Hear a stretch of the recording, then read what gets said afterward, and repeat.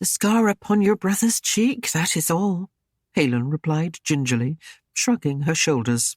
I desired only to know how it came there. Gwyneth sat back in her chair, quickly glancing toward her father, who had fallen back in his.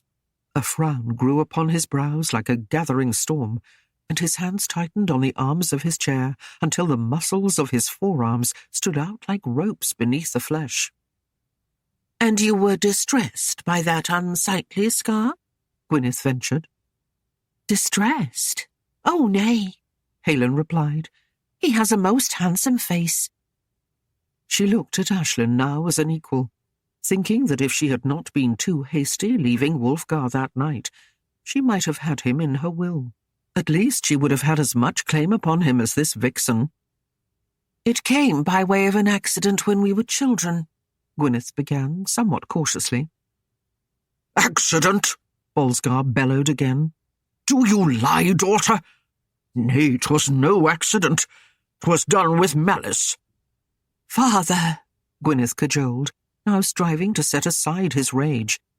'Tis past and best forgot. Forgot? Nay, never. I remember clearly. Gwyneth tightened her lips in vexation. Then tell them quickly how it came about, if you must. Tell them how in a temper at learning he was bastard.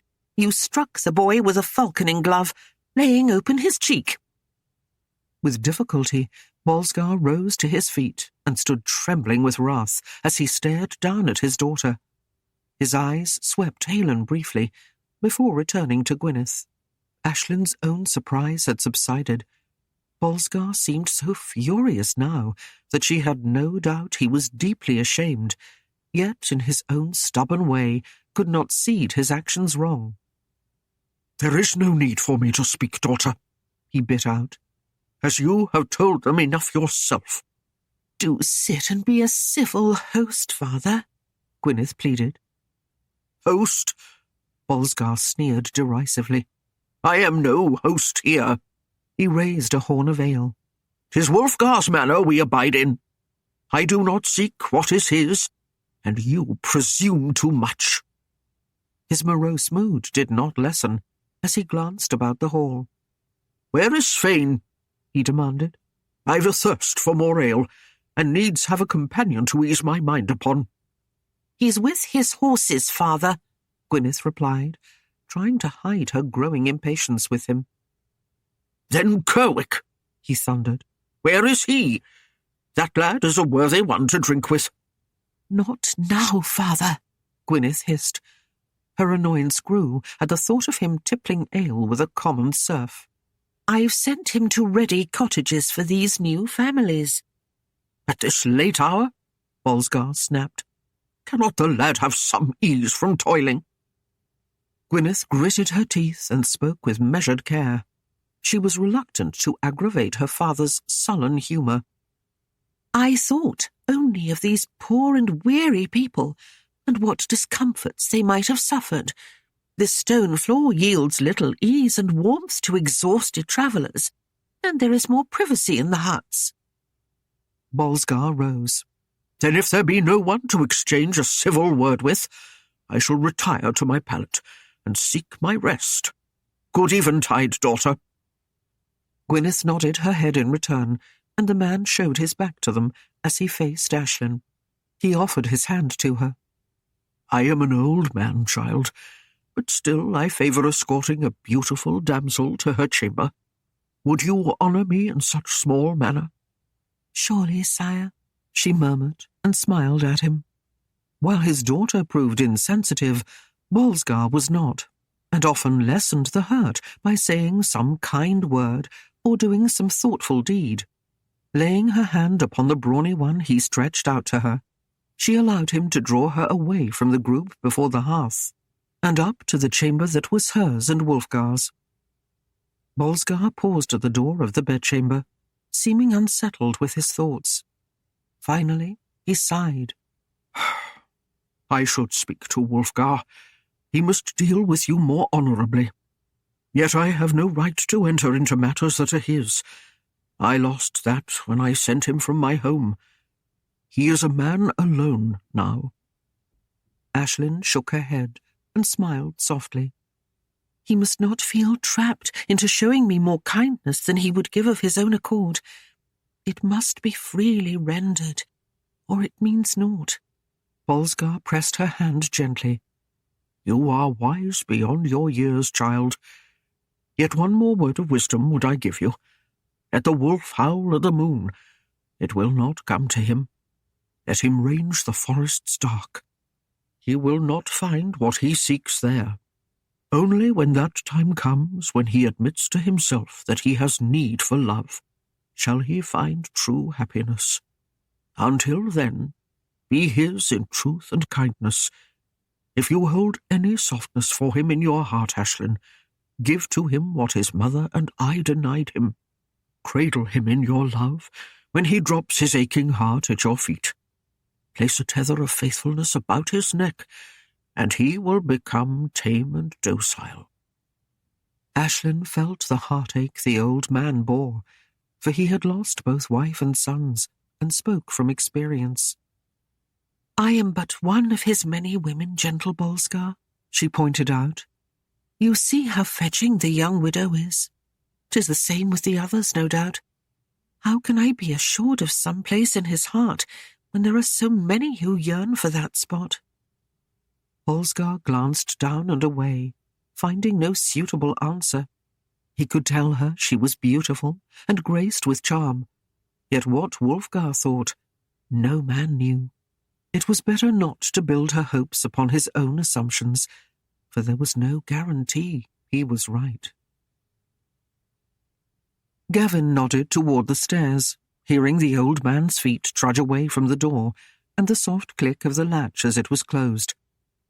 She is the old lord's daughter? He asked. Yea, Gwyneth sighed, and a festering wound in the heart of this town. Midard and Gavin exchanged quick glances, but remained silent. Aislinn perked, and her attention grew as Gwyneth continued.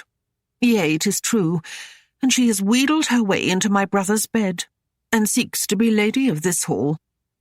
Gwyneth felt Aislinn's attention, and lifted her eyes to the young woman. My brother only amuses himself for a time, but I fear she will cast some spell upon him. Gwyneth clasped the arms of her chair as the torturing thought of Ragnar holding Aislinn close against his heart once again pricked her. Her eyelids lowered until they shielded the spark of malice that shone in their depths. That one called Kerwick is her lover in Wulfgar's absence, she said slowly. She is a harlot, yet even my father thinks her fine and good. He is smitten by her beauty, as is any man. Does my lord think her beautiful? Aislinn inquired, jealousy riding her hard. She could remember still Wulfgar muttering the name of that one. Midard frowned and warned, Aislinn, 'tis unwise to delve into Lord Wulfgar's affairs. Forsooth, I do not know what my brother thinks, Gwyneth interrupted, spreading her thin hands wide, palms upward. She has the mark of evil in that red hair. Could any one of us doubt it? Who knows what soul she might steal with her potions and her ways? Beware of her. Do not let the sweet words she mouths warm you to her. She practices them with great deception. Nay, Aislinn murmured. I will take care. Midard looked sharply toward her sister-in-law, but the widow missed her frown.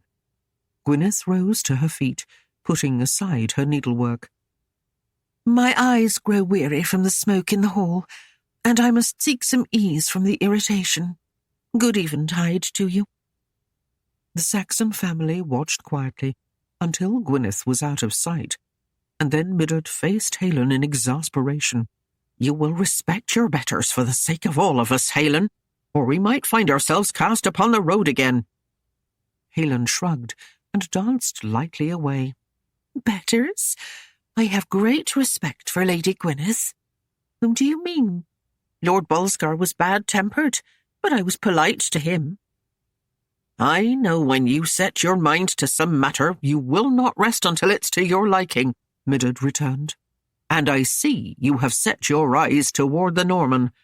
Let him be, Aislinn. He belongs to Lady Aislinn." "Ha!" Aislinn scoffed. "In a moment I could have him.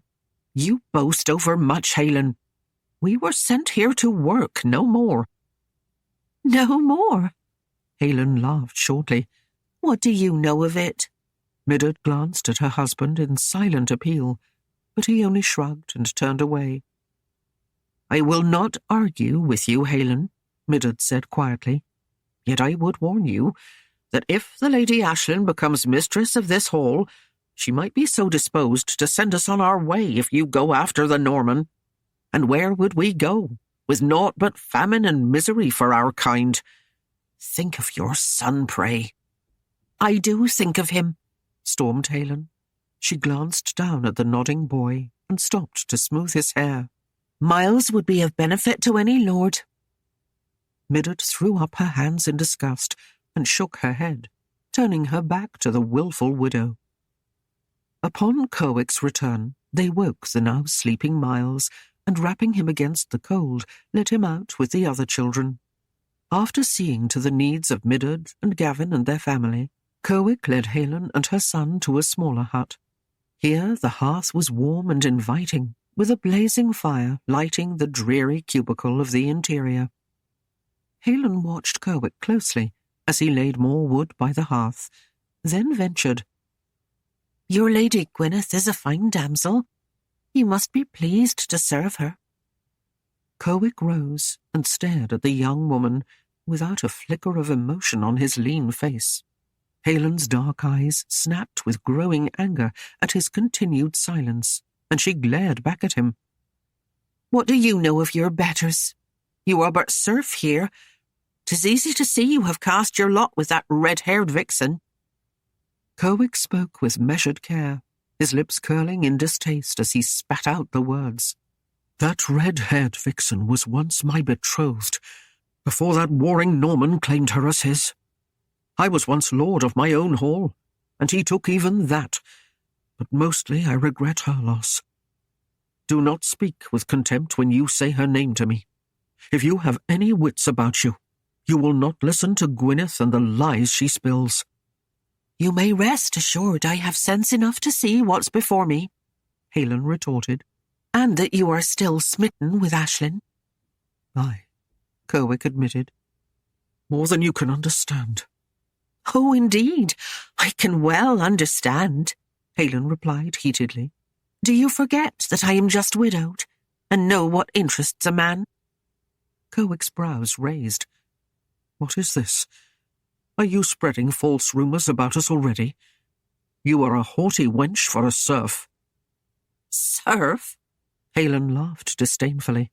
"Mayhap, and then mayhap not. Who knows until Lord Wulfgar returns?" She raised her chin. "I can have him if I choose." Kerwick chuckled in disbelief. "You? What claims do you have upon him? Are you saying he has made you his mistress also?" Aislinn's voice rose in unbridled fury. "I am not that kind of woman. But if I were, I could have had him. He desired me, and who knows what will follow on his return." Kerwick snorted his contempt. "Let me give you warning, fair widow," he said, bending his head until his nose almost met hers. "Wulfgar has striped my flesh when I dared defend Aislinn from him, and his rage soared when I briefly touched her. Yet he is quick to declare his hatred of women. Do not be fooled that he is a soft master without a will, for he is strong, and he would easily see through your simple motives to have him for your own. He might take you as he did my Aislinn, but I warrant he'd offer you far less than he has her." "Are you telling me that I have no chance of being lady of this hall?" Aislinn demanded. "Why, you bubbling cur, you are too addled by your lust for her to see why he has sent me here." "To work like the rest of us, I vow. He needs more serfs," Kerwick replied easily. Aislinn squealed in irate temper. "Look at me. Do you find it so hard to believe that a man could fall in love with me?" "You enlarge your importance, madam, and you are a pompous, conceited wench. You are comely, true, but there are many of the same value. Aislinn has no match. She is unsurpassed." Helen choked. "I will be the mistress of Darkenwald. You will see." "Will you?" Kerwick raised a dubious brow. "'Tis more likely you will be a serf here, no more." "Lady Gwyneth says that Wulfgar plays with Aislinn only for a time," Helen bit out. "Mayhap I can hasten her descent." "Bah, Lady Gwyneth," Kerwick spat. "Do not listen to her. Listen to me instead. Wulfgar will not let the Lady Aislinn go, nor would any man of good sense." "Your opinion is not his, and therefore of no value," Helen flung, arrogantly tossing her head. "You will be hurt," Kerwick warned. "For you see, I forgot to mention another asset of Aislinn's." He smiled slowly. "She is wiser than most women." "Oh, I loathe you with all my being," Helen cried. Kerwick shrugged his shoulders, unperturbed. "Madam, I really don't give a blessed damn." With that, he spun on his heels and strode from the cottage, leaving Helen standing in a flush of heated emotion. In the loneliness of the chamber, Aislinn felt her fears well up anew. Doubts shredded her confidence, as her imagination dwelled on the vision of Wulfgar clasped in the arms of the dark-haired Helen. In roiling despair, Aislinn drew the gunner and kirtle from her body, remembering in pain Wulfgar's warm caresses on their last night together, and his gentleness with her. Had he found more pleasure in another's bed? Did he consider her, after all, but a passing fancy? Did he, even now, lie in some other wench's furs, and play them all for fools? The ache grew in Aislinn's chest until her breath came in ragged sobs, and she flung herself upon the bed and muffled her cries of anguish in the pelts spread there. At last the tears were spent, and she drew the wolf-skins about her, huddling dejectedly beneath them, seeking to find some warmth to set the chill free from her heart. A light knock sounded on the door, and pulling a fur about her shoulders, she spoke for the late visitor to enter. To her surprise, it was Midard, who had returned through the cold night to seek a word with her. In her hands, Midard bore a bundle. "Milady, I bring tidings from Lord Wulfgar, and he bade me give them to your ears alone." Midard knew Aislinn's anxiety from her reddened eyes and tear-stained face, and spoke with a gentle concern. "Milady, Helen is a sorrowed soul, and dreams of much beyond her ken, and sets upon her fairness undue worth. 'Tis in my mind that your lord has not turned from you, for he set this gift within my hands, and spoke with concern for your welfare, desiring that you go to Sweyn with your woes if there is need. 'Twould seem that you should not fear overmuch a young widow's dreams and dallyings." She placed the package in Aislinn's hands and smiled kindly as it was opened with rare haste. "He instructed me also to say, milady, that it was purchased with honest fare." Tears came again, but this time gently so, as Aislinn drew the bolt of yellow cloth to her face and knew the touch of Wulfgar's hands had been of late upon the cloth. Happily she embraced Midard, causing the woman to blush with her words of thankfulness. "Oh, Midard, do you not see?" she cried exuberantly. "Wulfgar said it was not his wont to buy women gifts, for his monies were hard-earned, and no wench was worthy of his labours." Midard smiled softly. She felt she had found a friend in Aislinn, despite their brief acquaintance. She pressed the girl's hand tenderly. "'Twould seem you've won a battle, my lady, and let us hope on the morrow the war." Aislinn's violet eyes shone with a sparkling radiance as she replied gaily, "Oh, indeed, let us secure the morrow." Happy for the girl, Midard closed the door to the chamber, feeling a kinship with this young woman whom she barely knew, and a confidence in the future she had not experienced for a long time. She sensed she would be at peace here at Darkenwald. Her husband would have a trade, and her sons would give him aid. She and her daughter mayhap could help here in the Lord's manor to further supply their needs. At last she felt that they would be secure. Aislinn rose early in the morning before any in the household stirred. Taking the treasured yellow piece, she sat beside the coffer Wulfgar had claimed for his own, and carefully removed each garment that belonged to him, smoothing the pieces absently as she unpacked and set them aside. When she had emptied the chest, she then put the yellow neatly to the side, where it would not be unduly crushed, and returned Wulfgar's clothes to their place. Here Gwyneth would not dream of looking, and the cloth would be safe. When she heard some word of Wulfgar's return, she would take it and make a gown for herself, and meet him more properly than in her old gunner and kirtle. Her heart grew light as she thought of him coming back, and her head swam dizzily with excitement in the renewed confidence that he would be returning to her. When she descended the stairs to the hall, she found Aislinn and Gwyneth before the hearth.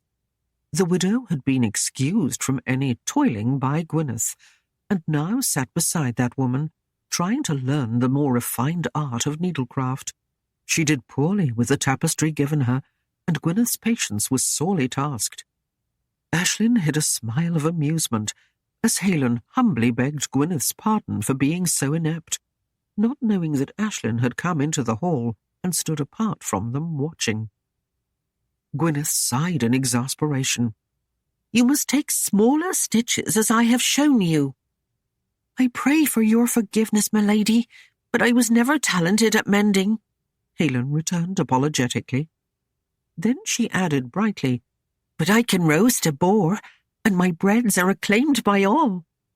"That is serf's work," Gwyneth replied shortly. "A lady is known by her stitchery. If you ever hope to become one, you must learn the value of a needle. Wulfgar will expect you to make and mend his garments."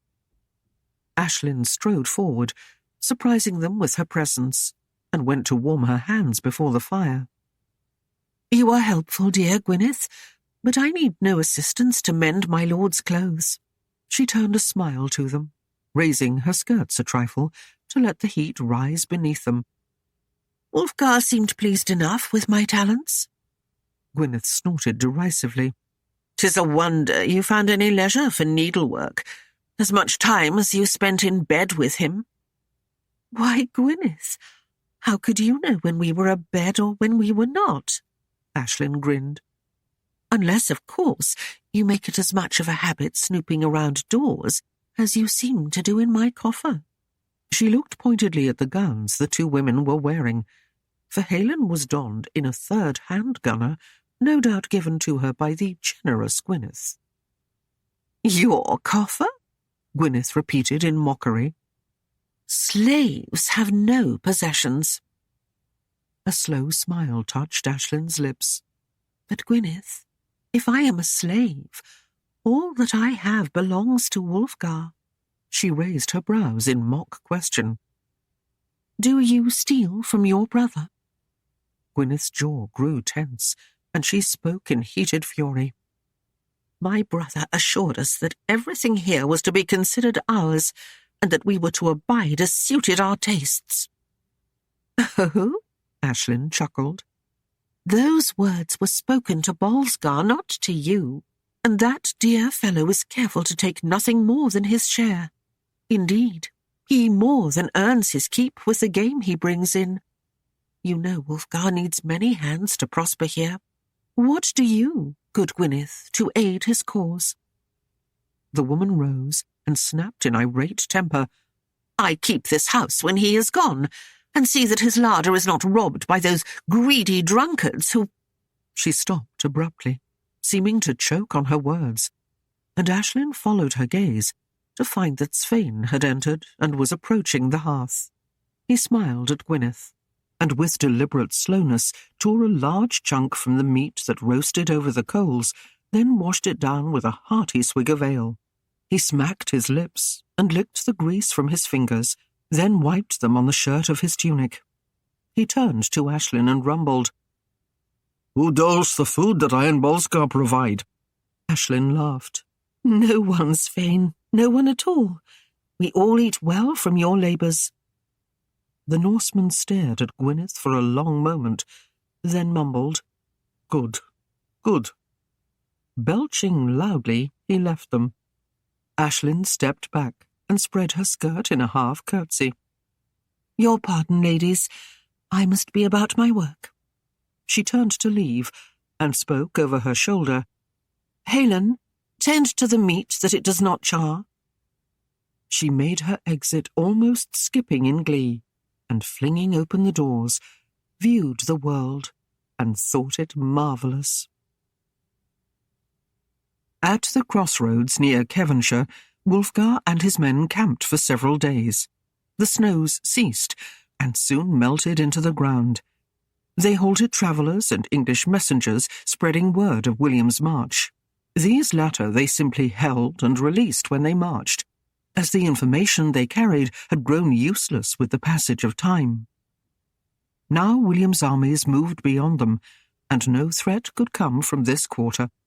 Breaking camp, they moved on to repeat their task time and again. They swung north, and the Duke's hordes crossed the Thames west of London from the landward side. The city lay bare and alone, isolated, her would-be allies sealed from her. Hampshire, Berkshire, Wallingford. Then at Berkhamsted, Archbishop Aldred and an entourage, including the atheling Edgar, the Pretender, met William and surrendered London. Hostages were left with William, and oaths were pledged to him. He would be crowned on Christmas Day as King of England. Wulfgar and his men were called into camp with the rest of the army. The cart was loaded heavily with gold and silver and precious items taken as tribute or plunder.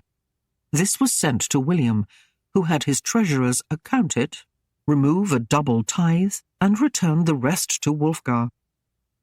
The monotony of camp life set in. Wulfgar paid his knights their shares and brought his other accounts up to date, but he held his men close to their camp and did not release them to go a-wenching or a-whining, as was the general trend. Several days had passed, yet nearly a week remained before Christmas, when Wulfgar received a messenger from William, informing him that as the army moved into London, he was to occupy a manor near the abbey.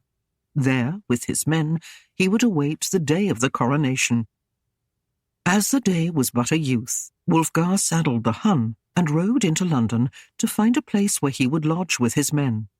The city was tense, and as he rode through the streets, the English eyed him with open hatred. The houses and shops were stone-walled and heavy-timbered, crowded close, or even overhanging the cobbled streets. The frequent open gutters ran with dark, murky water, afloat with the offal of the city. He neared Westminster, and the press of bodies grew heavy, as every free man journeyed to see where England would fall to the Norman Duke. Many times Wulfgar pushed his steed through throngs that filled the way. As he urged the Hun into the square, his eyes were immediately drawn by a large stone house that stood away off the square itself, but whose roof opened on a commanding view of the place. With difficulty he made his way across to it, and as it had not been claimed by another Norman, commandeered its use in William's name. The somewhat overstuffed merchant who owned the place decried Wulfgar's manner, and made loud complaint of this use of his property. His rantings turned to shrieks of rage when he was informed that no compensation would be made, and trembled in anger when Wulfgar continued, "Why, good merchant, 'tis naught but your just due to William and his crown." He spoke with heavy satire in his voice. "Be happy that your house still stands, and is not reduced to rubble, as I have left many others before this day." It was a final blow, and tears ran down the plump cheeks, when the Norman knight further bade him take himself, his many in-laws and cousins, to some other place of lodging for a fortnight, or two. Wulfgar roamed the place for a while, seeing to its appointments, as the man scurried about, informing his family of the move. Wulfgar listened for a moment, and chuckled to himself. as he heard a loud, strident feminine voice berating the merchant for not having resisted the Normans, or at least demanded payment. Soon the man joined him again, and now stayed close to him, as if he found it safer there. There were stables for the horses, and a fine kitchen on the street floor. In that room, a stairway led to a cellar, where a rich array of wines and sweetmeats lay. Wulfgar hastily eased the trembling merchant's worry by a promise that what was used of these would be paid for. The second floor held small rooms and a large hall where his men could rest and game.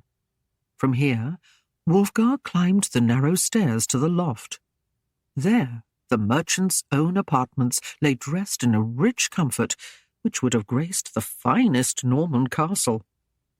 At one end of the entryway, a small stair led to a cupola on the roof, and from that height the view was unrestricted. Passing down, Wulfgar paused at the large bedchamber, its great bed draped with heavy velvet. As he reached out to test the down-filled mattress, he could not suppress a vision of soft, creamy skin and curving hips, laughing violet eyes, and lips that moved in sweet caress upon his. Wulfgar drew back sharply. Lord, what spells that vixen wove in his mind! He could almost see her standing, arms outstretched, wreathed in green and crimson smokes, chanting ancient runes as errant breezes lifted those tumbling brazen locks to send them curling around her brow and breasts. As if willed by some greater force, Wulfgar returned his gaze to the bed, and again saw the violet eyes twinkling with laughter. He grew angry with these imaginings, and with a curse tore himself away. But as he descended to the street, an ache grew in his belly and spread to his loins. He could not help but dream of Aislinn on that great velvet coverlet. His return was lost in musings, and he took no note of the city he passed. Pausing on a rise, he stared at the sprawling encampment, and knew a loneliness that touched his very soul. Though yet unvoiced, he knew also that a decision had been made, and with the thing settled in his mind, Wulfgar, in a gaiety of spirit he had not known for many days, kicked the Hun, who snorted in surprise, and charged down the hill to his tents. It was 2 days hence, and the move was made to London. The night had fallen, and a welcome feast laid. His men were ensconced below, and Wulfgar could hear their voices as they laughed and talked about the unfamiliar comfort of the place. He stood behind the balustrade and gazed upon the torchlit square beyond. Gawain had left, and upon the morrow should find his way to Darkenwald. An unbidden eagerness filled Wulfgar's chest, and he wondered at the quickening of his heart. Aislinn's face was vague in his memory, but he could almost see those glowing eyes that changed their hue with every flickering light. He knew the brow he had so often traced, and the impudent curve of her slender nose. He knew the delicate line of her lips, from the resistance he met on them to their eagerness when she warmed to his caress. Wulfgar turned away from the night. These coltish musings did nothing for his peace, yea, rather stirred him to a lustful wakening. He disliked the feeling of bondage, and strode irritably into the bedchamber, where the great bed waited. Stripping, he fell upon it to take his rest, but soon found it beckoned not with sleep, but of gentle stirrings and mutterings, as if one lay beside him. In exasperation, Wulfgar flung himself from its comfort and went to stand by the window, unmindful of the chill that crept into the room as he threw open the shutters and stared at the sleeping street below and the huge pale moon above. Strangely, his mood grew gentle the longer he stood, and there was naught else that plagued his mind but Aislinn of Darkenwald. The tender bitch, he pondered, so fine and proud. Sorely used, 'tis true, yet she dares stand before me like some Cleopatra of the heath. She pleads her plight so well, my head grows soft. How can I refuse her when she bears her soul beguilingly and seeks to touch the very depths of my honour? She braves my temper for her people and bends me to her will when I might have it otherwise. He rubbed his brow as if it ached from thought, and he could draw no end from his meditation of her. Yet somehow I find myself wishing that He would pledge that loyalty to me. Aislinn sighed as she stared at the bright moon above the moor. If he would say a vow and express some love for me, I would be content. He is kind and just and tender even in his lust, and here I am bound to this maiden's shape that sets his blood afire. I did not ask that he should take me, yet I cannot damn him for the man he is. What must I do to gain his favour, when in his arms I cannot even hold myself from him? His kisses tear from me all resistance, and I am like the willow stems beneath a storm, swaying where he wills. He is content to have me at his beck and call, to use my body for his pleasure, and never offer any promises in return. Yet I would have more.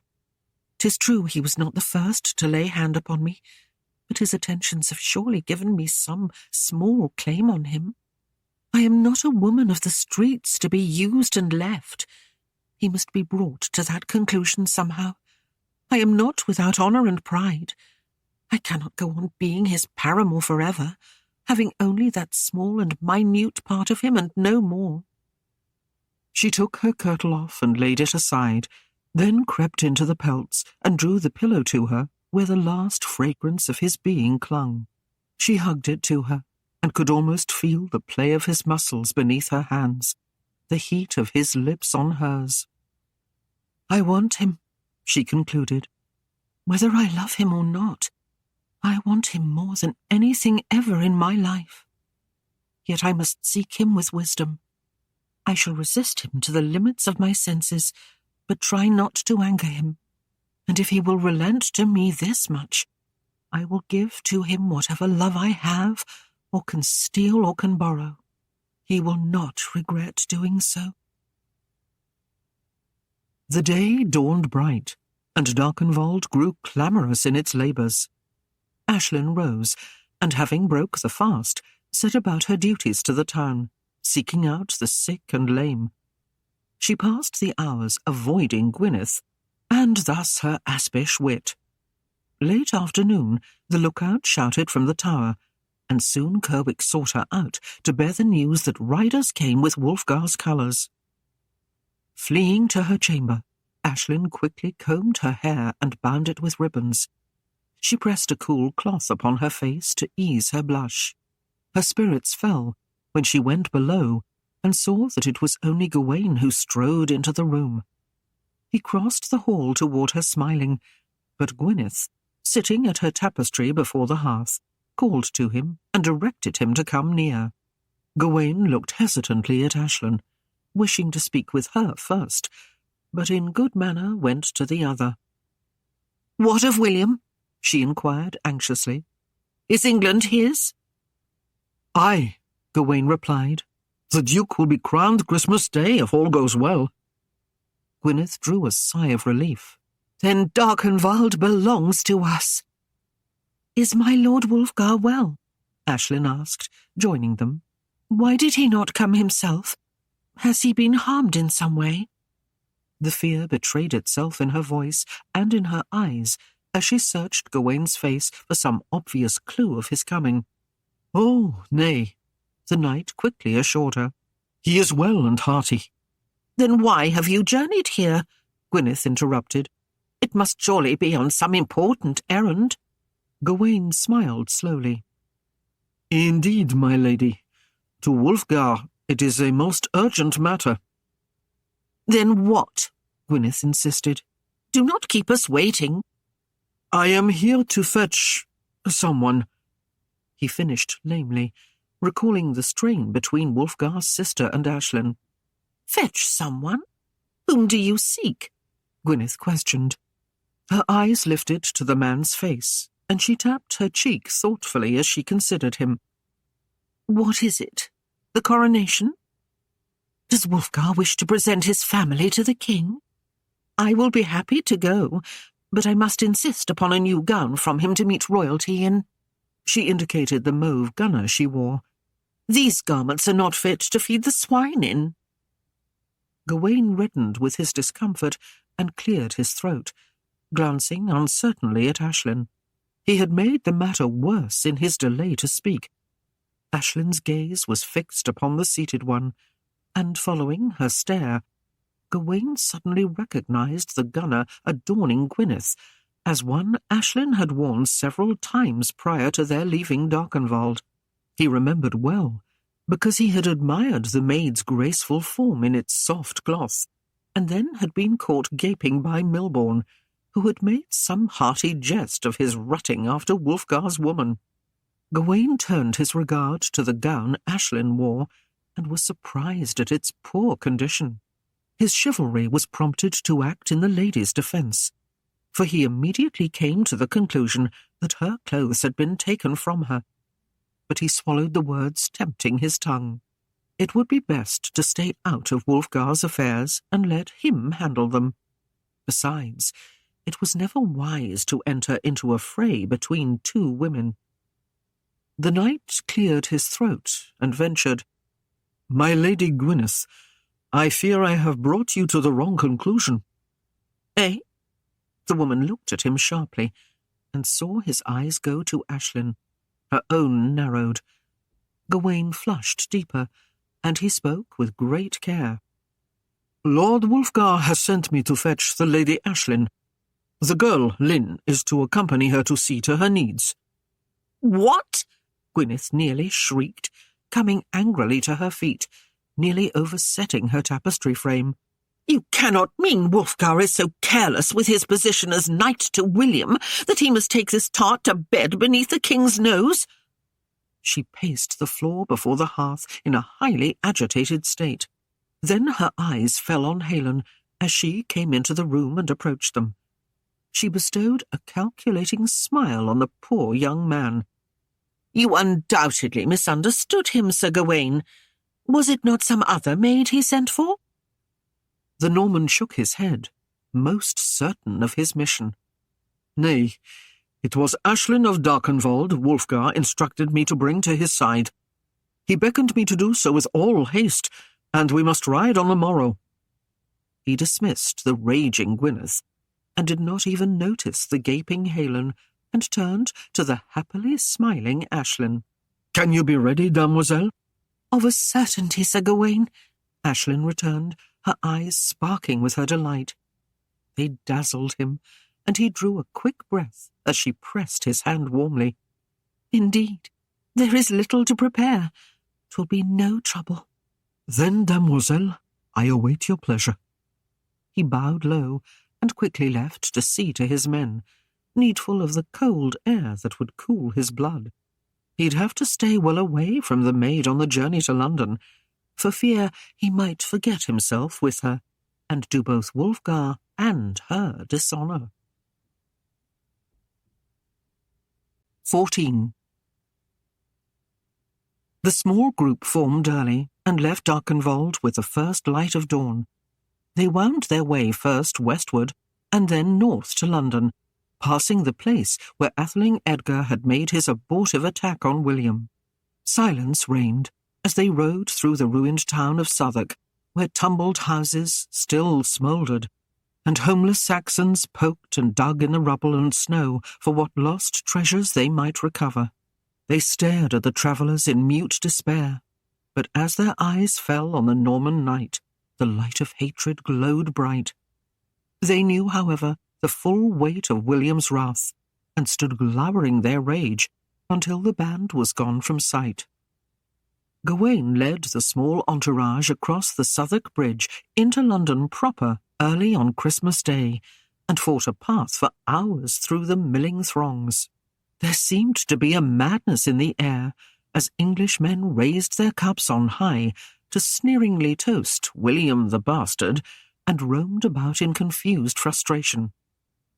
The party approached Westminster, and the crowds grew even thicker. Gawain and his men were forced to use their spear points to clear a way. They entered the square, and even the huge steeds were buffeted from side to side with the surging of the masses.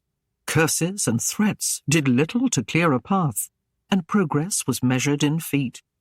Gawain glanced back over his shoulder at Aislinn, who rode a smaller mare. Her bright head was covered by the hood of her mantle, but her face showed no panic. Her hands gripped the reins firmly and with a sure hand.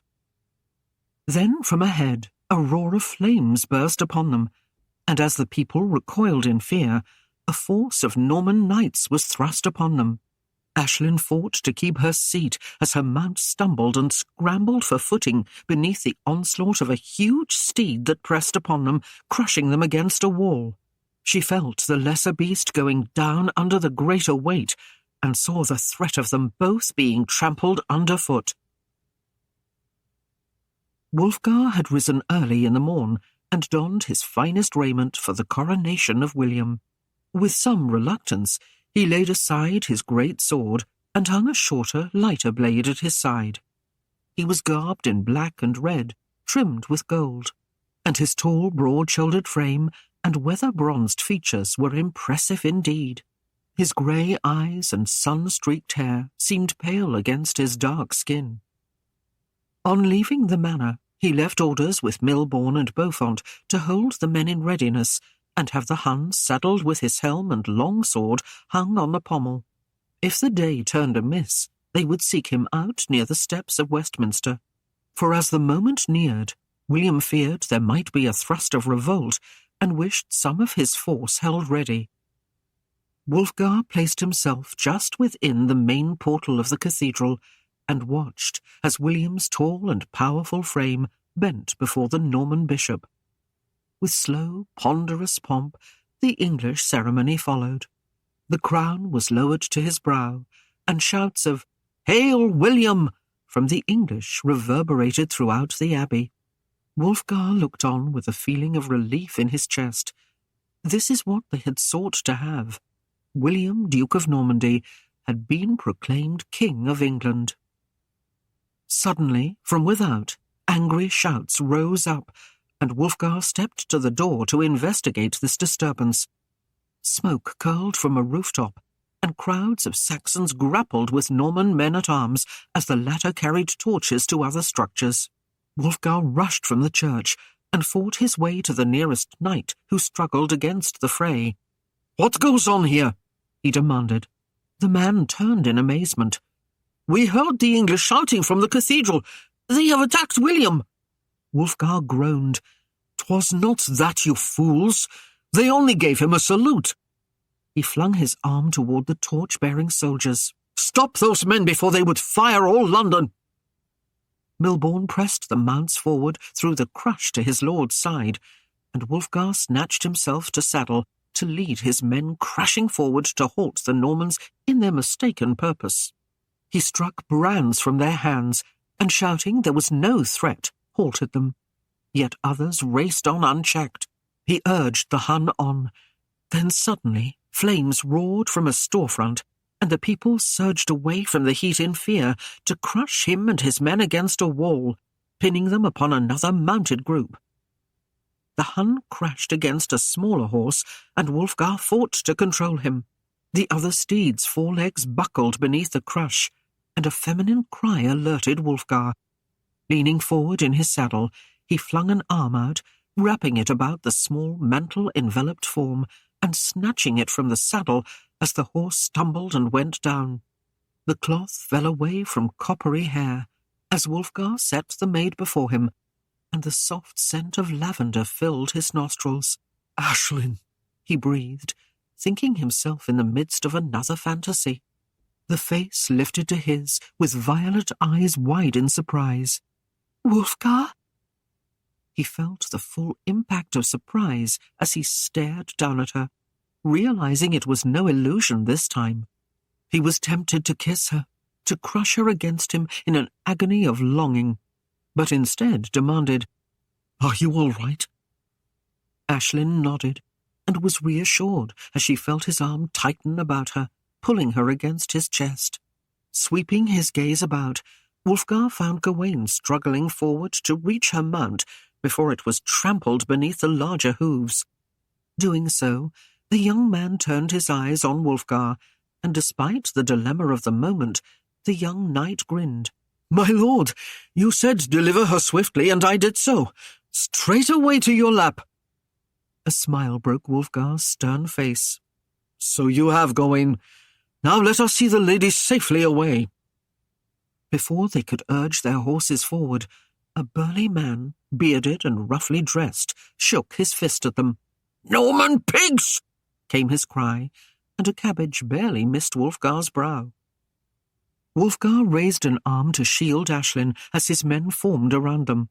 She clung to his waist, glancing around at the angry English. "Never fear, chérie," Wulfgar chuckled. "They will have to kill all of us before they can do you harm." "I do not fear," Aislinn insisted. "Why should they do me hurt? I am English too." Wulfgar laughed softly. "Do you think they care as long as you're with us?" Aislinn's assurance dissolved into uncertainty when a peasant chanted, "Norman slut, bed the swine. May your ears grow long like an ass's and your nose become as warty as a toad's."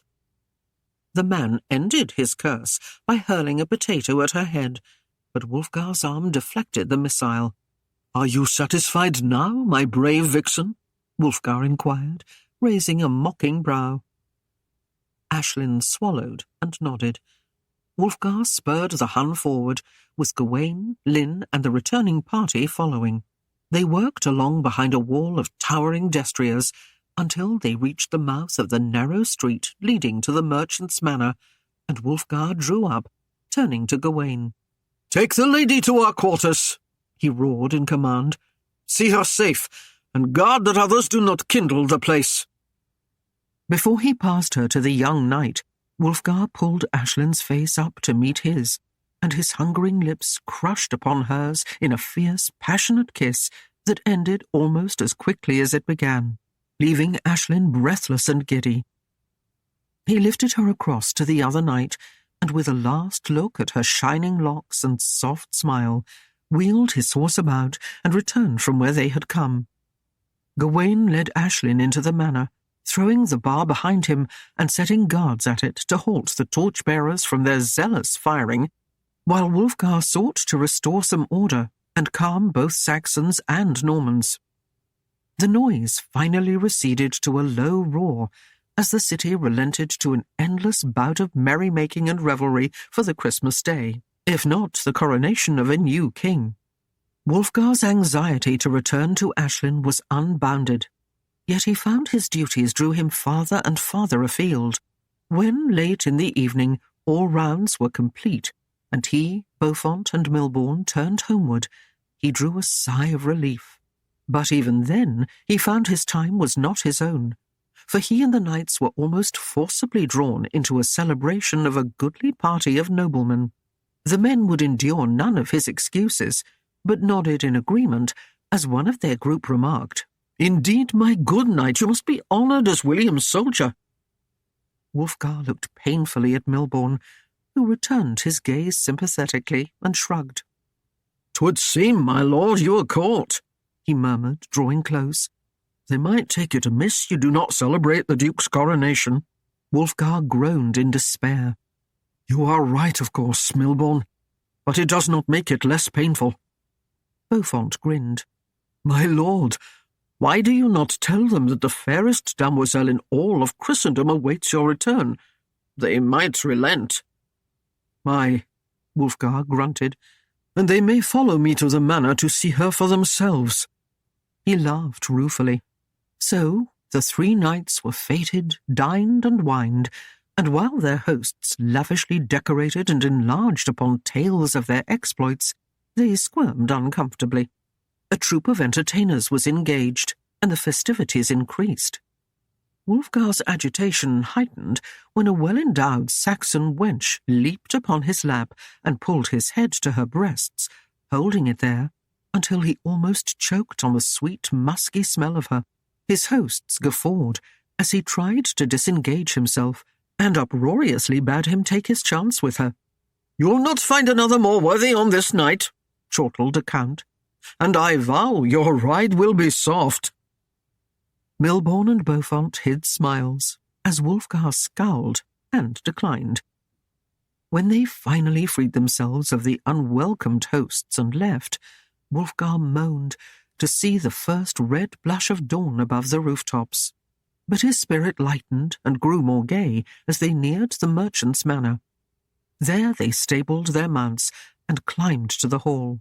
While Beaufort and Milborne stumbled to their pallets, Wulfgar continued up the stairs.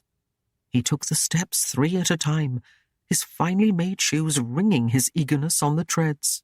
His heart pounded in his ears, and he knew his breath came more quickly than could be accounted for by his rapid ascent. He expected to find Aislinn asleep, or just stirring in the bed. It would not take him long to shed his clothes and join her there.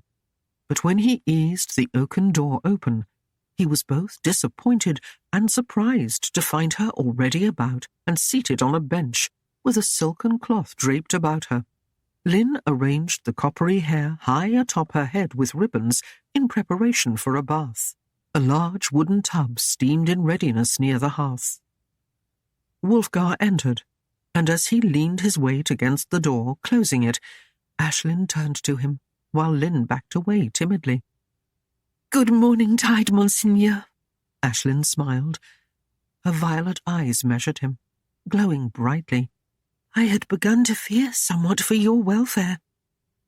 In all of his imaginings, Wulfgar realized he had not visualized Aislinn as beautiful as she truly was. He straightened and removed his mantle. "My pardon, chérie," he grinned. "I would have been at your side earlier, but the difficulties of the day occupied me until the evening had passed. I beg you not to think too harshly of me." "No thoughts amiss," she replied, bending her head as Lynn returned to tuck a last few curls into place. "I know you are bound by duties, and would not think of amusing yourself otherwise when I am come." She cast him a glance awry. "'Tis only widows you send to share my stoop." Her voice was sweet, but she watched him carefully as he bent to the tub to splash water over his face and hair, then shook the tawny mane, sending droplets flying. He drew a chair close beside her, sitting in it and propping his feet on the end of her bench, while his eyes sought the curves where the cloth displayed them. His heated gaze seemed to devour her, and Aislinn felt his nearness in every fibre of her body. His close scrutiny of her body set her own blood afire and drew her imaginings onward. The memory of his caresses and play of love served her well, bringing a light blush to her cheeks. Without further hesitation, she sought to turn their thoughts away from the matter which seemed uppermost in the minds of each, knowing she was most susceptible to him. "I vow your Duke's coronation was met with some dissatisfaction from the melee we entered into yesterday past." "'Twas only a matter of misunderstanding."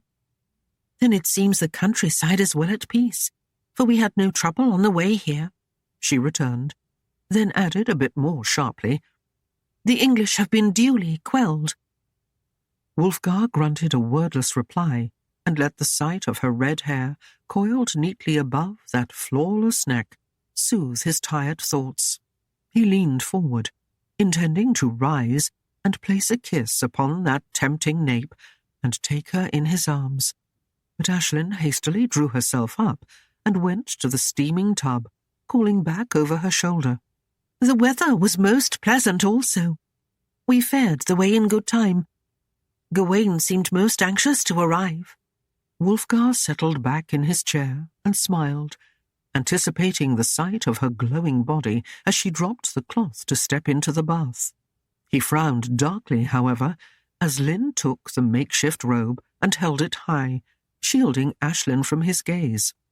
When the cloth was at last lowered, Aislinn sat deep in the tub, her head the only part above its edge. Those fine features were most pleasant to look upon. But Wulfgar was not satisfied at the simple viewing of her brows. Aislinn turned to the choosing of soap and scents, as Lynn held the jars for her perusal, testing each, until her favourite, A lavender was selected, a soft, beguiling scent that instilled itself with the gentle freshness of a spring-born breeze. It was well timed, for here Wulfgar's feet struck the floor, heavy with his ire at this endless dallying over perfumes. Both women started and stared at him as he rose, glowering at poor Lynn.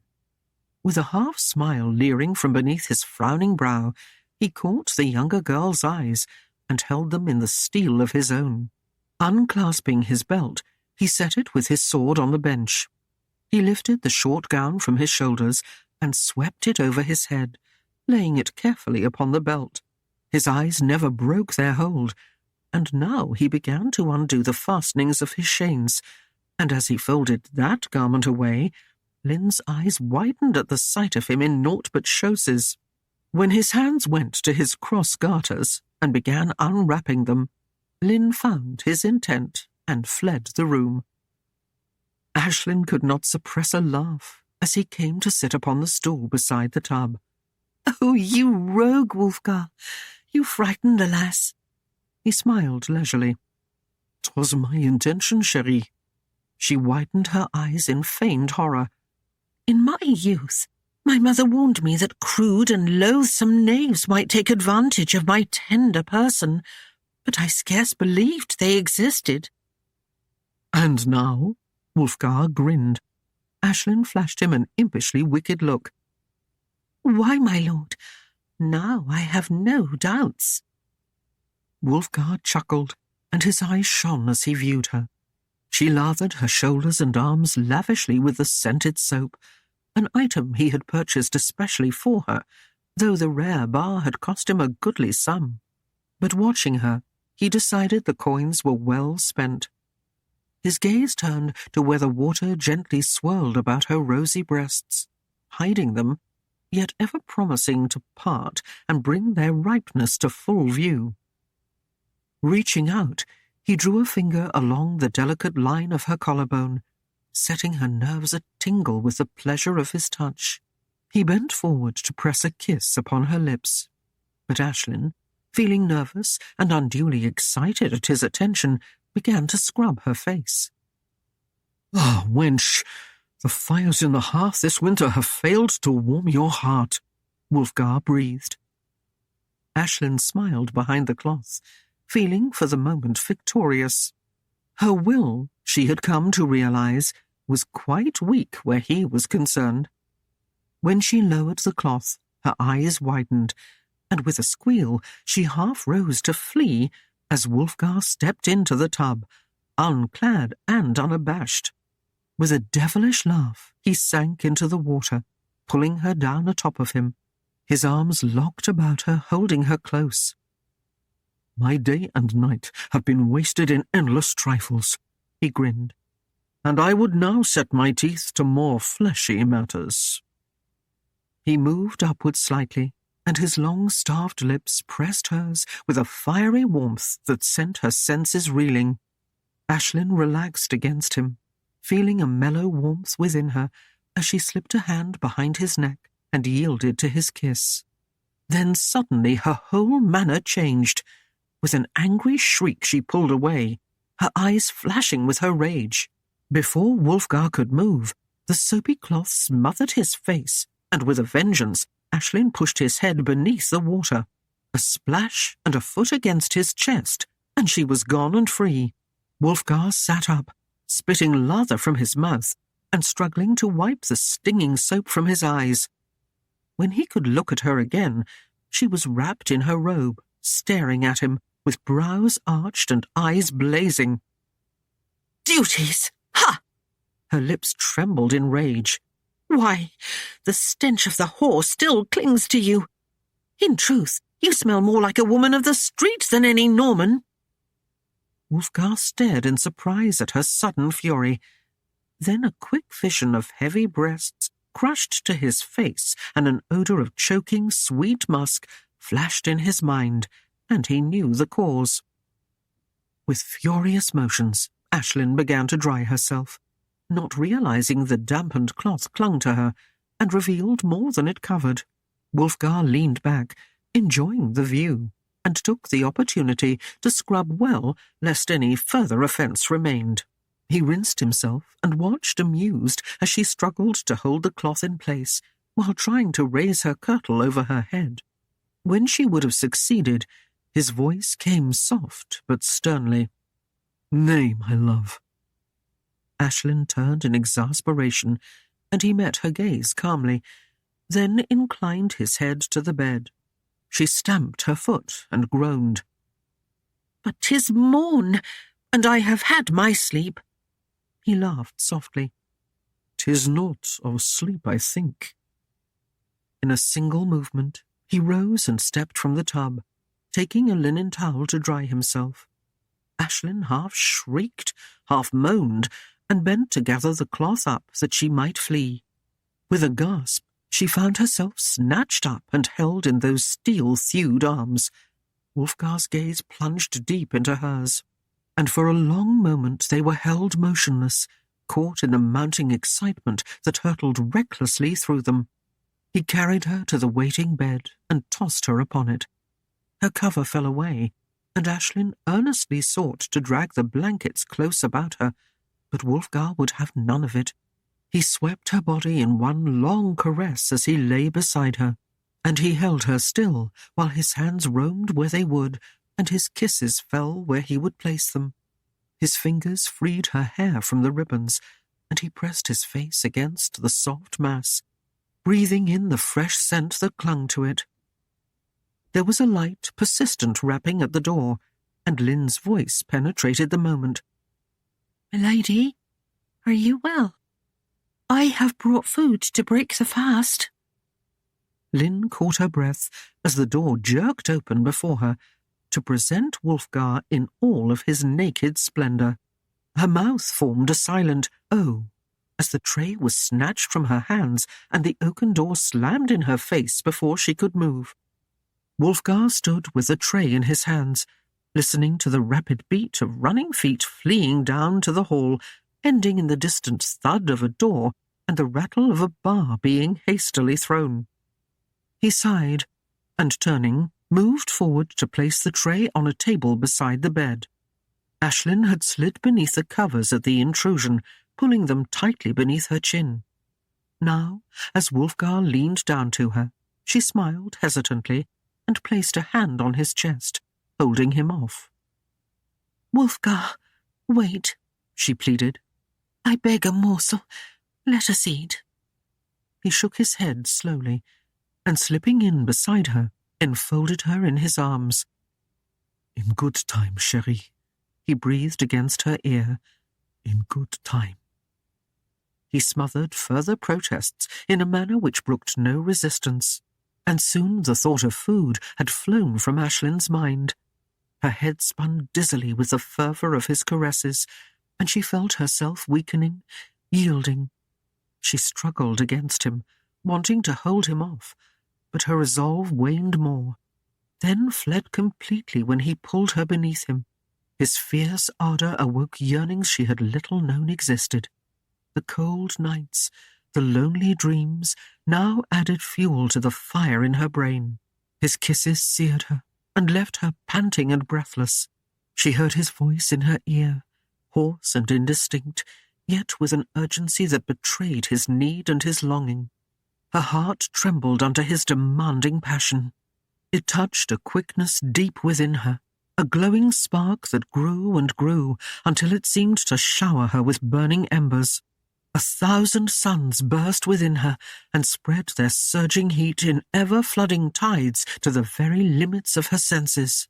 With a gasp, she rose against him, her eyes widening and staring in amazement into the grey ones bent upon her. Then, slowly, she sank to the pillows as he lowered his mouth to hers, and she dissolved in a flood of pleasure, knowing for the first time the full, wide reach of love. Aislinn slowly roused from ecstasy and flamed, aghast at her own abandon. Where did the difference lie between her and the women he had taken before? She was soft clay in his hands, unable to retain her dignity and pride, without the courage to withstand his merest advance. Wulfgar held her within his arms and stroked her hair, drawing his fingers through the soft, curling tresses that tumbled over and around them. But as she flung herself from him with a sob, he stared at her in surprise. "Aislinn?" He sat up, reaching out a hand to bring her back, but she shook her head vigorously. His hand dropped away, but he sat pondering her with a puzzled frown. She lay curled on her side, with the covers clutched over her bosom, and her slender body quaked with her tears.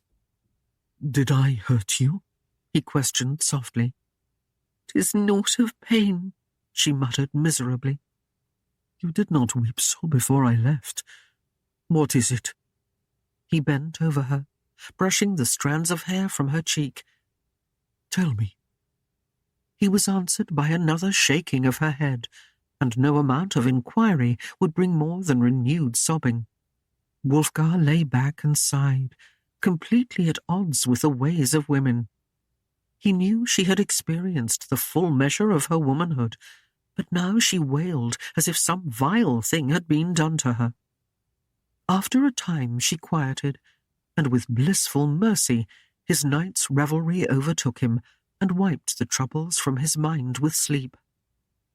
The sound of his breath fell heavy and regular when Aislinn carefully sat up on the bed, wiping the last traces of tears from her face. She hugged her knees close against her bare bosom as she stared down at him, letting her eyes roam his length, as if she sought to memorize each small thing about him. Her failure to curb her own passion when he gave no hint of love or regard for her upset her greatly. Her body was more in his will than her own, and it was only at times like these, when he lay in exhausted slumber, that she had some slight advantage. She laughed ruefully at the thought. Why, if she chose, she could even press a kiss upon that handsome mouth, without having the corners turn up in a mocking smile. Her eyes traced his features in fascination. His tawny hair was sorely in want of a trimming, but she saw him no less than magnificent. There were men like Gawain, whose features were so fine and fair that they could almost be called beautiful. Not so with Wulfgar. The strength and rugged character of his face added to its appeal, and was far more intriguing than those which seemed to be without flaw. In relief, she noted that no new injuries marred his frame, and that the wound she had tended had healed completely, and only a reddened scar remained from the searing. Gently, she drew the blanket over him against the light chill in the room, then moving from his side, climbed from the bed. She donned her clothes, frowning in displeasure at the frayed gunner she must meet him in when he woke. She had hastily wrapped the yellow velvet he had sent her and brought it along, but time had not permitted making it into a proper gown. But there was no help for it now, and it did little good to curse Gwyneth for her thievery. She would have to make the best of what she had. With that conclusion drawn, she began to groom her hair. It was one thing Gwyneth could not take from her, and many times at Darkenwald, Wulfgar had sat silent and watched her comb the wilful mass into shining beauty. She remembered his warm, amorous gaze upon her, and grew flushed, wakening to that strong memory as surely as if she were in his arms again. With a wistful sigh, she went again to the bed, and stood quietly at its edge as she gazed down at him. It seemed impossible for her to remain cool under his advances. If she could still the sweeping pleasure that possessed her, then perhaps she could remain true to her own determination not to yield. But now, aware of what further heights she could reach, she feared it would be even more difficult to remain passive to him. Her mind would not slow, but continued to grind with imaginings of what could be, if only. Annoyed with her ceaseless dreaming, Aislinn turned abruptly away and strolled about the room, admiring the rich trappings of the place. Then, as she came upon his neatly folded garments, she paused and smiled to herself. He had no great variety of clothes, Yet what he had was carefully chosen for endurance and richness of cloth. Even the lowliest piece showed signs of constant attention. His apparel was never mussed nor strewn about, but was either upon his frame or placed neatly aside. Even with himself, he was neither indulgent nor extravagant. Perhaps raising himself up from naught had taught him frugality. Whatever the reason, by his words he was not one to be overly generous, and had yielded considerably to send the yellow velvet to her. Perhaps he felt some fondness for her after all. Oh, would she ever know the truth of his feeling for her? Wulfgar slept for only a brief time, and the morning was still young when he stirred and roused himself. He splashed cold water over his face to wash away drowsiness, and as he donned his shirt and hose, he gave Aislinn a long, slow scrutiny that did not miss a detail. She blushed lightly, and could not take a proper stitch in the shanes she repaired for him, finding her fingers too clumsy to deal with the shirt. When he was clothed, she grew calm again, and rising, directed him to a bench. There, with a well-honed blade, warm water, and some of the precious soap, she scraped the whiskers from his cheeks and chin, and put a neater edge to his cap of sun-streaked hair. He sighed beneath her hands, and opened his eyes to gaze into hers. "Your talents have been sorely missed, Aislinn," he smiled. "Sandhurst replaces the beard with more scars than is my desire." She laughed low, and set his hand away as it was wont to wander. "Why, my lord, if nothing else, you might keep me as your lackey," he grunted. "I despair to see a lackey with so tempting a form." Then he sighed and smiled. "But indeed, it bears mark of a worthy notion." "Ha!" she returned flippantly, and rested the point of the knife against his chin. "I vow Sandhurst would protest at being so used as I, and for the meagre fare might well split your gullet." She lopped off an errant lock of his hair and threw it into the hearth. Wulfgar cocked an eye to her. "Mind you well that blade, wench, ere I be like the barbarians of the south, with but a knot of hair atop my pate to break its shining baldness." "'Twould serve you right if I shaved that fair mane," Aislinn retorted. She dipped a cloth in a steaming bowl, then clapped it to his face and held it there against his struggles. "Mayhap I would have fewer widows bleating at my chamber door." Wulfgar's reply was lost in the folds of the cloth, but when she withdrew it, he turned a reddened face and jaundiced eye to her. "I think 'tis better I bear with Sandhurst." Her laughter rang in the room as she stepped away from him to sweep her skirts in a low curtsy before him. "As you wish, sire. I am your slave, and can do naught but obey you." "'Tis well," he replied with some humour. Rising from the bench, he pulled on his gown, and as he belted on his short sword, he frowned slightly at her, as his attention was brought back to her sadly worn garments. "I would have seen the yellow piece on you, Aislinn. It seemed a bright and cheerful cloth, and one well suited to your colour." She lowered her face and ran slim hands down the threadbare gunner. "There was little time to make it into a gown after Gawain came to fetch me, Wulfgar, and before he came, I hid it to keep it safe." "I fear you are becoming a miserly old crone, Aislinn," he sighed in disappointment. "But when we wend abroad, have you nothing better to wear?" He lifted a fold of her cloak from the peg where it hung, and grimaced at the ravelled hem. "I have seen your coffer, and methinks you better garbed than this." He turned and raised a brow to her in question. "What do you seek? That I should feel some pity for your circumstance?" Aislinn's cheeks flamed, and she shook her head in quick denial, yet his words stung her. "Nay, 'tis only that there were others at Darkenwald more in need than I.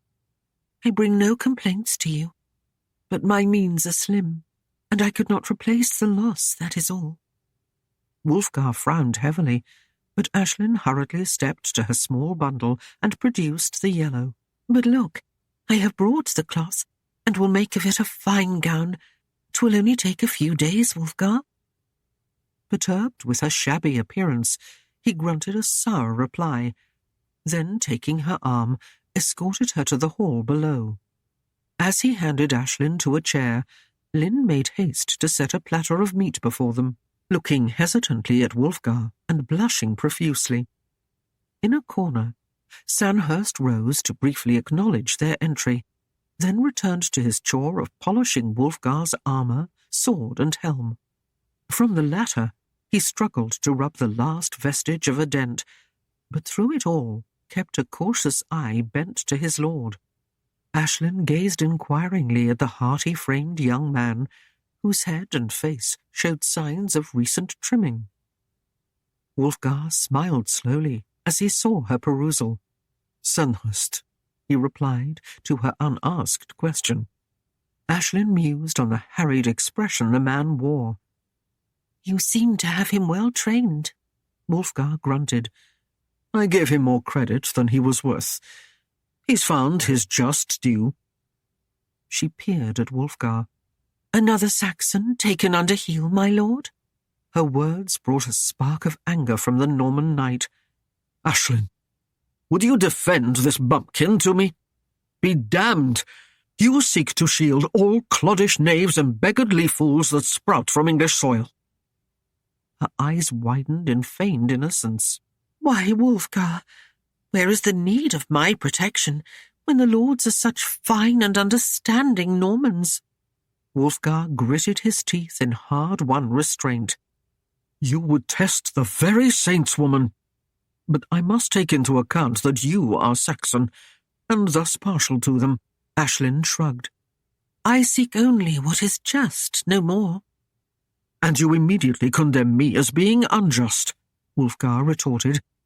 "Ask Sir Milborne of my fairness when this beetle-headed dolt ran in the thick of battle rather than stand at my back. I have done naught save reduce his status from soldier to serf, and that he well earned." Aislinn's brows drew together in anxious worry. "Were you attacked, Wulfgar? You did not tell me. I saw no new scars."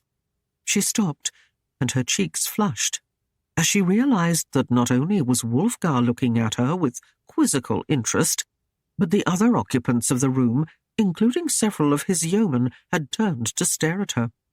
"I mean," she stammered in sudden confusion, "you made no mention."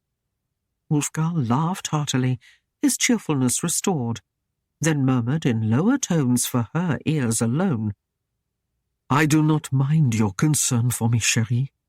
It matches mine for you." Aislinn bowed her head, unable to meet his mocking eyes or to endure the shame she felt. Reaching out, Wulfgar pressed a large hand over the slim ones folded tightly in her lap. "No need for dismay, Aislinn," he grinned. "They are aware of your skill in healing, and will assume it is for that you see to me." Raising her gaze, Aislinn found him smiling warmly at her. "Only I know the truth for sure." "Oh." Aislinn raised a brow, then smiled. "You would be the last to know." Gawain joined them and seated himself beside Wulfgar. As the latter plied Aislinn with questions of Darkenwald and of Svein's welfare, the young knight listened with interest while he sipped a goblet of wine.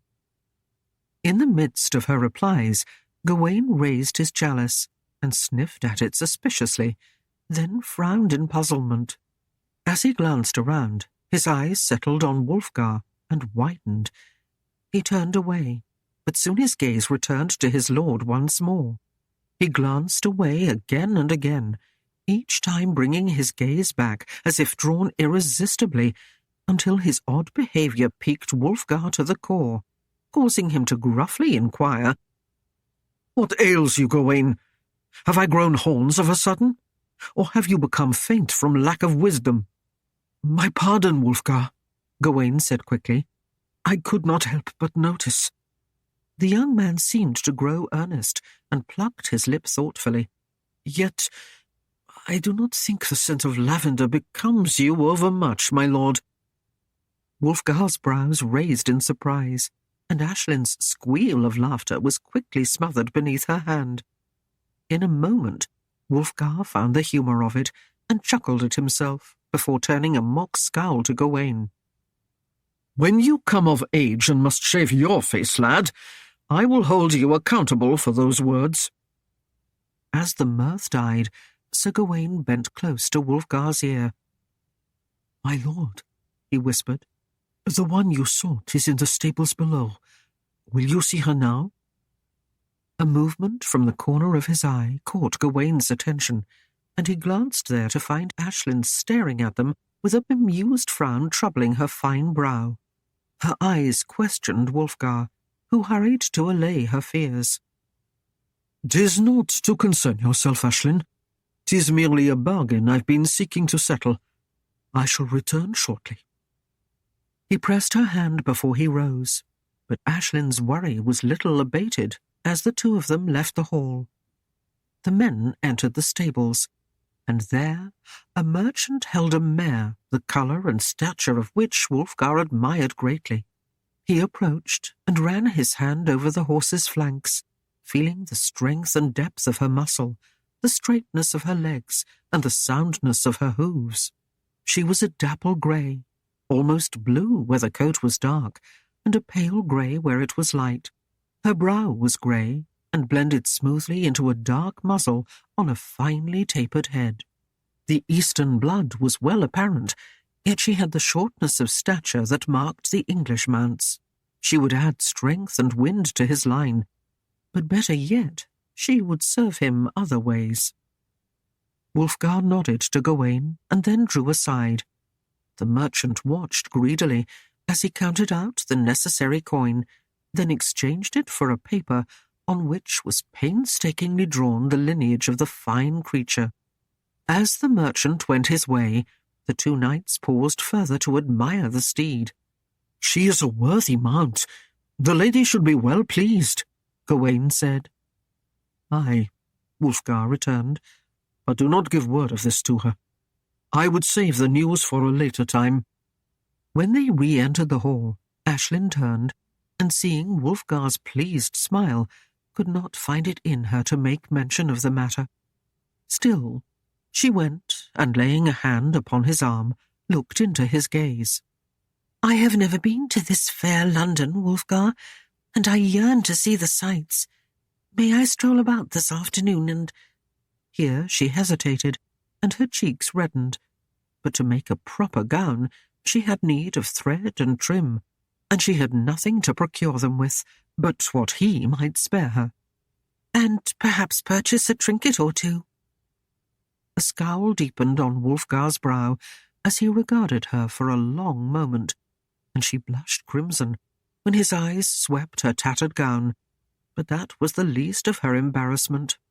His words started a dull ache in her chest and brought a tightness to her throat. "Nay," he returned somewhat gruffly, "'tis not a time for women to be wandering about unkept. I have no time myself, and cannot send my men, for they are pressed with duties. You will do better to spend your day here behind stout doors and await my leisure." She could only nod lamely in her disappointment, casting her eyes away as Gawain made to offer his services, but was quickly frowned down. Soon Wulfgar swept his cloak about his shoulders and went to the stable, leaving Aislinn to watch after him dismally. She set Lynn and Sandhurst to cleaning the hall, and slowly made her way to the great bedchamber to set it to order. She was putting her meagre belongings away when she heard the clatter of hooves on the cobblestones as Wulfgar left. She sat numbly on a bench before the window, staring out over the rooftops, wondering how he could use her so against her will and then dismiss her cruelly from his life. The sun mounted the sky until it rode high overhead, but a heavy haze marked the city as the peat fires were stirred for the midday repast. Aislinn laid the bright yellow cloth carefully on the bed and stood working her shears as she planned a gown from it. Without trim, it would be rather stark, but a needle served her well, and she was sure she could fashion a fetching gown if only some thread could be found. The sound of voices came from the hall below, and she guessed the men had returned to dine. Then Lynn's footsteps sounded outside the door, and her wrap rattled its hinges. Aislinn bade her enter, and stood back in amazement as a whole troop of people pushed into the chamber behind her. Lynn giggled and shrugged her innocence, spreading her hands wide to deny any knowledge of this invasion. There were servants bearing cloth, velvets and silks, linen and wool, women with scissors, thread, trimmings and furs. Following the others came a lean tailor, who swept low in a bow to her. He bade her mount a bench that he could measure. His cord was drawn and knots made, and the tailor gave detailed instructions for the seamstresses to follow. Aislinn found she could halt the group only when it came to the yellow velvet she had spread on the bed. There she sat with the tailor and described while he drew a special gown, one with full flowing sleeves and a tight bodice made low to show the best of a kirtle sewn from a pale yellow silk he had. She chose a gold braid for the trim, and assured herself that more than usual care would be taken in the making. The room began to buzz, as the women snipped and stitched, and the servants hurried to lay out the materials and gather up the scraps that fell from the scissors. Aislinn was hustled from hand to hand as progress was made and her approval sought. There were slippers half-formed and sewn to fit her feet. There were strips of fur, fox, mink and sable, to warm the neck and cuffs. One garment in particular caught her eye, a rich cloak of fur-lined velvet. The tailor warmed to his task and smiled as the afternoon wore on. It was rare indeed that he plied his trade on a form so trim and fair, or for a lord so generous. The afternoon was half gone, when Wulfgar found a small inn that was not crowded, where he could pass the time inconspicuously. He sat before a roaring fire and watched as the keeper set before him a jug of fine heady brew and a chalice for his pleasure. His duties were done, and he would have returned to the town-house, but he knew the tailor would still be occupied there. He suppressed a shudder as he thought of the cost, and poured another cup of the rich red wine. But damn, he would not have Aislinn seen in those rags she came in. He pondered the circumstance of her low estate, and a mounting anger nettled him until he filled the cup again. Gwyneth, no doubt, he thought. She would take advantage of his absence and seek to better her own lot. But what of the coins he had left her? Spent on some trifling matter? Ah, women! Were they ever to be understood? Gwyneth, with a mother who had loved her, and with a proper parentage, but endowed with the temperament of an asp. Why, when everything she had ever asked for had been handed her? What plagued her that she should be so vicious? The more Wulfgar imbibed, the less his mind dwelt on his half-sister, and turned with eagerness toward Aislinn. What woman would not be pleased with such an elaborate gift of clothes? The coins spent might well be of immediate benefit to him. Surely, if anything, this would prompt her to end her resistance and come willingly into his arms, and not act as if sorely set upon. Visualizing her before him, his mind lingered on the softness and grace of her supple body and flawless face. A more winsome lass none could name, but her beauty he had never questioned. She was one of many, and the best of all. She made no demands upon him, and yet seemed eager in all ways but this one to please him. Damn, he thought, and drained the cup. I've given her more than any other woman. He frowned at the empty chalice and cured the oversight. Why does she continue to be cool? What is her game? She seems to care, and yet I touch her only through her passion, and afterwards she cries as if I have cut her deeply. Others much more highly born have come to me eagerly, yet she lies passive with indifference until I waken her and push beyond her guard.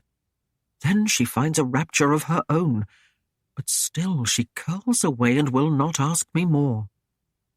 He slammed the empty cup down in disgust and filled it to the brim.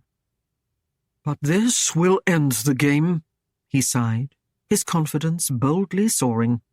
Whate'er the cost, I will find its worth and more in her compliance.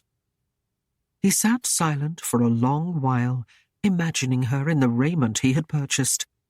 The thought warmed him, and he drained the mug to its dregs. He found the jug, but filled the shallow bottom of his cup and called for a full skin of that wondrous nectar.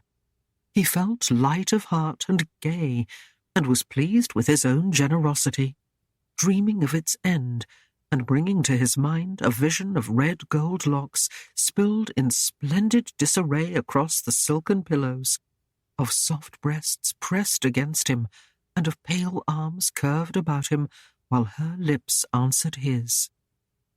Many hours had passed since he first entered the inn, and as a shadow fell across the table, Wulfgar raised his eyes to find the keeper standing near him. "My lord, the hour is late," the man reminded him. "And I would bar the door. Do you lodge here for the night?" "Nay, good fellow. This night of all will I seek my own bed." Wulfgar rose unsteadily to his feet and tucked the wineskin beneath his arm. He counted out coins until the keeper was satisfied, then made his way with slow deliberation from the inn to where the Hun stood waiting. The horse snorted at the unusual gait of his master, but held stone still, while, after several tries, Wulfgar lay prone across the saddle and then eased himself upright and found the stirrups. Wulfgar urged his steed forward and bellowed loudly when the Hun made no move to obey. Finally, the innkeeper opened his door again and, untying the reins from the post, handed them to the rider. The man returned to his inn, shaking his head and mumbling to himself as Wulfgar roared his thanks. Now the Hun moved off, and for the most part ignoring his master's signals, made a cautious way in the direction of the townhouse and its warm stable. It had grown dark at the house, and thick fogs crept in from the river. Alone now, Aislinn clasped her arms about her in happiness. The 8 new gowns lay carefully arranged on the bed before her, finished and well sewn, a delight for any woman. But what spoke more to her was Wulfgar's generosity. She felt overwhelmed by it. Never in 1,000 years had she expected anything like this from him. They were luxurious gowns, like any grand dame would wear, and he had bought them for her with the coins he guarded so well. She took the yellow gunner first and folded it gently away. The others followed, but for one of a soft peach hue which she donned. Lynn combed her hair long and tiringly, then twined ribbons through the lustrous braids she formed as a crown about her mistress's head. Aislinn descended to the hall to await Wulfgar's return, and as she came into view, the room fell silent. Her changed appearance was such that the men were struck dumb. It was Milborne, the eldest of the knights, grizzled and scarred, who rose to give her his arm and guide her to a seat at the table. Aislinn smiled and nodded her thanks, while Sir Gawain gulped and began to compose poems of praise in his ale. None seemed to be worthy of her, but his eyes glowed warmly whenever her smile turned his way. The men were enchanted, and Lynn grinned with pleasure to see these Normans stumble over words to praise her mistress. Even Sandhurst in his corner ceased the rubbing of tallow into Wulfgar's boots to prop his chin in his hand and bend a wistful gaze upon Aislinn. The meal was taken leisurely, and was almost done, when Beaufont raised his hand for silence. Through the open shutters at the end of the hall drifted the sound of slow hooves, accompanied by a loud voice bawling a song of love and devotion. The curse of an irate townsman was heard before the door slammed in the stable below.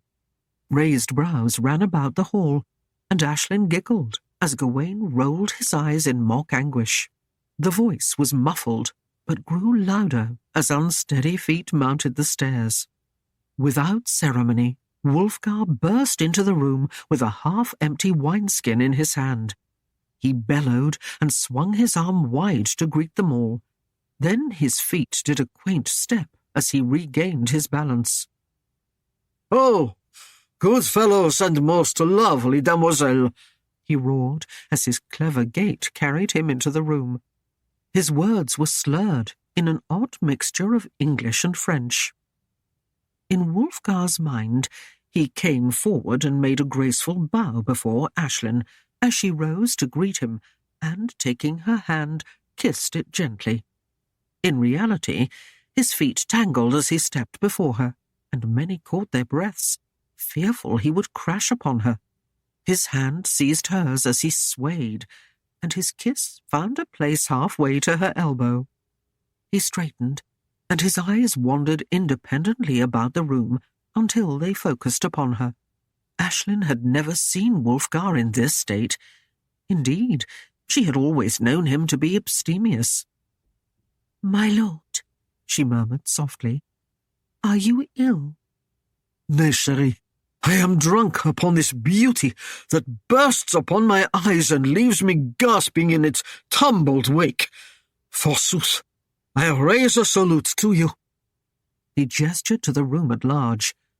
"To the Lady Aislinn," he shouted, "the fairest wench in any man's bed." He raised the skin high, and managed skillfully to collect some of the brew in his mouth as Aislinn glared at his crudity. Wulfgar set the wineskin aside and took her hand in both of his, pressing it to his lips, and murmured in his most romantic fashion, "Come, chérie, let us retire for the night. To bed." He smiled a drunken leer of good night to his men, and, turning, put his foot in a woven basket. It was several moments before he could shake the vicious beast from him, but only Sandhurst had the gall to laugh aloud, though there were choking coughs aplenty. Wulfgar straightened, casting a glare to the guffawing Saxon, and rearranged his gown. With the majestic dignity of his kind, he missed the second step of the stairs and measured his length back into the hall. With a sigh, Aislinn grasped his arm and beckoned to Gawain, who, struggling with laughter, took the other. Between them, and after many false starts, they guided him up the stairs and into the chamber where he was set upon the edge of the bed. Dismissing the young knight and closing the door behind him, Aislinn turned to Wulfgar. He lurched forward, as if he would sweep her into his arms, but the cloaks hung behind the door filled them instead, as she easily sidestepped his lunge. One fell over his head as he flailed about to free himself, and Aislinn seized his hands. "Hold, Wulfgar!" Her voice took on an edge of command. "Hold still, I say!" She disentangled him and seated him again on the bed before returning the garments. That accomplished, she stood before him, arms akimbo, shaking her head. She began to remove his gown and lifted it over his head, but with delicate timing, Wulfgar rose to fling his arms about her. Aislinn squealed in exasperation, pushing against his chest, and Wulfgar found himself sitting again. This time he waited, as the wench was obviously eager to lay with him. Avoiding his persistent hand, Aislinn slipped off his shoes and his chausses, pressed him back, and laid the covers over him. His eyes followed her with avid warmth as she went to stand by the glowing hearth and remove her gunner, carefully folding it and placing it with the others. She loosened her hair, shaking the long length free, then slipped the kirtle off, placing it, too, neatly aside. She kicked the slippers off as she crept beneath the covers and waited for his hand to come searching, but heard only a soft, gentle snore. She giggled and curled safely against his warm side, and resting her head against his shoulder, drifted contentedly off to sleep. Aislinn's eyes opened at the bright sunlight streaming in through the windows. They had slept unusually late, she surmised, but even then something had awakened her. A strange moaning sound, oddly muffled and coming from the corner where the chamber pot stood. She chuckled to herself and snuggled deeper in the covers. There was a splashing of water, and then the bed creaked as Wulfgar's weight settled upon it. She turned toward him with a cheerful morning greeting upon her tongue, but it died unspoken as she found herself staring at the broad expanse of back. She rose to an elbow and pulled at his shoulder until he rolled face up. His eyes and lips were tightly clenched, and a rather greenish pallor extended well down his chest. Drawing a blanket over his nakedness, she tucked it in about him, then raised her eyes and found his steel-grey ones regarding her from pools of livid red beneath swollen bluish lids. "The shutters, Aislinn," he sighed, gesturing toward them lamely. "Close them. That light pierces me with 1,000 blades." She scampered up, dragging a heavy blanket with her to wrap about her shoulders, and darkened the room, easing his pain. She paused to throw more fuel on the fire, then coquettishly leapt back into the bed and snuggled against him for warmth. Wulfgar gritted his teeth as her movements bounced his head. "Gently, my sweet, gently," he groaned. "My head feels the size of a wineskin, and I swear the fur still clings to my tongue." "Poor Wulfgar," she murmured consolingly. "The wine makes you ill when taken in such great amounts, and its joys of the night are well bought with the morning's misery." Wulfgar heaved a sigh and rolled his head. "And I am couched with a philosopher," he muttered softly, as if to himself. "Perhaps your talents include some remedy for an aching pate?" Aislinn chewed on the tip of her finger as she thought for a moment. "Aye, but the cure is near bad as the ailment."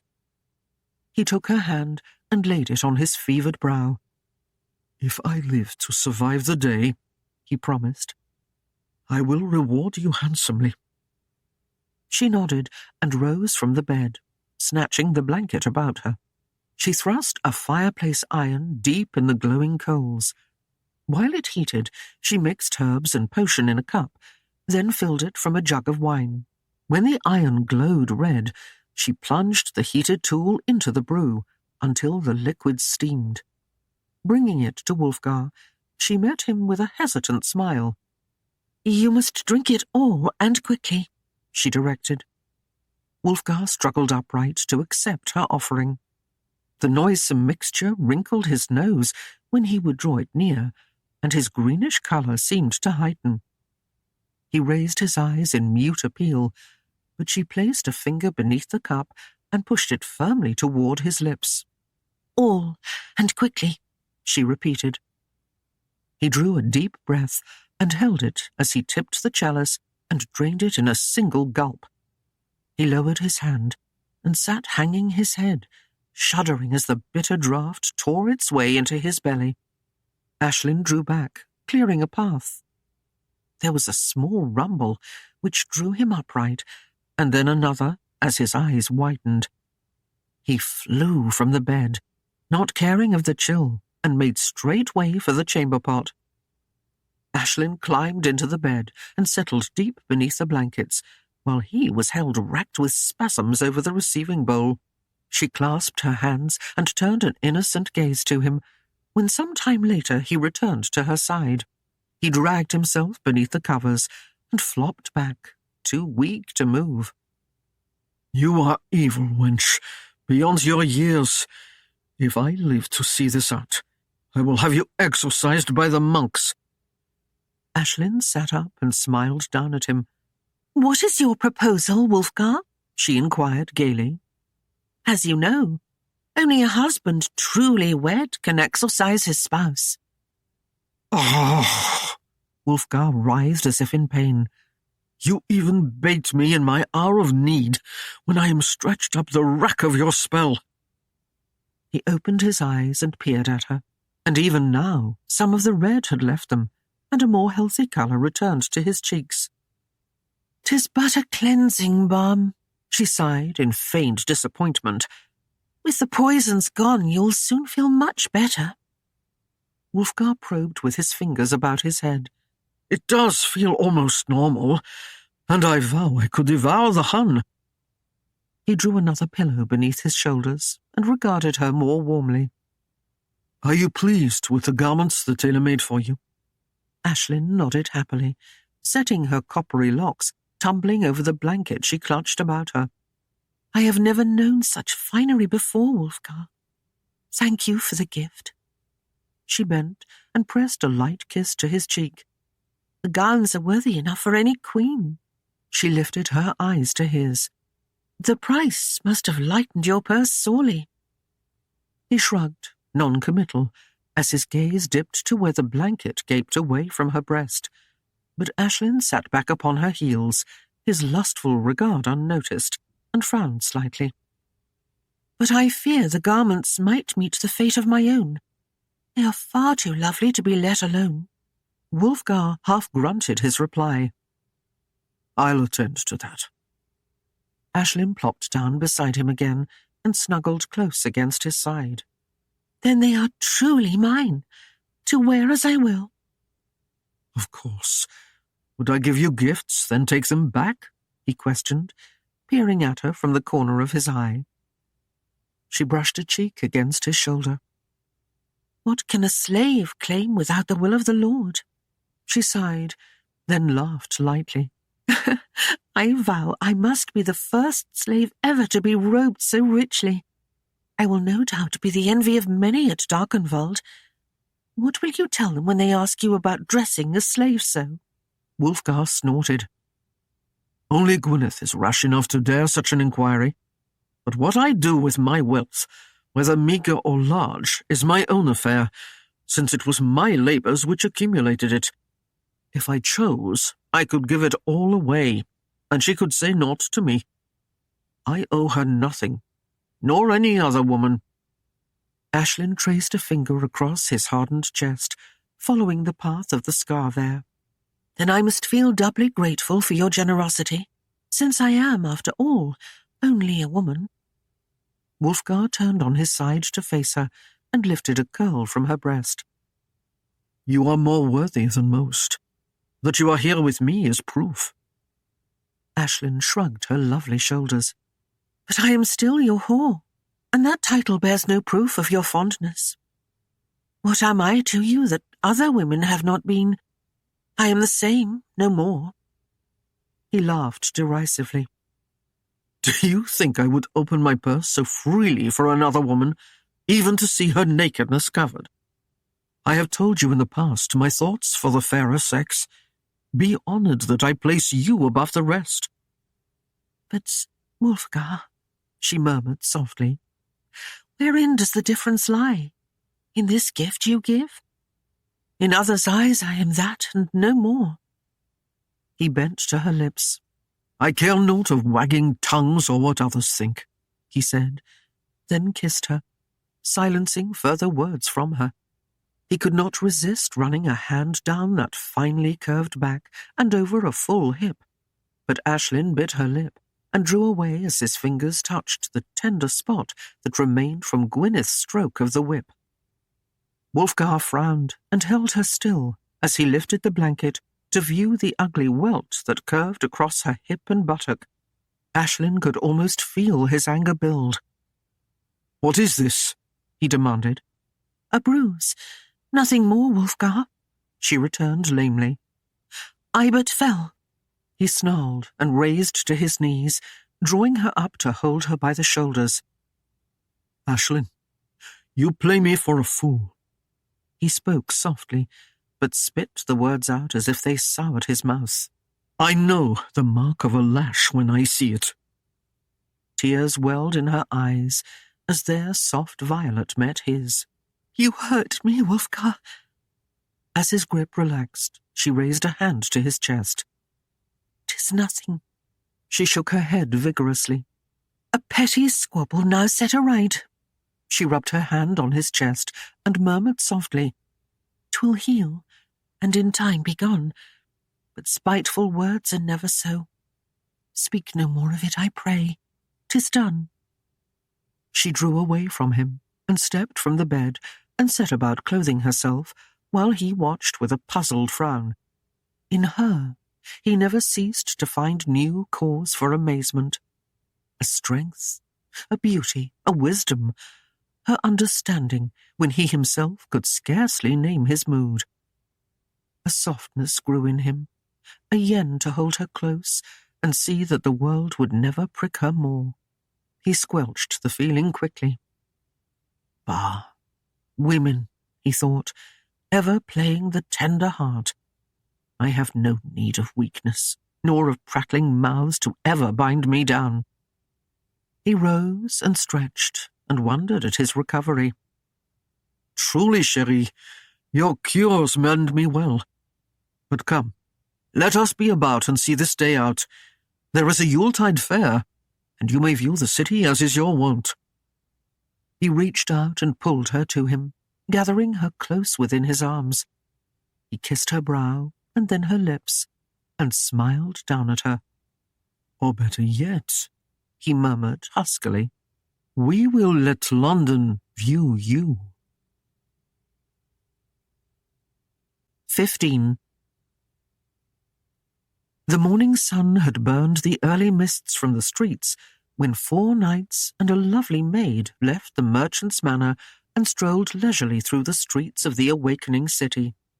They soon came to a broad thoroughfare where the city folk had set their stalls and bid for the attention of wandering lords and ladies with their hawking voices.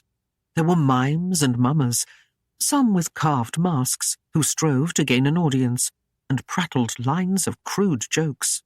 There were groups of acrobats who sailed high in the air from boards. There were vendors of sweetmeats and wines and every sort of fare. There were also thieves and cut-purses and tricksters who would hide a pea beneath one of many shells and sought to confuse the eye. Aislinn's gay laugh rang as the 4 Norman knights escorted her through the throng that grew in ever-surging numbers. Young, smitten lads trailed behind to catch another glimpse of that winsome face, and if they pressed too close, were met with a darkening scowl from the one who towered full head above them all. They strolled and stopped whenever a trinket or show caught the lady's eye. Aislinn soon found that she had but to admire a bauble, and it would be purchased for her by one of her 4 guardians. It was Beaufort who saw her lift a silvered mirror and rushed to her side to lay coin for it and press it into her hand. She had never seen the like of the thing, and thanked him for the gift most sincerely. Still, she grew cautious at openly displaying interest in such wares. Sir Gawaine's subtle witticisms were met with giggles of delight from her, and Wulfgar's dry humour added to the revelry. Beaufort, himself a quiet man, stood back and laughed at their play, as Milborne chortled and repaid twice over Gawaine's playful jibes. The day was late when Aislinn tugged at Wulfgar's sleeve and pleaded succour from the crushing mob. They sought a side lane and soon found their haven, where Lynn awaited with a savoury repast. A messenger from William had come in their absence with a command for all lords and knights to be present at a Yuletide mass hosted by the king, followed by the presentation of the court, and then a feast. Aislinn felt her hopes dashed, for she had anticipated spending another day with Wulfgar before his duties interfered. When the food was removed, they sat a while around the warming hearth, before seeking their beds in preparation of the long day to come. Aislinn found herself again the object of attention from Wulfgar as he brusquely dismissed Lynn, and then with eager fingers sought the fastenings of her clothes himself. She was lifted up in his arms and placed gently in the great bed, but that Norman knight was sorely pressed to find that he had not yet met the price of her willingness, for though she knew again the ultimate in pleasure, afterwards he stared at the ceiling while she sobbed into her pillow. Aislinn sat on the bed, with her knees drawn up beneath her chin, watching Wulfgar as he laid out his raiment for the day. Again, he chose the black and red of his colours. He called Sandhurst to prepare him a bath, and in deference to Gawain, carefully added a touch of sandalwood to cover the hint of lavender that still clung to him. Aislinn laughed at this last precaution. "If you would share my bath again, my lord," she said through her mirth, "I will leave the choice of scents to you." He grunted and lowered himself in the steaming tub and began to wash. "Will you be late this eventide, Wulfgar?" Aislinn asked, somewhat hesitantly. "Or shall I wait the evening meal for your return?" He lowered the cloth from his face and peered at her. "My men will dine as is their wont, but knowing these affairs, I vow we shall probably be out till a late hour indeed." Aislinn sighed in disappointment. "The day will be long without you, Wulfgar." He chuckled. "The day will be long for sure, my sweet, but you will spend it at my side." Aislinn gasped at his words and rose from the bed, her red hair swirling about her naked form in resplendent disarray. Seeing Wulfgar's appreciative gaze lower, she snatched up a blanket to cover herself and came to stand beside the tub. "But Wulfgar, I am Saxon. My place is not there." He scrubbed his chest undismayed. "Your place is where I choose to take you. There will be Saxons." He smiled slowly as he lifted his gaze to hers. "Though to be sure, their loyalty is not as yours. I trust you to use some discretion. You are not a simple maid and can hold your tongue when warranted. As for you being enemy," he raised a mocking brow, "I would swear I have never found such pleasure with a foe before." Aislinn's cheeks brightened with colour.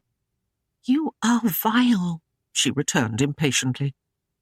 Wulfgar threw his head back and guffawed his mirth, but Aislinn whirled and strode from him.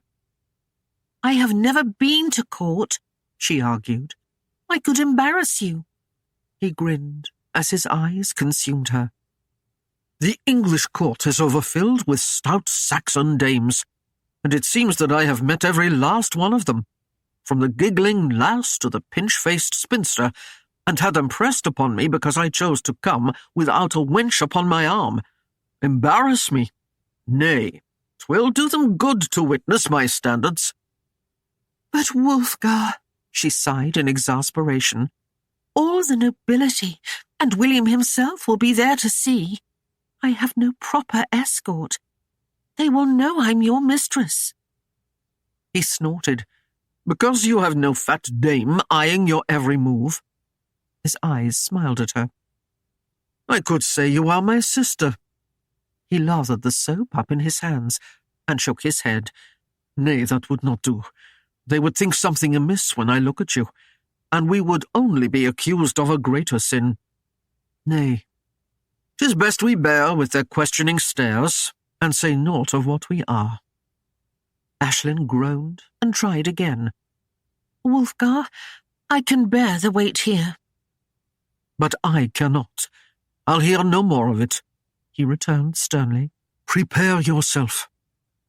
By his tone, Aislinn knew he would not yield in this matter, and in sudden panic realized she wasted valuable time in trying to dissuade him.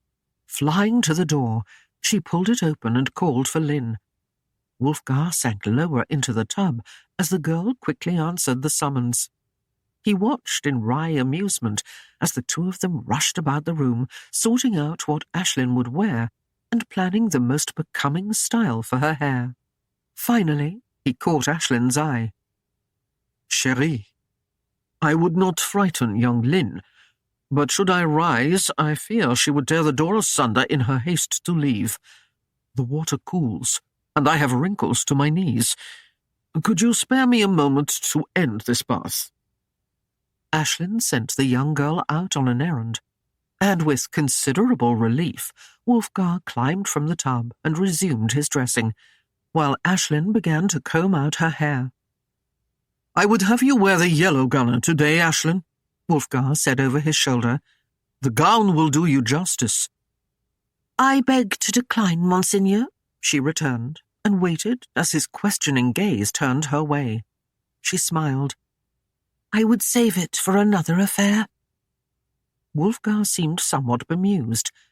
What affair is more important than meeting a king? Her smile widened into a beguiling grin, and she shrugged her shoulders innocently.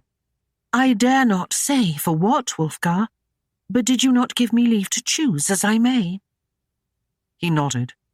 I would but have you at your best, and the colour is becoming. She rose and came to him, setting her hands upon his bronze chest as she lifted her gaze to his. There is another gunner I would wear, and it is a rich gown. Her violet eyes plumbed the depth of his in silent plea. Wulfgar was dazzled by their beauty, and found it hard to remember the cause for argument. Aislinn caressed his chest lightly as she waited for his reply, and he could only sigh in submission. "'Tis your choice." Aislinn threw her arms about his neck and managed to place a kiss upon his cheek while thanking him profusely. Wulfgar scowled and turned away, but some time later, when she stood before him adorned in her finery, he had cause to silently vow he would not interfere again with her choice of gowns. The gunner was of a rich, creamy hue, trimmed about the neck and long flowing sleeves with a silken braid sewn with tiny pearls. The girdle of delicate gold links rode her trim hips, with her own jewelled dagger occupying its sheath. Her hair had been woven upon her head into an intricate fashion, and twined about with narrow ribbons, with a sprinkling of dainty silk flowers of the off-white colour. Her fair face glowed with its own radiance, and her eyes, against the black of her lashes, were clear and sparkling violet. In all of his rovings, Wulfgar could not remember seeing a maid so fetchingly beautiful. For a moment he grew concerned, knowing Ragnar would be there, and he wondered what the day held for them. Perhaps the wisest thing would be to leave her behind, but he did not fancy the thought of long hours apart from her. He admitted to himself he had come to enjoy her companionship, and did not grow bored with her, as with other women when they were not abed. It was purely a selfish reason he had for taking her with him. He never felt entirely at ease at court. The whining complaints of fat spouses, the treachery of ambitious lords, the roving eyes of cuckolding ladies gave him reason to be ever on his guard. He was more at home on a battlefield, where he knew his enemy and could meet him face to face. With Aislinn's presence beside him, he could find comfort with the day, and ease the monotony of the long mass. At Wulfgar's continued silence, Aislinn turned about in a circle before him, holding her arms wide. "Do I please you, Monseigneur?" she asked. She missed the glow in his eyes, and raised her gaze to his sardonic stare when she again faced him. He folded his arms across his broad chest as he grinned. "Do you try to wheedle praise from me, chérie?" Aislinn made a face at him. "You are stingy with your words," she accused, then laughed gaily as she swept around, tossing over her shoulder a roguish look that drew the length of him. "But I am more generous, my lord. You are indeed a fine sight. I do not wonder that you are beset with widows and giggling lasses." The mass was indeed long and tiring. They knelt and rose, only to kneel again as the archbishop began another prayer. Wulfgar's gaze repeatedly went to Aislinn, and he took pleasure in moments when others did not. The serenity of her slender hands clasped in prayer was soothing to his thoughts. She was quiet and uncomplaining beside him, only raising her head when a prayer ended and dutifully bowing it when another began. Her gaze, when he lent a hand to assist her to her feet, radiated warmth and softness.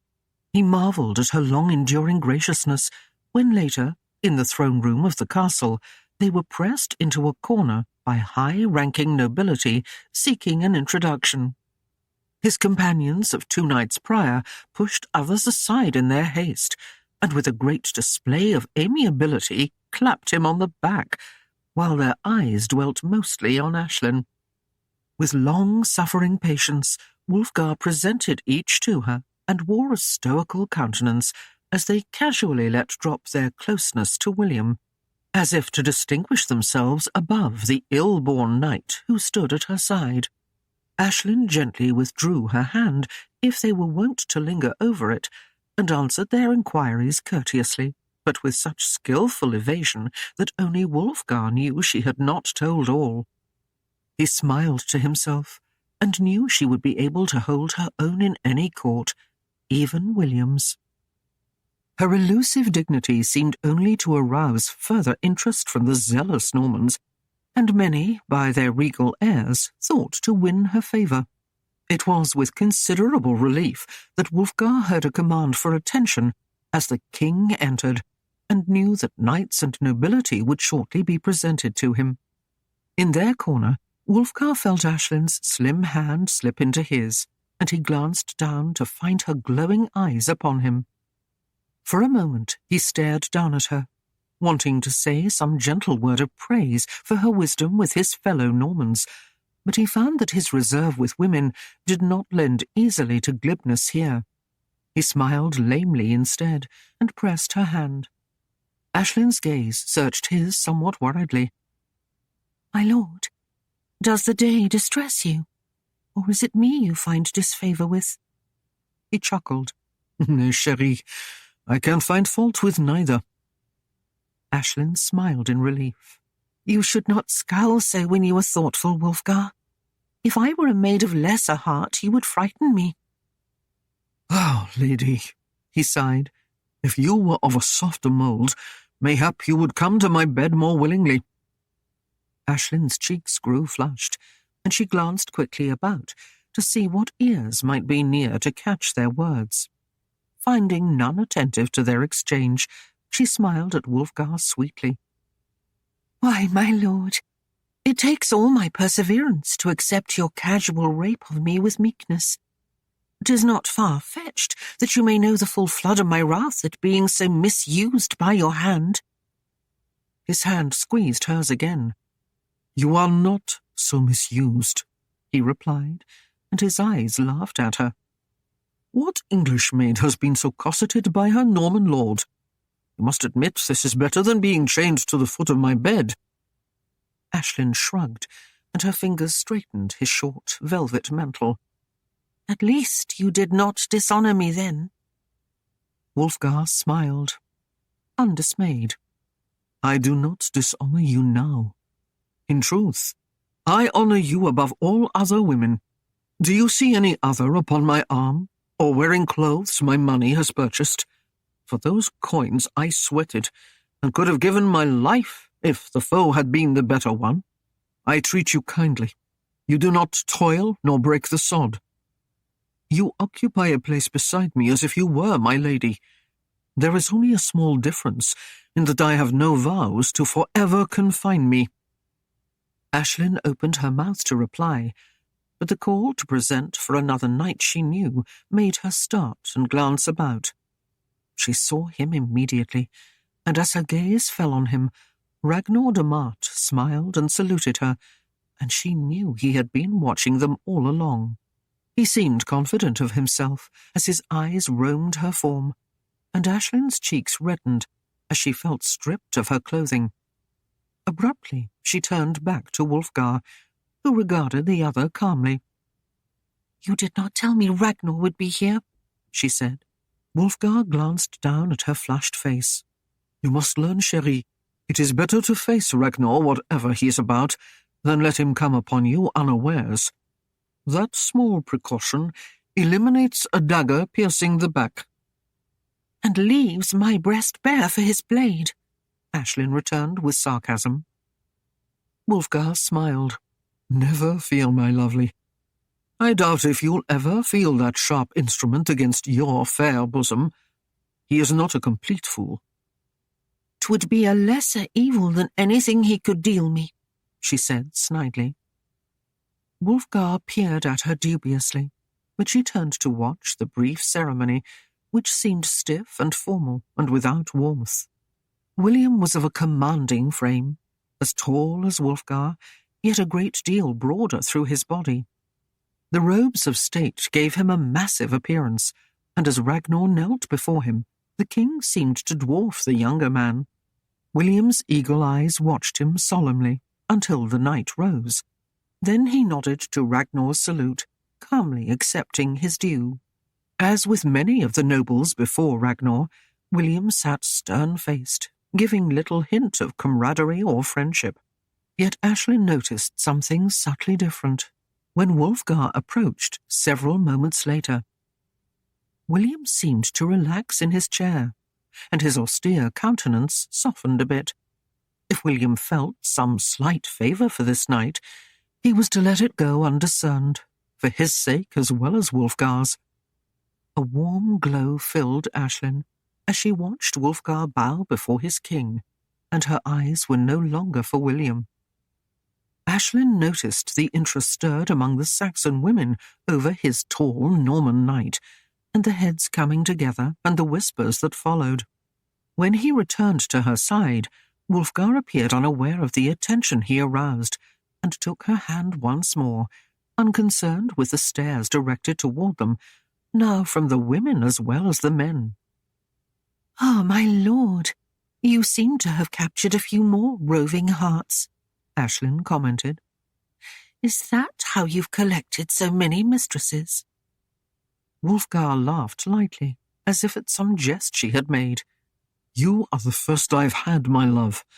A night or two passed with the others, no more." He kissed her hand, and for the benefit of the onlookers, kept a tender smile on his face. "But I've grown so enchanted with the custom that I wonder why I didn't try it before." Aislinn smiled sweetly, but gritted out her words. "No doubt in the Norman court there were so many you had difficulty choosing." Well aware of the many eyes that watched them, she fluttered her lashes downward like a coy maid. "You would have been so busy there, my plain face would not have attracted your slightest attention. Oh, that such would have been the case at Darkenwald."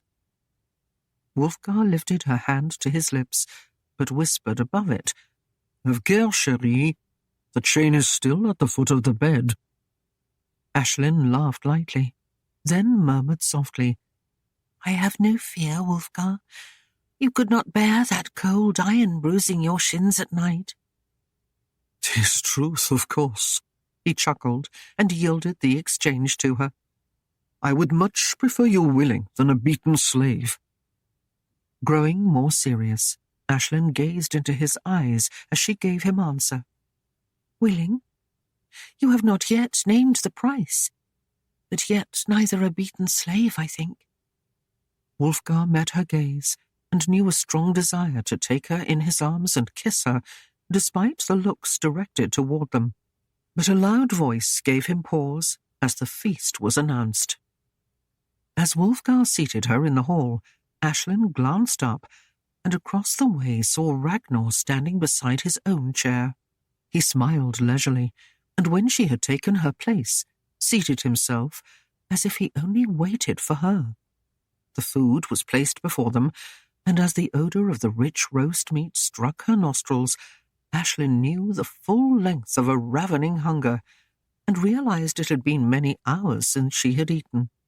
She gave the meal all of her attention for some moments, then her eyes rose, and with a start met Ragnar's.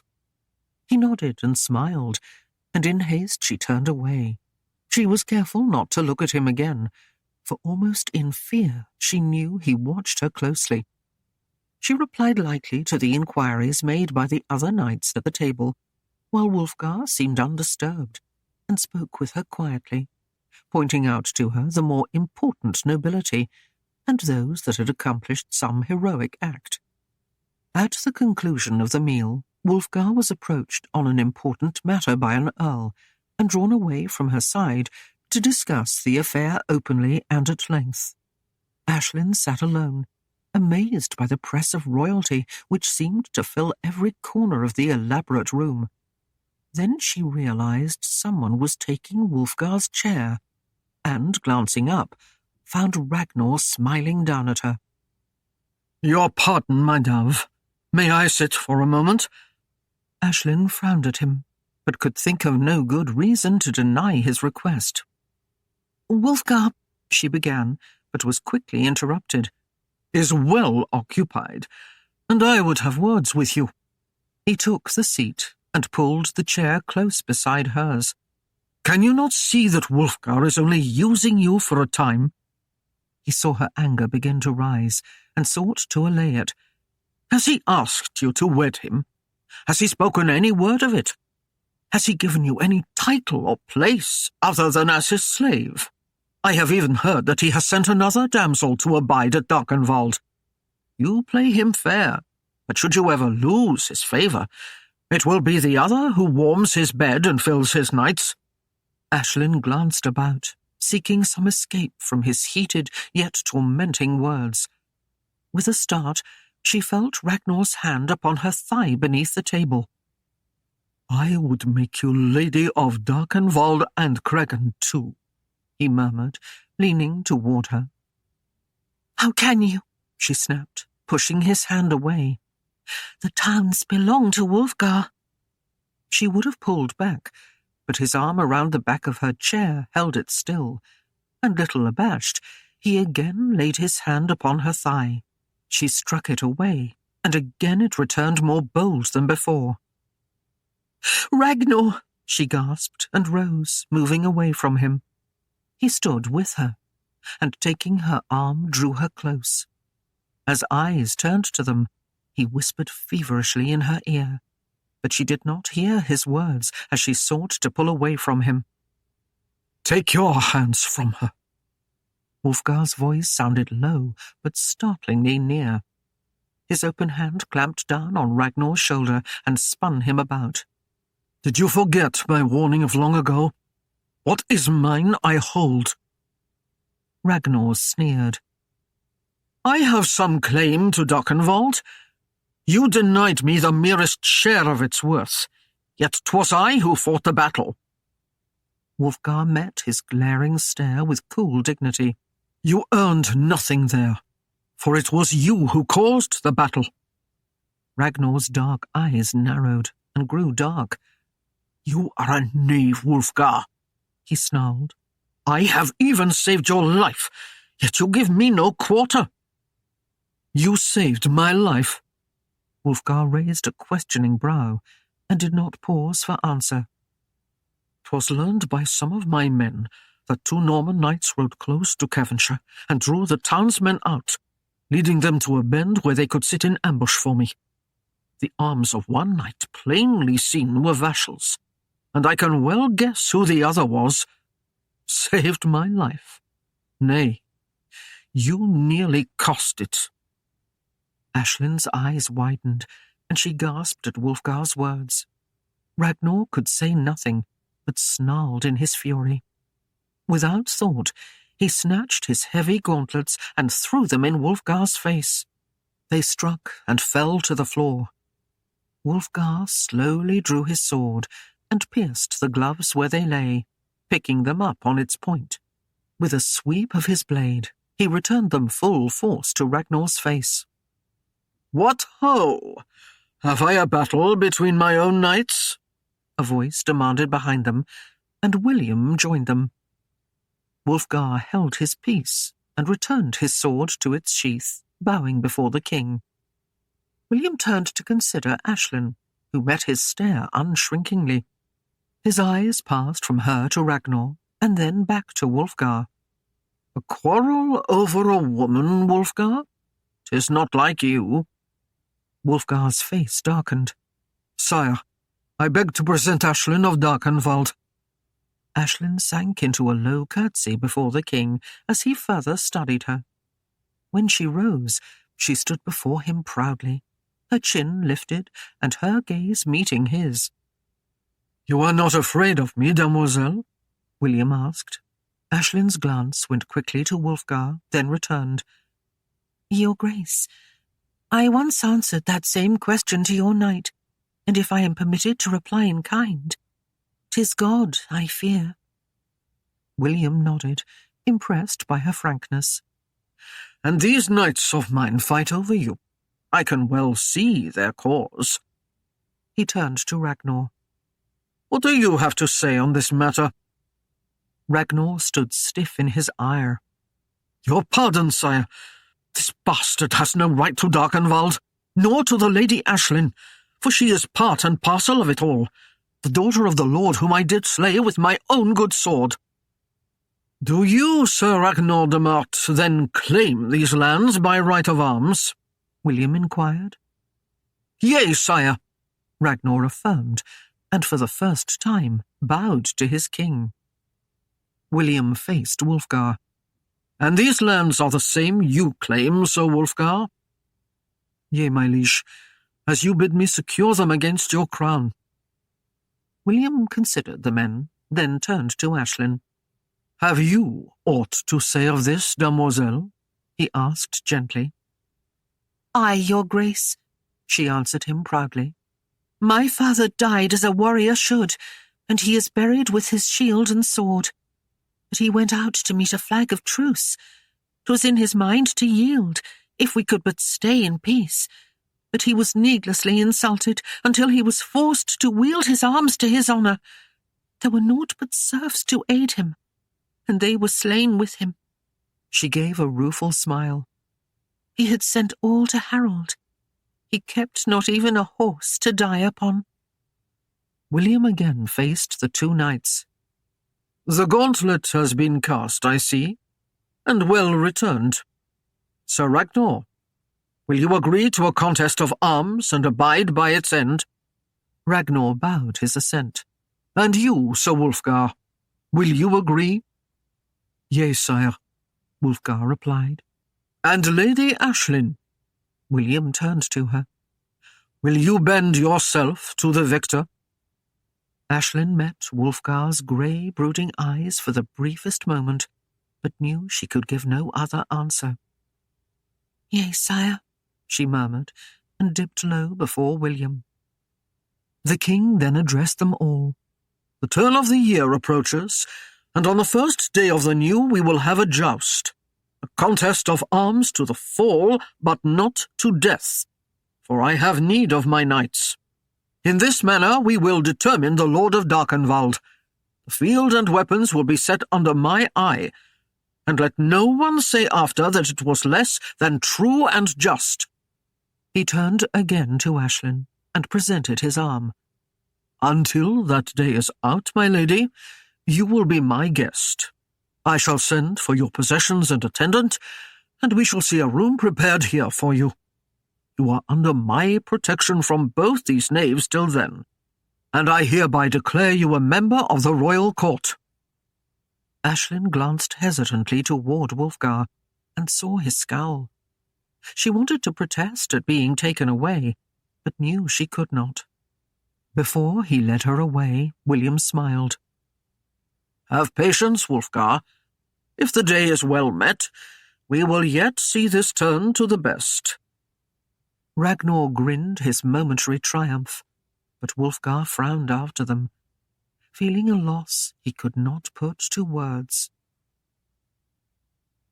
It was late that night when Wulfgar returned to the huge bedchamber. The fire was low on the hearth, and all signs of Aislinn's presence were removed. What had been a place for him to seek after a wearisome day was now a torture chamber.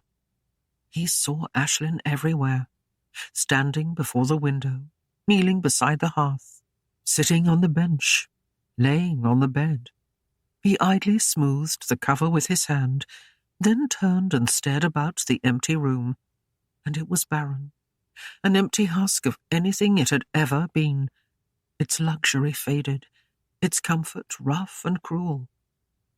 Then his eyes held. Folded neatly beside the tub was a small scrap of yellow velvet. He picked it up, and the scent of lavender clung to it.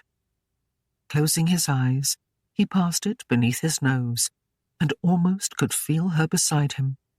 He sighed in mute frustration, wanting to call the day back, wanting her here with him, her softness filling his arms.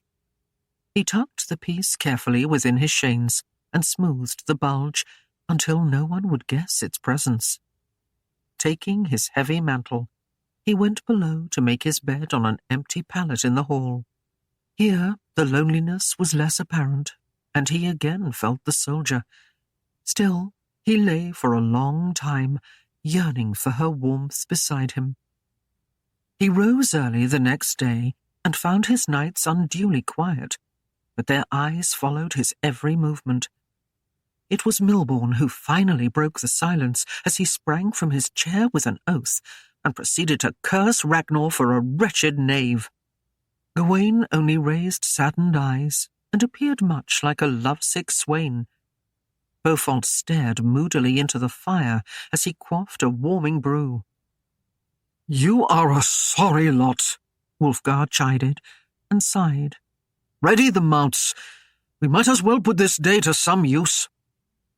Wulfgar lost himself in hard, rigorous labour that gave him little time to dwell upon his own low thoughts. When he returned to the manor, he found a note awaited him, asking him to take his evening meal with the king. His spirits lightened considerably, and he dressed carefully and was soon led into the hall where William and his retinue were wont to dine. It was with some anger that he found Ragnar was also present, and his mood grew almost surly, as he was the one seated next to Aislinn. His irritation did not ease when the page led him to a chair of equal rank, but on the other wing of the table opposite them. Aislinn could only glance his way briefly before her attention was drawn by a count seated beside her. Wulfgar conceded her beauty gave a lift to the court, and saw that more than William obviously enjoyed her presence. She seemed light of heart, and answered gaily when spoken to, even quipped and told stories of ancient Saxon feuds, yet she kept well clear of Ragnar's hands. That fellow, in the company of the king, donned his best manner and made light fun with his quick wit and ready tongue. His eyes remained on Aislinn, however, and if his hands were properly tame, his eyes devoured her greedily beneath the guise of innocent glances. While forcing a smile, Aislinn snapped at him beneath her breath. "Will you allow me to remain closed in the presence of the king?" Ragnar's laughter rang out, and Wulfgar's brow darkened. The evening dragged for him. He was continuously aware of Aislinn, and chafed when her laughter tinkled brightly in the hall. He felt out of sorts. He could not chatter endlessly of nothing, as seemed the wont of others. Yet often during the meal he felt William's eyes upon him, and knew that he was being watched. He respected William's wisdom in allowing the duel, for if he won the day, there could never be any question of his title. Yet the absence of Aislinn marked him. He hid himself in the guise of a soldier, and responded to the wit of the lords with a forced grin, mumbles, and a nod. He sipped a chalice of wine that grew warm in his hand, and gave him no ease. He could find no moment alone with Aislinn, and aware of William's scrutiny, he would not press the point. The whim of the king was difficult to plumb, and Wulfgar knew he was fiercely loyal to his own Matilda. With so much at stake, Wulfgar could not risk a scene that would leave it all amiss, or give Ragnar cause to say he had acted less than fairly. Finally, he gave up trying to speak with her, and, making his adieus, left the hall and dismally made his way to his own lonely pallet. Aislinn found a moment of peace, and glancing about the hall, realized Wulfgar was gone. Her gay mood fled, and left her with an ache that would not be eased. She made a poor excuse, and sought her own chambers, finding Lynn awaiting her there.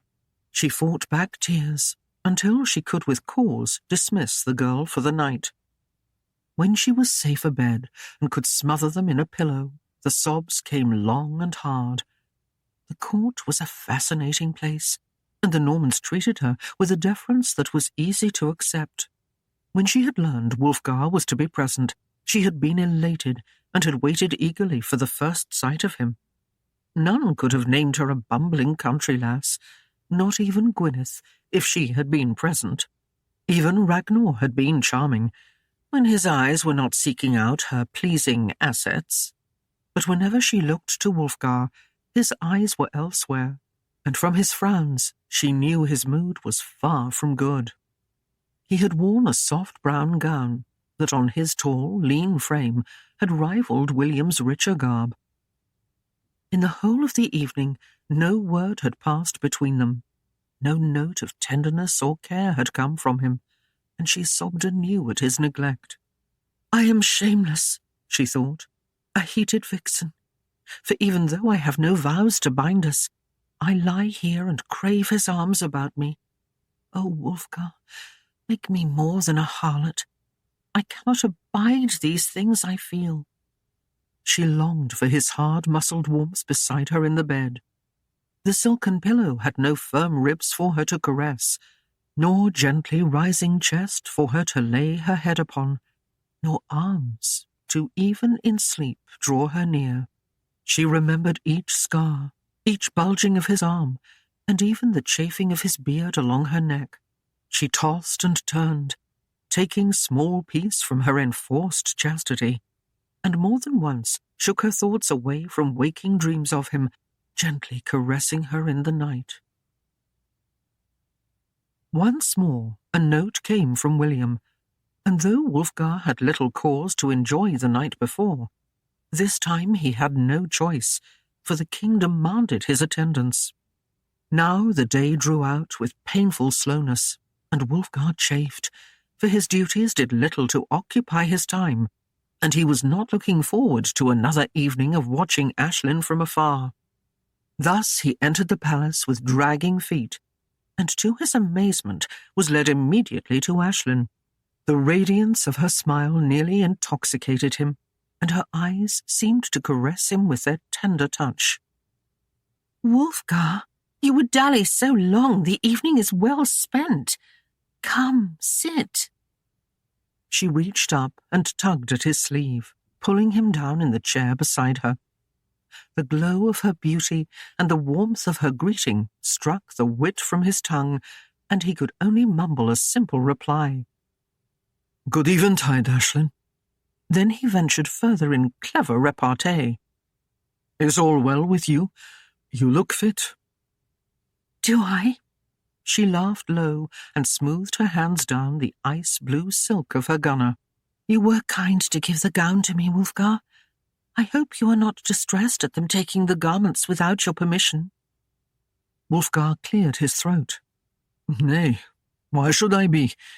I gave them to you. Therefore I have no further claim on them."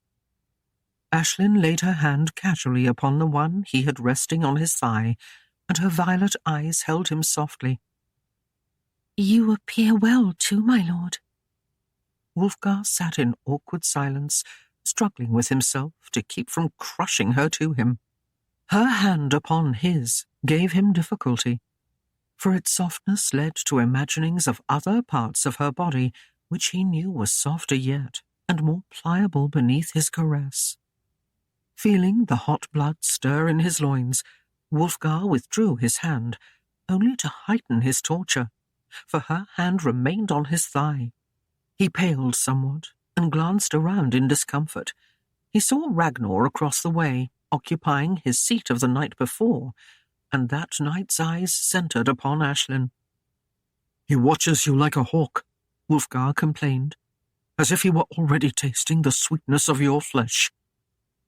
Aislinn laughed softly and ran a finger down Wulfgar's sleeve.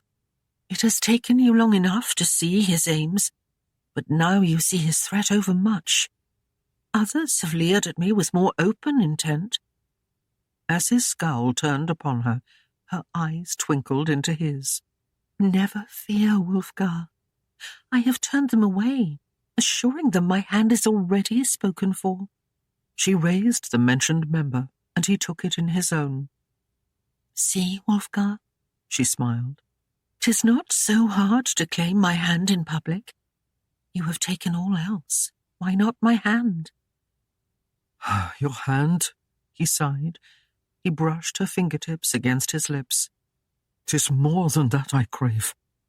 I called you here to warm my bed, and now, to find companionship, must seek out my men. Poor Milborne, she chuckled. 'Tis hard to see him meeting your tastes in entertainment, and Gawain harder still. His poetry and prose must ill dispose your ear. Or do you sit like 4 ancient lords before the fire, and exchange memories of feats long past?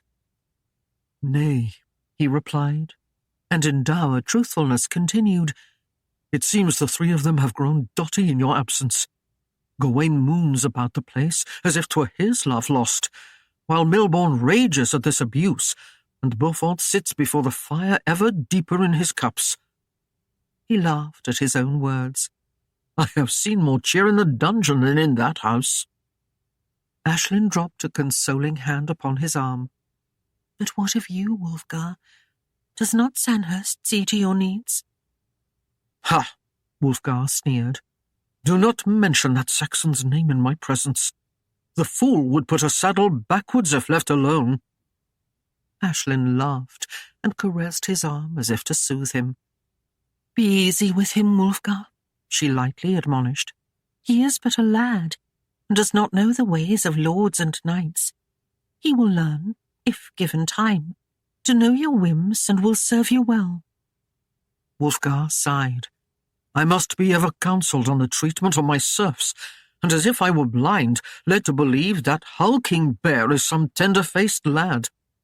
So the evening wore until the meal was done.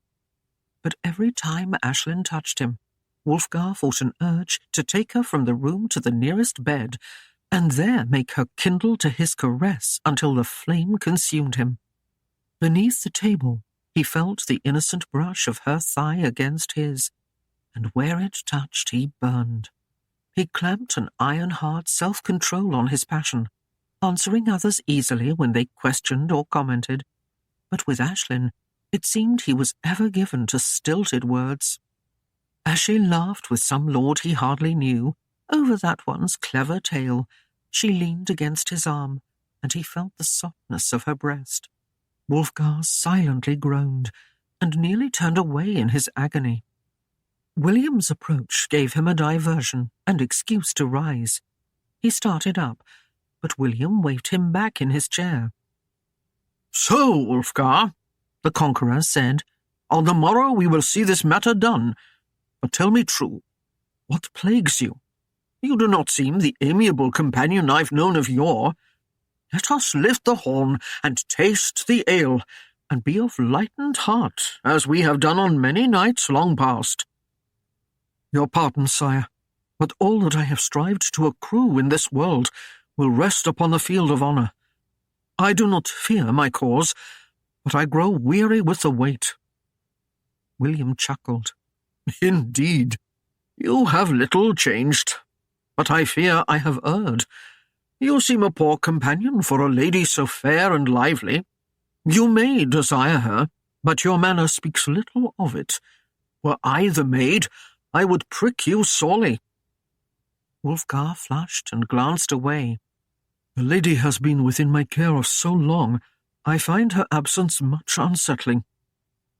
William peered at Wulfgar closely, pausing a moment. Indeed so, Wulfgar. And have you seen to the lady's honour? It has been our lot to cast her from her home. 'Twould be a sorry thing were we to abuse her name as well. Wulfgar raised a doubtful brow to the king, wondering at the meaning of his words, and as William met his eye, he continued in a lighter, almost flippant manner. Be at ease, Wulfgar. I know you well, and have every faith in you that you would do anything but see so fine a jewel cast in less than a perfect setting. William rose, dropping a hand upon the warrior's shoulder, and then left him. As Wulfgar turned back to Aislinn, she gazed hesitantly into his brooding face. "Is there anything amiss, Wulfgar?" she inquired softly. "Has the king brought distressing news?" "Nay," he said shortly. "Would that the morrow be done, and I could take you from here. Ragnar is a fool if he thinks I will give you up to him. You are mine, and I will not abide encroachment. But Wulfgar, Aislinn murmured, what will you do? The king has spoken. Wulfgar raised a brow at her. Do? Why, chérie, I will win, of course. 16. The first day of January 1067 came slowly in the murky skies of London. The low mists lightened first, and then the blackness overhead faded to a dull, smoke-laden grey. The air was cold, and as a rare breath stirred, it was damp and moist against the skin. Before Wulfgar broke the fast, he donned full armour and rode the Hun to an open field near the townhouse. There he worked the warhorse upon the frozen turf, renewing an old acquaintance with the heavy weight on his back. The sun was high, and mists of morn long fled when Wulfgar was satisfied and returned the steed to the stables. He fed the horse and rubbed him. Still the mount felt the coming fray and stomped and chafed in eagerness to be about the day's labour. Wulfgar climbed the stairs and made a late breakfast for himself from the kettle of Woodiwiss that simmered over the fire. Finishing the meal, he went to the hearth and settled himself before it, propping his feet on a low stool. He sat musing upon the battle to come, until he realized the light had grown strangely dim around him. He looked up to find Gawain, Milborne, and Beaufort had approached him and were awaiting his attention. Gawain was first to speak, as he perched on the raised hearth near Wulfgar's feet. My lord, take heed. I have watched Ragnar often in battle. It seems that on the charge he has a tendency to lean. Wulfgar held up a hand to stop him. Milborne leaned forward. Wulfgar, hear me out. 'Tis more important that you know he carries his shield high and a bit across his body, thus weakening his defence. If a blow was struck so, it would push aside and bid you enter. Nay, nay, good fellows, Wulfgar laughed. I hear your words, and in another case would heed them. But there is only one thing I need to know, that he has more a coward in him than knight, and I will have no one on the field to guard my back. I thank you for your care, but here, as in any other battle, what I do on the moment will be of more import than what I plan here. The day is set and well away. See you there to cheer me on and lend a hand if I fall. Sir Gawain, will you be my second? With the young knight's eager nod, Wulfgar rose and made his way up the narrow stairs to the huge empty bedchamber. In closing the door, he paused, thinking of the glow that seemed to fill the room when Aislinn was present. He swore an oath as again he recognized the signs of the dismal mood which held him of late. The coming battle would demand the use of all his mental faculties to see it done rightly and to his gain. He could not be forever dwelling on thoughts of that saucy wench, as Gawain was wont to do. His determination of the night before must hold firm. He told himself it was not Aislinn he fought for, so much as Darkenwald, but he knew deep within him there were other lands to be got, but there was only one Aislinn, and he had not grown tired of her yet.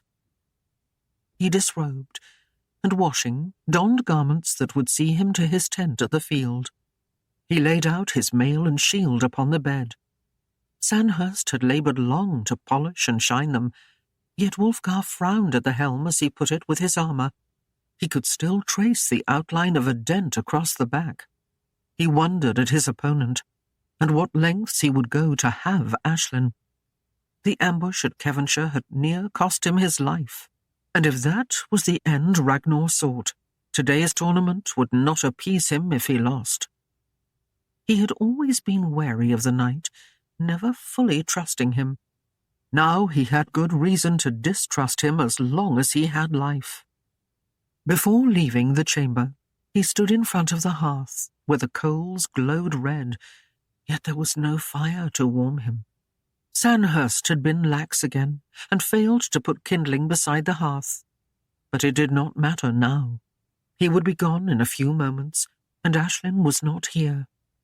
With a sigh, he picked up the small scrap of yellow velvet from the table beside him and stared at it for a long time before tossing it on the coals, where it scorched, then ignited, and was gone in a small burst of flame. Whirling abruptly, Wulfgar flung a heavy mantle about his shoulders and strode to the bed, where he gathered his equipment into a bundle, then strapped on his sword and tucked within his belt an axe which Svein had given him as a companion upon his journey. With his gear, he descended again to the hall, where the 3 knights awaited him. Sandhurst glanced up from the task of clearing away the remains of his lord's meal, and Wulfgar scowled at the young man, noticing his lateness at doing so, but bit off the sharp words that baited his tongue. For once, since having the Saxon in his service, he was determined to be patient, nettled by Aislinn's pleading words. Gawain came to him, and taking the bundle from him, left the hall. Wulfgar followed with Milborne and Beaufont, and chuckled as the older knight, with much humour, pleaded with him not to damage the goodly Sir Ragnar overmuch. "After all, my lord," Milborne grinned, "if he were gone, who would you have about to exercise your anger upon, except us 3? It was a heady sight, though rare. Every favoured lord in London came to view the coming combat. Small pavilions were draped with cloth that pulled aside. Other seats were simple and crude affairs, and intended only to form a perch for their bearers. The edges of the entire field were draped high with multicoloured banners to shield the fray from the praying eyes of serfs and peasants, for this was an affair of honour, and not meant for common folk. Wulfgar and his party entered the field. As he and Gawain made their way to the tent that bore his colours, Wulfgar surveyed the grounds. William's pavilion was still closed against the chill breeze that swept the field, and no sign of Aislinn was to be seen. There was great activity around Ragnar's tent, and Wulfgar surmised he had arrived early, and was as anxious as he himself to get the deed done. Wulfgar dismounted at his own tent, and as Gawain entered, he paused to caress the Hun and hang a bag of grain over his nose. Sweeping into the shelter, Wulfgar found Gawain inspecting the links of his mail and the inarms of his shield. In silence, Wulfgar donned the leather garments he wore beneath the armour, and with Gawain's help shrugged into the heavy hauberk. A plate of meat and wine was brought to them. Wulfgar declined the brew, but Gawain took a second draught that equalled the generous amount of the first. Seeing this, Wulfgar raised a dubious brow.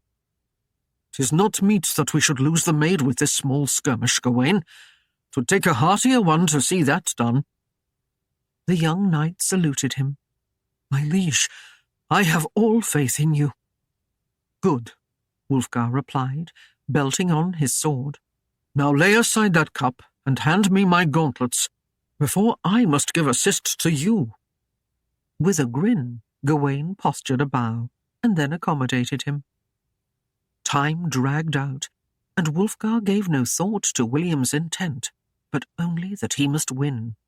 In the past, he had been noted for his jousting, and he must be at his best today, for he knew Ragnar was both strong and cunning. They had never met before in a tourney of arms, yet he was not fool enough to believe that Ragnar could be easily beaten. It would take great strength and wit to win this day. Trumpets blared, and he knew they announced the arrival of the king and his party. Aislinn would be with William, the only woman in the king's group. If it had been another king, Wulfgar knew he would have had cause to worry. But William was not wont to take mistresses, nor be anything less than a loyal husband to Matilda. Wulfgar swept the flap aside and strode from the tent to where the Hun stood waiting. He removed the bag from the steed's nose and caressed its velvet softness, speaking to him in a low voice as one would talk to a close friend. The horse snorted and nodded as if in reply. Wulfgar mounted, and Gawain handed him up his helm and shield. The front of the tent was hidden from the king's pavilion, and though he desired to, he could not see Aislinn, nor she him. Across the way, Ragnar strode from his tent with Vashel, the former nodding his head while the latter spoke to him. As he swung up onto his horse, Ragnar caught sight of his opponent, already mounted and waiting for the signal. He settled into his saddle, bending his body forward in a mock bow, and his laughter rang with exaggerated confidence. "At last, Wulfgar, we are met," he called.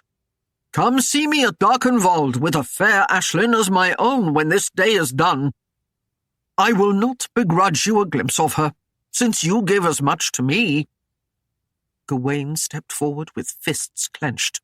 "Hold, lad," Wulfgar counselled him. "'Tis my affair. Let me have the honour." Ragnar's mirth rose as he rocked back in his saddle with glee. "What, Wulfgar? Another swain smitten by the tender wench? You should be hard-pressed by now keeping them from her. I vow even your favoured Svein has had the urge to tussle her. Where is that good heart, by the way?" Ragnar laughed, knowing full well the answer. "Guarding my lands?"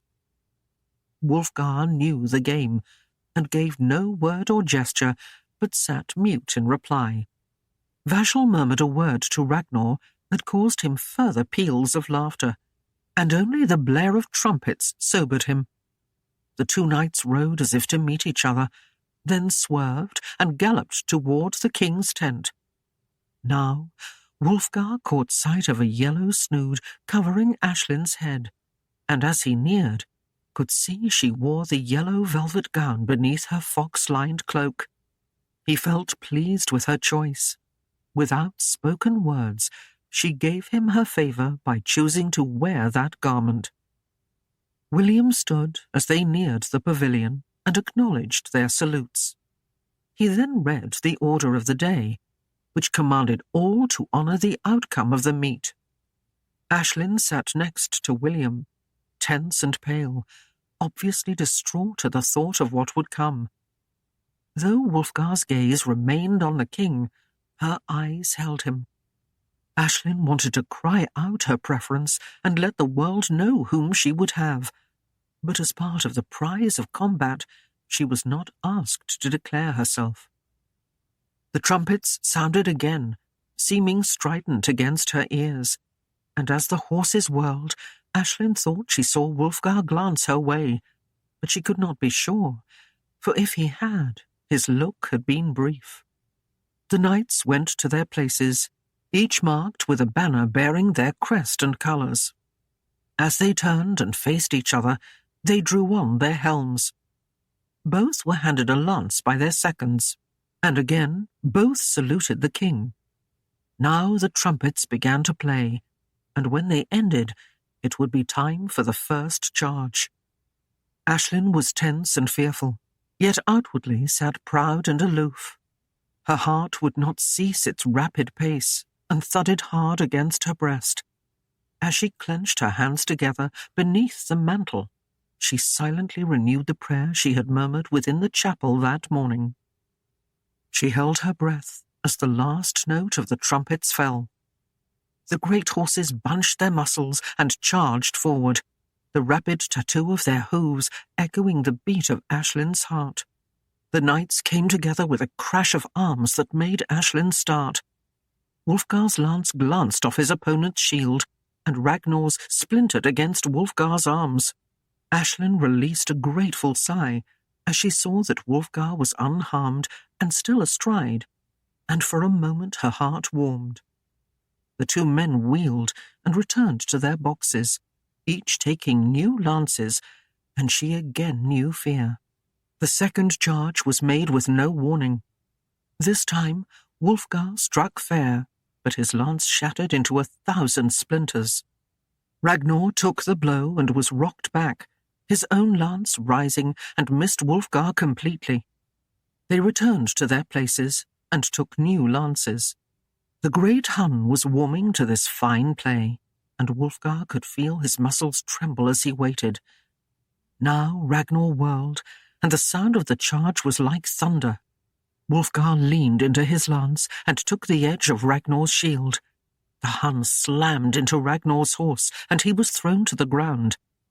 Aislinn bit her lip as Wulfgar's Hun stumbled over Ragnar's destrier, but he kept his feet.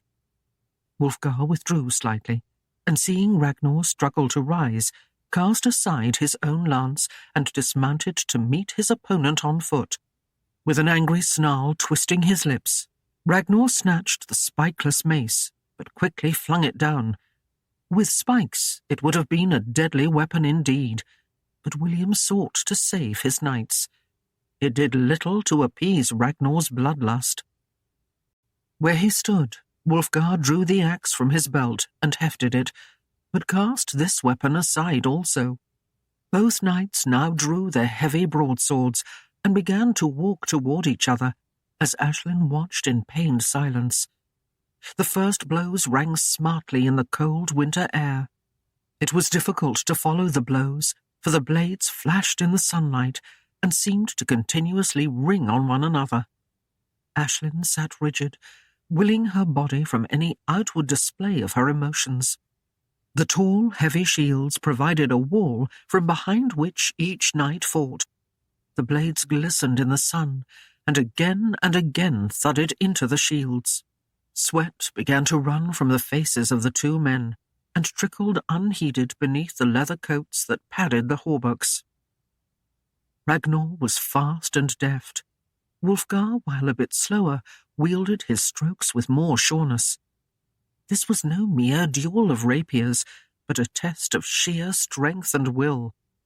Whoever could last out the other would win the day. Ragnar began to feel the weight of his sword on his arm, and sensing this, Wulfgar drew vigour from some unknown source and pressed his attack the harder. But of a sudden there was a weight about his leg, and his foot tangled in the chain of the fallen mace. Ragnar seized upon his advantage and rained his blows stout and heavy. Wulfgar fell to a knee, as the weight about his ankle held him fast. Aislinn half came to her feet, and smothered a gasp with her hand. Still, William heard the sound, and took full note of whom the maiden favoured. Wulfgar shook the fetter from his leg, and managed to rise beneath Ragnar's stunning blows. He stumbled back, and gained respite, and met the other's renewed attack, with both feet now solidly on the ground. The battle raged, and it seemed that neither could gain the upper hand, until again, by sheer strength, Wulfgar began to tell on the other. Suddenly, his great long sword reached out, not with a swinging blow, but with a thrusting motion. It caught Ragnar's helm and knocked it askew. Before he could recover, the blade had swung high in the air, and now crashed down, biting into the edge of the shield and striking the helm again. Ragnar stumbled, and Wulfgar fought to draw his sword free from the other's shield. Ragnar discarded the piece as Wulfgar freed his blade. He now wove an ever-pressing net of steel about the dark knight. Ragnar was forced to retreat, having to provide with his weapon both defence and attack. He found more and more that his sword was held to meet the other's, or turned aside. A stunning blow caught his shoulder and sapped the arm below its strength. His ribs smarted as the ever-threatening blade rang against the mail that covered them. Ragnar stumbled again, and his sword fell for the barest instant. The helmet flew from his head as Wulfgar's sword smote heavily. Ragnar dropped and rolled upon the frosted grass, trampling it beneath his flailing limbs. Wulfgar stood back and rested, panting heavily as he watched the other try to rise. Again and again, Ragnar strained to gain his feet, but always fell back upon the sod. Aislinn held her breath as she waited, praying with every ounce of her being that the contest was at an end. Ragnar finally lay motionless, and Wulfgar slowly turned to William, saluting him with the hilt of his sword against his forehead. It was Aislinn's wide eyes and look of fear upon her face that warned Wulfgar of the movement behind him. He spun in time to turn aside Ragnar's blow, and laid the knight flat with the broadside of his sword hard against the ribs. Ragnar let out a yelp of pain as he was flung to the ground by the impact. This time he made no move, but moaned in agony against the earth.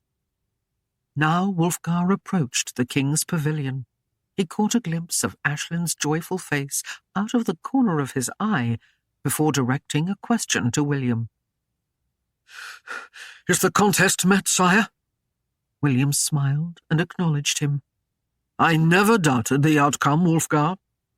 You have done this day a worthy battle and have upheld the field of honour." He peered askance at Aislinn and remarked with dry humour to Wulfgar, "Poor maid, she thinks to thrive upon your meagre ardour. Should I warn her to take less heart in your winning?" Wulfgar stabbed his sword into the ground, and tossing his gauntlets upon the earth beside it, cuffed his helmet and coif from his head, and perched them upon the hilt. With bold strides, he mounted the steps of the pavilion, and came to stand before Aislinn, startling a gasp from her as he snatched her from her seat. He kissed her with deliberate slowness, holding her crushed against him as if he would draw her within his own body. His lips parted and moved upon hers with a searing hunger she had known only in the privacy of the bedchamber. Ragnar was helped to his feet by his cousin, and the two stood alone on the empty field, watching the embrace. Ragnar's body ached, and his face twisted in a grimace of pain that hid his inner rage. As he leaned against Vashel, the other heard him speak, with vengeance heavy in his voice. "Some day I will kill that bastard," he muttered. Then he turned and limped toward his tent. When Wulfgar released Aislinn, she sank slowly back into her chair, no strength left in her knees, and struggled until she could draw an even breath. Wulfgar turned to William and made a brief bow. "Does that meet your pleasure, sire?" he asked. William laughed heartily and winked at Aislinn. "Ah, the truth will out. The lad is more eager for you than the lands."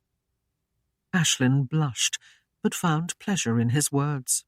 The king became more serious as he turned back to Wulfgar.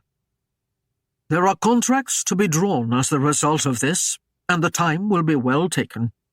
I bid you come tonight to my table and sup with myself and your charming lady, for I would extend her presence to the limits. The court has been dull without the benefit of feminine companionship. We shall see you then. Good day, Wulfgar." William turned and left, gesturing for Aislinn to accompany him.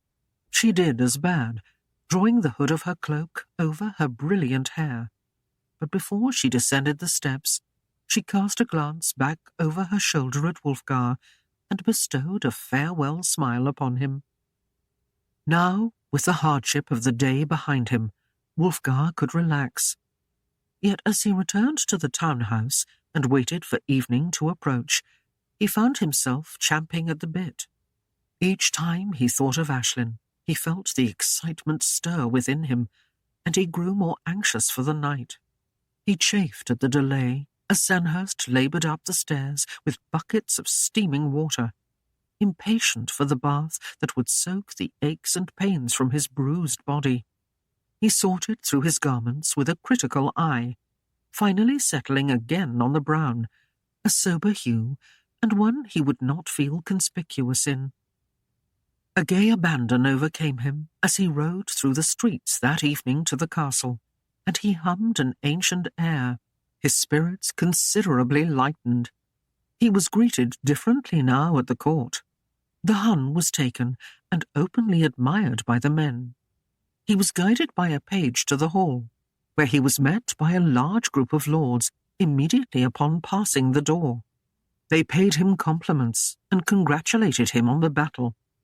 As they parted, he saw Aislinn across the room, standing quietly with another woman. Yet her eyes were upon him. Their gaze met and held as they exchanged smiles. She was a poised beauty, seeming unattainable, yet of all the high lords present, Wulfgar marvelled that it should be him to have claim upon her. Begging leave of the men, he strode toward her, and she moved to meet him. "Again, my lord," she murmured. "You have won me." The expression on his face did not change as he presented his arm, and she laid her hand upon his. "Come," he bade her, and escorted her toward their chairs at the table. His manner was that befitting a victorious knight claiming his prize, and none present guessed the truth. Within his chest there was an ache to take her in his arms and smother her protests with his kisses.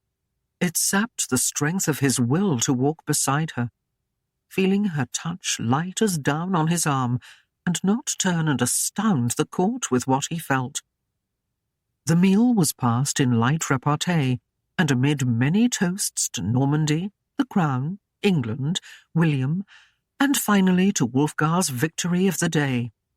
The food had been devoured, the wine drunk, and Wulfgar's courage and skill at arms well noted, when the guests began to melt quickly away. A page came and bent to Aislinn and whispered in her ear. She turned to Wulfgar. "The king wants a private word with you, and I must go make ready. Farewell for now, monseigneur." Wulfgar rose and waited as the table was moved away by servants, then knelt before his king. He heard the doors close behind the servants as the chamber was emptied, and Bishop Geoffrey moved to stand behind William's chair. "Sire, I am at your call," Wulfgar said, bowing his head. "Rise, Sir Knight, and hear my words," William returned firmly. "You have fought this battle, and the day is won. The lands of Darkenwald and Cregan, with all between and around, are yours, as is the Lady Aislinn. Let no one from this day forward question your possession of them. It is known to me that the lands are small, and thus I would not give you lordship over them. Instead, I give you full title. They lay in command of the roads east and west, and the shortest route to the coast from London. It is my wish that you build at Darkenwald a fine stone castle able to quarter 1,000 men or so should the need arise. Though Cregan sits at the crossroads, it is also in the lowlands and poorly protected. The castle there would bear witness to all of our hand upon the land. Darkenwald will serve the same purpose, and nestles in the hills beyond. There the castle should be built. You will pick the site and build it strong and well. The Norwegians still lend an eye to England, and the kings of Scotland would also bend them to their heel. So we must plan." He paused and raised a hand to the bishop, who moved forward, taking from his voluminous robes a scroll which he spread and slowly read. When it was done, the king affixed his seal upon it, and the bishop handed it to Wulfgar and withdrew from the room. William sat back and clapped his hand to the arms of the heavy chair. "It has been a day to remember, but again I say to you, Wulfgar, I had no doubt." "My liege is overkind, I fear," Wulfgar murmured, somewhat abashed at this rich praise. "Yea, Wulfgar, I am overkind," William sighed. "I am overkind, but I do naught without cause. I know that you are loyal to me and will see to my affairs, for soon I must return to Normandy. Even in that fair land, there are those who would see me set aside for their own purpose, and I have few enough truly loyal men to do my business here. Build the castle strong, I bid thee, and hold the lands for your own sons. I know well a bastard's plight, and 'tis the least affair that I should share my fortunes with another of my kind." Wulfgar had no words to answer him, and the king rose and stepped forward, holding out his hand. Wulfgar clasped it, and they stood for a moment as two soldiers looking eye to eye. "We have shared many a cup, good friend," William said softly. "Go your way, and make the best of it, and do not in a foolish moment cast away the Lady Aislinn. It comes to mind that she is a rare woman, and would do any man honour as his wife. Wulfgar dropped to his knee again and paid homage to his king. "The lady will be sent to you in all good time, Wulfgar," William continued. "I shall see you again before you leave London, and before I leave for Normandy. Good tidings, Wulfgar. Good fortune, friend." With that, William left the room, and Wulfgar made his way to the yard where the Hun awaited him. He mounted and left the castle courtyard, yet had little cause to hurry home. He could not help but wonder when William would release Aislinn to his custody once more, and chafed at his failure to plead for his cause. He wandered aimlessly, gazing at the buildings he passed. He found a small tavern and went within, calling for a jug of ale from the keeper. It was in his mind that perhaps this brew could ease his loneliness. Enough of it, he sneered to himself, might even make the night more bearable. He raised the cup, and the stuff was bitter in his mouth. It gave no ease, and he soon rose, leaving the cup half full. He rode again, and wandered afield, stopping at another inn, and this time ordering a thick red wine. But it, too, could ease his pain no smallest amount. Again he was on his way, and he found himself standing once more before the townhouse. He gazed at it with saddened heart, reluctant to enter. It was late when he made his way into the hall, and all others had long since sought their pallet. A low fire burned in the hearth, and he paused to bank it for the night. He climbed the stairs with lagging step, but as he passed the small chamber Lynn had occupied, he heard a sound. "What's this?" He paused. "Can it be Lynn? 'Tis Lynn. If she is here, then Aislinn must be—" Now his feet carried him on with urgent haste to the main chamber's door, and he threw it open to reveal her, standing beside the window, combing her hair. She turned at his entry and smiled. He closed the door behind him and leaned against it, his eyes going about the room. All was in its place, her gowns where they should be, her combs on the small table. It was as if the room gained new life from her presence. She was dressed in a soft, clinging white kirtle. She seemed to glow with a radiance of her own, and her smile shone warmly in the soft light of the candle burning beside her. Aislinn could not see him well in the darkness beyond the candle, but suddenly he was there, taking her in his arms, pulling her face up until his lips pressed against hers, smothering all words, all greetings, in a greeting more ageless than all. He gave her no time to breathe, but lifted her in his arms and carried her gently to the bed. She gasped for air, and would have spoken, but his lips covered hers again, and he was on top of her, crushing her into the soft coverlet. His hand slipped down the open neck of the kirtle, and his burning lips traced a path across her throat, down to where his hand trapped tender game. He pushed the garment up to take it from her, but he drew back confused. Aislinn's lips trembled, and her eyes were tightly closed, yet tears slid from between the lids and ran across her cheeks. He frowned. "Aislinn, do you fear my love?" he ventured. "Oh, Wulfgar," she breathed, "I fear only that you will cast me aside. Will you ever know my plight?" She opened her eyes and looked at him. "A goblet may be often filled with wine and tasted with full pleasure, but when it's spent and turns the lip, then it is cast away, no longer used. 'Tis a thing, purchased, owned, used. I am a woman. My purpose was made in heaven, and I fear the day when I am bent and cast away, and another fills your need." He laughed away her fear. "There is no goblet that also tastes the wine, nor finds the brew more heady once it's filled. Yea, poor cup, my hand has grown accustomed to the grip, and you provide much more than I would ever raise up to my lip. Bent or not, I find your brew more filling than what the vine could bear." Then he chided her lightly. "And you have your pleasures too, I know." She rose, tucking her feet beneath her, and straightened her gown around her. "Monseigneur," she met his gaze. "I spent these days in William's court. I made myself a gentle maid, and he looked at me a gentle maid, and all the lords treated me as such. Yet the falseness of it all was bitter in my mouth, for I know what I am."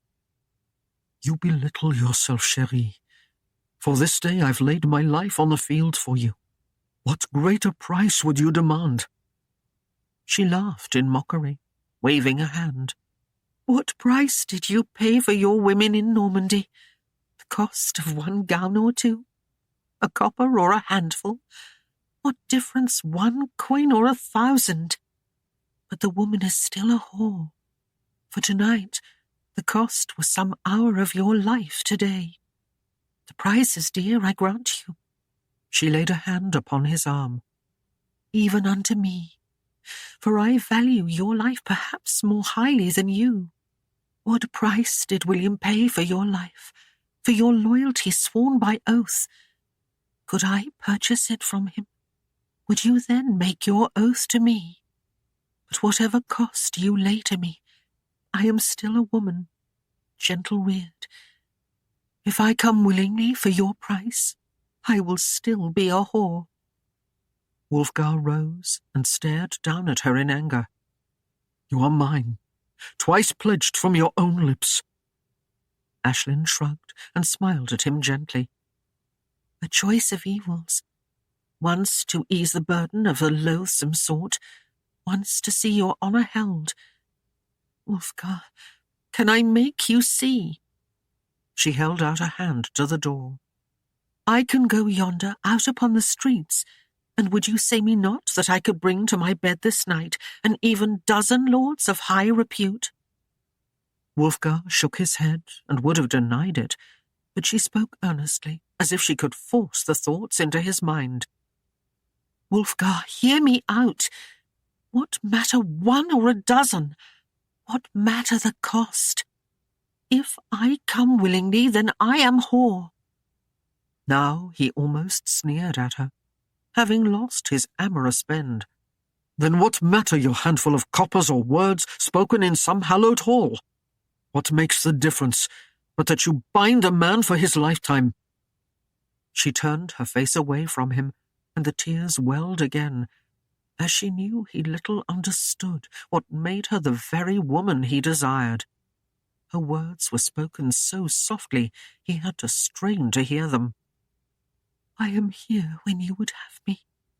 I may cry out and yield to you again, but again I shall resist you to the limit of my will." She hung her head in dejected defeat, and tears dripped slowly on the back of her hands, folded in her lap. Unable to bear the sight of her crying, and equally unable to ease her mood, Wulfgar finally turned and angrily strode from the room. He stood before the fireplace in the hall, staring broodingly into the flames. He gritted his teeth. "Must I ever rape the wench?" he murmured to himself. "When will she come to me as I would have her?" "You spoke, my lord?" A nasal voice sounded behind him, and he whirled to find Sandhurst staring at him. "Saxon swine!" he roared. "Get from my sight!" The young lad made haste to do his master's bidding, and in the chamber upstairs Aislinn heard Wulfgar's voice, and knew why his anger showered on others. She rose from the bed and went to the door, almost yielding from her own resolve. She sighed and shook her head, and going to the window, leaned her head against the panes and stared out over the dark, murky city. The fire had died on the hearth when Wulfgar came again to the chamber.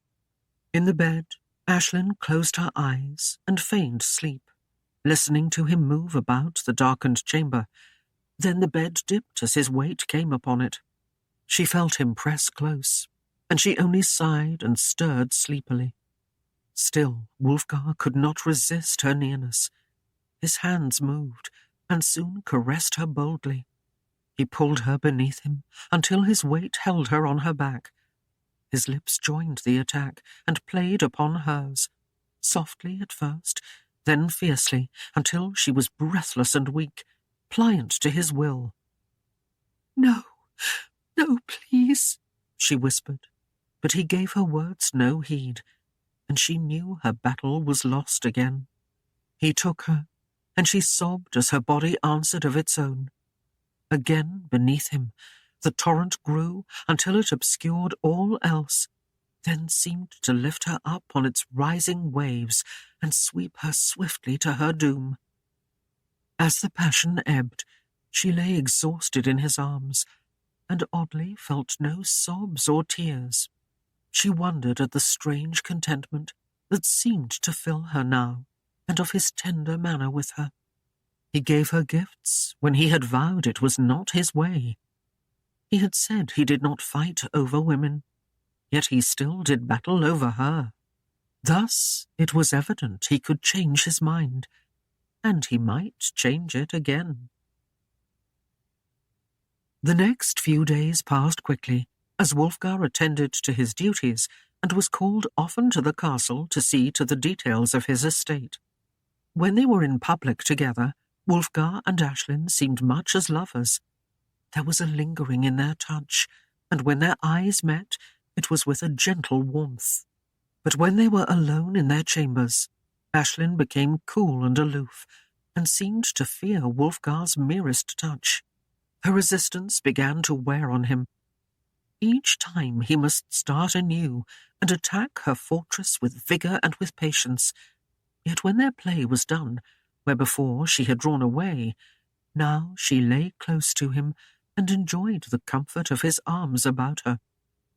It was 3 days hence that a letter came from William releasing Wulfgar from his duties at court, and bidding him to return to Darkenwald and attend to his duties there. He was drawn away by a number of matters that day, and was late returning.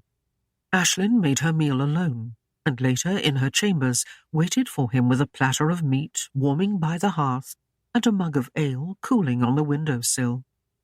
Their last night in London, they stood at the window, looking at the city until the moon rose high overhead, and between them there was a quietness, a serenity and contentment never felt before.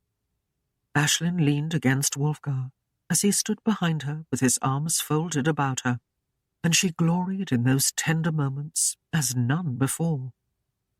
There was a rush the next morning. The last items were packed into bundles and carried down. Aislinn dressed and wrapped herself in the warm fur-lined cloak that she cherished, and made her way to the hall, where she had a quick breakfast before going to the stables. Her small roan punch was tied to the back of the cart without saddle or trappings, as if to be led. With a puzzled frown, she turned in bemusement and found Gawain standing near. "Sir Knight, am I to ride the cart?" "Nay, my lady, your mount is yonder." He raised a hand and pointed. There was an odd smile on his lips, but he would say no more, and turning, walked away. Aislinn frowned after him, and went to see for herself, following his gesture. There in the stable was the fine dapple-grey mare. Upon its back sat her side-saddle, and before it a warm robe to cover her legs on the journey. She ran a hand down the mare's flank to admire the depth of muscle there. She caressed the mare's muzzle and shook her head at its soft bluish-grey. Suddenly feeling a presence behind her, she turned to find Wulfgar watching her with an amused smile. She opened her mouth, and he spoke instead. "'Tis yours," he said brusquely, and shrugged. "I owe you one." He turned and led the Hun outside where he mounted. Aislinn again knew a warming in her breast, and again was reminded of his words that he never spent much on his women. Happily, she led the mare outside and cast her gaze about, as there were none to help her mount.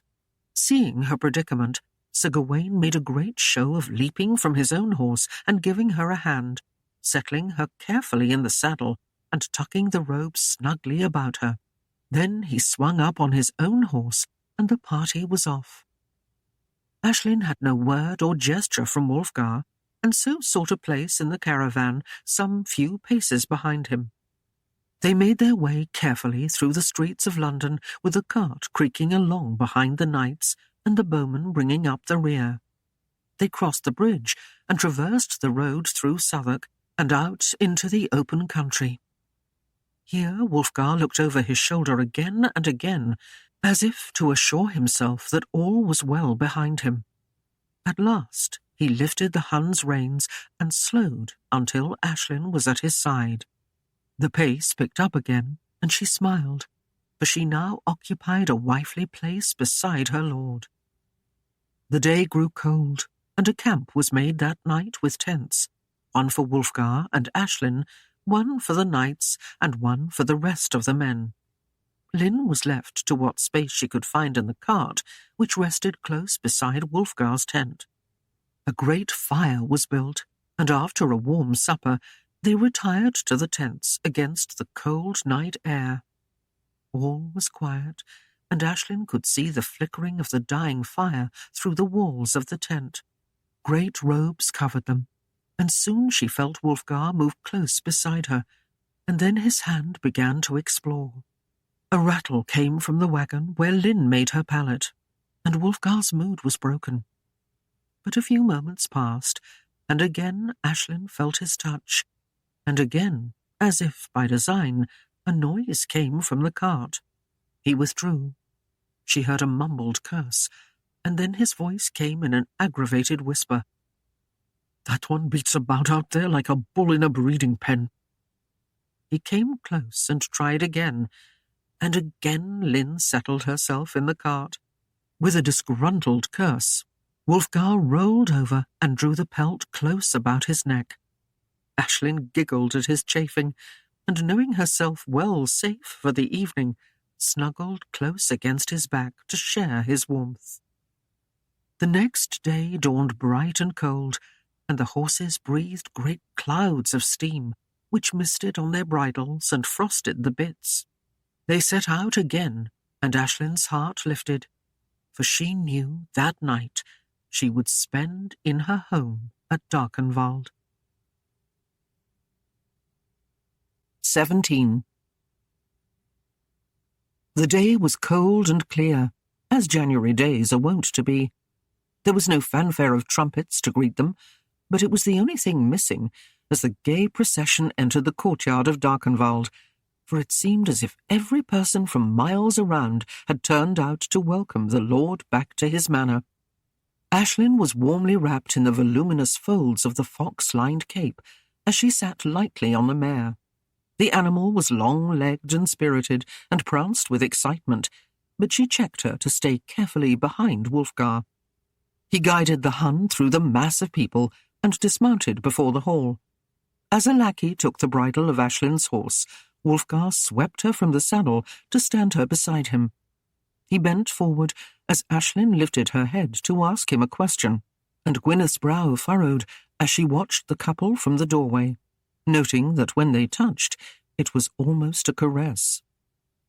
As they came toward the hall, a cluster of people jammed close about them, the knights who had accompanied Wulfgar and the Normans who had stayed, a rabble of children daring each other to touch the knights, particularly Wulfgar, and a press of townspeople seeking news from afar. Gwyneth moved back into the hall, and when the door was thrown open, the sounds from within mingled with those from without. Dogs barked at the strangers, and shouts of greeting rang loud. The sweet smell of a roasting boar drifted from the hearth, where two young lads were set turning it. It blended with the stench of sweat and leather, and the tangy spice of newly tapped ale. Here, Aislinn knew each voice and each odour. The bedlam assailed the senses, but she seemed to grow more alive and alert in this cacophony of sound, sight, and smell. Her heart thumped wildly as she was welcomed by familiar faces. She was home, away from the stilted posturing of the court. Women shouted to hasten the feast, and the knights and warriors found horns of ale to quench their thirst. Many were lifted, and toasts were shouted back and forth across the hall. The crushing noise dulled to a low roar, and Aislinn found herself among the circle of men as they bantered back and forth with Wulfgar. Feeling out of place, she tried to draw away from his side to join the women, but though he did not cease his conversation, his hand on her shoulder held her and drew her back to his side. Content to stay, Aislinn relaxed against him where he stood, enjoying the deep sound of his voice and his ready laughter. The hall grew still as the ring of Gwyneth's words overrode the gaiety. "Well, Wulfgar, have you had your fill of slaying Saxons?" She came toward him with a deliberate pace, and others made way for her. "Have you won this fair place and all with it? Or must we soon pack our belongings and move elsewhere?" Wulfgar smiled tolerantly. "'Tis mine, Gwyneth. Even Ragnar found it impossible to take it from me." Her brows raised, questioning. "What do you mean?" His gaze was mocking. "Why, Gwyneth, we did joust for this fair land and the Lady Aislinn." The woman's eyes narrowed as she looked at Aislinn accusingly. "What has the whore been about now? What deception brought you and that worthy knight to arms? 'Twould be like her to further fill your head with vicious slander of me. I can well imagine her simpering lies as she rolls her eyes in innocence." Wulfgar felt Aislinn stiffen against him, though she gave no outward sign of her anger. Gwyneth held out her hands to him and spoke pleadingly, as Wulfgar met her eye in calm regard. "Oh, don't you see her game, brother? She seeks to rule Darkenwald through you and turn your head from us. You must fight down these basic urgings of a bastard and thrust her aside before you are undone. You would do well to watch the finer bloods at court. Your habits and your frolics with this whore do not become a lord, and she will be the end of you." Gwyneth considered Aislinn with haughty disdain, as she continued with her tirade. "She set the serfs against me. In truth, she even barred my way when I would have punished that insolent ham for disobeying my command. Yea, even Svein was drawn into her treachery, and no doubt will side with her." She raised a brow to Wulfgar and smiled. "Has she told you of her fondness for her former swain, and their games while you were gone?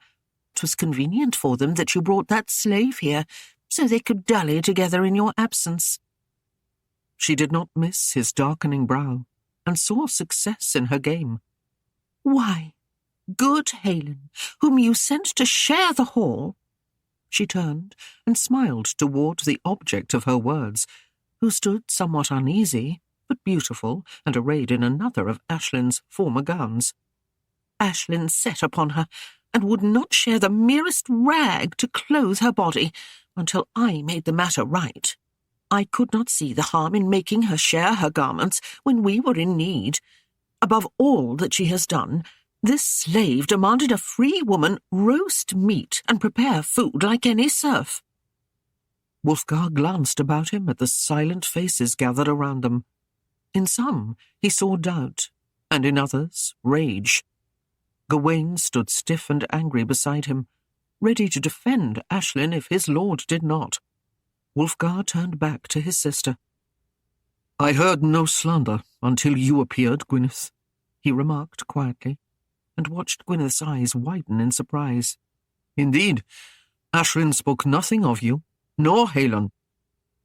Gwyneth stuttered in confusion, and Wulfgar smiled sardonically. "It seems, dear sister, no lips but yours have betrayed you. But now that you have aired your complaints, I beg you to take this close to your heart." He spoke tersely. "I am lord here, Gwyneth, and now so titled. I am also judge, and, if I choose, executioner. Understand, no punishment is given here but in my name, and you have no privy claim to my authority. 'Tis mine alone, and cannot be usurped by any other. You must, as anyone here, abide under my laws.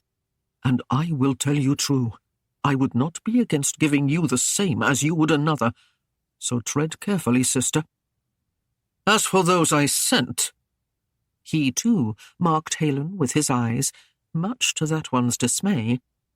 "I sent them here to serve these lands with every talent they possess, and none of them was meant to take a place within this hall." His attention moved to Aislinn for a moment, before meeting Gwyneth's eyes again. "You refuse to see that Aislinn serves me well and faithfully in all things, and mends what you would set her troubled. I enjoy her company, and she abides within my house, thus within my guard as you have. I must tell you again that she is the lady of my choosing. What is hers, I gladly cede her for her labours, if not for my own desire. Kerwick knows this well, and also knows the weight of my hand, so I have little doubt that he would lay the lightest touch on any of my possessions." He gestured to the clothes both Aislinn and Gwyneth wore. "I see you have shared those meagre rags well, but what is hers she owns, and henceforth, if taken, will be considered stolen. I do not fancy wandering in my chambers as you will. Do not enter there again without my leave or Aislinn's." Gwyneth stood in embarrassed silence, and could find no retort to hurl in his face. "In deference to your father and our mother, I say this gently," he continued, "but venture you with the most of care that you do not press my mercies again."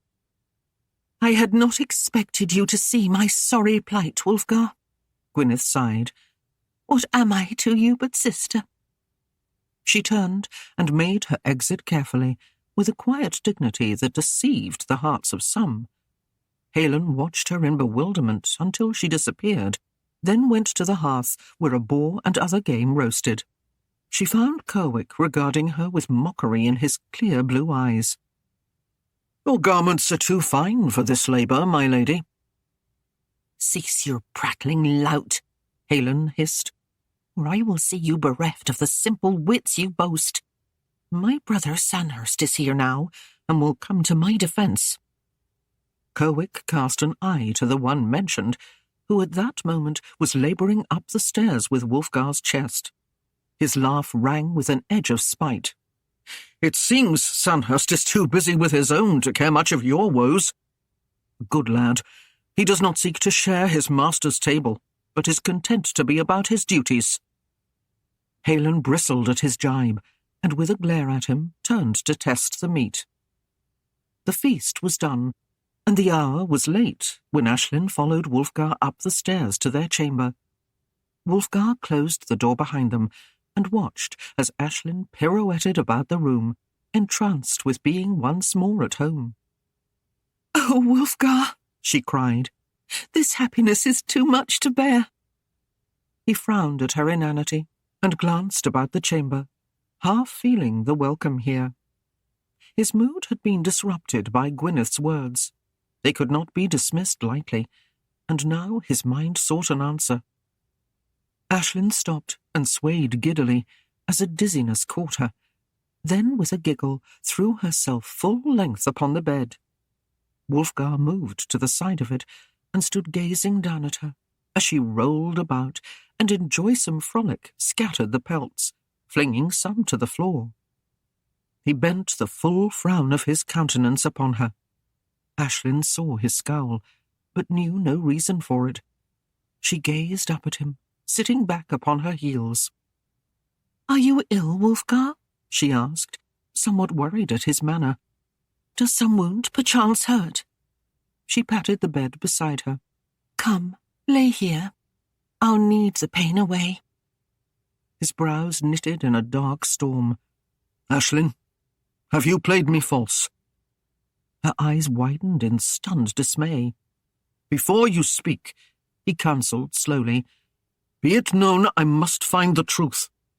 Did you bed your Kerwick while I was gone?" She rose slowly until kneeling on the bed, her eyes level with his. The grey ones were clouded with indecision, but the violet eyes grew darker until they snapped with anger. Aislinn trembled with rage at the thought of his affront. To take her pride and then question her faith. Her fury broke. Her fist clenched tight and, backed with every ounce of strength she could muster, struck squarely the centre of that broad chest. Pain numbed her hand and brought tears to her eyes, but he stood unmoved. Her temper flared the higher. "How dare you? You made me your slave and took what virtue I could call my own. Then you dare ask such a thing of me? Oh, you betraying ass!" Angrily, she snatched up a pelt and flung herself from the bed. She flew to the door, where she whirled to face him, yet she still could find no words to vent her wrath. In outraged ire, she stamped her foot and, spinning on her heels, fled down the stairs and across the hall, unmindful of Wulfgar, who turned from the hearth to stare at her in some surprise. She marched across the courtyard, then, having no better destination in mind, turned along the narrow path that led to Maida's cottage.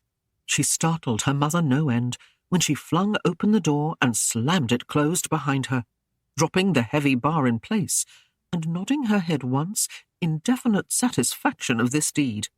Without a word of explanation, Aislinn threw herself into the single chair and, gathering the pelt around her, pouted her petulance at the fire. The old woman read the signs and saw in her daughter's rejection of Wulfgar a high revenge indeed. A cackle burst from her lips, and she pranced from her bed in glee, dancing about her daughter, who scowled at her from beneath her brow. But Maida silenced suddenly, as heavy footsteps sounded without, and the door was tried and then rattled under a heavy pounding. "Aislinn!" Wulfgar's voice rang.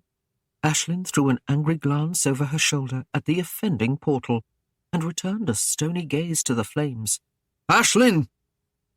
The rafters shook, but Aislinn gave no response.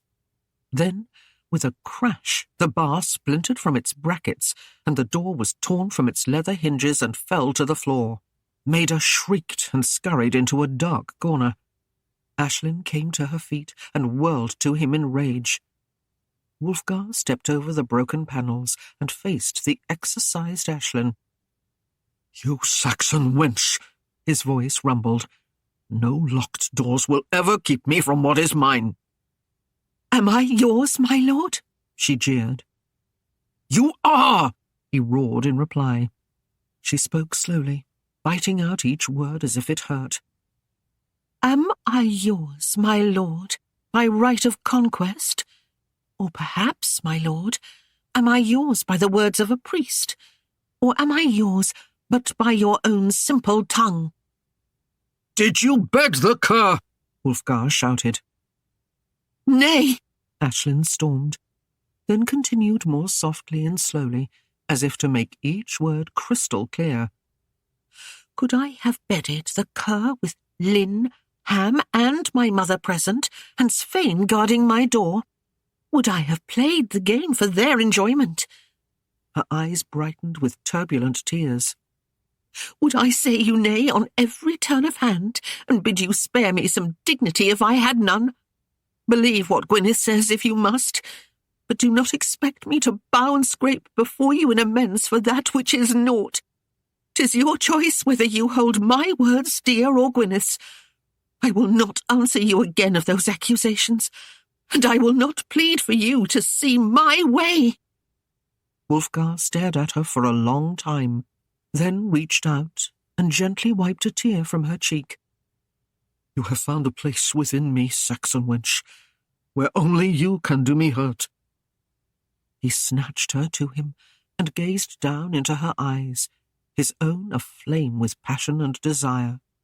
Without a word, he lifted her in his arms, then, stepping over the shattered door, bore her through the night to the dimly lighted hall. As he crossed the hall with her, Wulfgar chuckled softly in his ale. "Ah, these young swains, they will have their way." 18. It was early in the second month of the year, and the snows of winter had gone, but the cold, wet rains still came with regularity, and clouds hung low on the hills. Often, Heavy fogs rolled in from the marsh and laid over the small town all day. The damp cold bit to the bone and made the warmth of a roaring fire welcome to drive the chills away. Maida's hut grew cold as Aislinn carefully banked the remaining embers in the corner of the fireplace, that she might sweep away the accumulated ashes and clean the hearth. Aislinn knew Wulfgar would be in the barn with his horses, tending them himself, as was his habit on his leisure days. Aislinn had taken this opportunity to see to her mother's comfort and bring food so that Maida would not have to venture out in the cold rain after it. The old woman sat on her crude bed, with a half-mad smile twisting her lips and her eyes gleaming in the endless twilight of the cottage as she watched her daughter work. An ache grew in the small of Aislinn's back, and she stood erect to ease it. The sudden movement made the room swim briefly, and she put a hand upon the stone chimney to steady herself. As she brushed a droplet of moisture from her brow, her mother's words echoed in the stillness of the room. "Has the child moved yet?" Aislinn started and turned to face the other, her brows arched in surprise and her lips parted in a quick denial. She stepped down from the hearthstone and sat down. Her hands tightly gripped the small twig broom in her lap, and she raised her eyes in mute appeal. "Did you think you could hide it from me forever, child?" Maida asked, the old eyes glowing with protracted glee. "Nay," Aislinn murmured, feeling half smothered in the close air of the cottage. "I've hidden it too long from myself." She realized she had known for some time that she bore a child. There was a thickening in her breasts, and her time had not come since that night with Ragnar.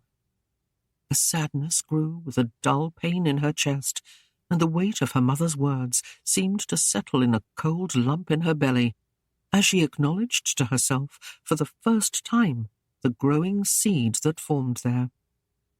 "Aye," her mother's words crackled in her ears. "I know you are with babe, but my little Aislinn, whose?" A wild laugh rang in the room as Maida rocked back, throwing up her hands to slap them on her knees. She leaned forward and held up a crooked finger in a beckoning gesture. Wheezing laughter broke her words as she whispered hoarsely, "Behold, my daughter, be not sad. Behold." She rocked back in her mirth. "What sweet revenge we've brought from these prancing Norman lords. A bastard for the bastard." Aislinn raised her gaze half in horror at the thought that she would bear a bastard child. She could take no solace in her mother's chortling glee, and suddenly felt a need to be alone. She sought out her cloak and retreated hastily from the stifling odour of the place. The coolness of the mist on her face refreshed her, and she strolled slowly, taking the long way back toward the hall, down among the willows that marked the edge of the marsh. She stood for a while on the bank of a chuckling rivulet and thought she sensed it laughing at her. Once proud Aislinn, brought down so low. Whose bastard do you bear? Whose? She wanted to cry out her anguish, her torment, yet she only stared dumbly at the dark swirling waters and the grey hulking shapes of trees half hidden in the fog, wondering how she would broach this matter to Wulfgar. He would not be happy, for he took much pleasure from his evening frolic, and would be sorely afflicted by this state of affairs. A thought came to her, but she quickly shook it from her mind. She would not consider that he would turn both her and the babe away. Her task was clear. She must approach him the first time they were in private. That occasion presented itself more quickly than Aislinn had dared to hope, for she realized, as she stood outside the stable in the gathering darkness and looked in, that Wulfgar was quite alone. She had thought to wait until evening, when they retired, but she knew this would be better, when he had some other chore to occupy his hands and mind. A tallow lantern hung from a rafter, and Wulfgar worked in its smoky light. He stood with one of the Hun's hooves clamped between his knees. With a small, short knife, he was paring the edge of it to shape. Aislinn grew fearful as she imagined him flying into a rage when she told him of her condition. Indecision flooded her, but the great horse turned his head in her direction and snorted, warning Wulfgar of another's presence. Taking a deep breath, Aislinn entered as Wulfgar looked up. He straightened as he saw her, letting go of the hoof, and moved to wipe his hands. She came near, and Wulfgar noted the hesitancy in her manner. As he waited for her to speak, he began to groom the chestnut flanks of the animal. "Monseigneur," she murmured softly, "I fear that what I have to say will anger you." He laughed light-heartedly. "Let me be the judge of that, Aislinn. You'll find me more willing to hear the truth than to deal in lies." She looked up into the grey eyes smiling at her and blurted out, "Even if I told you I am with child?" He stared at her for a moment, ceasing his labour, then shrugged. "'Twas to be expected. 'Tis known to happen on occasion." He chuckled as his gaze drew the length of her. "'Twill be a few months yet before your size impairs our pleasure." Aislinn gave a snarl that made the pigeons stir in the loft. The Hun threw a wide eye over his shoulder and pranced away from her, but Wulfgar displayed less wisdom than the beast and stood his ground, grinning at her anger. "I suppose I can stand a drought, chérie?" He turned, chuckling at his own humour, and before he could take a step, Aislinn was at his back, pommelling its broad expanse with her fists. Wulfgar turned in stunned surprise, and without a pause she continued thumping his chest, until she glanced up into his face, saw his amazement, and realized that she had not dented him in the least. Aislinn's lips drew back from gnashing teeth as she stepped back slightly and chose a second line of attack, swinging a hard-soled shoe against his shin. Wulfgar stumbled back under her assault and stepped behind the Hun, rubbing the injured member while he berated her. "What madness has seized you, wench?" he groaned. "What have I done to warrant this abuse?" "You black-hearted boar!" she railed. "You have the meagre wit of a squawking chicken." "What would you have me do?" he questioned. "Act as if it were a great disaster or miracle when I've been expecting it all along? You were bound to get caught." "Oh!" Aislinn shrieked in undying wrath. "You insufferable, pig-headed, addle-pated Norman!" She whirled on her heels, sending her mantle billowing wide, and stalked past the Hun, kicking angrily at a bundle of straw near him. The loose stuff filled the air with chaff, and the horse shied away again. Wulfgar's breath left him in a loud whoof as he was caught between the animal and the wall. As Aislinn stamped out, it lightened her mood to hear Wulfgar's muffled curse. "You stumbling nag, move!"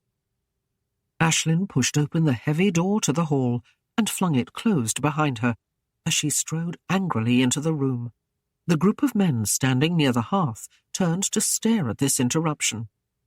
Through their midst, Aislinn could see Wulfgar and Sir Milborne seated at a game of chess, musing over the board, and so engrossed with it that they did not glance up.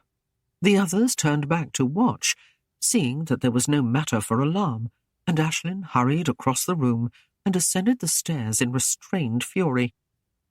Meeting Kerwick on his way to Gwyneth's chamber with an armload of firewood, she remembered that she had not made a fire on Maida's hearth. She paused beside her former betrothed. "Kerwick, would you mind fetching wood for my mother, if you are not sorely pressed? I fear I left her poorly fit for the night." He peered at her closely, noticing the flushed cheeks and the set of jaw that often bespoke of agitation in her. "Is there some matter troubling you, Aislinn?" She returned his stare with aloofness. "There is no matter worthwhile." "You storm in here like a wind from the sea," he returned. "Do you tell me 'tis naught that makes you fly with such temper?" "Do not pry, Kerwick," she retorted. He laughed, and nodding with his head, indicated the men downstairs. "They leave but one who could have caused your wrath. A lover's quarrel." "'Tis none of your concern, Kerwick," Aislinn said briskly. He set aside the wood. "Did you tell him of the child?" he asked slowly. Aislinn started and stared at him aghast, but he smiled kindly. "Did he take the news poorly? Does he not enjoy facing the rewards of pleasure?" "'Tis like the lot of you to determine my circumstance on your own," Aislinn muttered peevishly, recovering from the blow of his question. "So, the great Norman did not know," Kerwick surmised. "He wars too much to know aught of women." Aislinn's head snapped up. "I did not say he knew nothing of it," she protested, then pouted, folding her arms before her. "Indeed, he was expecting it." "Will he claim the deed, or let Ragnar have the credit?" he asked derisively. A feral gleam shone in Aislinn's violet eyes at his inquiry. "'Tis Wulfgar's babe, of course." "Oh?" Kerwick raised a questioning brow. "Your mother said—" "My mother!" Aislinn snarled, stepping close to him. "So that is how you knew." Kerwick took a step backwards at her outburst. "She babbles overmuch, I fear," Aislinn gritted. "No matter what she spills from her tongue, the babe is Wulfgar's." "If you wish it so, Aislinn," Kerwick said carefully. "It is what I wish, because 'tis truth," she bit out. Kerwick shrugged. "At least he is more honourable than that knave." "Indeed he is," Aislinn said huffily. "And pray, good fellow, do not forget." She strode into the bedchamber, slamming the door behind her and leaving Kerwick quite bemused by her loyalty to Wulfgar, when to all his knowledge the Norman had crudely rejected marriage to her. Aislinn crossed the chamber in irate strides, fuming at Kerwick's impertinence. How dare he even insinuate that it might be Ragnar's seed growing within her, when she loathed the very thought of him? She scuffed her foot across the floor. Even if Ragnar were in truth the sire, Wulfgar would be the father, and she was determined toward that end, whatever came. Kerwick crossed the courtyard on his way toward Maida's hut, when he paused outside the stable and watched his lord at work, though by Wulfgar's movements and his tone of voice one could tell he was greatly vexed. "You surly beast! Afraid of a little twit like that! I've a mind to see you gelded." The Hun snorted and nudged his master's arm. "Leave off," Wulfgar flung, "or I'll set her on you again. That might indeed be worse punishment." "Trouble, my lord?" Kerwick asked, entering the stables. He was determined to know where the Norman stood with Aislinn, and if he would do the right thing by her. Wulfgar's head snapped up sharply. "Can I find no peace in toiling?" he growled. "Beg pardon, my lord," Kerwick returned. "I thought something amiss. I heard you speaking." "There is naught amiss," Wulfgar replied sourly. "At least nothing I cannot set right with my own hand." "I saw Aislinn in the hall," Kerwick said carefully, fighting down the prickling fear that tugged at his throat. He remembered too well the stripes on his back not to be a little anxious for himself when he even mentioned her name to this man. Wulfgar straightened and looked at the younger man, raising a brow. "Oh?" Kerwick swallowed hard. "She seemed greatly disturbed, sir." "She seemed greatly disturbed," Wulfgar snorted, then muttered, "Not half as much as I. Does the child displease you, my lord?" Wulfgar started, as Aislinn had, and his eyes narrowed as he stared at the Saxon. "So, she told you, did she?" Kerwick paled considerably. "Her mother did, some time ago." Wulfgar threw the rag he was holding against a small, rough-hewn table nearby. "That fool Maida has a loose tongue." "What are your intentions, my lord?" Kerwick choked out, before apprehension could make him swallow the words. Wulfgar's grey eyes pierced the man. "Do you forget your place, Saxon? Have you taken leave of your wits? Have you forgotten that I am lord here?" "Nay, sire," Kerwick replied hurriedly. "Then remember also, I will not be questioned by a slave," Wulfgar stated clearly, emphasizing each word. "My lord," Kerwick returned slowly, "Aislinn is gently born and raised. She could not endure the humiliation of bearing her child outside the bonds of wedlock." Wulfgar snorted, turning away. "I believe, Saxon, you sorely underestimate the maid. If you claim it as Ragnar's, then Ragnar's." Wulfgar whirled on Kerwick, and his eyes held him like cold steel. "You go too far, Saxon, to raise the question of the sire. 'Tis not of your affair." Kerwick sighed. "It seems that Aislinn is of like mind. In fact, her words were much the same." Wulfgar relaxed. "Then you should have heeded her, Saxon. She has no other to defend her honour, my lord, and I would but see the best for her. I have known her since she first came into the world, some 10 and 8 winters ago. I cannot bear to see her shamed." "I would do her no harm," Wulfgar replied. "The child can be sent to Normandy, and none will know the circumstance. There are friends of mine who will see the babe properly tended and raised. The child will have far more advantages than I." Kerwick gazed at him. "Do you mean to send Aislinn away too?" "Of course not," Wulfgar answered in some surprise. "We will go on as before." Now Kerwick snorted in derision. "Nay, lord, you may know women of the court, but I fear you have much to learn of Aislinn. She will not let her child go." Wulfgar scowled. "She will see the wisdom of it in time." Kerwick gave a short laugh. "Then take heed, my lord. Until the act is met, say naught of it." Wulfgar raised a brow. "Do you threaten me, Saxon?" Kerwick shook his head.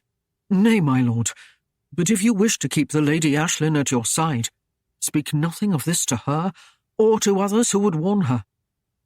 Wulfgar peered at Kerwick, and suspicion was heavy in his tone when he spoke. "Then you would keep the child here to mark my sins, and keep alive some hatred for the Norman kin?" Kerwick sighed in frustration, and lowered his head in a mock bow. "Again, nay, my lord." He raised his eyes to the others, and spoke earnestly. "But, sire, do you think Aislinn to be a mild maid, that you could snatch her child from her breast and send him across the seas? Would she then fly to your arms?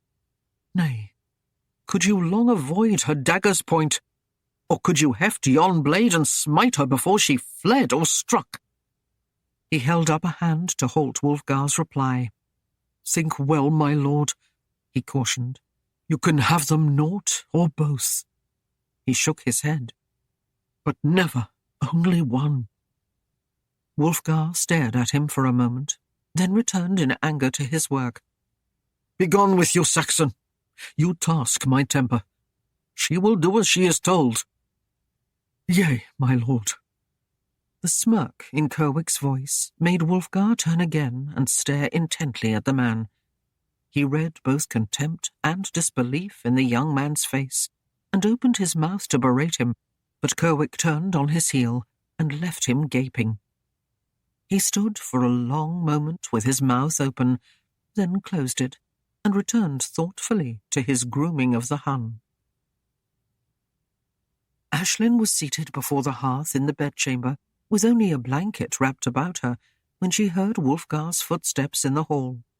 They seemed slower than usual, as if he were hesitant at entering the room. She bent over the soft linen chains she was making for him, paying close attention to the small, neat stitches she was taking, and when he entered, there was nothing about her to indicate her prior rage. He had seen her many times at this same task, and in this same manner. Lifting her head, she smiled a greeting. though he scowled and looked at her somewhat mistrustingly. Aislinn saw that he had washed in the stables, for his hair was moistened around his face and the sleeves of his schaints were folded back. "Are you feeling better?" he inquired. "I feel fine, my lord. What of you?" she replied sweetly. Wulfgar grunted a non-committal response and began to disrobe, setting his clothes, as always, neatly aside and in their place. Aislinn put away her sewing and rose from the blanket, drawing Wulfgar's eyes as she crossed naked to the bed. She shivered as a cold draught caressed her and hurriedly climbed into the bed, drawing the pelts up high under her chin. She lifted her eyes to Wulfgar as he continued to gaze at her, but he turned away abruptly. She watched his movements as he banked the fire, and it was a long time before he finally moved to the bed. He unsheathed his sword to place on the floor. Though he no longer barred the door each night, this simple act he had not relaxed. He stood for a moment staring down at her, his hands low on his hips and an ominous frown upon his brow. Aislinn rolled on her side, presenting her back to him, not giving him a chance to say whatever he had on his mind. After a time, he blew out the candle, and Aislinn felt his weight on the bed. He slid beneath the pelts, but made no move to draw closer. Indeed, he seemed to lay tense and unyielding beside her. Aislinn shivered again, huddling beneath the covers. Usually he shared his warmth with her, but by his manner she knew he was of a different mood. Time passed slowly. When finally she turned, she was startled to find his eyes fastened upon her in the glow of the fire, staring at her intently, as if he would read her mind. "Are you troubled, Monseigneur?" she asked. "Only by you, my love," he replied. "What else there is would not delay an ant." Aislinn rolled back to her former position and lay quietly, feeling his unrelenting gaze upon her. The moments slipped by, seeming to lag on each new dawning of time, and still he made no move to draw closer. "I'm cold," she complained softly. He came a small measure closer, yet not enough to share the heat of his body. Aislinn could not hold back another shivery spasm, and after a long pause he finally came near enough to do some good. But he lay with only his chest against her and his whole body rigid. 1,000 thoughts in Wulfgar's mind fell away under the onslaught of just one. The soft press of Aislinn's skin against his chest drove his imaginings to other parts of her body, the full, ripe breasts, pink and creamy ivory, velvet smooth beneath his hands, the long legs, slim and lovely, straight and perfect, those narrow hips. Aislinn almost started as she suddenly felt Wulfgar's body full against her own. His arms settled tight about her, and her eyes opened wide as his hands went on with things that had nothing to do with warming. He turned her, and she stared for a moment into the grey eyes, hard and shining with his desire. "You know what I want," he murmured huskily, before his mouth lowered and moved over hers.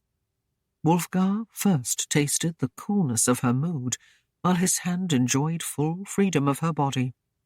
But he persisted.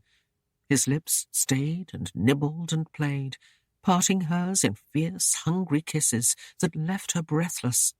Aislinn felt the chill no longer.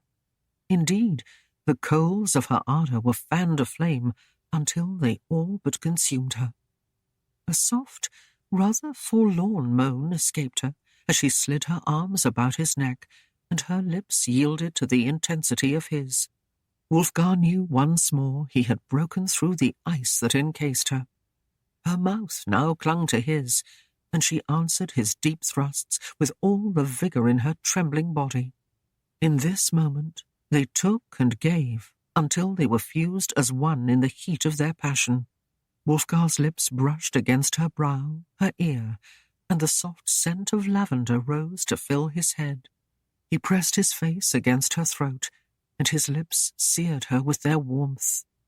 Aislinn quivered beneath him, turning her face to meet his, and as his name escaped her with a quick, sighing urgency, his mouth took hers again, and they were caught in a whirlwind that swept them on its twisting currents to unfathomable heights, thrusting them ever upward until it released them, and they seemed to float, entwined in their mutual bliss.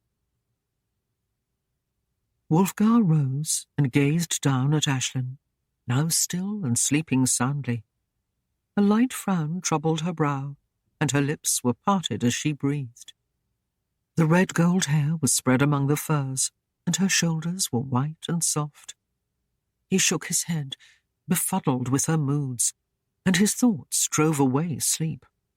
He slipped on his chausses and tunic, and made his way quietly from the room down into the hall. Wulfgar was there, relaxed in his chair before the hearth, sipping from a chalice of choice vintage. Wulfgar dragged another chair beside the older man's, and after pouring himself a cup from the same skin, settled himself into it. The two of them watched the hissing logs for many moments in silence before the old man spoke. "What troubles you, Wulfgar?" Another long moment passed before the younger man answered with the question that tormented him. "Where lies the bend of a woman's mind, Wulfgar?" He sighed. He turned his face to the others, and the grey eyes frowned in painful thought. "Does she torment me thus, caring naught for me, or seeking vengeance?" "Poor fool," Wulfgar chuckled. "A woman is the softest, yet the sharpest steel this earth can bear. She must be coddled and tended ceaselessly. She is a weapon to be hurled into the fiercest fray, but to serve you well must be whetted and honed and protected, and above all kept close beside you." He smiled. "And 'tis even said that the best of blades must be bound by an oath of loyalty." "Bah!" Wulfgar snarled. "I have always purchased my blades with a handful of coin, and then carefully set down how they would be shaped." "Yea," Wulfgar answered. "But with my words, remember this. The blade is tempered well to pare life from a simple husk. Woman's lot is to start life anew within her, to bring it to its borning, and nurture it from that day forth." Wulfgar raised his brows and stared at the old man again before he rejoined. In his mind, he discarded Wulfgar's statement. He turned to the fire in anger. "I know naught of these wiles, and have little need for further oaths and bonds. I am sworn to William and his crown, and to Svein as a good companion. I have no urge to venture further. I see it that I must live this life as well I may." His voice grew harsh and sneering. "Women are but softlings which I use. They pleasure me, and if I give them pleasure in return, what more? Should this be bound about with fancy trappings and entered into a mouldy tome in some dark abbey?" He paused in his tirade, then continued more gently. "Or better, set in a moment's splendour, and then called fair and just, and remembered with tenderness." Wulfgar leaned forward in some ire. "We speak not of women, Wulfgar, but of one. There comes a time in each man's life when he must face the full image of all that he has done, and know how well he's gone, or if he's failed." He shrugged his shoulders and settled back in his chair. "I failed." He stared into the fire. "I take no pleasure from what I see. All that I have done has led to pain or naught. I have no lands. I have no arms. I have no sons. The very best I claim is a daughter soured with this world. In anger, I rejected that which I would have held." He turned to Wulfgar with an earnest plea. "You have a chance. A beautiful woman, wise, worthy to walk at your side to heaven's gate itself. Why do you blunder about and play the fool? Do you detest her? Do you seek vengeance for some imagined wrong? He seized Wulfgar's shoulder and turned him so they faced each other. Do you torture her because she has injured you? Would you see her kneeling on the floor to beg for mercy? You've used her, first with force, and now with candour. You take her openly each night, and make her whore on the lips of all, and give no promise for tomorrow. If you seek revenge, cast me out. I did you wrong, or Gwyneth. She cuts you every moment with her tongue. But this one, what has she done that is not your bidding? You are a fool indeed if you cast her from you, or if you stumble on your pride and turn her thus away. If this be your way, you are the same in my eyes as a dim-witted warrior who rolls in his cups of what a hero he might have been, if only. Had this been another man, he would have long been seeking in the rushes for his teeth. Yet Wulfgar looked into the furrowed face and could raise no hand. He shrugged the restraint away and rose. I can stand no more, he said between clenched teeth. First her, then Kerwick, now you. I vow that simple Lynn will set upon me in a rage before this night is out. He squared his shoulders and glared at Wulfgar.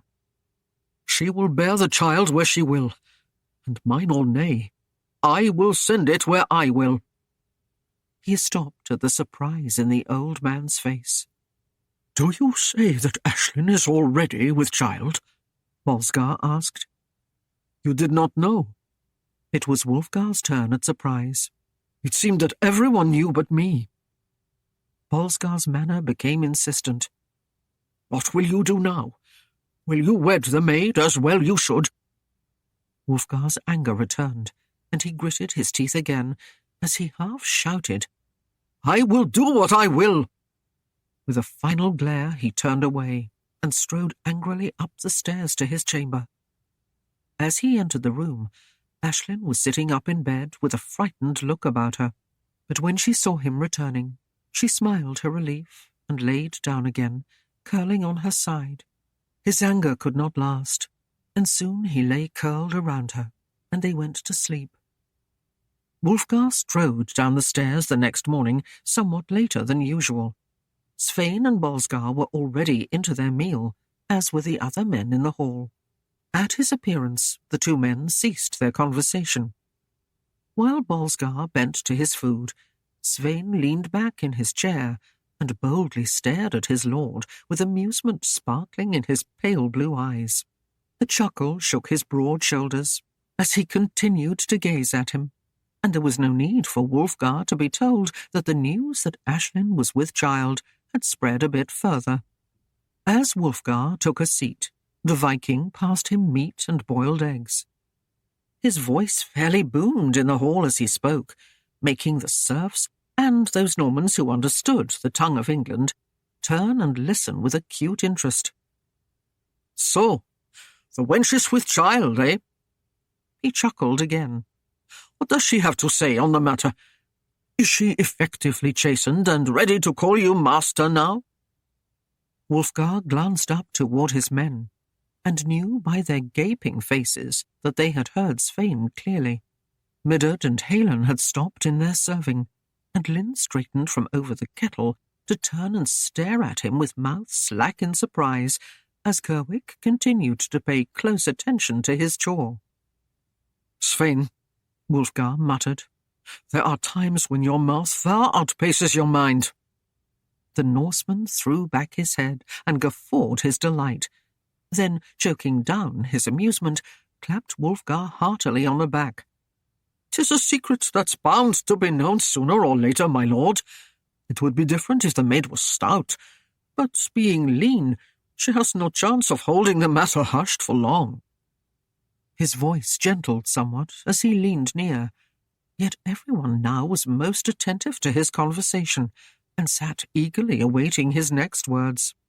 There was no strain placed upon their ears, for Svein's voice seemed to echo in the hall. "'Tis the best way to keep that swish vixen at your beck and call. Keep a babe in her belly and the clothes off her back." Wulfgar looked at him in pained silence, wondering if there was a foxhole nearby that he could stuff the Viking in. In sour humour, he cracked an egg and began to peel it as the Norseman continued. "You're right to keep these Saxons at heel. Show them who is master. Keep their women abed and little bastards running at their heels."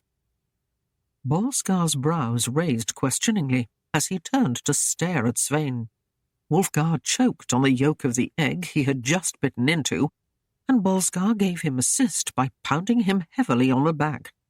The younger man turned a silent scowl upon his friend when he had regained his breath and took an ample draught of milk to wash the egg down. Svein nodded agreeably. "Aye, there should be some celebration for the wench's comeuppance. She was a haughty one, but no matter. When she's gone, there will be more to conquer. Never fear." Finding the last straw that broke his calm, Wulfgar slammed his palms down on the table in silent rage. Without a word, he strode past Svein and crossed to the door, snatching it open and making his escape from the stares of all. Svein leaned back in his chair and, tipping his head back, loudly vented his amusement. Bolskar had shifted his gaze from Wulfgar's back to stare at the Norseman. Slowly, the dawning came, and he could see the lay of the Viking's words, and he, too, joined in Svein's high humour. Aislinn descended the stairs shortly after Gwyneth. Aislinn had wasted little time informing Wulfgar's sister of the expected addition to the family. Gwyneth turned a mocking gaze upon Aislinn as she spoke on the side to Aislinn, yet loud enough that Aislinn might hear too. "'Tis best that an unwed slave take advantage of her master's tenderness while she can, for the lord will soon grow tired of her ripening shape, and pack her off to some hovel or some distant country to have the babe in shame." Aislinn's brows drew together at the woman's words, but she replied with dignity. "At least I'm capable of bearing children," she sighed. "There are those who are unable, though they would try hard. 'Tis sad, isn't it?" She turned away from their gaping faces with small sense of victory. Gwyneth's words had destroyed her slight spirit, and she could not bear the sight of the food-laden table. She wondered what fate her child would suffer if Wulfgar could not be convinced to marry her. She could not nag him on the matter, for he would surely turn from her in disgust and find some other wench to amuse himself with. She must deal with her state with all the honour and honesty heaven allowed her. In that way, she might win him, and nothing else would satisfy her. It was toward dusk when Wulfgar returned from Cregan and mounted the stairs to his chamber, removing his helm and coif and tucking them beneath his arm. Aislinn was bent over her needlework before the hearth when he flung open the door. But seeing that his mood was morose and untalkative, she quietly rose and assisted him in removing the hauberk. "I've heated water for your bath," she murmured, and took his leather tunic as he handed it to her to fold it in the manner she had seen him so often do. Wulfgar grunted in reply, but when she went to lift the heavy kettle of water from the hearth, he paused in taking off his chains and asked sharply, "What are you about, woman?" Aislinn stopped and stared at him in surprise. "Why, I'm readying your bath, as I have done these many months past." "Sit down, wench," he commanded, then strode to the door, and throwing it open, bellowed, "Midard!" It was but a moment before the woman showed a worried face in the portal. She looked hesitantly at Wulfgar, a rather awesome sight garbed only in chausses. She swallowed convulsively as she measured the broad expanse of his chest with her eyes, wondering what she had done to rouse his wrath. My lord, she said weakly, you will keep these chambers clean and prepare baths as the Lady Aislinn desires. You may have Lynn to help you, he directed. He pointed to Aislinn and startled both women as he shouted, and you will see that she lifts nothing heavier than a chalice. Medard almost breathed a sigh of relief, but his scowl did not allow for ease of spirit. She hurried to ready the bath, glancing at Aislinn as the girl stared somewhat amazed at her lord. Medard withdrew, closing the door behind her, as Wulfgar began to take off his chausses. He stepped into the steaming water and relaxed back against the rim of the wooden tub, letting the heat soften the ache that a hard ride drew forth. He had driven the Hun almost to the limits as he tried to sort out in his own mind the thoughts that plagued him. Aislinn took up her sewing again, settling back in her chair, and glanced up at Wulfgar between the stitches she set. "My lord," she murmured after a while, "if I am a slave, why do you command others serve me?" Wulfgar scowled. "Because you are slave only to me. For my enjoyment, none others." Aislinn drew her needle through the linen. "'Twas not my intention to let my state be known to any other than yourself, my lord, but I fear there is no help for it now. It seems my position of child-bearing slave has spread to all corners of Darkenwald." "I know," Wulfgar replied brusquely. "There are many here at Darkenwald cursed with loose tongues." "And will you send the babe and me off to Normandy, or some other place distant from here?" She would not bite her tongue to keep the question unsaid. She must know, for it tortured her every moment. Wulfgar looked at her sharply, remembering his words to Kerwick. "Why do you ask?" "I would know, Monseigneur. I do not wish to be away from my own kind." Wulfgar frowned heavily. "What is the difference between a Norman and a Saxon, that you must say this is your kind and yonder is mine? We are all flesh and blood. The child you carry is between, half Norman, half Saxon. Where will he place his loyalty?" Aislinn laid her sewing in her lap and stared at him as he continued speaking in anger, realizing he had not answered her. Had he avoided the question deliberately, because he did intend to send her away? "Can you not place your trust in someone other than a Saxon?" Wulfgar demanded. "Must you forever spurn me for their cause? I am no different from any Englishman." "Indeed, my lord," she said softly. "You remind me much of one." Wulfgar scowled at her, but he was silenced and could find no further words with which to berate her. He rose from the tub and, toweling off, donned his clothes and escorted her down the stairs, where they took their meal in silence under the stares of Sir and Norman. Aislinn sat alone in the bedchamber, carefully sewing small gowns and other garments for the child to come. It had been a month since she had told Wulfgar of her state, and her mood was near the depths of despair. Wulfgar had been gone from the hall since early morning, and in his absence, Gwyneth's sharp tongue came into play. Aislinn recalled the snide remarks that had driven her almost in tears from the noon meal to seek the privacy of her chamber. Wulfgar's sister had casually asked if Aislinn had her things packed and was ready to leave Darkenwald, then had viciously carried the subject further to imply that Wulfgar would soon be sending her away, probably to Normandy, as soon as Aislinn's belly began to hinder his love-making, or when it could no longer be hidden. Aislinn sniffed loudly and shook her head as the tears threatened to spill again. At least here was a place Gwyneth dared not roam, and where Aislinn could find a moment of peace. Even Maida had unwittingly done her part to ruin Aislinn's day. It was not too long after she had sought the shelter of the room that her mother had come scratching at the door. Her plea was that she came to see to her daughter's welfare, but in reality she did little to enhance it. She had begged Aislinn to leave with her, hinting that the time was short, and it was far better to flee to a haven of their own choosing than to wait Wulfgar's pleasure. The visit had ended in an argument, as this subject always did, and only when Maida faced Aislinn's flaring temper had she wisely retreated.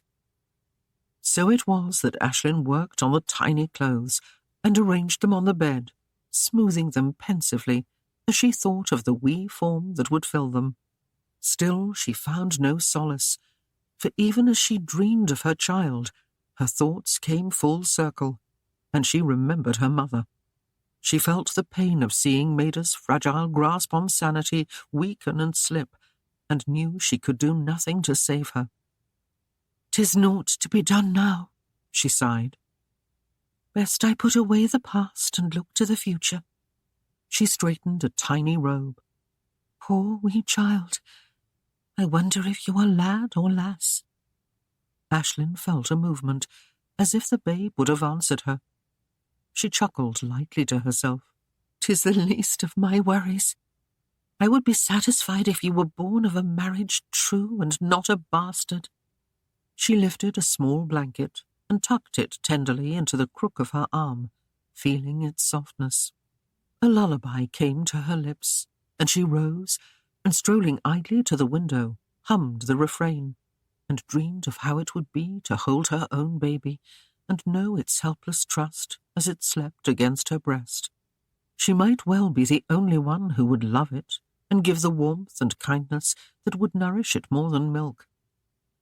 A light rain pattered on the sill before her, and an early southern breeze played in her hair, bringing a smell of wet sod from the outdoors, of growing things, of spring not too far off. A shout came from the stable, followed by a rush of voices, and she knew that Wulfgar and Svein had returned. Thinking he would come and seek her out, as was his custom, Aislinn rushed to put away all the clothes in a chest and set the room to order. She ran her hands over her gunner to chase the wrinkles and sat down before the hearth to wait. Time passed, and no one came. Aislinn could hear Wulfgar's voice in the hall, laughing and making jokes with the men who gathered there. "He cannot come to bid me the time of day," she mused petulantly. "Already he finds his ease with his men and that hussy Aislinn. He readies himself for the day he will send me away to bear his brat in some far-off hovel where his tender eyes will never see the truth." Her eyes narrowed. "'Twill not be so." Tears were near flowing again, but with an angry shake of her head, she sought a cool cloth to press upon her face and drive the redness away. There was no need for weeping. Wulfgar was gentle with her, and of late more than considerate, especially after learning she was with child. He did not press her to play his game as often. Indeed, she thought sadly, one might even call his manner cool. 'Tis sure he sees my ripening shape, and finds that hefty widow more to his liking. There was a light rap at the door, and Middett's voice came. "My lady, the table is set, and my lord bade me come and ask if you will sup with him, or take a platter here." No solace there, Aislinn mused derisively. "He sends others to fetch me instead of troubling himself." "Give me a short time, Midded," she replied, "and I will take my meal in the hall. My thanks." Wulfgar and the others were in their seats at the table when Aislinn entered and joined them. He rose to greet her with a smile, but she would neither meet his eyes nor answer him, and brushed past him to take her chair. He frowned slightly, wondering what had set her to brooding, and finding no answer for his thoughts, took his place beside her. The meal was good, but not unusual, as winter had considerably narrowed the available fare. There was fresh venison and mutton, and what vegetables that could be stored, all cooked in a rich stew that lined the belly well. The talk was scant and forced, and the knights were wont to fill their cups more often, Wulfgar not the least of them. He sipped his wine and considered Aislinn as she daintily nibbled at her food. Her aloofness was unmistakable, but more than not these days she was sombre and serious, her manner cool and withdrawn, as if she had lost all gaiety in life. He could find no cause but the babe, and wondered after the child was born if she would detest it as his mother had him. It would be better that the child was sent away, where he could find the love and attention he would need. Wulfgar knew well by experience the heartbreak a boy could suffer if left with an unloving mother. No matter what Kerwick's words, he must consider the advantage for the babe. There was a kindly couple he knew of, who had long hoped for a child of their own, but had been unable to have one. They would make good and doting parents. With Aislinn's moods, Wulfgar admitted to being at a loss. It took only some small, misplaced gesture to anger her, and he would feel the bite of sharp words from her tongue. Still, in bed, she was as she had always been, reluctant at first, then yielding, then passionate. And he thought he knew women, he smiled to himself. Gwyneth had taken note of Aislinn's manner, and once the meal was well joined, leaned toward her brother and ventured, "You seem to be gone over much of late, Wulfgar. Has something here lost its flavour? Or perhaps this hall displeases you?" Aislinn glanced up to meet Gwyneth's smug smile, and knew the last was meant for her. She realized immediately that it had been a mistake to join the meal, but there was nothing to do now except face it out or admit defeat. Wulfgar snorted and sought to change the subject. "The game comes out of the deep forest, Wulfgar," he tried in a conversational tone. "'Tis a sure sign of spring, as are these light mists we've been having." Gwyneth sneered at her father. "Light mists, indeed.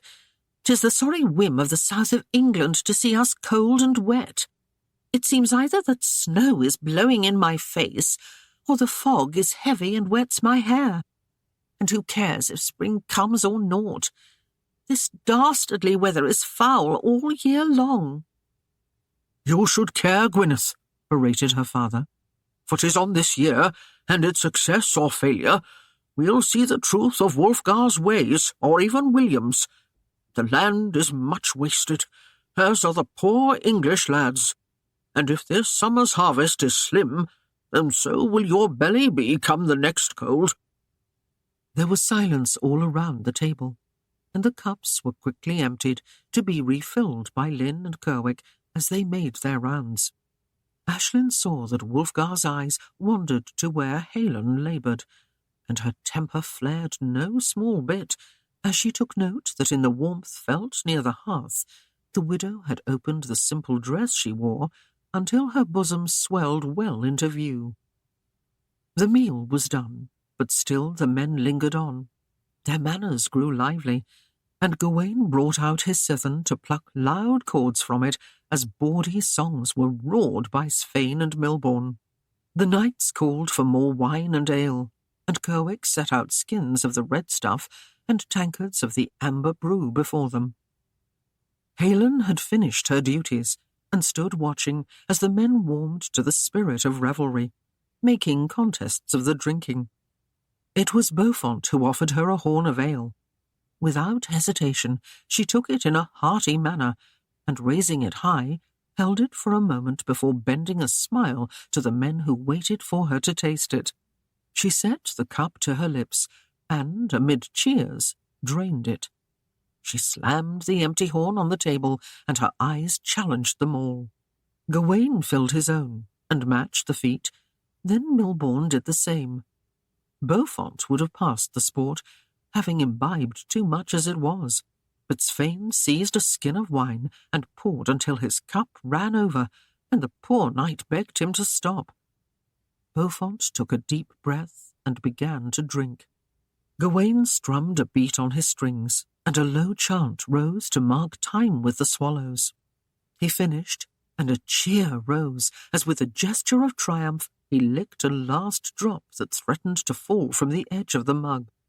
Lowering the cup to the table, he took his own seat Then, bearing a contented smile on his lips, he slid slowly beneath the planks. Svein roared in mirth, and Wulfgar laughed as he filled a tankard with cold water from a pail and dashed it into the knight's face. "Ho, Beaufort!" he chortled. "The night is yet young, and you will miss a good round of drinking if you nap like this." His victim struggled to his feet and tried to stand, and as he lurched to and fro, Gawain began to pick out a rhythm that matched his steps. Aislinn laughed, and taking the drunken knight's hands, led him in a slow dance. The men cheered them on, and even Wulfgar began to chuckle at the inane play.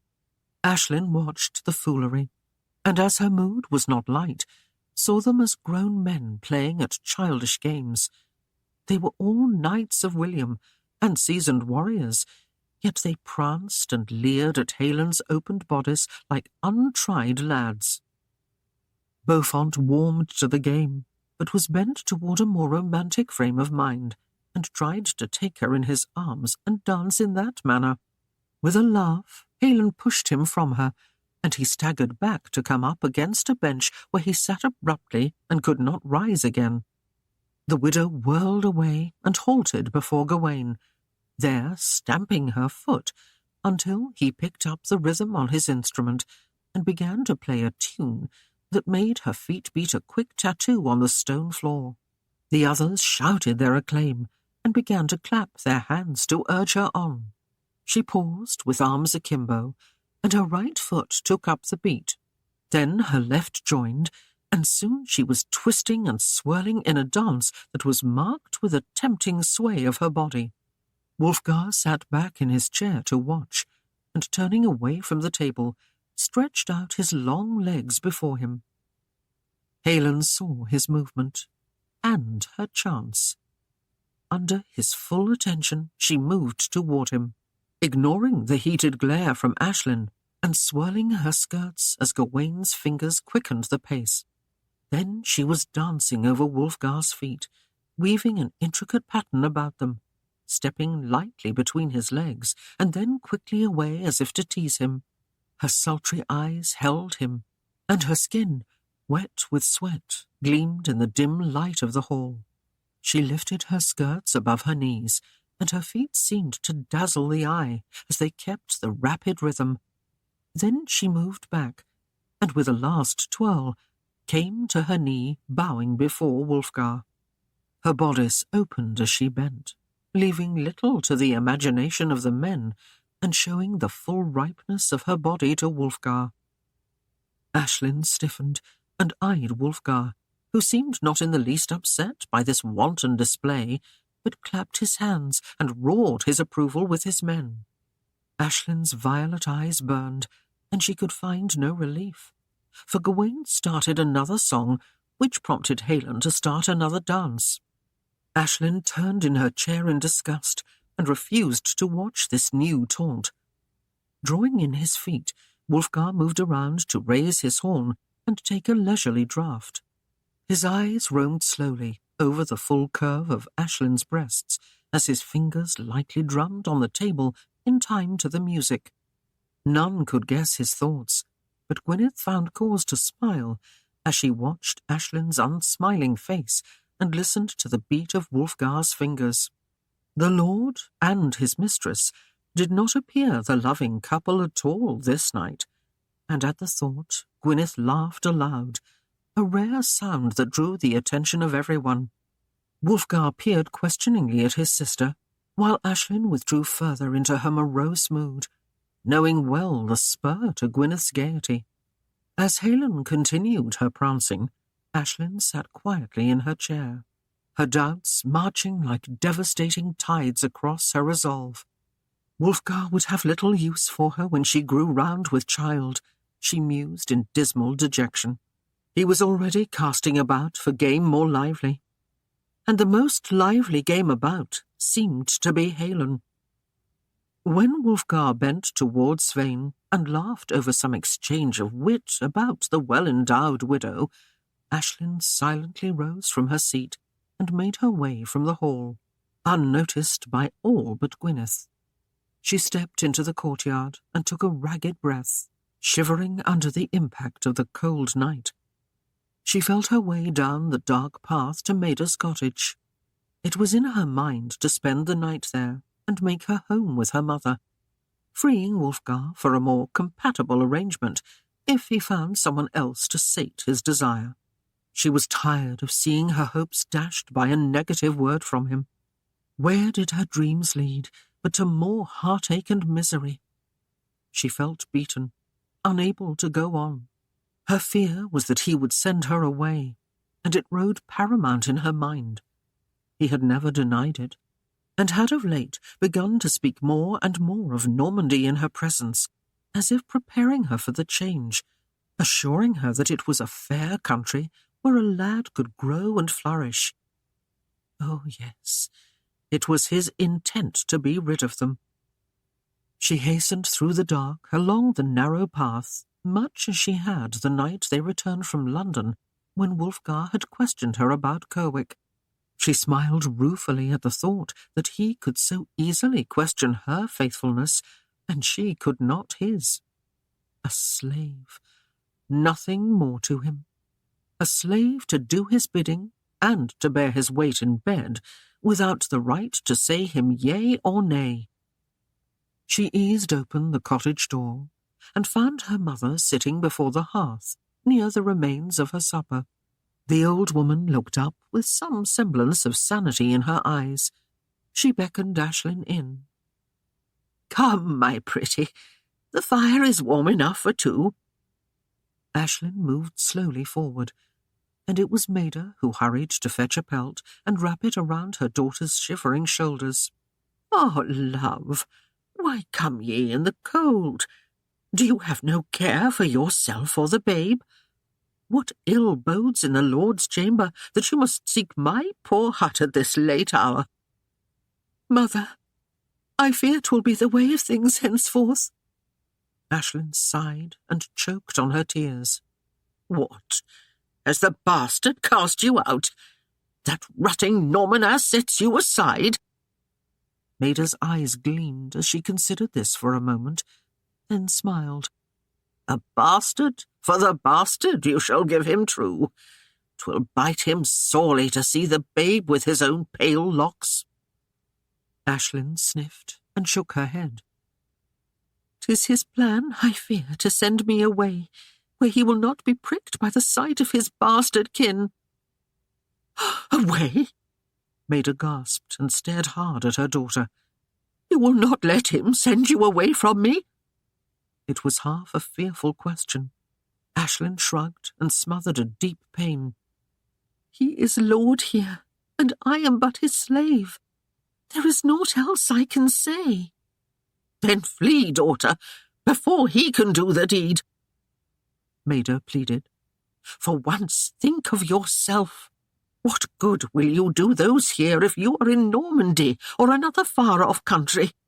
Fly with me to the north, where we may seek out our kin and bid them give us shelter. We can stay there until the babe is sprung." Aislinn sat quietly before the hearth, thoughtfully gazing into the flickering tongues of flame that curled about the logs and licked at the hard wood until it grew black and charred. Her mind would not ease, and turned ever on the road that would lead her to escape. Would he care? Or would he feel relief and be glad to be rid of them? She did not relish leaving the place of her birth, and this hall that had been the only home she had ever known. Still, Wulfgar's manner of late left her little choice, for she could not imagine herself faring well in Normandy. She rested her forehead in her hand, and knew that the decision was already forced upon her. "Aye," she breathed softly, and her mother had to strain to hear the words. "'Twould be the best. If he cannot find me, then surely he cannot send me from England." Maida clapped her hands in glee and danced a jig about the small littered room. "Bastard! Bastard! Norman foe! We will be gone before you know." Her mirth was not shared by Aislinn, who numbly rose and went to the door. "Gather your belongings at the morning's break, mother mine. He rides to Cregan on the morrow, and we will part for the northern climes soon after. Make ready. I must return to his bed this one last time, or we mayhap will find our plans gone awry." Aislinn left without another word and returned to the hall, leaving Maida to cackle long and hard before the hearth. Aislinn paused at the great oaken panel, gently closing the door behind her. Wulfgar stood leaning against the stone wall of the fireplace as Gawain plucked a softer tune, and Aislinn swayed before them as if she was some temptress of the Nile. Her dress fell loose over her shoulder, and her bosom swelled wantonly, but the cloth held at the peaks of her breasts. Aislinn wondered if it was held there by a spell that eluded the men who seemed to await its fall with fascinated attention. Aislinn saw Wulfgar's gaze wander about the room, then settle and hold upon her. She crossed the room under his regard, but before she reached the stairs, Aislinn whirled, seeing Wulfgar's interest elsewhere, and came to dance before Aislinn, as if flaunting her talents before her. Aislinn looked at her coolly. Then suddenly the music stopped, and Gawain laid aside his instrument in some embarrassment. Aislinn turned on him in a huff, allowing Aislinn to mount the stairs in quiet dignity. Wulfgar swept past the irate widow in his haste to follow after Aislinn, and slowed when he caught up with her at the head of the stairs. "Where did you go?" he inquired softly. "You left so suddenly I thought you might be ill." "I am quite well, my lord," she replied. "I'm sorry to have distressed you. I only went to see to my mother's needs." He pushed open the chamber door for her and allowed her to precede him, then closed it quietly behind them. Leaning back against it, he watched her move away into a darkened corner of the room, and there disrobe with her back to him. His eyes slowly drank their fill, moving along her long, slender legs, over her hips to the waist that was still fairly narrow. When she turned, her bosom came into view, before she hastily slipped into bed, pulling the pelts up high under her chin. Wulfgar crossed to the bed, and laying across it, pulled her in his arms and began to kiss her. Pressing his lips against her fragrant hair, he muttered against it. "Oh, wench, you are the gentlest delight. What would I do to fill my leisure if you were taken from me?" Aislinn turned her face away and sighed. "My lord, I do not know. Pray tell me." He chuckled as he nuzzled her shoulder. "I would find some wench as beautiful and as lusty, and then mayhap I would be content," he teased. Aislinn did not take kindly to his humour, but replied in measured tones, "'Twould be to your advantage to find one as talented as Aislinn also. You never know when there is cause to be entertained."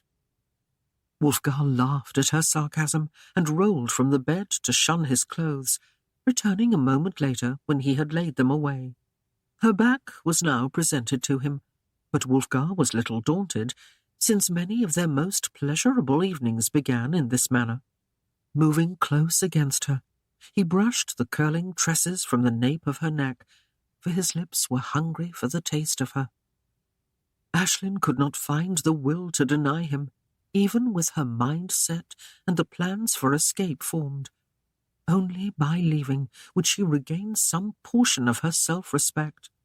Still, he would plague her mind, and the memory of his bold caresses that could send the full depth of her being reeling in giddy delight would forever bring a longing to her breast.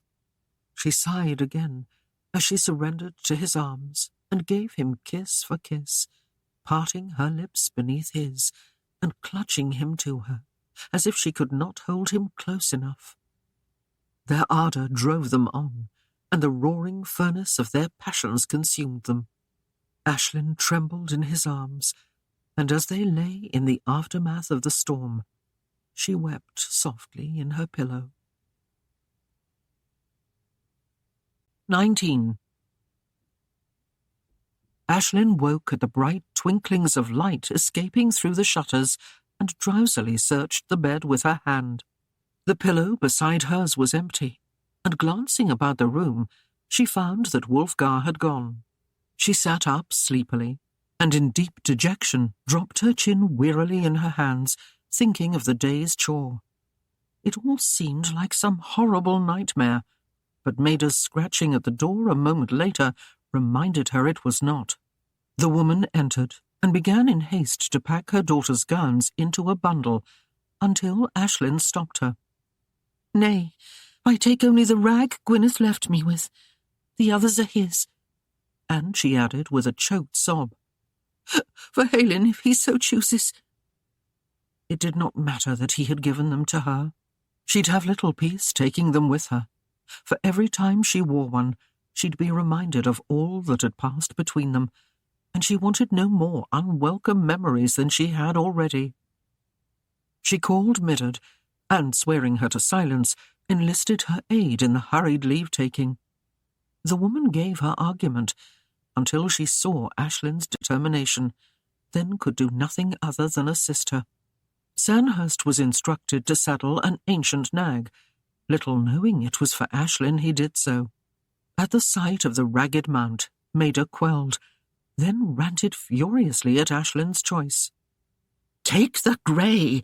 We'll need her strength to see us through." Aislinn shook her head and murmured firmly, "Nay, 'tis this or naught. No fine steed will mark my passage through these climes. The Norman gave her to you, and the clothes you set aside. They are yours, and 'twould do him good to see them gone."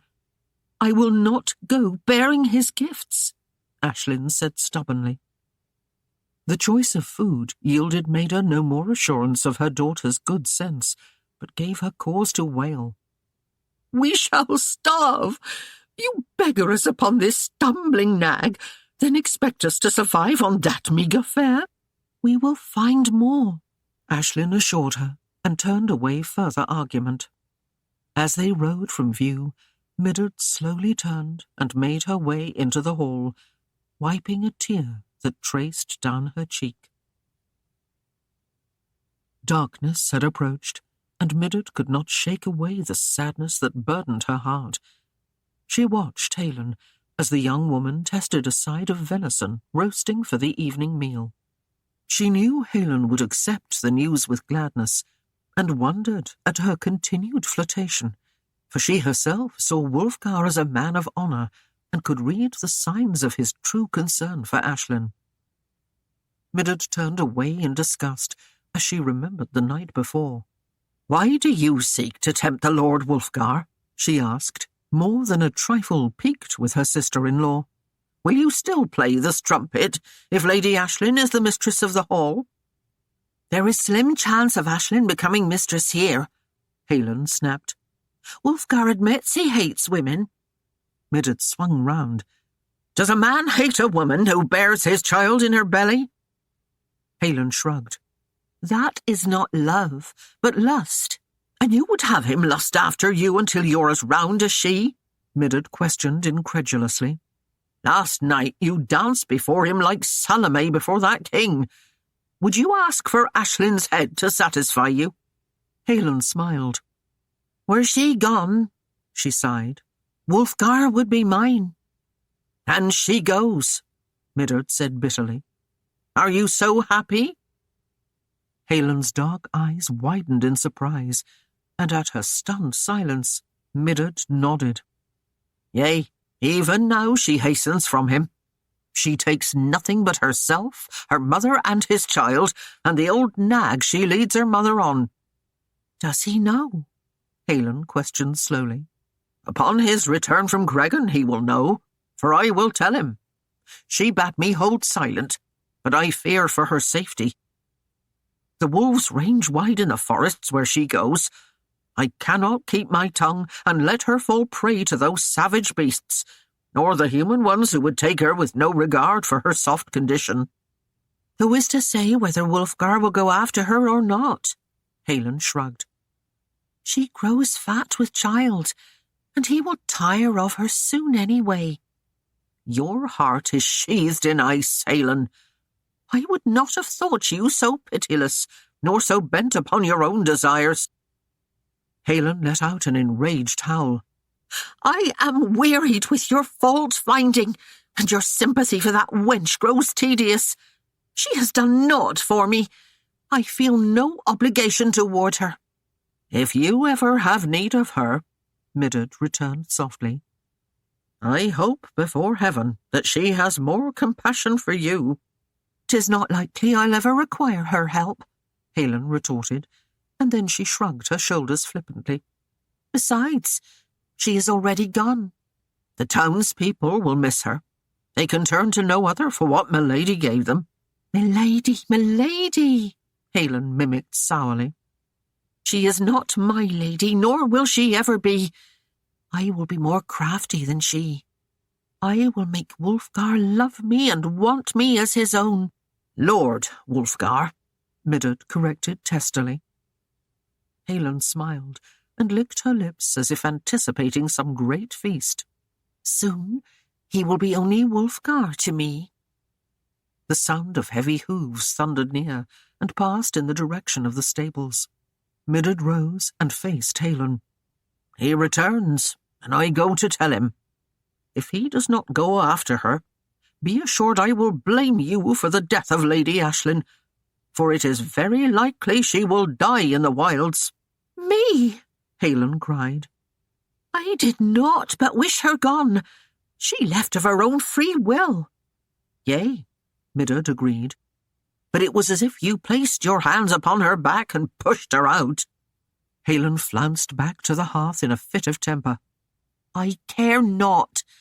Away with you. I'm glad she's gone. Without further reply, Midden sighed and left the hall and made her way to the stables, where Wulfgar and his men unsaddled their horses. Hesitantly, she approached the big Hun and glanced at Wulfgar a bit nervously. He was speaking with Svein, and failed to notice her until she stretched out a hand and pulled at his sleeve. With a hand resting on the Hun's backside, he turned to her, still smiling at some jest, and raised a questioning brow.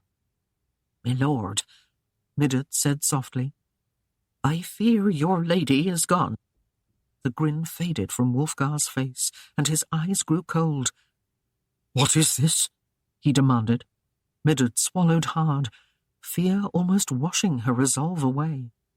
She held on grimly and repeated her statement. "The Lady Aislinn has gone, my lord," she said.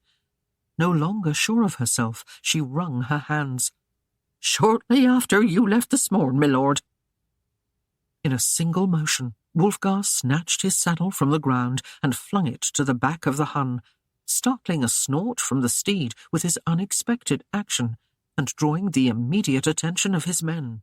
He braced his knee against the horse, pulling the girth tight, as he spoke aside to Midden. "She went north, of course. To London?" He turned a questioning glance to her. "North, yea, but not to London. I think more westerly to ride around the city and seek some haven with the northern clans," she replied, and then added softly, bowing her head, "Where no Normans abide, my lord." Wulfgar swore a hearty oath and swung into the saddle. He saw Svein readying a mount to accompany him and halted him. "Nay, Svein, I go alone. Again I bid you stay and see the lands secure until I return." He turned, and his eyes swept the stables, seeing everything in its place, and her mare in its stall. "She took no horse nor wagon. How does she fly? Afoot?" Again his glowering gaze turned toward Midden. She shook her head. "My lady took no mount, save the old nag, and for some provender, a few blankets and other meagre trappings. They will seem like homeless Saxons fleeing the wars." She remembered, sadly, her own long journey, then continued in worried haste. "I fear for her, my lord. The times are bad, and scavengers range wide. Wolves." She stopped, unable to go on, and raised her eyes half in fear. "Allay your thoughts, Midard," Wulfgar said, leaning forward in his saddle. "Be assured you have earned a place this night for 10 score years to come." Wulfgar's hand moved the reins, and the Hun whirled away, and was soon on the north road, swinging easily into a mile-eating gait that took them rapidly on their hunt. Midard stood long and listened to the sounds of hooves dying in the night. She shook her head and smiled to herself. In spite of this man's fierce manner and his liking for battle, he had a heart which she knew had borne much pain. So he spoke gruffly and blasphemed his own feelings for others, and bragged that he needed no one else. So he lent himself to war, perhaps half hoping that his gnawing ache might end on another's blade. Yet here he rode the night to halt a fleeing love, as if it were a hunting bird once tamed and brought to hand, but having thrown the jess, now refused to come to glove. Wulfgar rode easily in the saddle, still fully garbed in mail, with his mantle billowing out behind him. He snatched the helmet off and let the cold March wind drive sleep from his head. He felt the thrust of the Hun beneath him, and knew the pace would cover in a matter of hours what had taken Aislinn most of the day. A bright 3/4 moon rose high in a cold black sky, and seemed to draw low mists from the fens and bogs. He measured its passing for the time he would slow and search for the starved glow of a waning fire. He frowned and looked northward, his mind trying to sort out the reasons that had brought her to this action. He couldn't remember anything different that had happened in the past few days to cause her to be dissatisfied with their life. But what did he know of women, except that they were not to be trusted?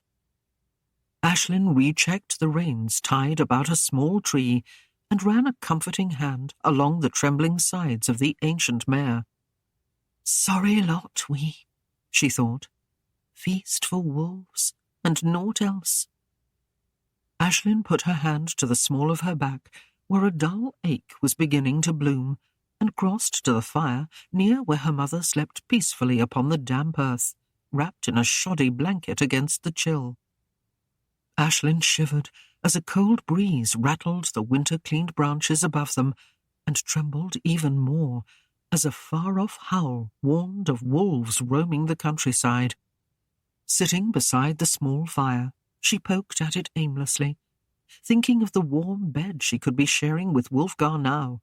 She had not wanted to stop here in the woods, hoping instead to reach the town some 2 hours away before fatigue grew too apparent in her mother. But it was the mare who had held them back, going lame in one of her forelegs. Aislinn wrapped her arms about her knees, gazing thoughtfully into the flickering flames. At her continued stillness, the child within her belly stirred and moved with faint feather-like motions. The baby was content, lulled to sleep in the warm, safe haven of his mother's womb. Aislinn smiled softly as tears came to her eyes, blinking them away when they threatened to overflow. A babe, she thought in wonder, a treasure, a miracle, a sweet joy when two beings came together in love and made a child. Lord, if she were only able to reassure herself and Wulfgar that it was truly his, but always that doubt hung above them, setting Ragnar's face between them as if he were more than their imagination. But even if the babe were Ragnar's, she could not abandon it and send it away from her sight, nor could she bear the thought of being isolated from her home. Now, at least with her leaving, Wulfgar would not have to look at her any more and wonder. The tears began again, and flowed unchecked down her cheeks. "Oh, Wulfgar," she sighed miserably. "Had I been properly betrothed to you, and unspoiled by Ragnar's hand, perhaps I could have won your heart, but I see that your eyes wander already from this melon shape of mine to the trimmer one of the widow Aislinn. I could not bear the way you looked at her. Or was it my imagination that placed the lust within your eyes?" Aislinn dropped her cheek against her knees in despair and gazed thoughtfully into the darkness of the woods, her vision blurred by the tears that came much more freely now. Everything was still about her. It was as if time had ceased, and she was forever caught in the limbo of the present.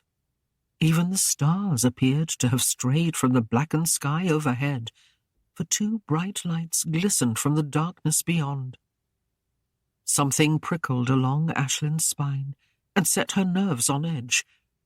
Slowly, she raised her head, blinking away the moisture in her eyes, and fixed her gaze on those shining points. Fear etched deep in the shadows of her mind, for she knew now it was not stars at all, but two eyes that stared back at her. They were joined by others, and more, until the dark across the fire seemed scattered with glowing coals. One by one the wolves crept nearer, jaws opened, tongues lolling, as if they laughed at her helplessness. The poor old mare snorted and trembled, but could muster strength for nothing more. Aislinn added another log to the fire, then seized a small stick in one hand and drew the slim dagger in her other. She could count some dozen furry bodies now, as the wolves drew closer, snapping and snarling, seeming to bargain among themselves for the best position. Suddenly, a stronger voice rent the night with a snarl, and the wolves tucked their tails and drew aside, as a beast, easily twice as large as any of the others, trotted forward into the light.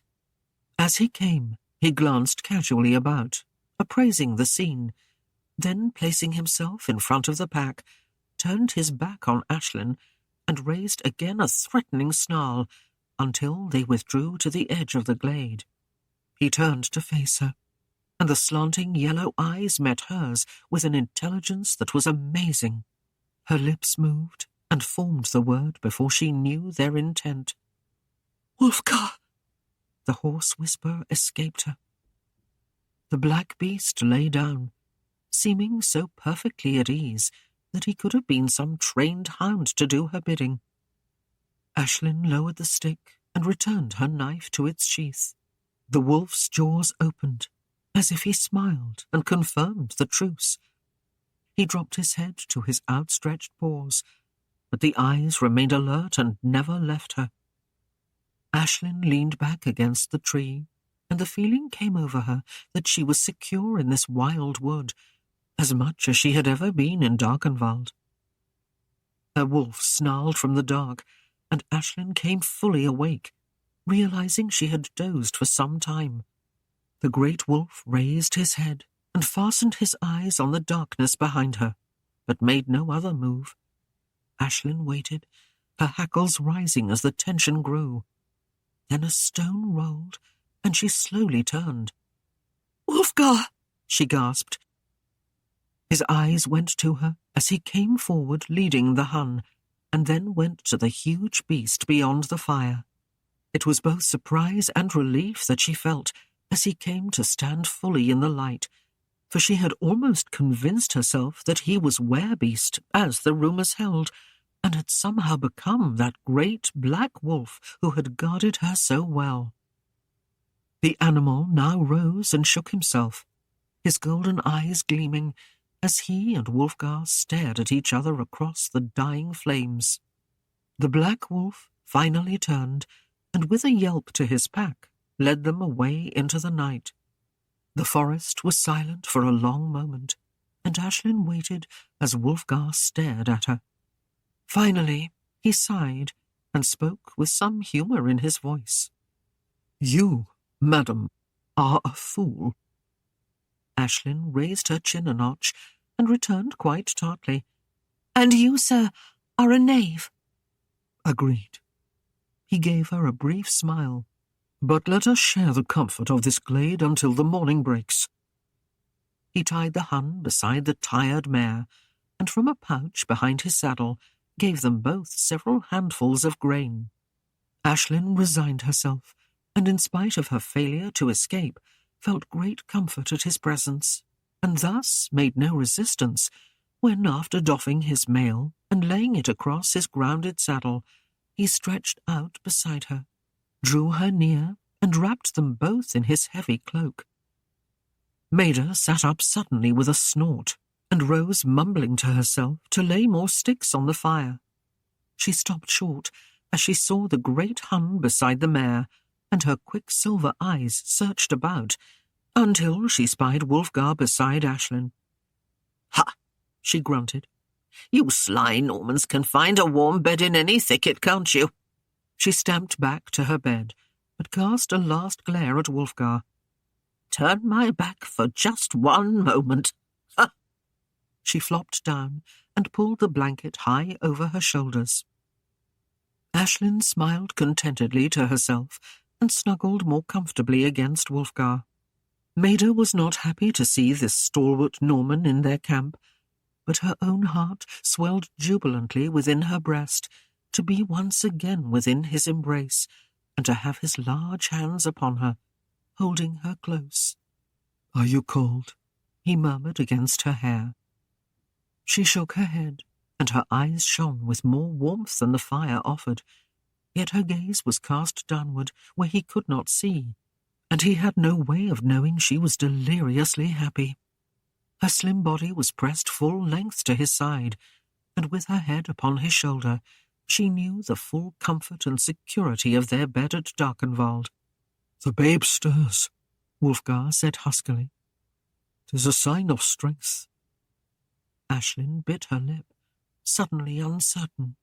He rarely spoke of the child, and when he did, she had the feeling it was only to make conversation with her, as if to ease her mind some small wit. Yet she grew more troubled each time she caught him gazing toward her belly, in mute consideration of it, as if by staring at that slight roundness he could find some assurance that it was his babe who grew there. "It moves often now," Aislinn replied, her voice so low he had to strain to hear. "'Tis good," he said, and pulled his mantle more tightly around them, ending the stilted conversation as he leaned his head back and closed his eyes. In the early morning hours, Aislinn came slowly awake as Wulfgar eased from her side. Through half-closed eyes, she watched him rise and go into the woods. Then she sat up, pulling his mantle close against the chill, and cast a glance around at their camp. Her mother still slumbered heavily on, curled in a tight ball, as if she would forbid the world and reality to disturb her. Running her fingers through her long hair to loosen the soft tangles, Aislinn stretched and grew warm within herself at the beauty of the morning. Dew glistened off leaves of grass and bedecked a spider's airy web.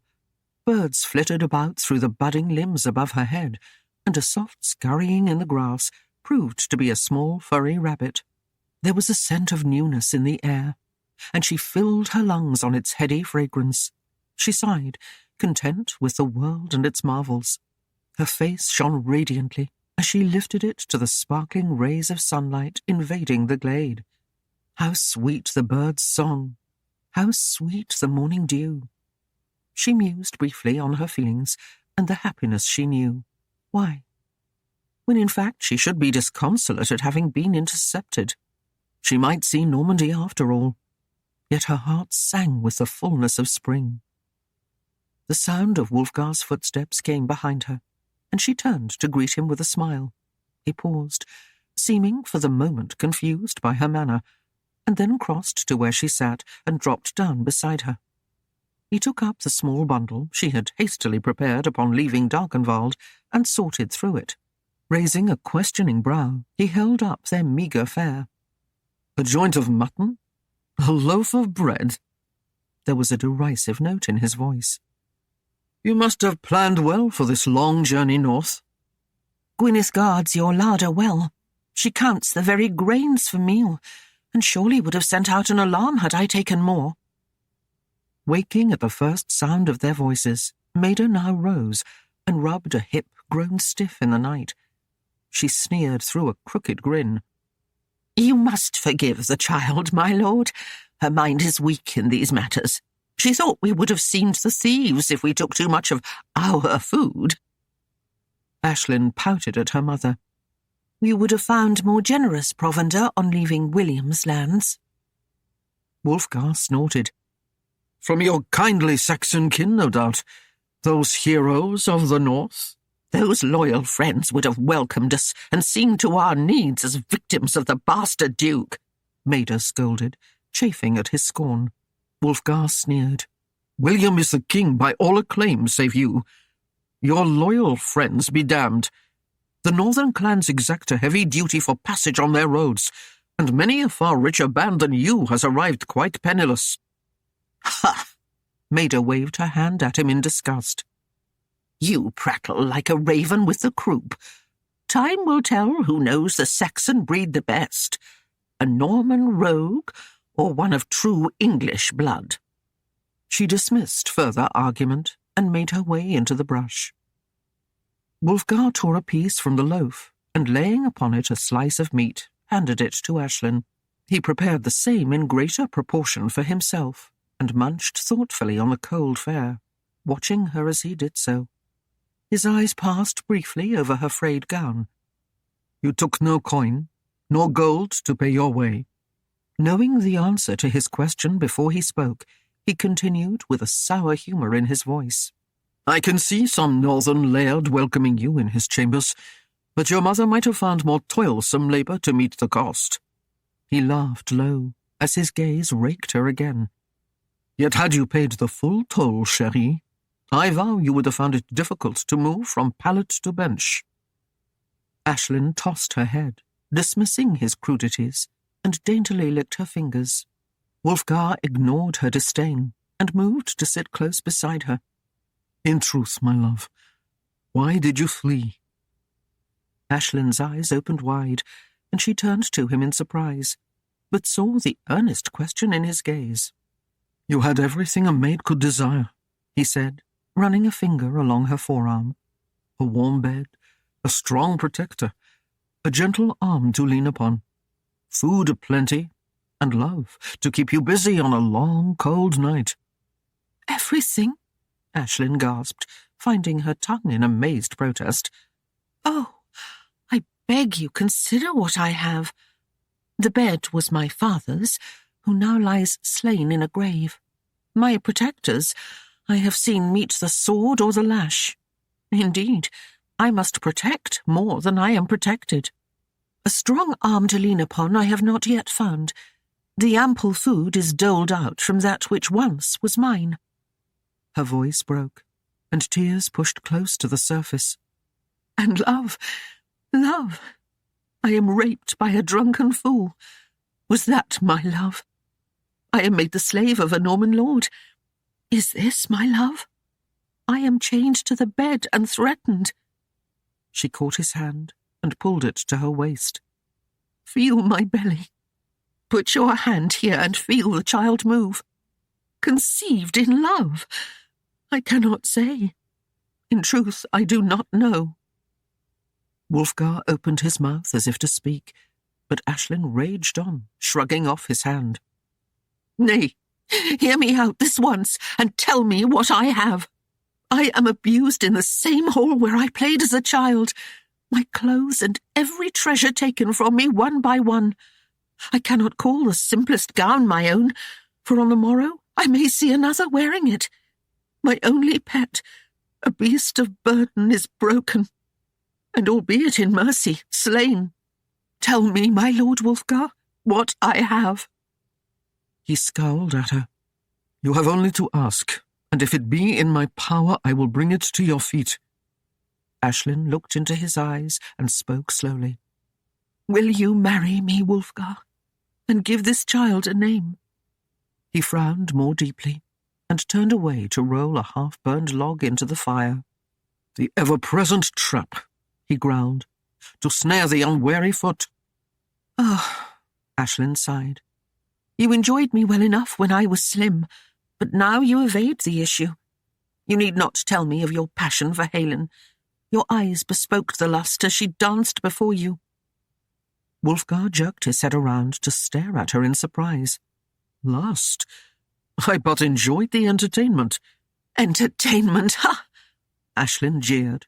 'Twas more like an invitation to her bed. Upon my word, my lady, I have not noticed you trying to please me half so well. What? She cried in amazement. With this round shape of mine? Would you have me dance and play the fool? You give excuses where there are none, he retorted sourly. You are as slim as she, and there is naught to stay you. I would enjoy your coddling for once, instead of fighting you in bed and being pricked by your tongue. Aislinn stiffened, and her violet eyes flashed with anger. Whose tongue does prick, my lord? 'Twould serve me better to wear your mail than be ever wounded by your jibes. Wulfgar snorted. 'Tis not my nature to be a cocky swain like Ragnar. I find it hard to cosset a maid, but with you I have been generous. Do you love me, perhaps some small bit? Aislinn asked softly. He caressed her arm. Of course, Aislinn, he murmured. I will love you every night until you cry out for me to cease. Aislinn closed her eyes, and from between her grinding teeth an anguished moan escaped. Do you deny that my caress awakes in you an answer? Wulfgar inquired. Aislinn sighed and murmured simply, I am your slave, my lord. What would you have a slave say to her master? Frustrated anger showed in his eyes. You are not my slave. When I caress you, you come to me in warmth. His words brought a deep scarlet flush to her cheeks as she glanced warily toward where her mother had disappeared into the woods, fearful that Maida would return and hear. He laughed in mockery. Are you afraid she might learn you relish a Norman's bed? He drew up a knee and rested an arm upon it, while he leaned a bit nearer to her, bending his head as she bent hers. You may be able to fool your mother, but I am the one to know. 'Twas not my love-making that made you flee. With a cry of rage, Aislinn drew back her hand to strike, but found it seized in his. With a quick movement, he pushed her back upon the ground and held her there with his weight. So, your honor has been abused. Is that why you suddenly flew after these many months? Aislinn struggled in vain. His knee was thrust between her own, and his arm easily held her immobile. She felt the hard muscles of his body, now tense against her own frame, and his large hand pressed against her back. Realizing that resistance was useless, Aislinn yielded and relaxed beneath him. Tears crept from her tightly closed eyes and ran down her cheeks. You are cruel, Wulfgar, she sobbed. You play with me, and decry that which I cannot suppress. I wish I could be cold and uncaring. Then perhaps your touch would not torment me so.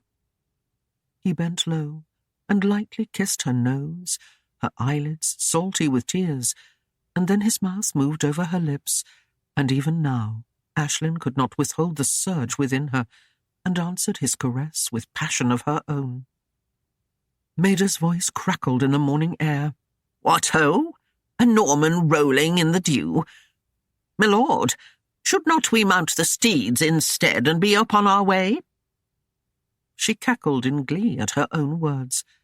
As Wulfgar sat up and ran his fingers through his hair, he gave the old woman a glare that would have fair split her skull.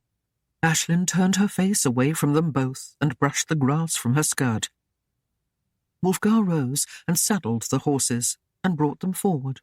His hauberk he folded and lashed in front of the saddle on the hun, preferring to ride unfettered this bright spring day. Maida groaned as she tried to lift her foot into the high stirrup, then found herself seized by the waist and placed astride the ancient mare. Wulfgar stepped around Aislinn, swinging into his own saddle, then sat looking down at her. He met her questioning gaze with an amused chuckle. The mare is lame, and cannot bear you both.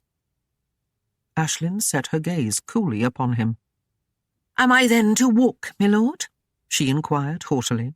He leaned an elbow on the high pommel of his saddle. Is that not what you deserve? Her glare grew hotter, but without speaking again, She spun on her heels and began the long trek to Darkenwald. Wulfgar smiled and lifted the reins, following her. Maida brought up the rear on the limping nag.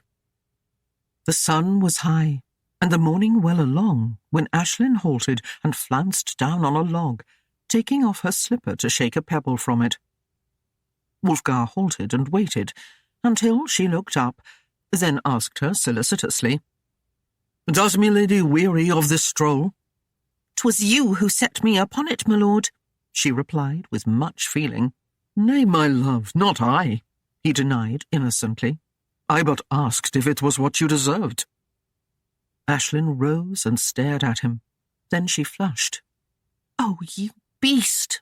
She stamped her foot, but winced as the tender heel struck the ground. Wulfgar gestured to her and slid back to sit on the skirt of his saddle. "Come, my love," he admonished her.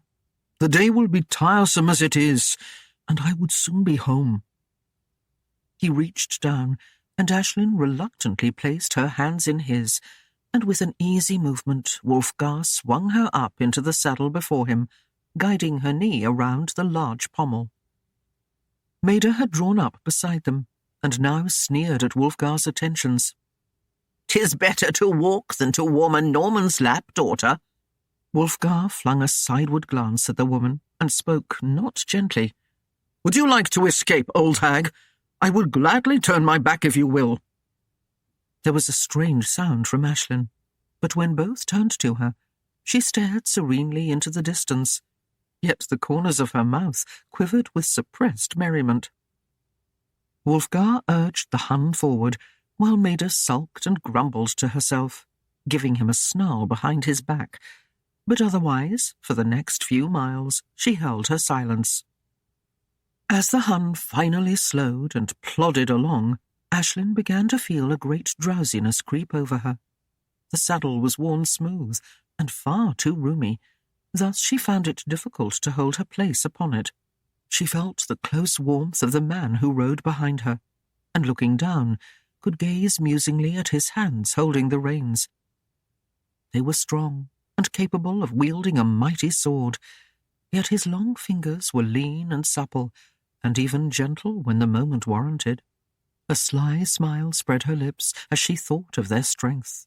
With eyes aglow, she leaned back full against him and pulled his mantle about her shoulders, laying her head against his neck with her face hidden beneath his chin. The smile stayed as she relaxed and left it up to his strong arms to keep her there. Wulfgar found the chore not unrewarding. Her softness and fragrant scent teased him, yet he wondered again at her sudden change. It seemed like only a short time had passed when Maida rent the silence with a whining screech. Aislinn came upright, startled out of her dozing, and glanced around at her mother. "'Tis naught but dust I've swallowed these many miles," the woman wailed. "Would you have me die of thirst, you hedgelord, so that you can have my daughter when is thy wont, without my bridlings to keep you in check?"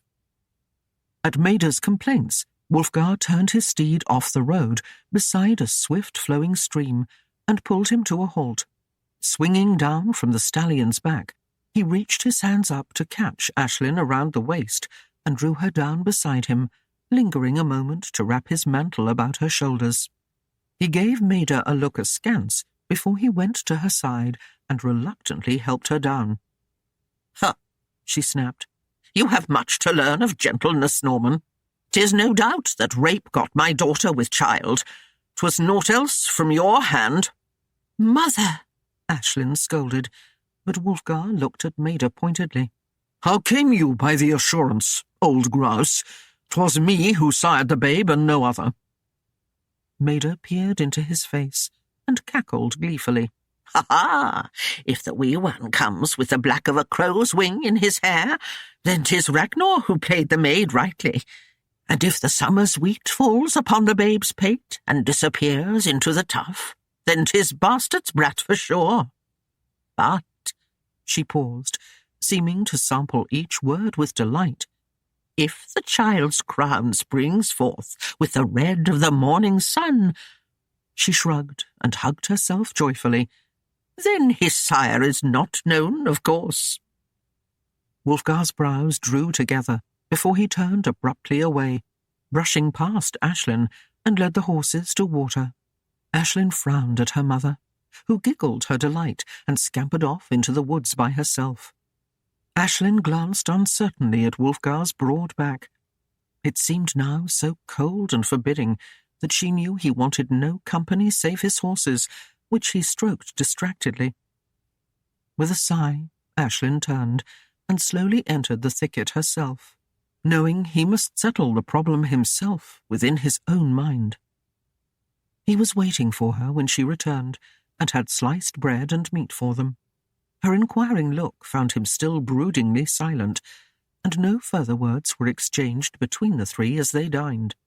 Maida had noted his temperament, and for once carefully held her tongue, desiring no bruises from this Norman night. The ride home continued in the same manner, though Aislinn dozed in Wulfgar's arms and drew some comfort from his gentleness with her. His deep voice, speaking low against her ear, woke her as they reached the hall of Darkenwald. With an effort, Aislinn straightened, blinking away sleep, and found that darkness had fallen. Wulfgar swung from the saddle, and Aislinn dropped her hands to his wide shoulders as he reached up to help her from the hun. He set her carefully down beside him, and turning to her mother, saw that Maida's small frame sagged wearily upon the mare. The torches burned beside the great door, and by the light, Aislinn noted her mother's face was drawn and bespoke of her fatigue. Aislinn took Maida's thin arm and spoke softly in her ear. "Come, I'll take you to your hut." Wulfgar stretched out a hand, stopping her. "I will take her. Make your way to our chamber and await me. I will be there soon." Maida looked at him suspiciously before moving slowly ahead of him into the dark. Aislinn paused, listening to the sound of Wulfgar's footsteps following behind her mother, then fading slowly. After several long moments, a dim light was seen in the distance from Maida's cottage window, and Aislinn finally turned, and with lagging steps trudged into the hall and up the stairs to their bedchamber. The room was lit by a cheery fire, prepared no doubt by some thoughtful soul who never doubted Wulfgar's success in anything he did. Undoubtedly Svein, ever loyal and ever seeing to his lord's comfort. With a sigh, Aislinn dropped her soiled gunner onto the coffer as she stood near the warmth of the hearth. Drawing off her kirtle, she reached for a pelt to wrap around her naked body, but as the door creaked open behind her, she clutched her kirtle to her breast again and faced the intruder. "So, you're back," Gwyneth murmured, leaning against the frame. Aislinn swept her hand before her. "As you see, still alive and breathing." "'Tis a shame," Gwyneth sighed. "I was in hopes you'd meet some hungry wolf." "I did, if you are anxious to know. He should be along any moment now." "Ah, the brave bastard," Gwyneth returned derisively. "Ever flaunting his valour." Aislinn shook her head. "You know so little of your brother, Gwyneth." The woman straightened and strode forward brazenly, raking Aislinn's slim body contemptuously with her gaze.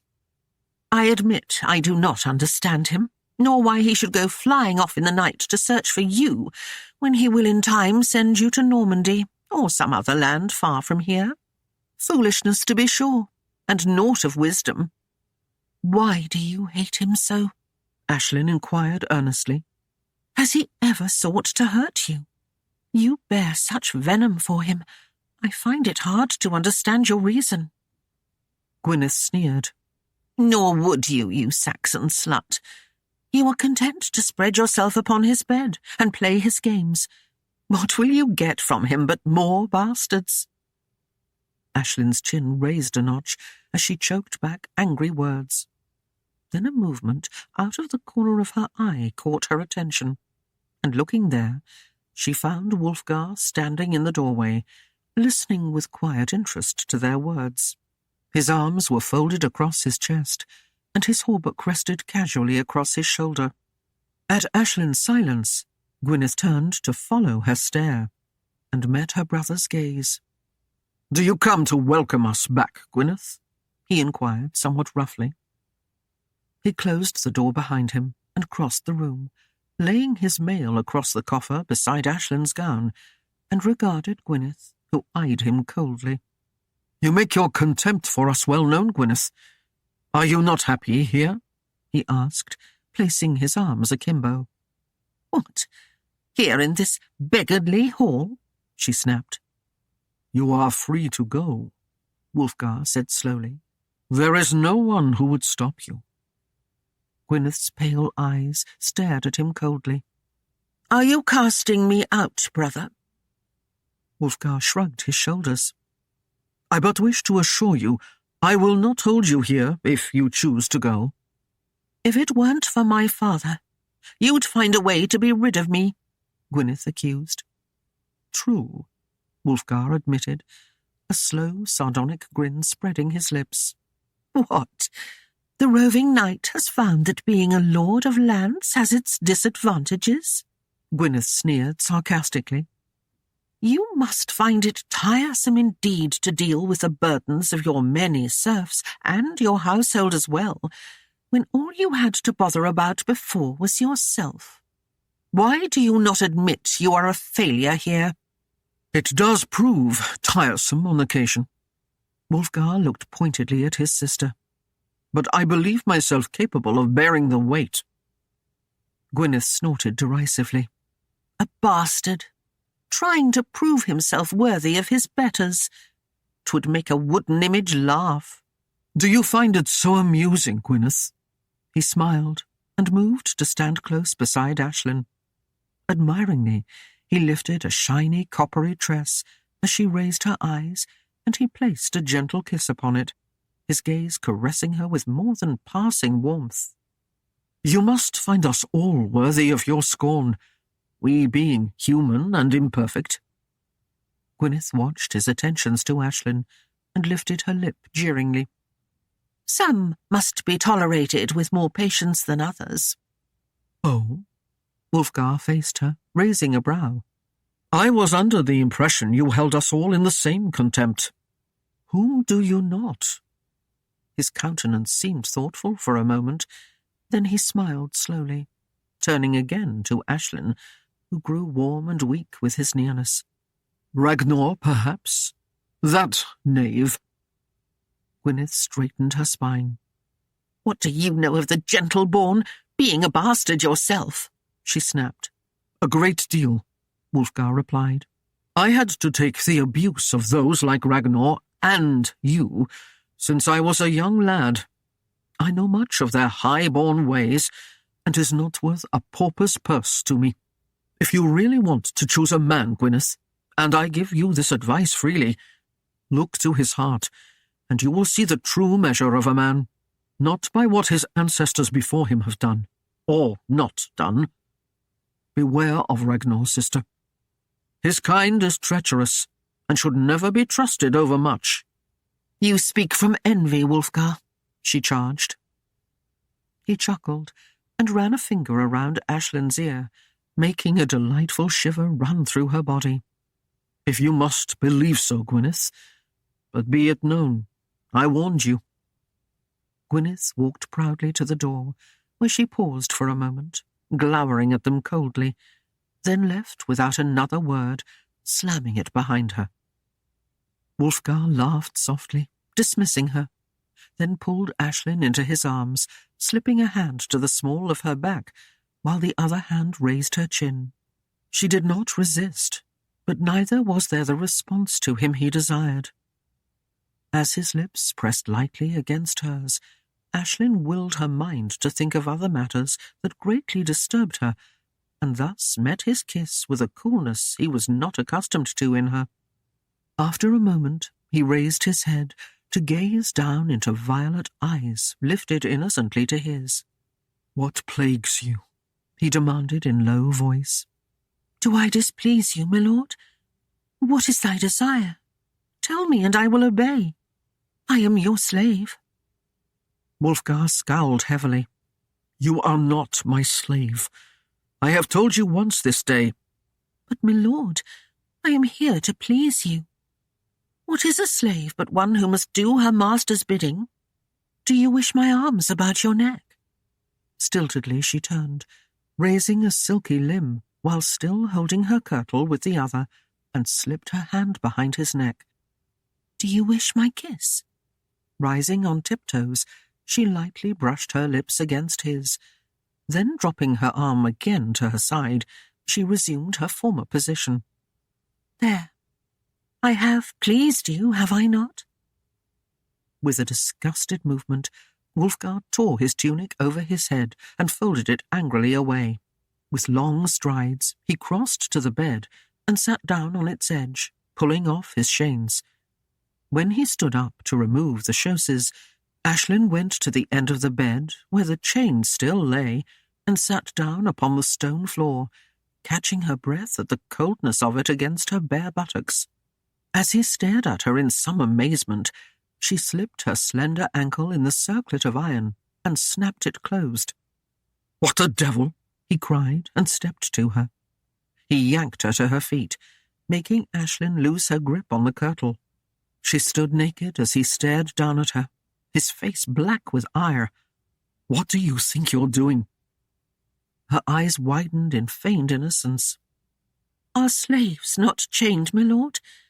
You see, I am not aware of their treatment, because I've only been a slave these past few months, since the Norman's coming, my lord. Wulfgar swore, and bending, impatiently removed the iron from her ankle. He lifted her in his arms and tossed her onto the bed. "You are no slave," he bellowed, glaring at her. "Aye, my lord," she replied, barely able to keep her mouth in sober lines.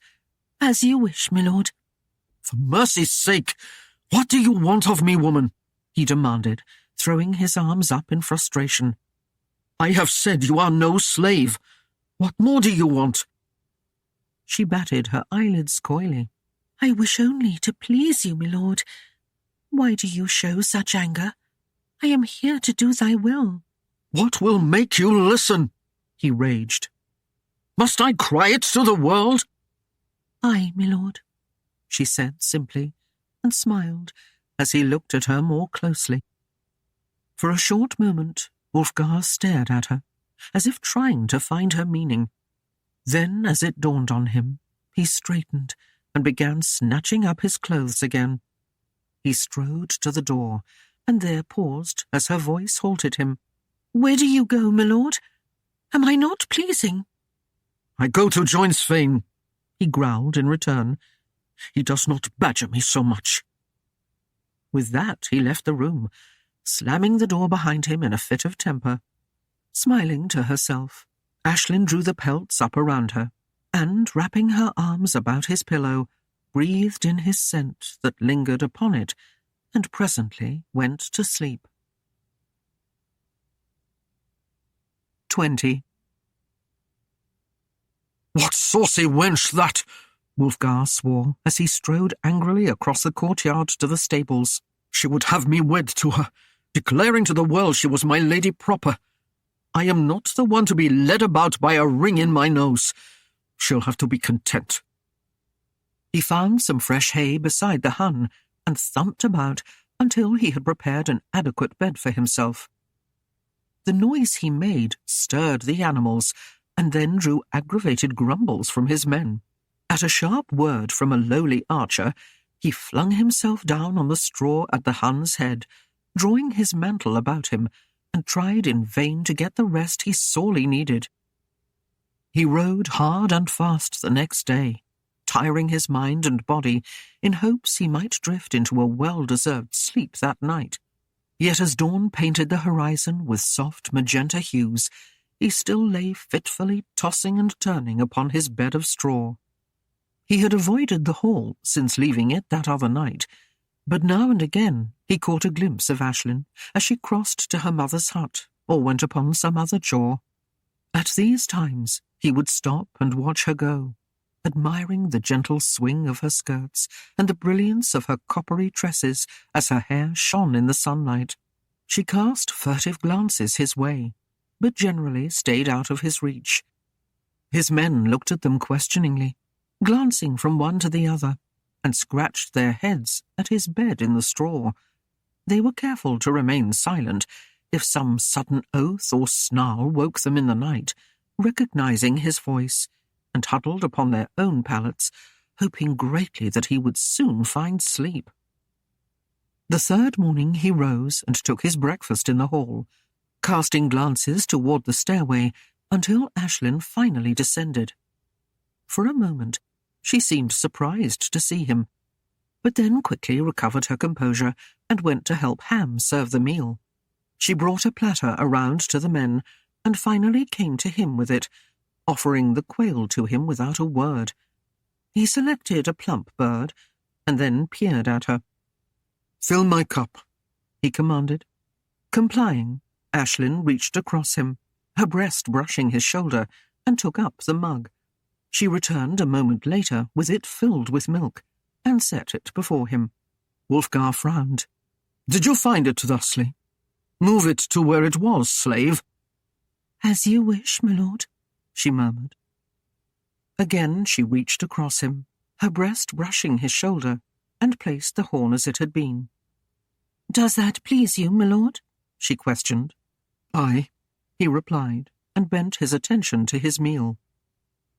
Gwyneth seemed delighted with this arrangement, and took her meal beside Wulfgar that evening, sitting in Aislinn's chair. She bestowed a bit more kindness upon her brother, and tried to draw him into conversation, but was met with non-committal grunts and silent stares. His attention seemed mainly centred upon Aislinn, as she laboured with Ham and Kerwick to set the food before him and his men. She struggled with the large platters, and Kerwick often came to her aid when it seemed she was about to drop the heavy load.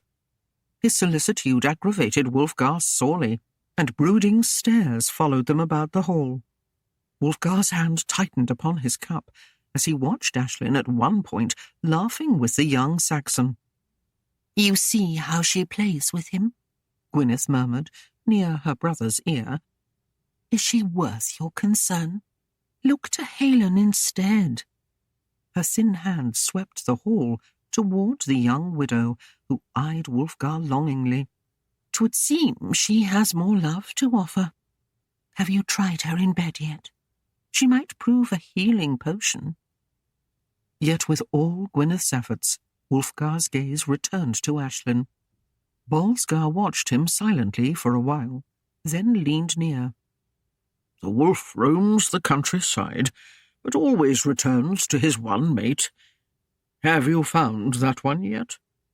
Wulfgar turned to him sharply. "What price have you taken to make this match?" "'Twould seem it was low, whatever."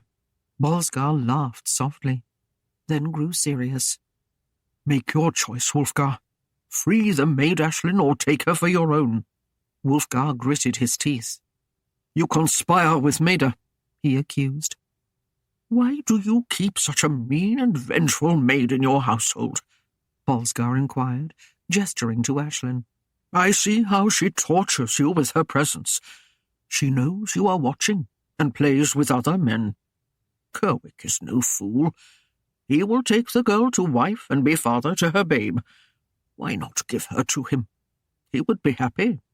But you, my lord fool—" The old knight chuckled. "What of you? Can you bear the thought of her sharing his bed?" Wulfgar's fist banged down on the table. "Cease!" he roared. "If you do not take her, Wulfgar," Wulfgar continued, imperturbed, "then in good faith you cannot keep the young Saxon from marrying her to give a name to her babe. What difference would it make to the child? My mother was married to you, and I still am called bastard," Wulfgar returned bitterly. Wulfgar's face paled. "I disclaimed you," he said slowly, struggling with his words. "Say that I was then the fool. For many times I've regretted my action, and yearned to have you back. You were a truer son to me than fair Falsworth. My mind is ever tortured with the agony I caused you, but it cannot be undone. Will you be so foolish?" Wulfgar turned away, disturbed by the old man's words. Finally, he rose and strode from the hall, not noticing that Aislinn's eyes followed him, with worry drawing her brows together.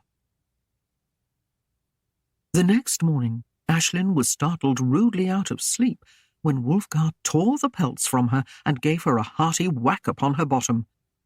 "Rise, you wench! We will have important guests this day, and I would present them with your best appearance." Aislinn sulked, rubbing her abused posterior, and finally rose under his all-too-careful regard. As she reached for her kirtle, he clapped both his hands together loudly, and the door immediately opened to admit Lynn and Middard, who carried in water for a bath.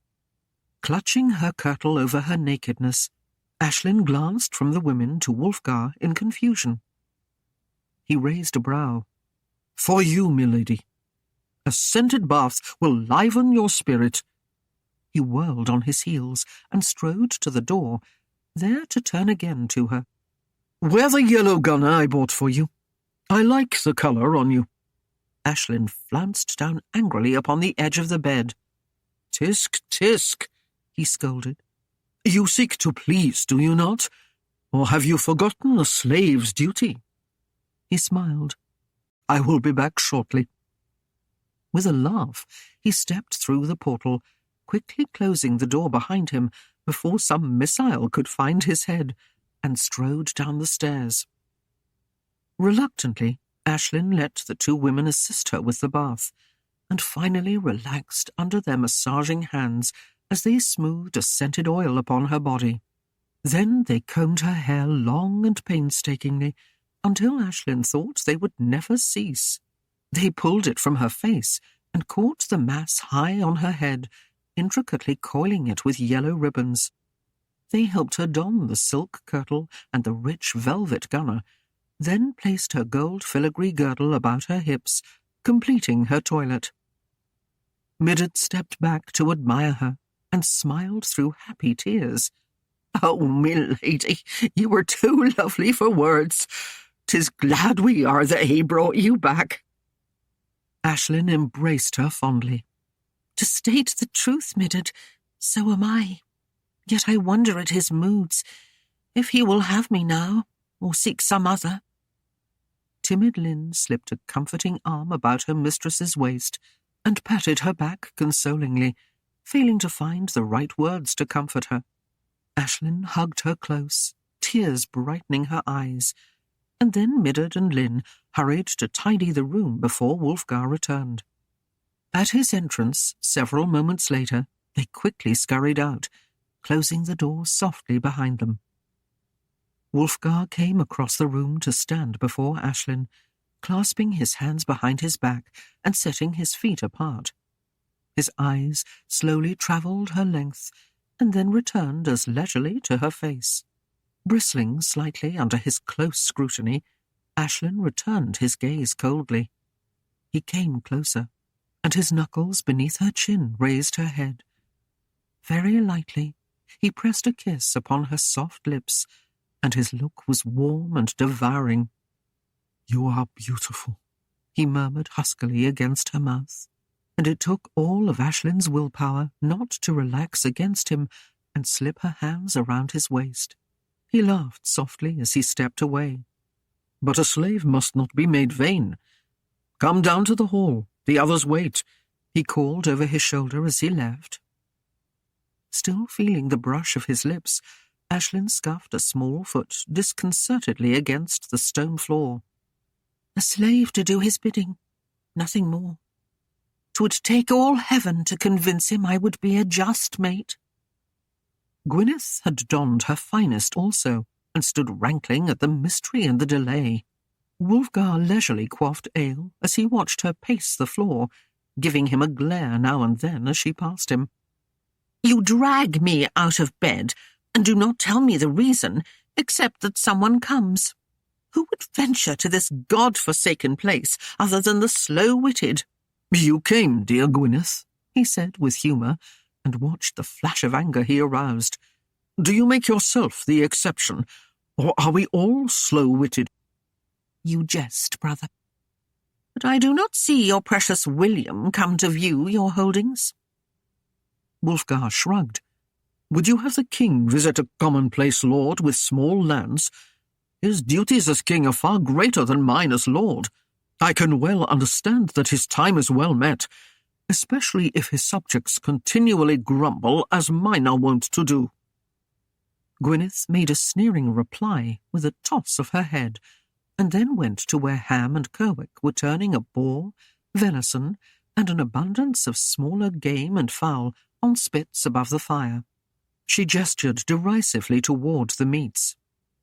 "This would feed us all for a month. You are careless with food, Wulfgar." "The grain's in the meal." Wulfgar sighed under his breath and turned to meet Bolsgar as he came down the stairs, a handsome man still when in fine garments. Wulfgar had shared with him from his own coffer, presenting to the older man some of his best. Though the belt had proven too narrow for Bolsgar's waist, the shoulders and length of his robe fit well enough. The elder man chuckled as he turned before them. "I've regained my youth, I swear." Gwyneth scoffed. "In borrowed clothes yet?" The old eyes measured Gwyneth, taking in Aislinn's tawny gold gown that she wore.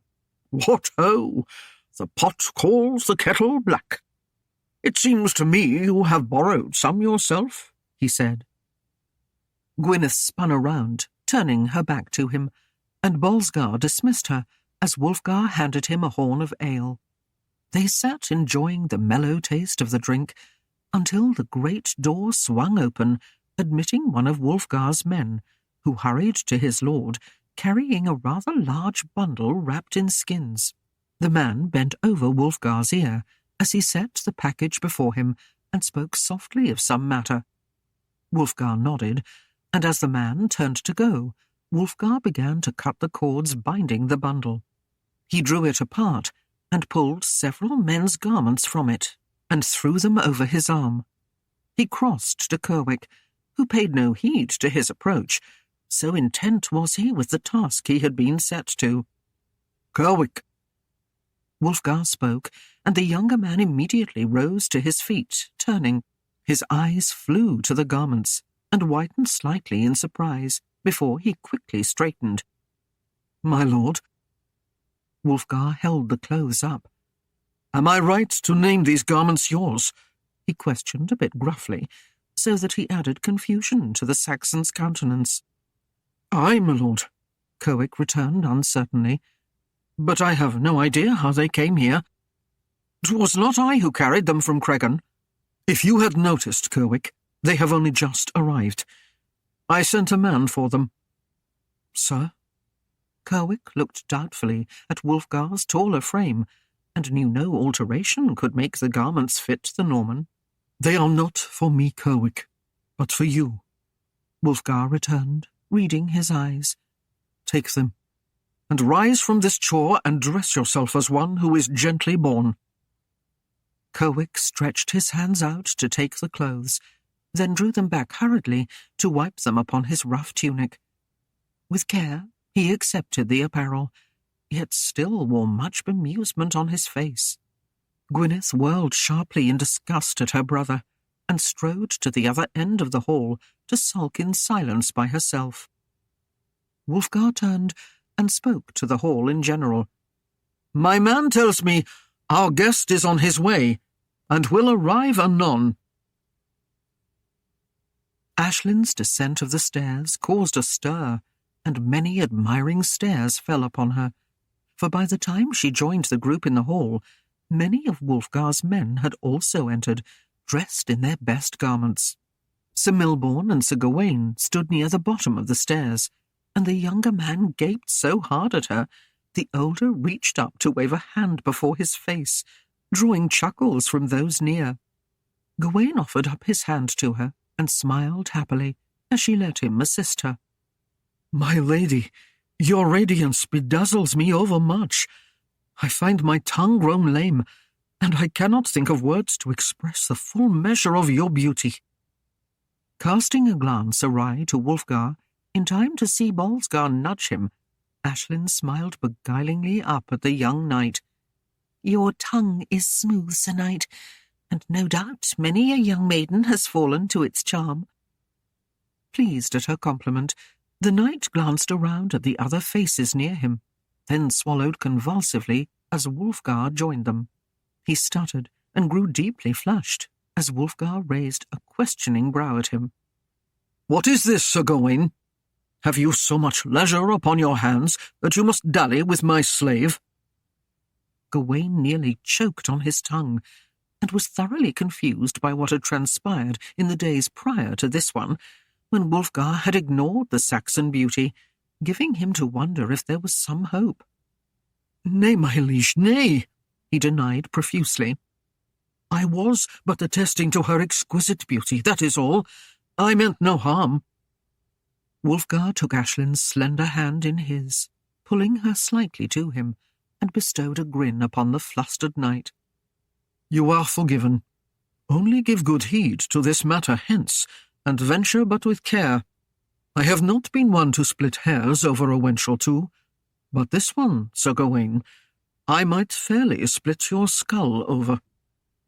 With that warning to the young knight and all those that heard, Wulfgar drew Aislinn away from the men and returned to Bolsgar's side. The old man's eyes twinkled merrily as he viewed her. "Ah, what a comely maid you are, Aislinn!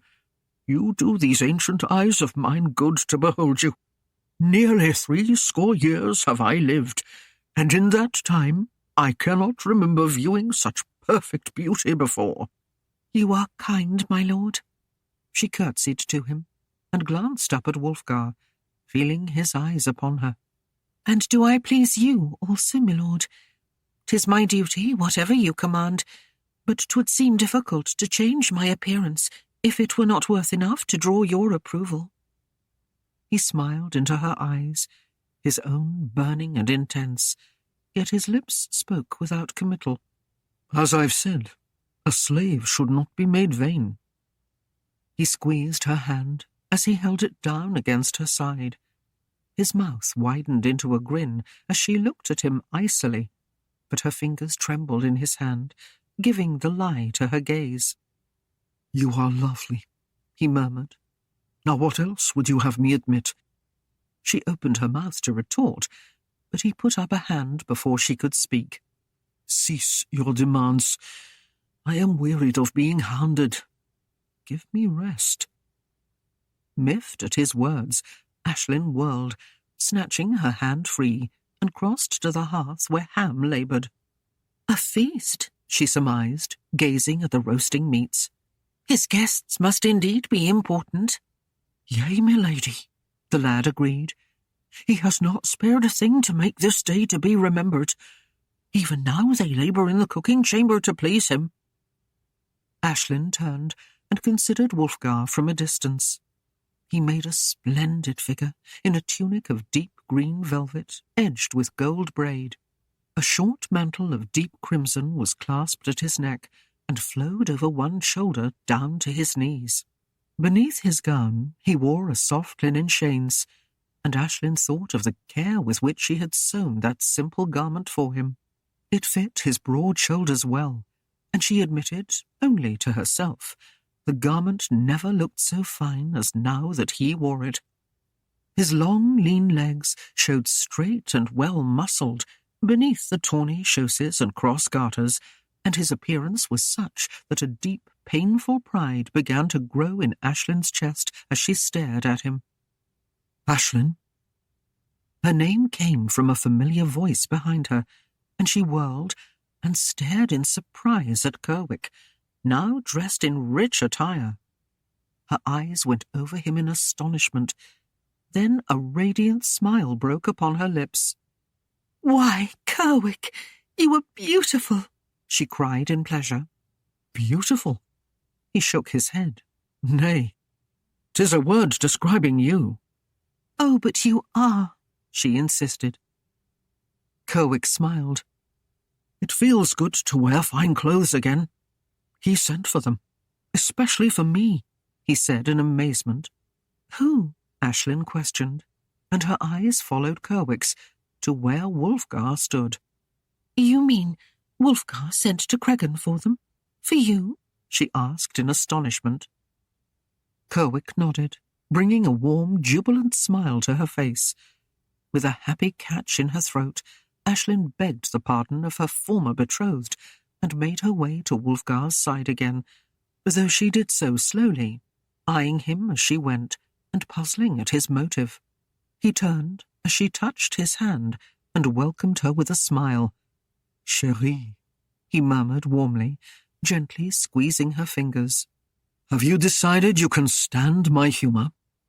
On occasion, my lord, but not over much, she returned, and the corners of her lips turned upward winsomely.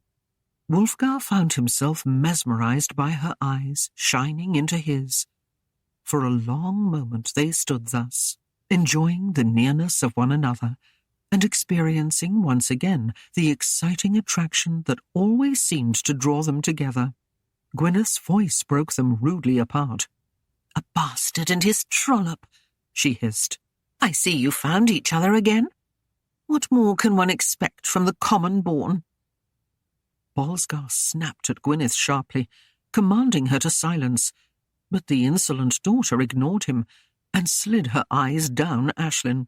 "Fit enough for royalty, I suppose, but your belly spoils the costume." Before she could think to hide her reaction, Aislinn lifted her hand to that slight roundness and looked a bit worried. Wulfgar scowled heavily at his sister and bit back a sharper reply. Do not be cruel, Gwyneth. Today I will have none of it. Either show respect to Aislinn, or you will be dismissed to your chamber. "I am no child," Gwyneth gasped. "and I will not show respect to a slut."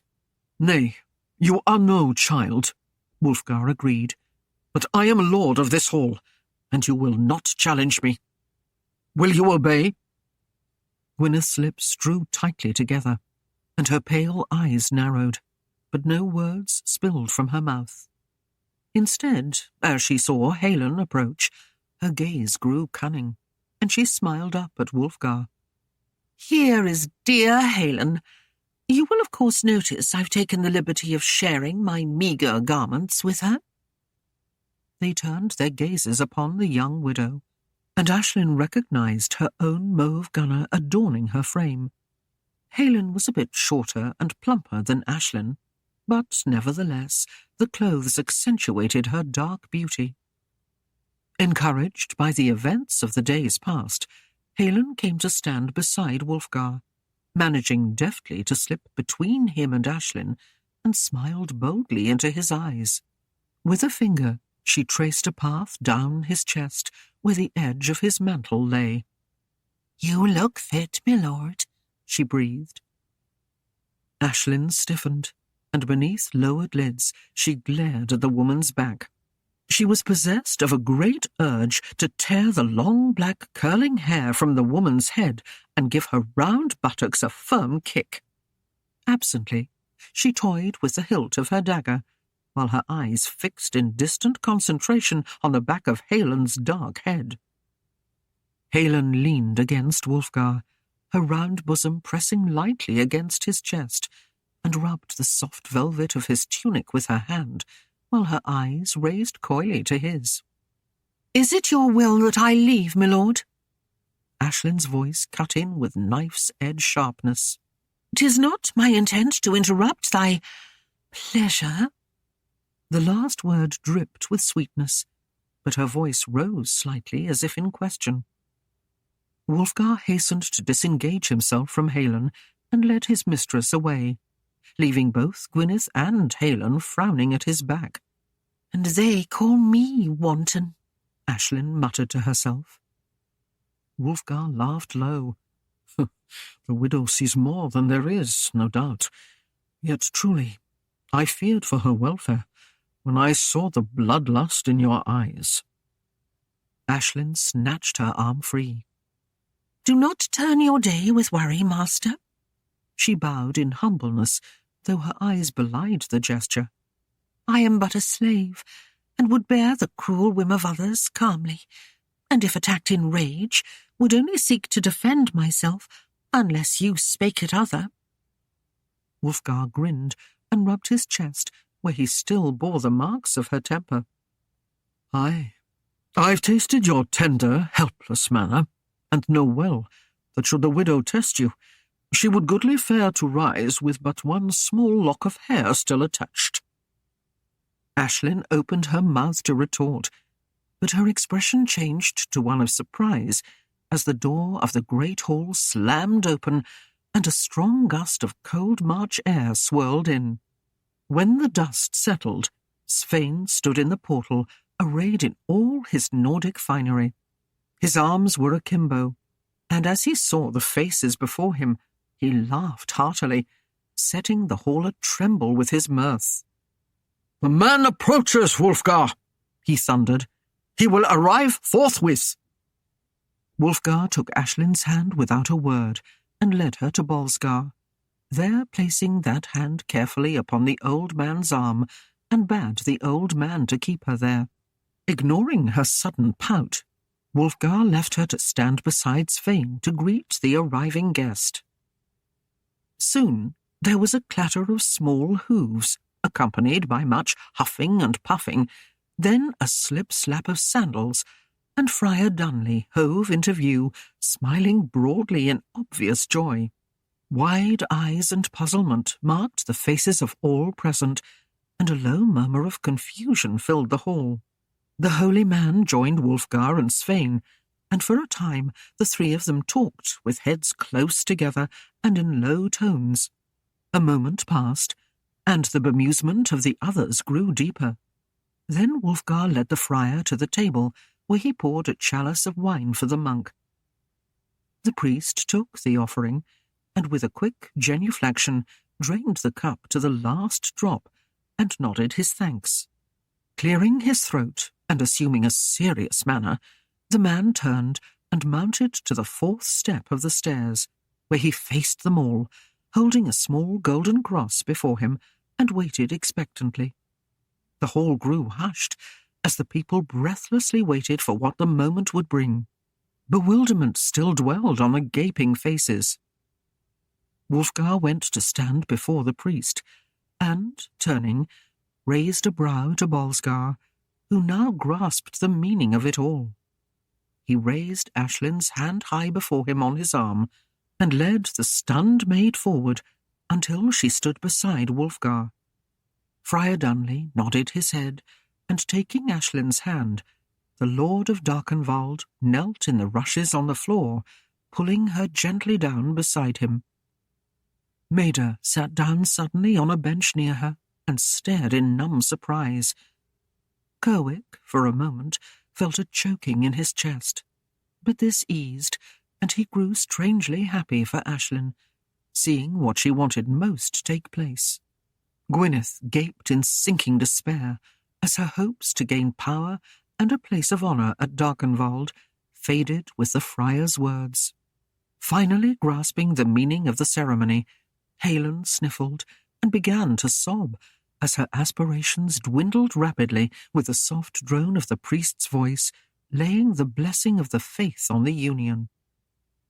Wulfgar's voice came strong and clear as he repeated his vows, and strangely it was Aislinn who stumbled and faltered as she repeated the words in a daze. Wulfgar drew her to her feet, and she stood dumbly as the monk spoke the final binding statement. She realized that he had repeated a question for the third time to her. "What?"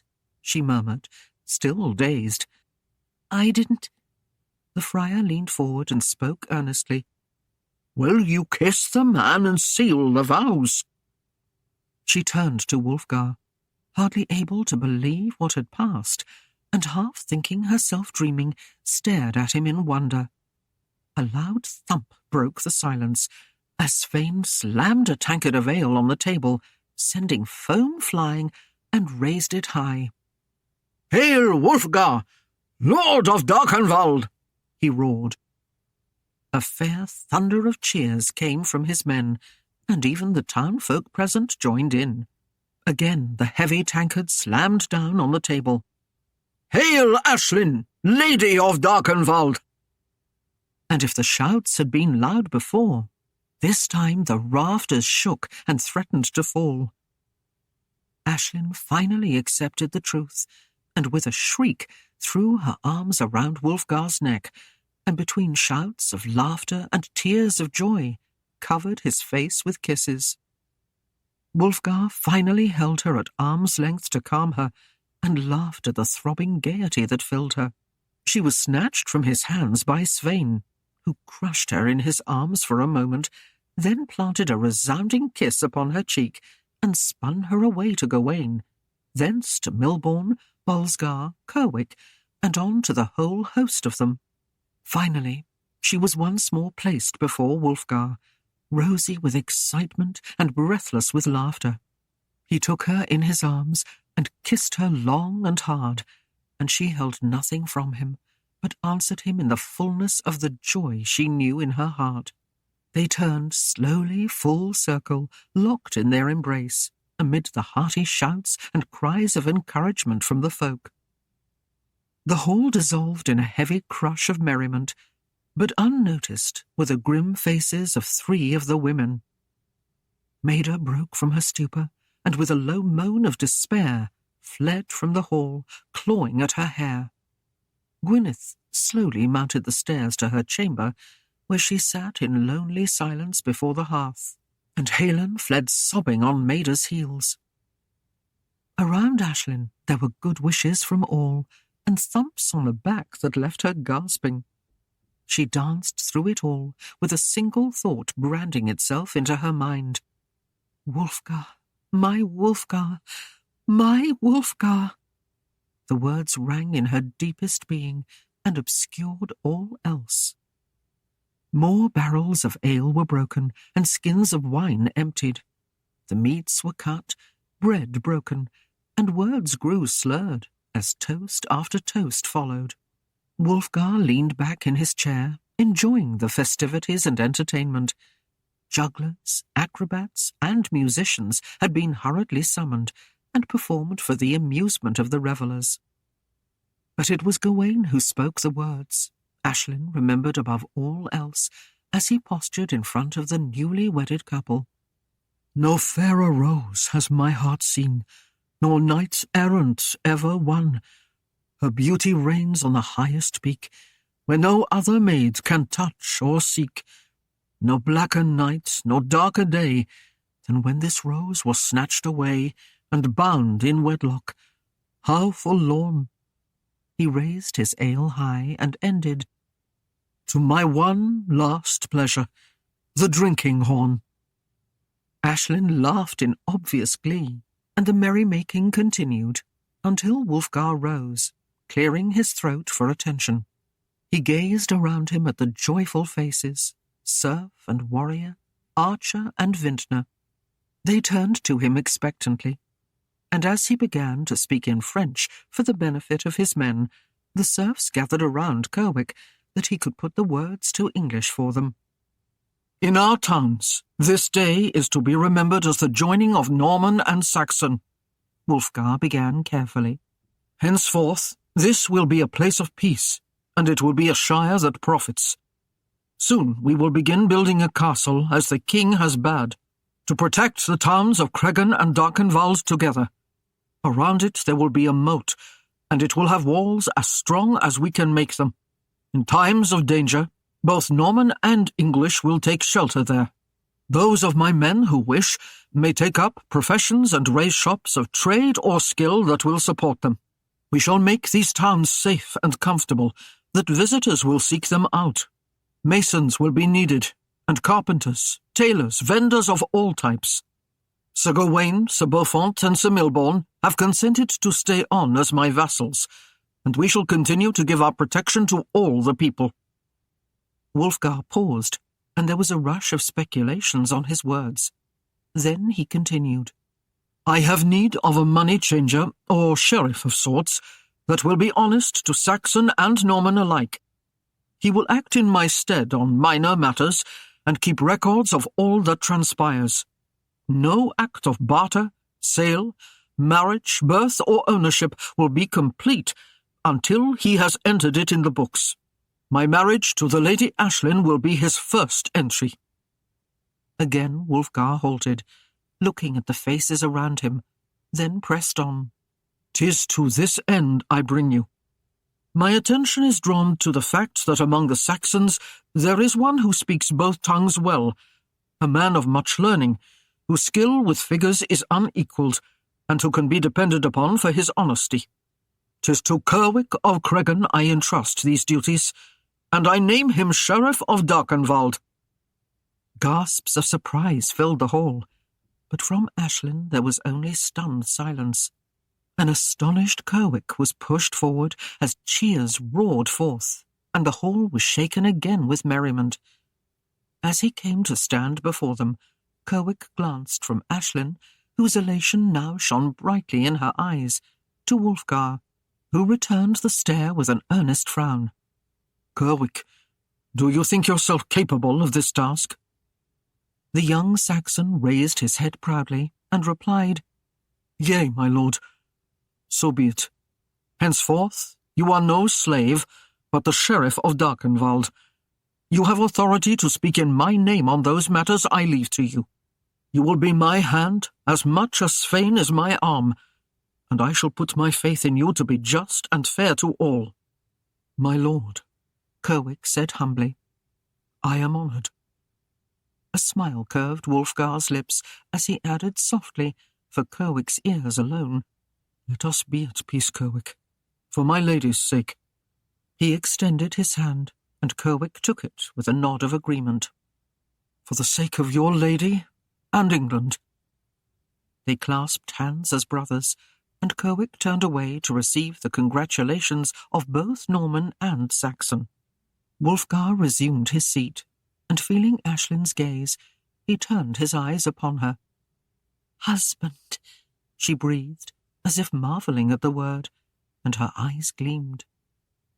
Wulfgar chuckled softly and brought her fingers to his lips. "Wife," he murmured in return. Leaning toward him, she drew a line upon his chest with a finger and smiled invitingly. "My lord, do you not think the hour is getting late?" His hand gripped hers tightly, and his grin deepened. "Indeed, my lady, the hour is growing very late." "What must we do to cease its rapid fleeing?" she asked, her voice low and rich with warmth. Her free hand dropped against his knee and rested there. To the casual eye, it was a small gesture, yet between them flowed a surging excitement that could not long be denied. A devilish twinkle sparkled in Wulfgar's eyes. "My lady, I would not know of your need for rest, but I am wont to find our bed soon." Aislinn concurred with a smile.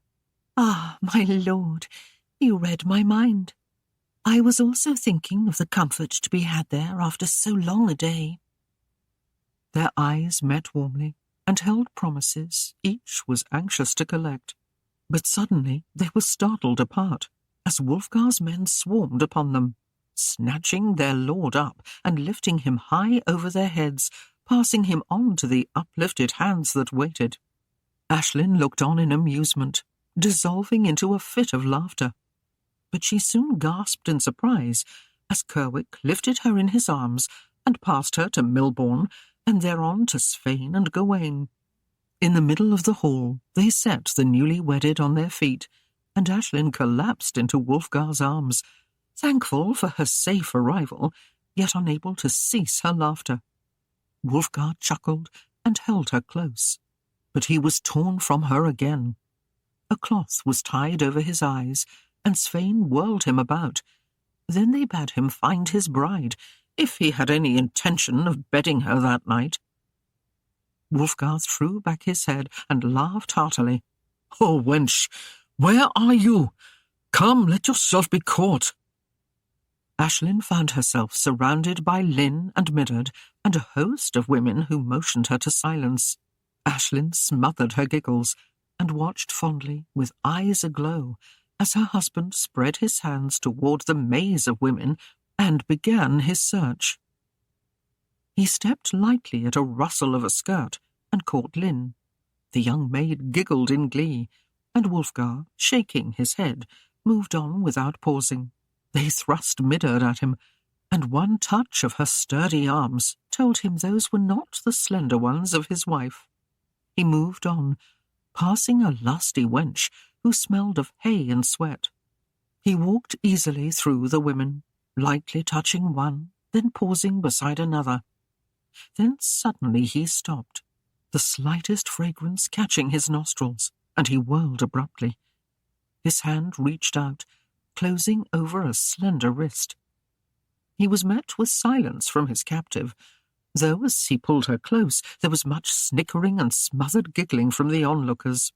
His fingers touched a woolen garment over her shoulders, much different from the softness of Aislinn's velvet gunner, but his questing hand moved with deliberate slowness downward over a well-rounded breast, to the mirth and merriment of all.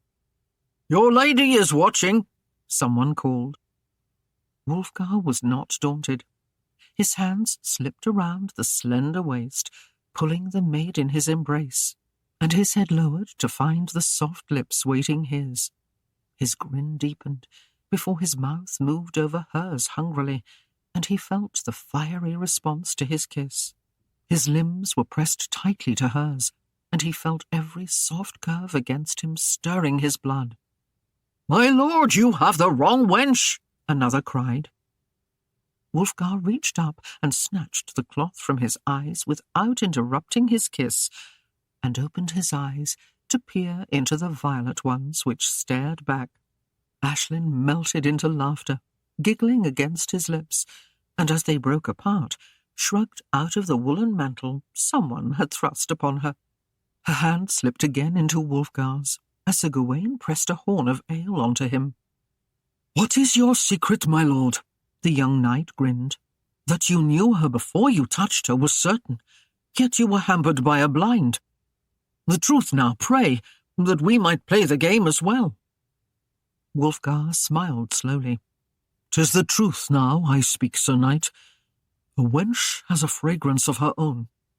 There are scents to be purchased at fairs, but neath it all is the sweetest smell of woman, and in each it is different."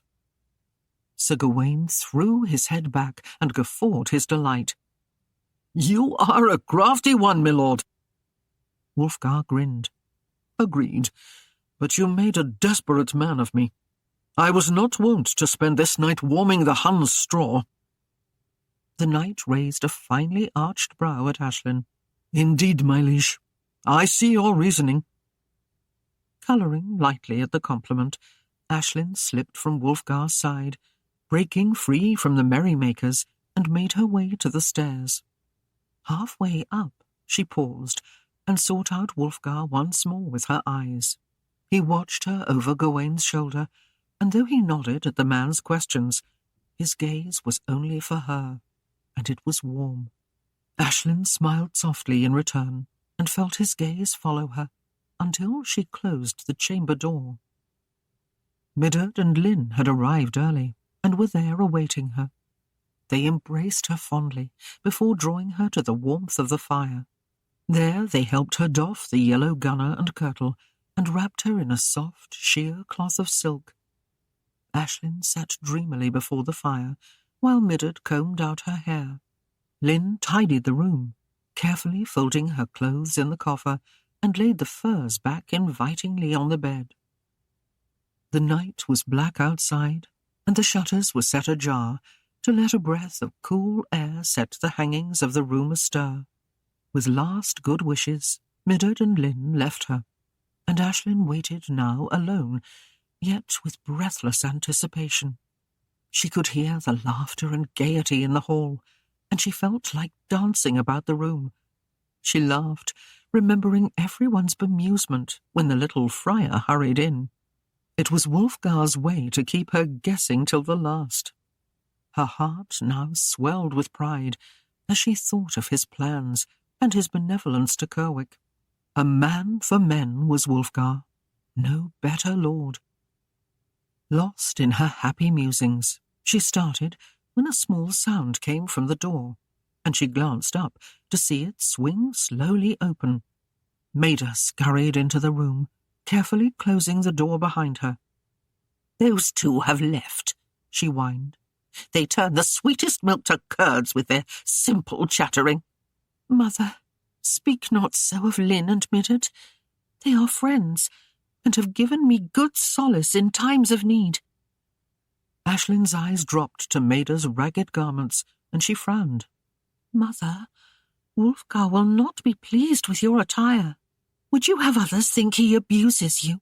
'Tis not so, for he has treated you kindly, despite your pricks and jibes. Maida screwed up her face and spoke as if she had not heard her daughter. Married, married! Blackest day of days! She threw her hands over her head. 'Twas the best of my revenge that you should bear the brat a bastard. To a bastard give a bastard, she sneered, then snickered at the thought. What say you? Aislinn drew up in surprise. This is the happiest of days for me. I would that you too rejoice that I am wed. Nay, nay, the old woman cried. You've stolen from me the last inch of vengeance. All I had was to see the slayer of my poor Erland twist in agony. But Wulfgar did not the deed. 'Twas Ragnar who swung the blade. Bah! Her mother dismissed the words with a fling of her hand. They are Normans, every one, and every one the same. It makes no matter who swung the blade. They must all bear the guilt. Maida continued ranting and raving and screeching in rage. She wrung her hands and turned away from all of Aislinn's efforts to calm her. In frustration, Aislinn cried, But Ragnar is gone, and 'tis Wulfgar here, and he is a fair lord and my husband. A change came over Maida at her words. Her lips twisted in a set sneer, and her eyes flickered to every corner of the room. She crouched and stared into the fire for some time, unspeaking, unmoving. Mother, Aislinn asked, after watching her for a while, are you all right? She saw Maida's lips move, and leaning close, barely heard the words so softly whispered. Yea, this Norman lies at hand, even yonder in my bed. The woman's eyes gleamed, and she turned suddenly, as if Aislinn had surprised her. Her eyes flew wide, and then narrowed, and she chuckled to herself. She stopped and stared at Aislinn, with no recognition in her gaze. Then, gathering her ragged garments close to her, swept a vacant gaze about the chamber, and hurried from it. There was a scuffle of feet in the hallway, and laughing voices and crude jests followed, before the door burst open and Wulfgar was thrust inside, having been carried ceremoniously to its threshold. Where she sat before the fire, Aislinn saw Svein and Kerwick bar the way that others would not enter, and Wulfgar hastened to close the door against the press. He turned, panting heavily, and his eyes went to her. The firelight etched her body through the veil of gossamer, stirring his blood. Yet he paused, unsure of her reception, for her manner was quiet now, and no words from her encouraged him to act the husband. The moment was at hand, and he became no lord and master, but a fumbling, newly wedded groom. He gestured lamely toward the door. They seemed to think that we should meet and fill the night together. Still no answer came from her, and he drew his mantle off his shoulders, folding it neatly, and removed his belt, setting both to place. Aislinn's gaze followed him, but the firelight was behind her, and Wulfgar could not see the tenderness that filled her eyes. He sat on the foot of the bed and rose again to hang his tunic from a peg.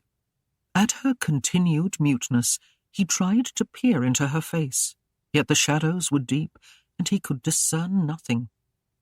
"If you feel awry, Aislinn," he murmured, and disappointment drew each word, "I will not press you on this night." He fumbled inanely at the top tie of his chains, for the first time in his life, feeling completely at a loss with a woman. Did marriage lessen the pleasure? He wondered dismally. Aislinn finally rose and went to stand before him, and taking the loops from his stumbling fingers, with a quick pull untied them. She lifted the shirt from his ribs and placed her hands upon them. "My lord Wulfgar," she breathed in softest whisper, "you play the sotted groom so well. Must I lead you where you have so often gamed?" Her hands slid upward, pushing the shirt over his shoulders and from his head, then went further to clasp behind his head and pull him slowly down until he met her parted lips. She lay full against him, and her hand caressed his back, while her kisses gave him cause to sigh. Wulfgar's mind spun like a boulder crashing down a hill and exploded into a flurry of emotions: confusion, surprise, and, not least of all, pleasure. He had thought it impossible for her to respond more fully than she had in the past, yet now she aroused him purposefully, pressing feverish kisses against his throat, his mouth, his chest, and doing little tempting things with her fingers that made him catch his breath. He had thought, foolishly, at one time, that he knew well a woman's mind.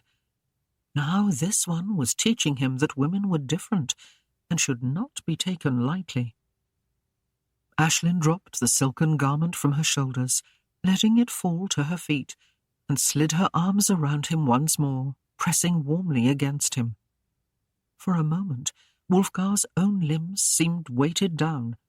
Her soft breasts against his chest seemed to burn into his flesh, and he dismissed his earlier thoughts of marriage as he bent and swept her up into his arms and bore her to their bed.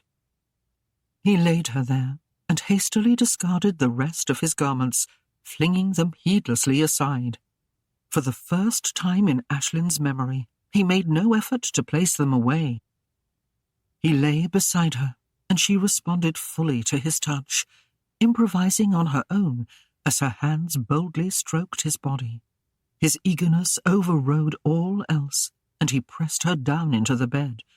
His lips trembled at her ear and caressed her neck, then moved downward where he could feel the rapid thud of her heart. She arched in ecstasy, opening her eyes for a moment, and the breath suddenly locked in her throat. A dark shadow stood over them, and there was a glint of metal over his back. Aislinn screamed in terror and tried to thrust him away. Wulfgar half turned in surprise at her cry, and the blade struck a glancing blow on his shoulder. Pure rage clouded Wulfgar's mind. With an oath, he swung a fist, then clasped the throat of the unlucky assailant, wrenching a strangled cry from it. With a surging roar, he bore the intruder from the bed to the hearth. There the fire lit the attacker's face, and Aislinn screamed again, seeing her mother's face twisted in soundless agony. Flinging herself from the bed, she flew to pull at her husband's arm. "Nay, nay, do not slay her, Wulfgar!" Frantically she tugged at the arm again, but it was like iron, and she was unable to break the hold. Maida's eyes bulged, and her face seemed blackened. With a sob, Aislinn reached up to turn Wulfgar's face to hers. "She is mad, Wulfgar! Let her be!" Her words broke his fury, and he released his hold, letting Maida slip to the floor. The woman lay writhing and twisting upon the hearth, struggling for breath through her bruised throat. Wulfgar bent and picked up the sax from the floor beside her and turned it over in his hand, examining it closely. Some memory pricked the depth of his conscious mind, then surfaced with full realization. This weapon had been Kerwick's, the one used once before in an effort to slay him. A slow dawning lit his face as he looked down at the crone. He whirled to stare at Aislinn, and she read his thoughts and gasped. "Nay, not so, Wulfgar." Her voice grew strident.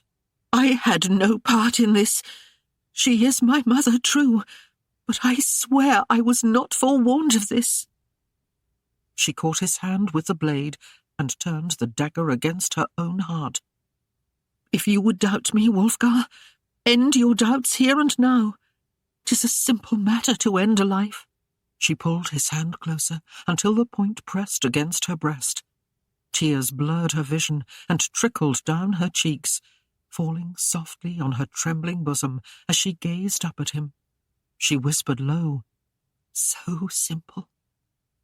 Maida found her breath and her feet and fled unseen by the two who stared into each other's eyes, trying to read what truth was to be found. The slamming of the door marked her going, but still they did not move. Seeing Wulfgar's uncertainty, Aislinn urged his hand once more, but he resisted her, and she could not bring the blade nearer. She leaned against it until it pricked her skin, and a tiny drop of her blood mingled with his upon the point. "My lord," she murmured softly, "today I spoke my vows before God, and as he is my witness, I hold them sacred. As our blood joins on this blade, so are we one. A child grows in me, and I pray earnestly that he is thine, and we be one in him, for he will need a father such as you." Her lips trembled as he stared down into her eyes. Wulfgar felt the heavy weight of her words upon him, and he could deny her no longer. With an oath, he flung the sax at the offending portal, where it clattered on the wood and then on the floor. He bent, and, snatching Aislinn up in his arms, whirled her about in complete abandon until she begged him to cease. Impatient once more, he turned to the bed, but she touched the wound on his shoulder and silently shook her head. Expertly, she applied salve and bindings as he sat on the edge of the bed. When at last she tied the knot and set her healing notions aside, she turned to him, leaning forward until her breasts lightly pressed against his chest, and she met his mouth eagerly with her own. His arms went around her, trying to urge her down beneath him, but she placed both hands against his chest and pushed him firmly back upon the pillows. He stared up into her eyes in the firelight, wondering at her game. Then she gave an answering smile and laid full length upon him. The hot blood surged through Wulfgar's body, and the wound hindered him not then, nor later, nor later. 21. Wulfgar woke in the morning at first light and lay still, lest he wake his wife, who slumbered peacefully against him, with her head resting on his shoulder. His thoughts were clear and keen this early morning hour, and he knew that never before had he experienced pleasure so rich and fulfilling. He was still filled with amazement at her abandon. He had known ladies of the court who responded as if offering him a high favour, passively waiting to be aroused. He had known the common women of the street who pantomimed their passion by predictable rote and were eager only when it meant an extra coin.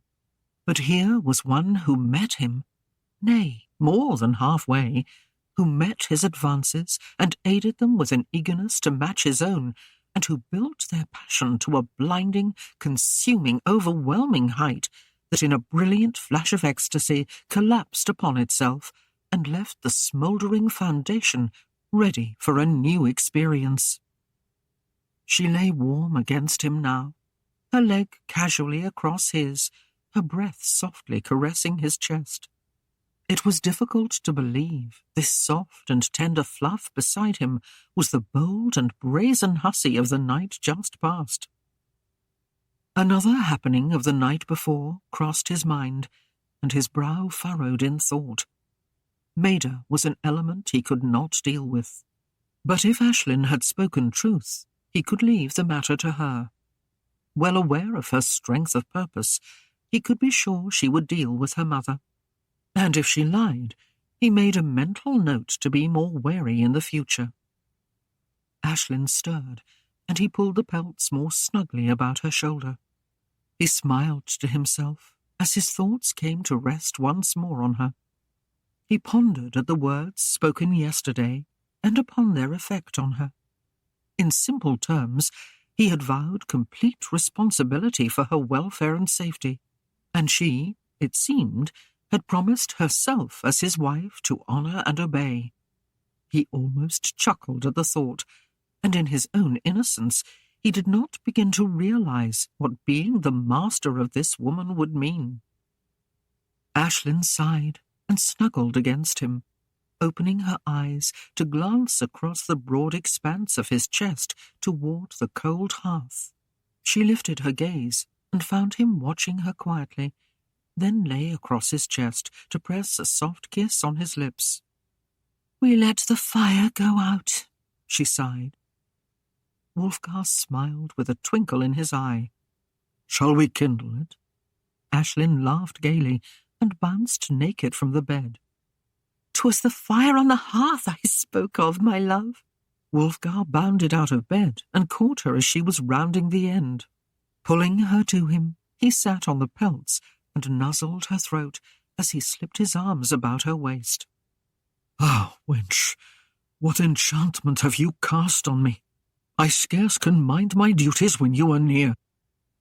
Aislinn's eyes sparkled as she looped her hands behind his neck. "Do I please you, my lord?" "Oh," he sighed, "you leave me a tremble with the merest touch of your fingers."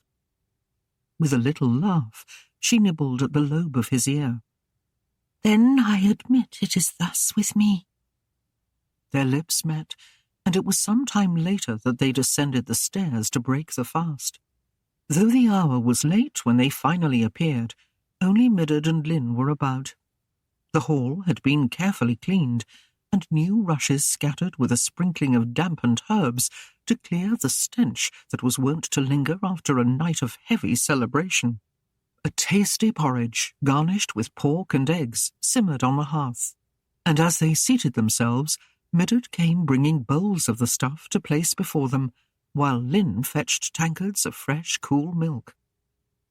The meal was begun in silence. The entire village seemed to lay strangely quiet outside the open doors.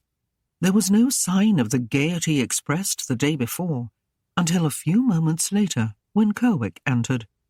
He walked with studied care, and his hair still dripped with water from the stream. Hesitantly, he sat at the table with them, and gave Aislinn a weak smile, his pallor accentuating the redness of his eyes. The smile faded as he caught the scent of the porridge and stared into the steaming bowls bobbing with chunks of pork and coddled eggs. He clasped his hands over his stomach and, with a strangely muffled apology, fled again in the direction of the brook. Aislinn smiled in wonder as Midard sent a peal of laughter after the distressed young man. "The poor lad took the best of a keg of ale," the woman chuckled. "And got the worst of it, I fear." Wulfgar nodded and swallowed, smiling. "I shall be more gentle with my gifts to him hereafter," he murmured. "He seems to take them too much to heart." The repeated rattle of a door from the chambers above punctuated his words, and they raised their eyes to see Wulfgar at the head of the stairs, one arm braced against the wall, while the other hand raked his tousled hair. He cleared his throat, and steadying himself, hitched up his brachos and began a slow descent, carefully watching his feet as they seemed to wander a bit from where he would place them.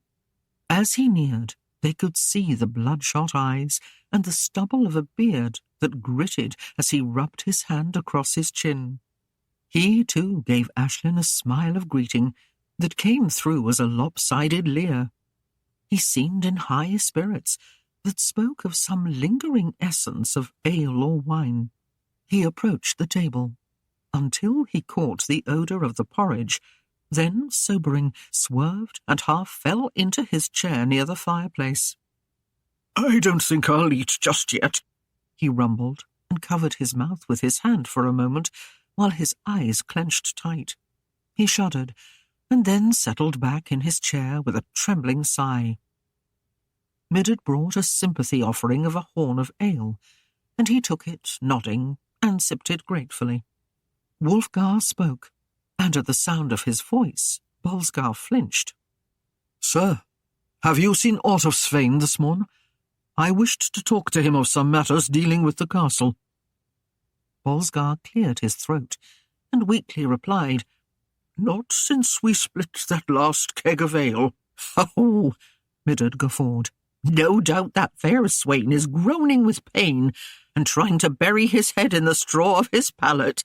She chuckled and gestured with a large ladle toward Lynn. The poor lass will do good never to come within an arm's reach of him again. Aislinn looked up in surprise, wondering at the woman's words. As far as she knew, Svein had always handled himself quite properly with the women of the village. Lynn still bears the bruise of his embrace, Midard continued jovially, but no doubt his cheek will smart for days to come. Lynn blushed and turned to her task, hiding her face in embarrassed silence. Aye, Wulfgar chuckled.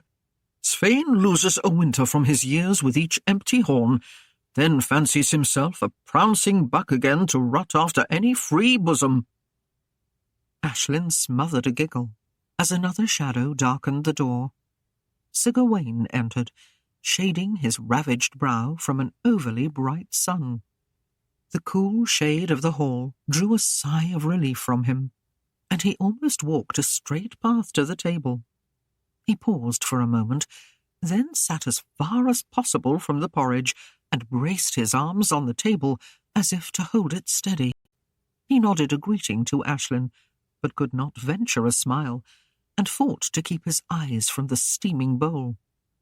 Your pardon, my lord, he said with strain in his voice. Sir Milborne is ailing, and has not risen as yet. Wulfgar suppressed his mirth, and frowned a bit as Aislinn fought with hers. No matter, Sir Gawain, Wulfgar replied. He sat back and took a bite of meat, as the one addressed hastily averted his eyes. 'Twill be a day of rest, as I find my loyal folk are good for little else this morn. Can you bear it? Have a cup of ale to clear your head, and see to your own welfare. He leaned forward and spoke with mock concern. You seem a bit at odds with the day yourself. Gawain took the proffered cup from Lynn's hand, and raising his eyes but once, gulped the cool draught and left. A gale of laughter set Aislinn back in her chair, and Wulfgar heartily joined the gaiety, while Bolskar cringed at the unwarranted attack on his ears, until Gwyneth's voice crackled with anger from the top of the stairs. "Well, I see the sun is high enough for my lord and my lady to rise." Bolskar took the bait, and hurling his cup across the room, half rose. Ye gods, he roared, it must be noon. My fairest daughter rises to break the fast. Gwyneth descended the steps, and in a whining voice answered his jibe. "I could not sleep until the early dawn broke. There were strange noises in the chambers all night." She frowned pointedly at Aislinn, "as if a cat were tangled in the briar." She raised her brows sardonically. "My lord Wulfgar, did you hear the sounds?" Aislinn's cheeks flushed with colour, but Wulfgar laughed aloud, unabashed. "Nay, my sister, but whatever they were, I vow you would not know their like or kin." Gwyneth sniffed and dabbled in the pot. "What would you know of gentlefolk?" she sneered, and plopped a morsel of meat in her mouth. Both Midard and Lynn found themselves busy with urgent chores, so Gwyneth dipped herself a cup of milk, and sipping it went to stand before her father. Her voice rang sharp within the hall. "So, I see the sham of youth has fled as quickly as it came." "My lines have come of life well lived. What excuse of yours, daughter?" Gwyneth whirled in fury, and stared hard at Midard as she coughed loudly. "What few there are," she sniped, "are there from bearing the cruel barbs of my father and my bastard kin." Wulfgar rose, taking Aislinn's hand, and drew her up with him. "Before the day is rent beyond repair, will you take a space and ride with me?" he asked. Glad for this reprieve from Gwyneth's tongue, Aislinn murmured softly, With happiness, my lord. Wulfgar led her from the hall as Gwyneth's voice rose in new attack on the sore beleaguered Wulfgar. As they leisurely crossed the paddock, Aislinn, without reason, laughed in gay abandonment and pleasure. She grasped Wulfgar's hand and danced around him like a child around a maypole. Shaking his head at her, he caught her in the crook of his arm to stop her and leaned against the stable wall. "What a tempting vixen you are, wench," he murmured huskily against her hair, and finding her arms about his neck, was inspired to kiss her. As the night before, he found himself amazed by her willingness. He wondered at her mood and at the ardour of her answer, at this vibrant being in his arms that touched him and set his every nerve alive with pleasure. A rattle of hooves broke the moment, and they pulled apart to see the friar's donkey trot from the stable, his master hunched upon his back, grasping the small beast's mane as if he fought to stay astride. The monk's hood was pulled low over an ashen face as he rushed by them and on to Cregan. Aislinn giggled and snuggled once more against Wulfgar's chest, slipping her arms behind him and holding tightly. Playfully, she nipped his neck with her teeth. With a quick movement, Wulfgar swung her into his arms, but he almost dropped her in surprise as she struggled frantically against him. "You beastly Norman! Would you rape me here?" she demanded in feigned anger, and then chortled at his bemusement. Wulfgar grinned. "To pick you up was the best way I knew of getting you to move. If you are determined to gamble all day, a strong hand must be taken to you to curb you." She shook her fist beneath his nose in mock threat, and as he set her to her feet, she kissed him, murmuring against his lips, "Fetch the horses, my lord. England waits." The Hun felt an urge to stretch his flanks and run and show off a bit before the grey mare, but Wulfgar, in deference to Aislinn's gentle state, plied a firm hand on the reins and held him back. The stallion gave a jump or two and raised his feet to rear, but at a warning bark from his master, he set them down again, and, letting out a disgusted snort, settled into an easy trot. Aislinn laughed, and in the sunny day her heart flew with the swallows above the trees. They passed a portion of the road where ancient carved stones lay edge to form the surface. The hooves of their mounts made a clicking rhythm, and Wulfgar began a song in French. The song became risque, and he turned, smiling at Aislinn, to whistle the last refrain, while he ogled her with lusty attention and much rolling of the eyes. Aislinn giggled in glee at his mimicry, then lowering her voice to a gruff tone, sang an old Saxon ditty until he bade her stop. "Such words were not made for a lady's tongue," he sternly reproved, then grinned. "Or for Saxon harlots either." "Pray, tell me, my lord," she smiled sweetly, "have you grown old womanish in your dottiness?" She reined her mare quickly to avoid his sweeping arm and spurred her steed to a faster pace.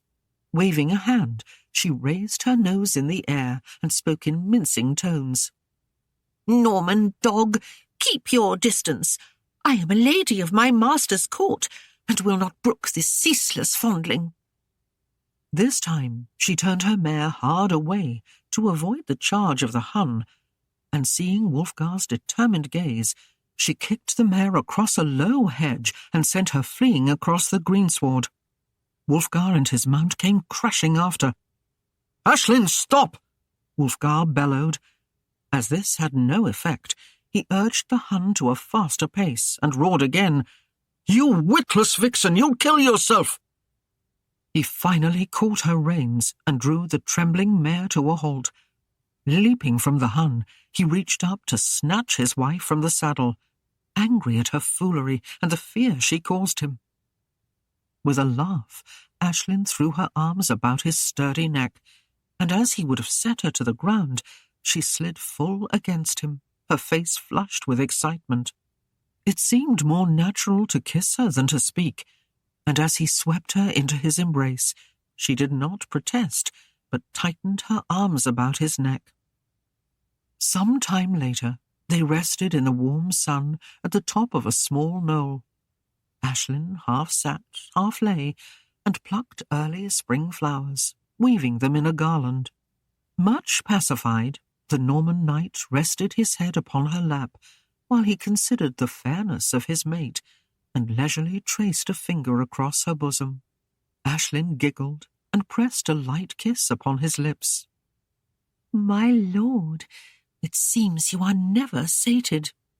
"Oh, wench, how can I be when you are ever tempting me?" She feigned sympathy as she sighed. "'Tis true, you are sorely beset by women. I must speak with Aislinn." Wulfgar sprang up, and snatching her to her feet, enfolded her within his arms. "What is this of Aislinn?" he queried with a grin. "'Tis you I lay the blame to, you jealous vixen, none other." Pushing from him, she danced away with a flippant manner, and setting the garland upon her head, bowed before him. "Do you say that you were not tempted by the lusty Aislinn when she danced for you and showed her bosom? You must have been blind not to see." Wulfgar slowly advanced as she retreated, backing away from him with a delighted giggle. She held out a hand warily. "Now, my lord, I've given you no cause to beat me." He swooped upon her, and she shrieked in playful glee as he caught her up in his arms and whirled about with her. "Oh, Wulfgar, Wulfgar!" Her voice rang with a joyful note. "You are mine at last." He raised a dubious brow, but smiled into her eyes. "I vow you planned this marriage from the first moment of our meeting." She nuzzled her face against his throat and sighed. "Oh, nay, Wulfgar. 'Twas our first kiss that set my mind on the matter." They dallied through the day, giving no thought to others.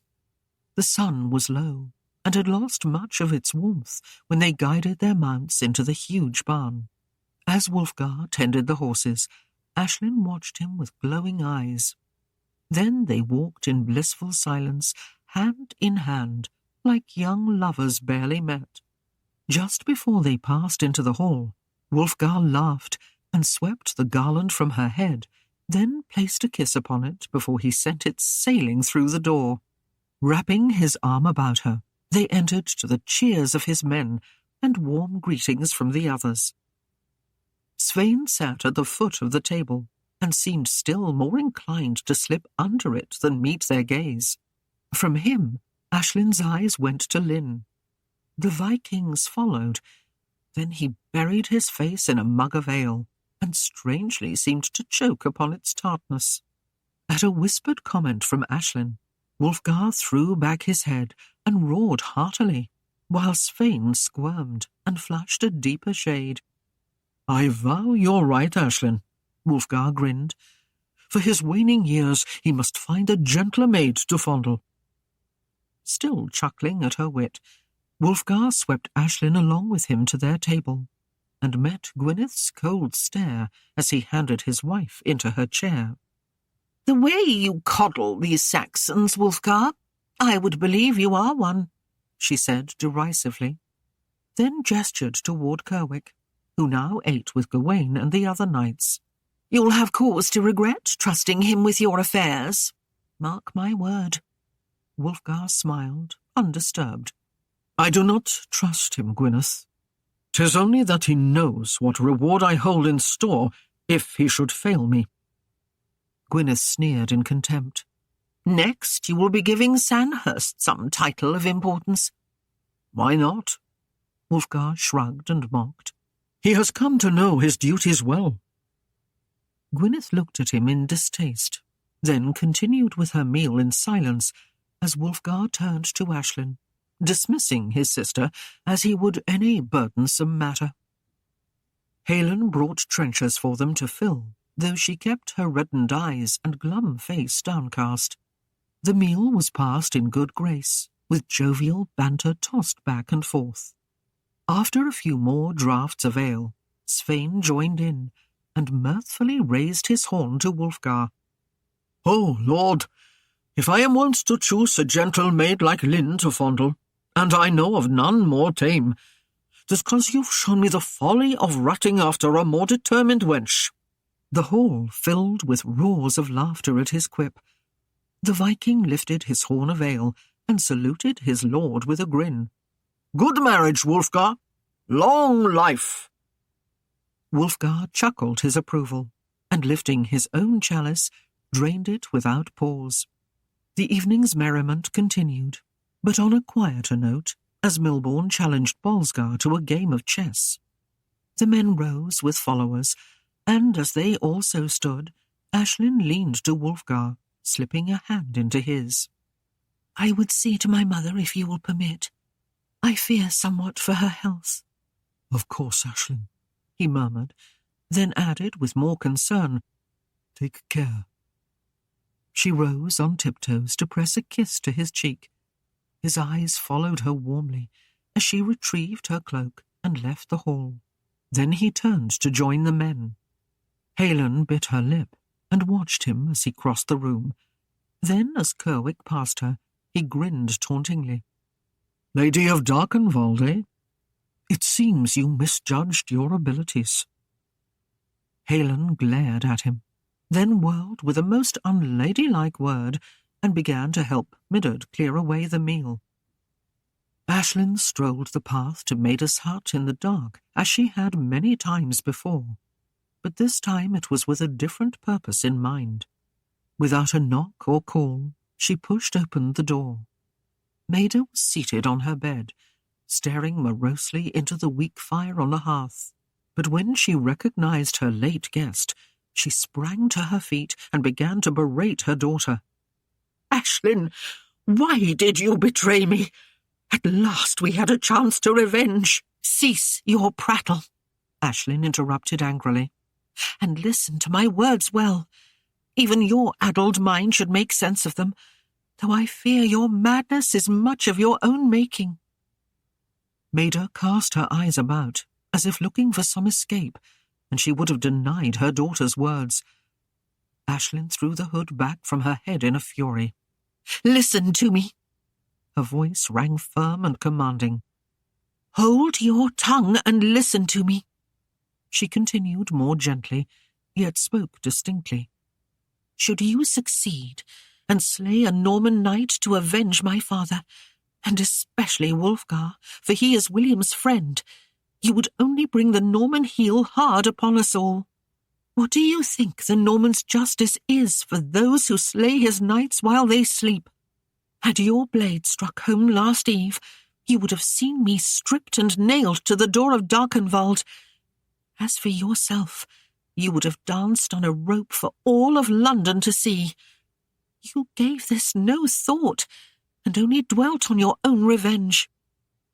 Maida shook her head and wrung her hands and would have spoken, but Aislinn stepped forward and seized her mother's shoulders, shaking her until fear widened her eyes.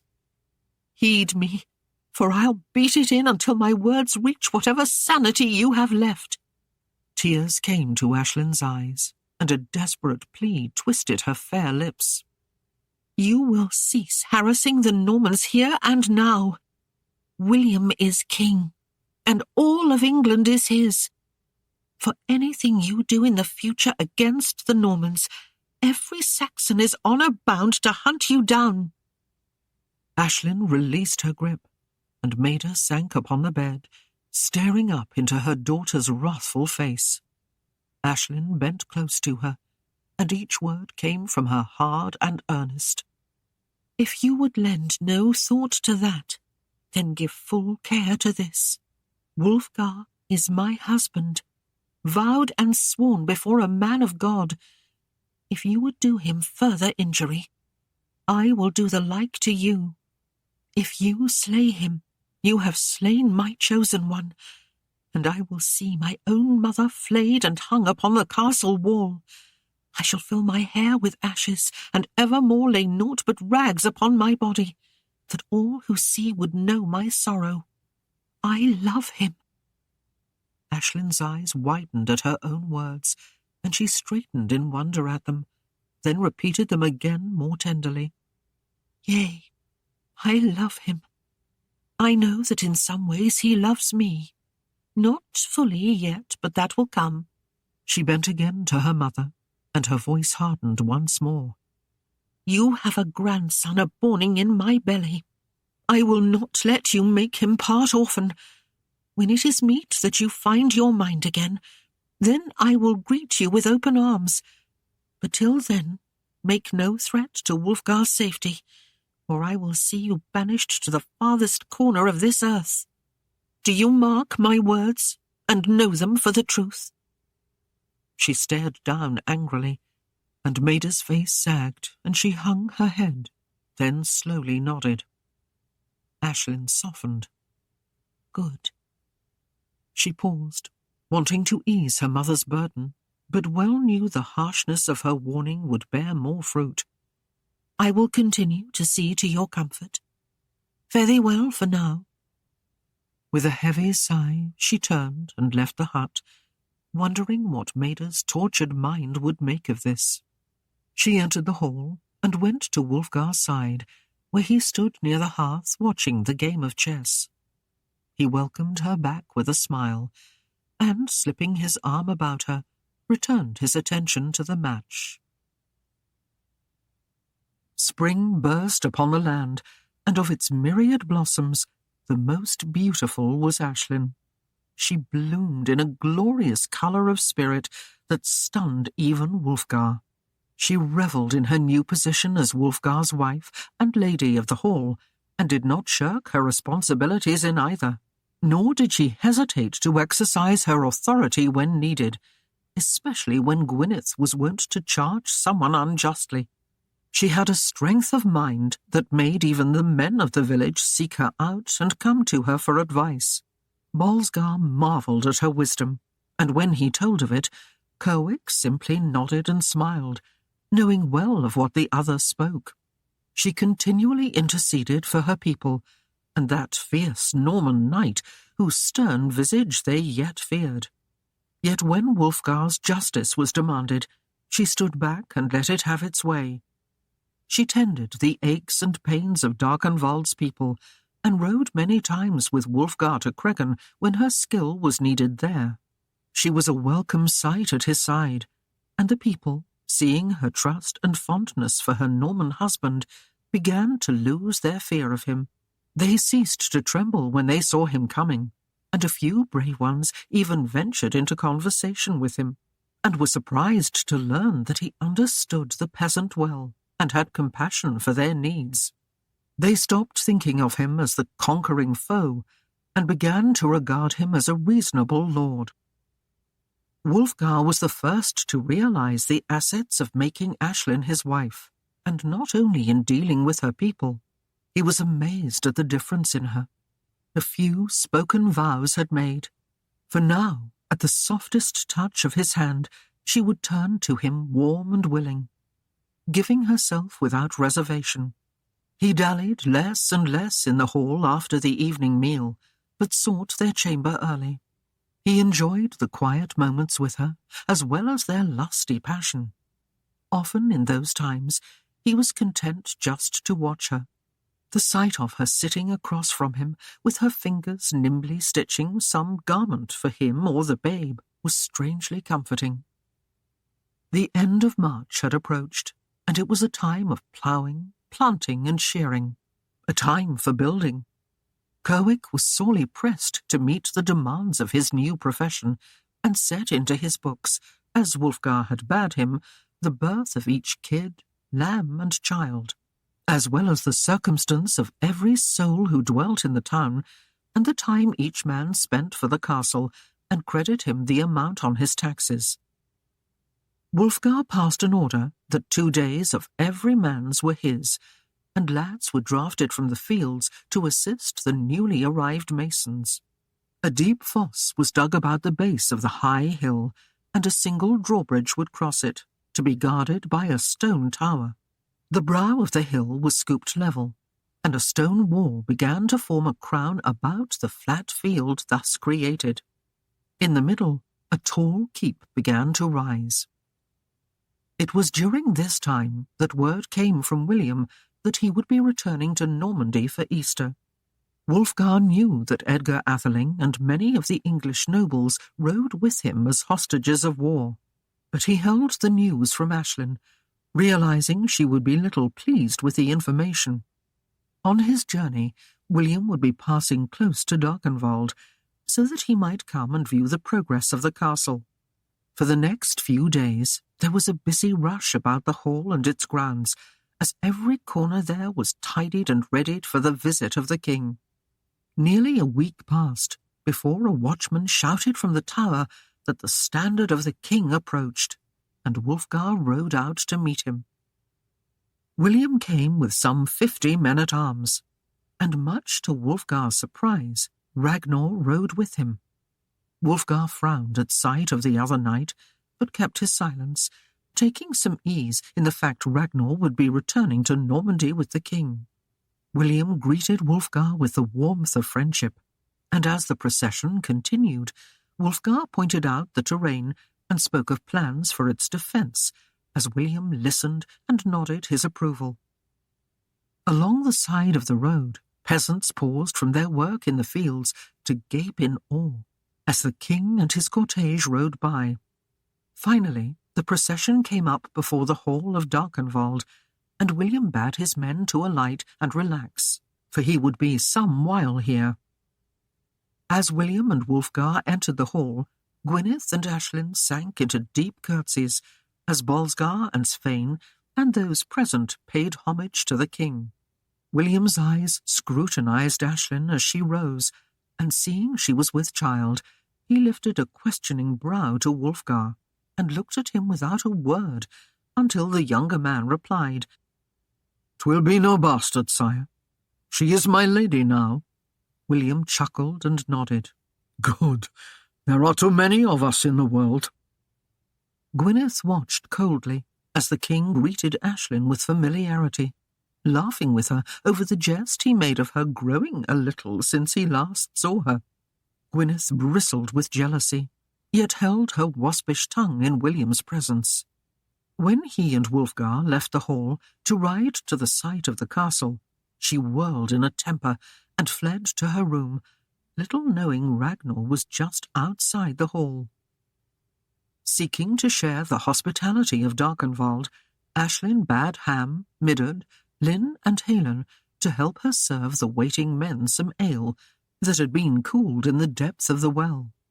It was a pleasant day, for the warm winds of the south swept away the chill, and Aislinn stepped from the hall without fetching a mantle, having little need of it in this fair weather.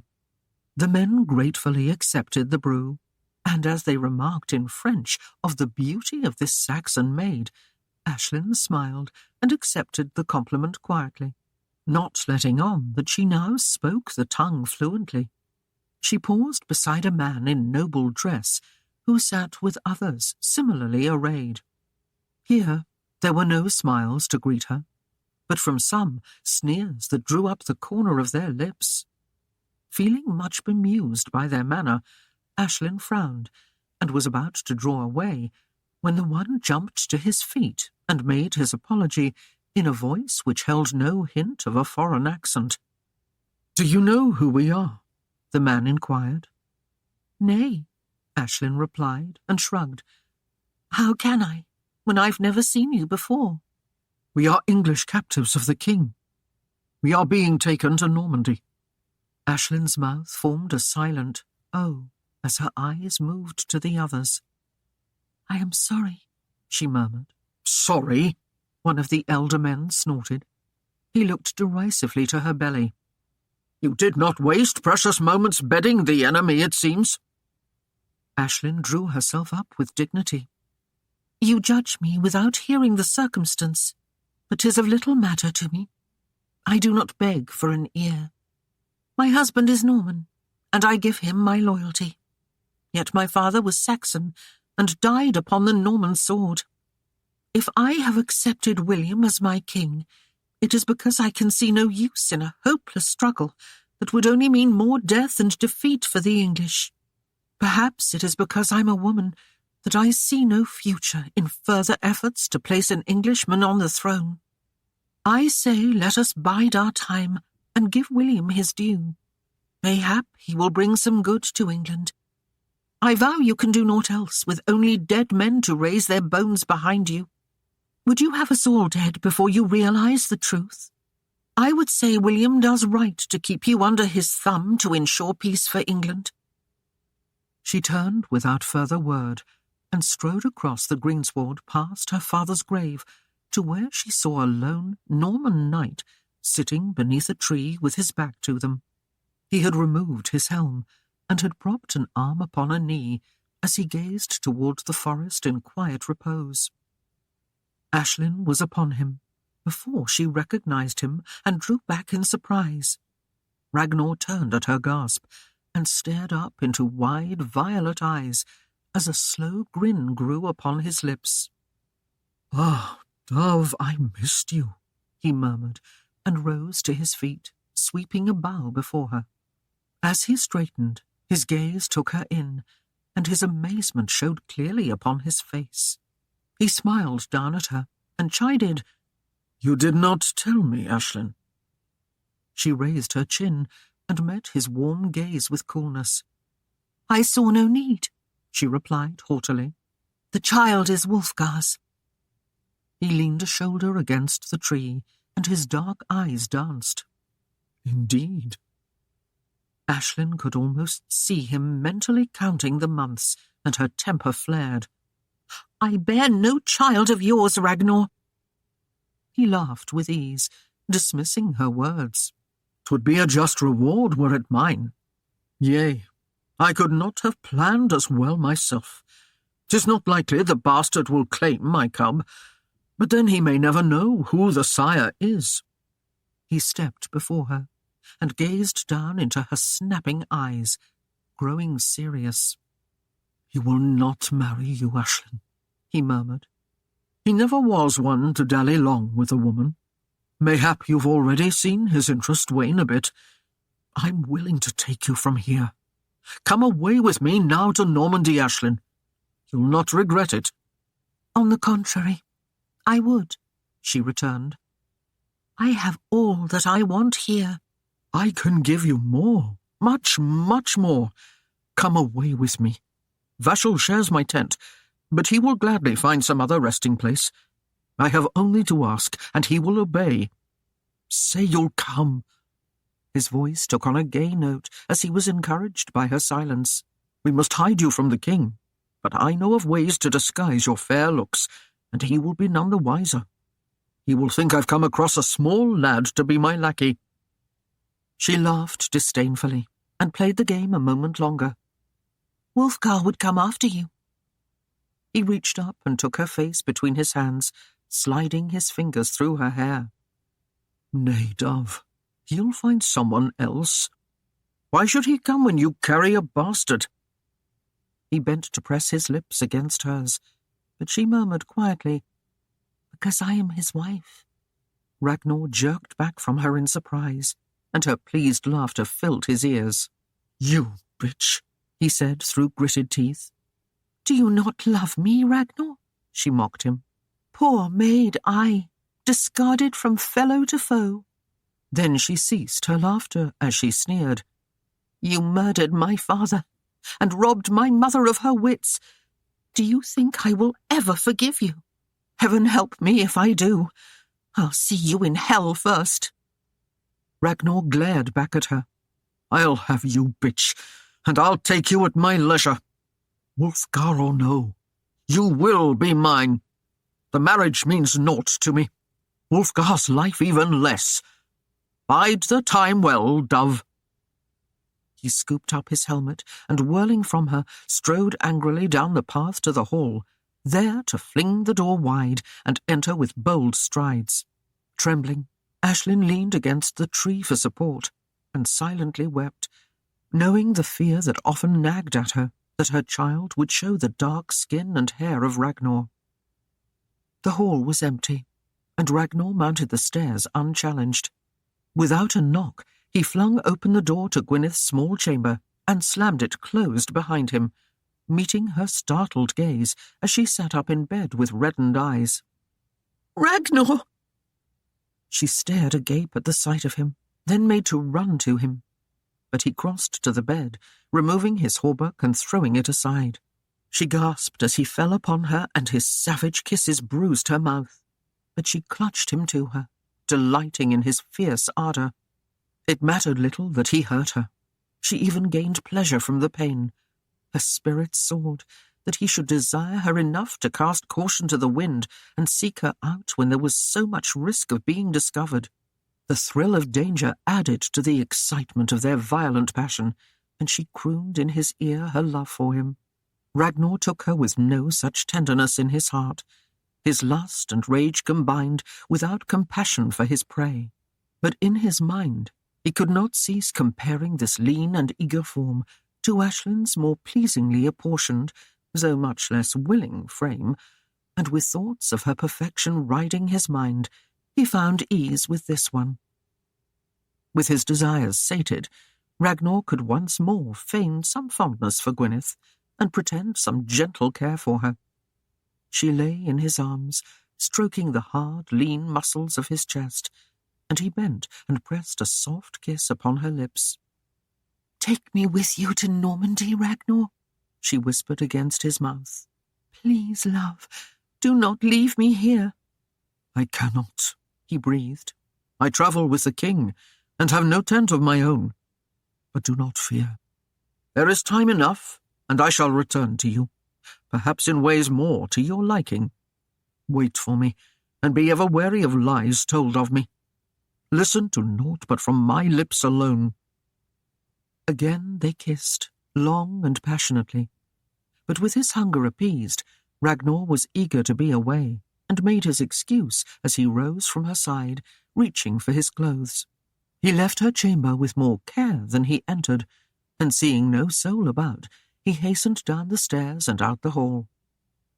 Wulfgar reined in the hun behind the king's mighty charger and dismounted, glancing around at the men who lounged beneath the trees. Seeing Ragnar taking his rest in the shade of a spreading oak, he relaxed somewhat, yet his gaze swept on, until he found Aislinn refilling a cup a young archer held out to her.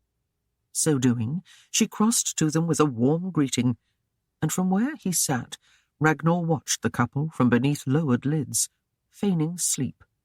Vashel had rode in their party to view the castle, and now made his way to his cousin. But Ragnar gave him little heed, as he considered Wulfgar's casual embrace of Aislinn. "The dove has tamed the wolf, it seems," Ragnar muttered to the younger man. "Wulfgar has married the lass." Vashel dropped down beside him. "He may have wed the wench, but he is no less than Norman. He builds that castle as if he expects to hold off all of England behind its walls." Ragnar sneered. "The bastard thinks to keep the lady for sure, but there will come a time. Do not judge his ability too lightly, as with the tourney," Vashel warned. "He is clever, and has great strength to support his ventures." Ragnar smiled. "I will take care." 22. Summer waxed, and the child grew in Aislinn's belly apace with the castle. The people watched both, her glowing warmth that seemed to set the air around her alive with her energy, and the castle with the sense of security that upheld Wulfgar's promise to protect them. Yet a new threat dawned. Even the serfs and peasants found a wealth they had never known before, under Wulfgar's guidance, and it was not long before a murdering band of miscreants and thieves found the richness of his flourishing lands. He set patrols to ride the roads and warn of strangers, but even this proved fruitless, as time and again families were forced to flee to the hall as their homes were looted and sacked. It was by some chance Wulfgar came about a quicker method of warning. Aislinn had retired to the cool shelter of her chamber after the midday meal to rest a time from the sluggish warmth of the late June day. She removed her gunner, leaving on the light linen kirtle beneath. Feeling a bit bedraggled by the sultry heat, she began to tidy her appearance. She splashed water on her face, and the coolness of it did much to refresh her. Taking out the silver mirror Beaufort had purchased for her at the fair in London, she began to comb her hair. But hearing Wulfgar's voice in the courtyard below, she went to the window and leaned out.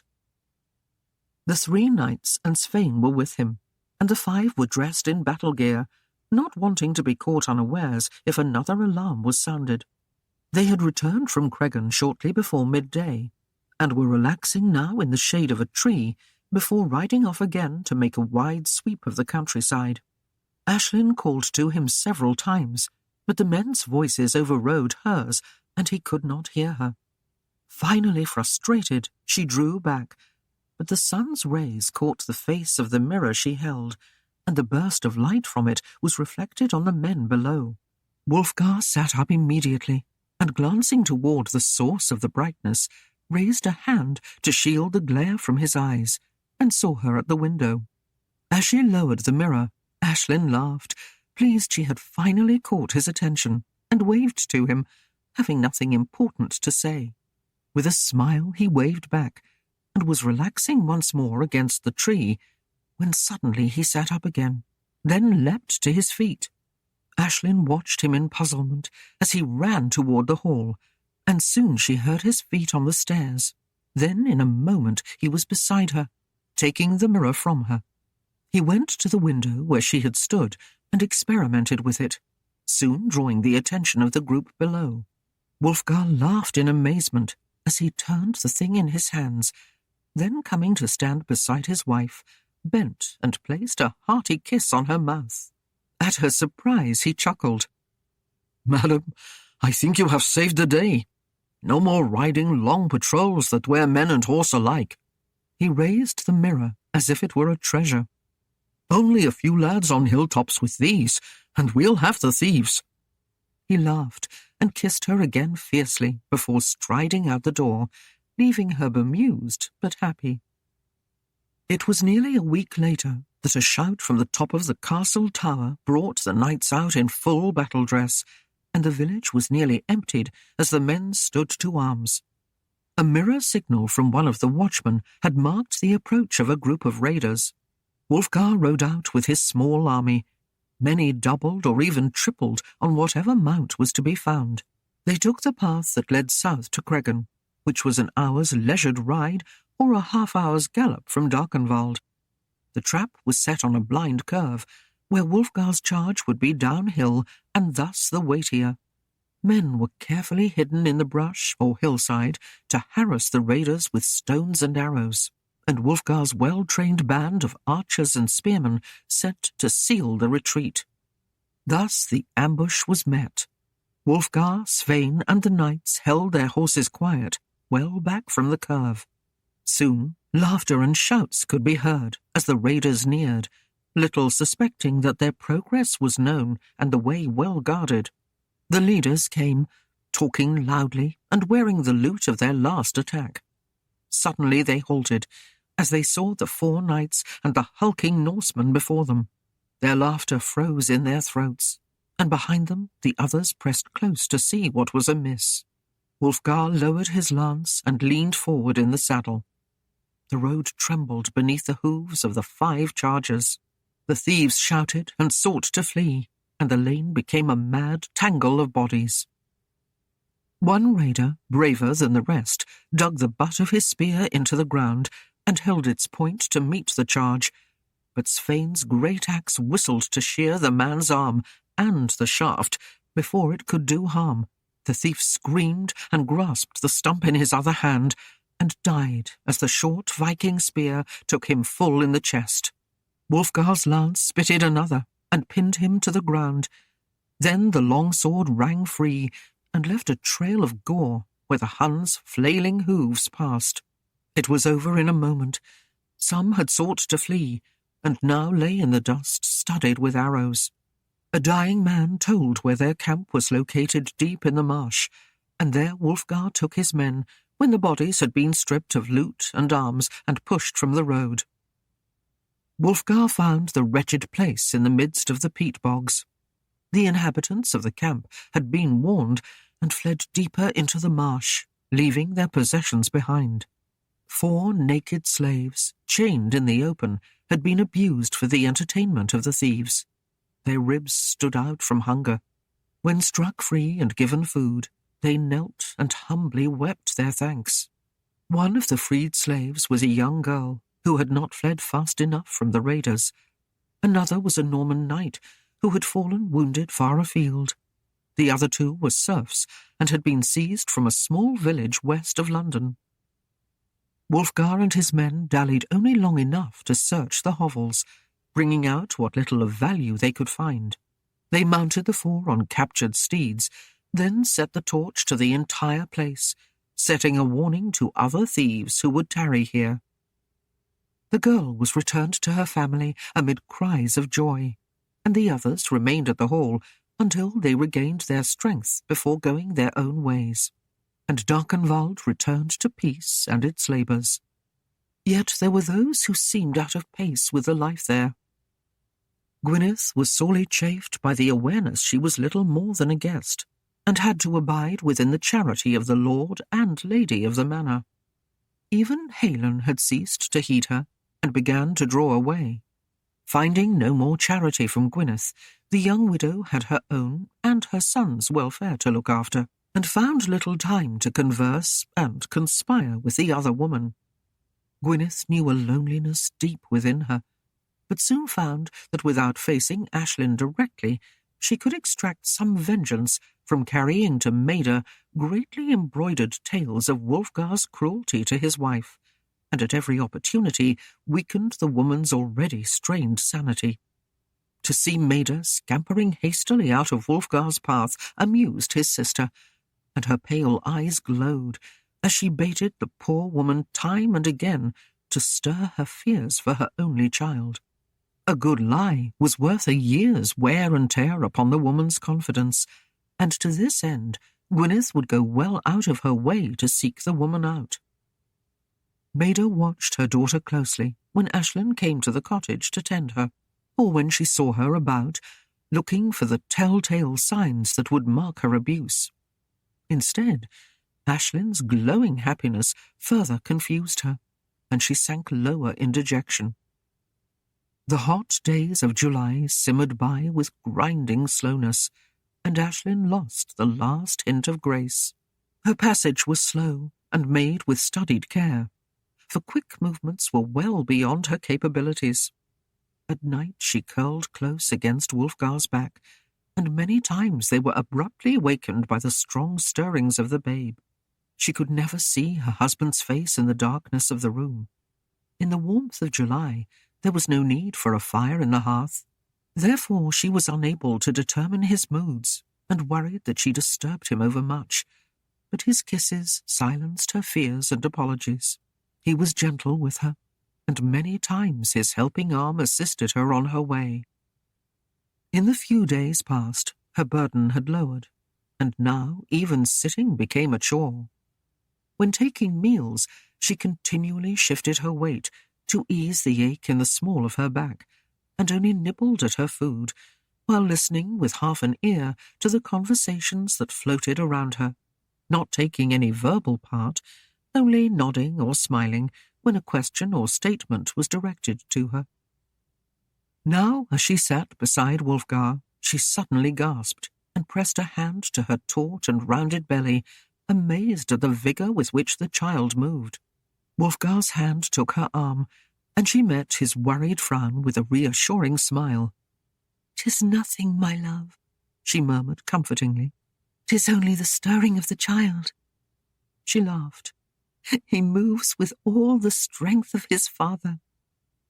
She had begun more and more to think of Wulfgar as the child's sire, unable to bear the thought of Ragnar fathering it, but she knew that she had used the wrong words as Gwyneth sneered. "Unless you know something we do not, Aislinn, it seems the blood of your offspring is well in doubt.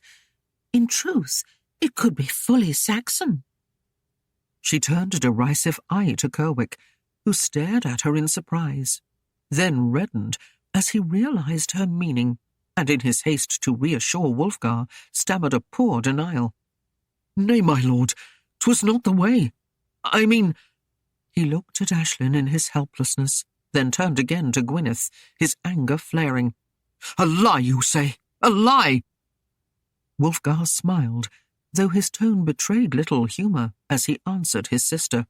"You have, with your usual charm, brought another tasty conjecture forth for our entertainment, Gwyneth. I seem to remember Ragnar the villain, instead of this poor lad." Gwyneth's anger showed itself as she snarled. "I bid you consider well, Wulfgar. We have only your wife's word, and the ramblings of some drunken fools to back her say that Ragnar ever laid a hand on her. Indeed, I doubt that Sir Ragnar ever touched her, or could act in the manner she lays to him." While Aislinn gasped at the twisted reasoning, Kerwick choked and flung himself to his feet. "Maida herself saw her daughter carried up those stairs. Would you say he done her naught?" Wulfgar's face had hardened, and as Gwyneth snorted, he scowled blackly at her. "Maida, ha!" Gwyneth jeered, and flung up a hand in disgust. "That addled fool cannot be trusted." Aislinn forced herself to remain calm, and murmured softly, "In all good time, Gwyneth, the truth will out. As for Kerwick, either he was chained or I was chained well beyond the time that he could be the sire. That leaves two, and I deny the first, along with the gentle manner some lay upon him." Gwyneth turned in rage and glared at her, but Aislinn continued on gently. "And I pray, God willing, that time will prove I give life to Wulfgar's seed. As to your bid that a gracious Ragnar could not have used a lady so, I pray you recall, good Gwyneth." She leaned forward and spoke each word carefully. "Ragnar himself gave truth to the fact that he was the first." Gwyneth's rage knew no relief at this defeat. Without thought, she seized a bowl and raised it as if to hurl it at Aislinn, but Wulfgar came to his feet with a loud roar and clapped both hands down upon the table. His angry glare held his sister. "Take heed, Gwyneth," he rumbled. "This is my table you set your feet beneath, and I will not have you question the father of the babe again. 'Tis mine because I make it so. I bid you go with care, that you may continue to abide here." Gwyneth's anger fled, and left a bitter frustration. Tears came to her eyes, and she shook with sobs, but she lowered the bowl again. "You will rue the day, Wulfgar, that you placed this Saxon slut above me, and denied me what little honour I have left." With a last look of loathing contempt flung at Aislinn, she turned and made her way up the stairs to her chamber. Her reserve fled as she closed the door behind her, and she flung herself upon the bed to sob out her misery there. Her mind was a confusion of tumbling thoughts, but it settled on one burning theme. It was cruel fate that her brother, bastard Norman that he was, should be the one to cast her from her rightful place and take a weak-faced Saxon bitch to wife. But Ragnar, she trembled at the memory of his touch. Ragnar had promised her much more. Yet was he, in truth, the father of Aislinn's babe? The thought seared her brain that Aislinn would bear first fruit of that gentle-born knight, and that her child might grow thin and dark, with the look of a hawk in his brows, or have the black and moody eyes of her lover. She silently vowed that when Ragnar returned, as he must to raise her from this sty, she would see that Wulfgar knew the full weight of her displeasure. In the hall, the meal was ended with strained silence, and as Helen cleared away the food before them, Aislinn struggled to her feet, reddening slightly under the woman's amused stare that seemed centred on her oversized belly. Self-consciously she turned and begged Wulfgar's leave to go to their chamber. "It seems I tire easily of late," she murmured. He rose and took her arm. "I'll help you, chérie." He guided her slow progress up the stairs and to their chamber, where she began to undress for bed. As she unfastened her kirtle, he paused behind her and reached up to stroke her bright hair. With a sigh, Aislinn leaned back against him, and he bent to press a kiss beneath her ear, where the flesh was soft and white and fragrant. "What are you thinking?" he breathed. Aislinn shrugged and pulled his arm across her bosom, hugging it close. "Oh, just that you have cause to hate women." He laughed softly and nibbled at her ear. "Some women I cannot abide, and then there are others." He folded his arms about her above the rounded belly. "I cannot do without." Her parted kirtle stood away from her bosom, and her full rounded breasts were pressed together until the plunging valley between them seemed to beg for his exploration. His hand slipped within her garment, and he knew a hunger in his loins as he roamed those soft, warm slopes. He was sorely strained to pull away and leave her be, and now an ache grew in him as he yearned for the day he could satisfy his longings. Wulfgar had taken his usual chair before the hearth, and Svein joined him there as the old man gazed thoughtfully into the low fire. Kerwick and the others made their way from the hall, ill at ease at what had passed, and eager to be away. There were no words between the Viking and his old lord, nor were they needed. As Svein knew Wulfgar, he also knew the elder, and could guess his moods. Gwyneth's irascible disposition sorely nettled her father, and he was at a loss as to how to deal with her. From above came the sound of a chamber door opening and closing. Wulfgar raised his gaze, and meeting it, the Norsemen laughed aloud as they exchanged a wordless thought. Wulfgar had spread his bed with a bachelor's eager lust, and now, well fed, found the same palate lumpy and hard, and not at all to his liking.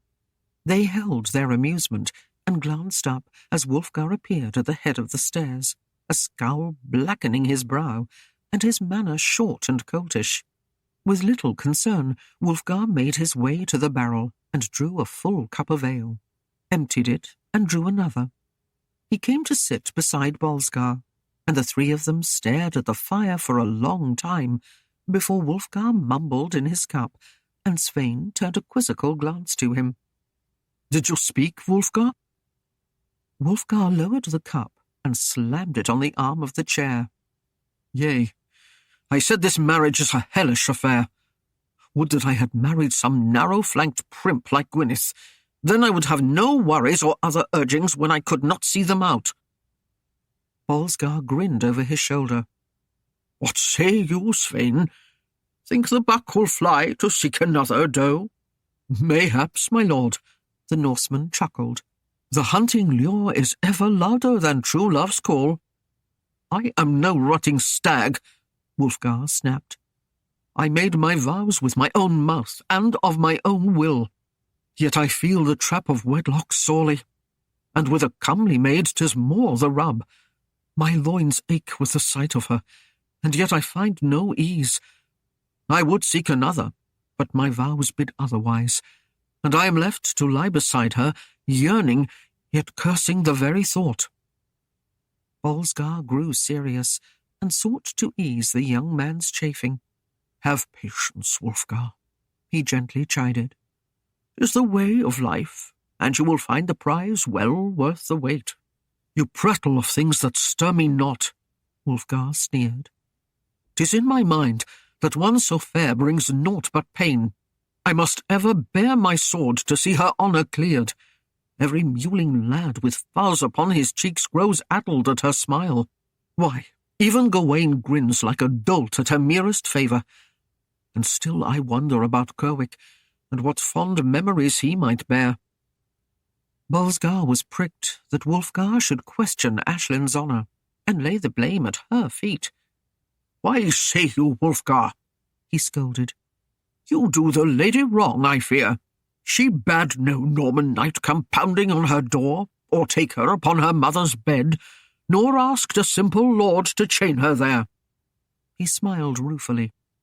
"I did hear her say you chained her, did I not?"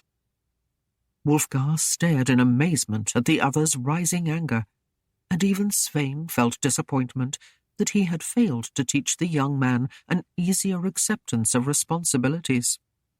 "Do not berate me so," Wulfgar flared. "At least she has the ease of knowing who the mother is, while I will never be assured, and may well raise a brat that's not my own. Then do not set your mind against the Lady Aislinn," Wulfgar returned sharply. "Yea," Svein muttered, nodding his head in agreement. "My lady had no say in all of this, and has come through more true than any. Would this be done again, I would hold you from her till my death." Wulfgar laughed derisively. "Look to yourselves," he scoffed. "The two of you come so late to her colours. Even old fools are not free of her wiles. She can charm the—" Wulfgar found the front of his tunic seized tightly by the ham-sized fist of Bolsgar, and he was lifted from his chair with a speed few other men could muster. He saw the other fist draw back, and there it held. Slowly, Bolsgar's rage left him. His face sagged, and he dropped his arm from Wulfgar's front. "I struck you once in anger," the old man sighed, "and I will never again." Wulfgar threw back his head to laugh at the pathos of Bolsgar's remark, but suddenly the entire hall seemed to burst inside his skull. Dust settled slowly around his long form as it stretched out on the rushes of the floor. Svein rubbed the knuckles of his hand, then lifted his gaze to find Bolsgar staring in surprise. "I felt no such restraint," Svein explained, then nodded his head to the slumbering one. "'Twill do him good." Bolsgar bent and grasped Wulfgar's ankles, while Svein lifted his shoulders, and together they carried him to his chamber. Bolsgar rapped lightly on the door, and at Aislinn's sleepy answer pushed the door wide. As they entered, she sat up in surprise, rubbing her eyes. "What happened?" she stammered, her eyes wide and staring. "He drank too much," Svein grunted, as they dumped Wulfgar unceremoniously on the bed. Aislinn looked at the Norseman with a puzzled frown. "Wine? Ale? Why, it would take a full skin and half the night to—" "Not when lapped by a foolish tongue," Bolsgar interrupted. She bent over her husband, and as her hand touched his face, her quick fingers felt the growing lump on the side of his chin. Her brows knitted in confusion. "Who struck him?" she demanded, her hackles rising. Svein rubbed his knuckles again and smiled. "'Twas me," he said smugly. Aislinn's frown turned to one of bemusement, but before she could question more, Bolsgar leaned forward and gently spoke. "He was acting like a babe, and we couldn't find a switch." With that, the old man beckoned to the Viking, and they left Aislinn staring at Wulfgar in bewildered consternation. Finally, she rose and pulled his clothes from his limp form, leaving him undraped upon the bed with the warmth of the summer's night. A peal of thunder seemed to fill the chamber, and Wulfgar sat up with a start, half ready to do battle as he stared wildly about. Then he realized it was but a summer squall rolling off the sea and marching inland. He lay back and closed his eyes, listening to the gentler sounds that followed. The first splash of huge droplets on the stone outside, the quicker rattle of rain as it beat upon the shutters, and the sudden gust of wind that set them jerking. The cool breath of the summer's breeze that stirred against his naked form was a welcome respite from the hot and muggy days which had passed before. He felt a weight settle upon the bed, and he opened his eyes again to find Aislinn's concerned face close above his. Her hair fell in a giddy torrent from her head, and seemed to frame that milky visage. Deep violet pools caught him in their depths, and gently wrung a smile from his aching skull. Reaching up a hand, he slipped it beneath the shining tresses to draw her down, and quietly taste the wild freshness of her lips as her hair made a coppery curtain about their embrace. Aislinn sat up smiling. "I was fearful of your health," but I see that you are well." Wulfgar reached his arms above his head and stretched like a great lean beast, arching his back against the bed. Then, drawing back, he winced as his fingers brushed his jaw and tenderly felt the longer line of it. He frowned and sat up, propping an arm against a knee. "Svein must be getting old," he mumbled, and at her puzzled frown hastened to explain. "The last face he so caressed was more than a little broken." She laughed softly for a moment, returning with a platter of meats, warm bread, and fresh honey in the comb. Resting her burdened body against his, she drew a morsel from the trencher and laid it to his lips, and Wulfgar knew the tenderness of her care. Her eyes were warm and liquid as she gazed at him, and he could not resist their plea. Once more his mouth moved upon hers, this time with the softness of a bee resting upon the petals of a blossom to taste the nectar deep within. She lay in the shelter of his arm against his upraised knee, and felt the tendons of his strength surround her. Yet there was a tautness in her womb that robbed her of serenity, and made her wonder if her time was at hand. Wulfgar saw the dimming of her eyes and the thoughtful bend of her mood. "Does Satan prick you with some unkind memory, Aislinn?" he inquired softly. He laid his hand upon her belly. "It has worn me ill, that even if the babe be mine, he was made not of love, but of my brutish taking of you in my own lust. I would have you know that in my thoughts I am prepared to take him as my own, whoever be his maker. He shall bear my name and arms, and shall never be cast from my house.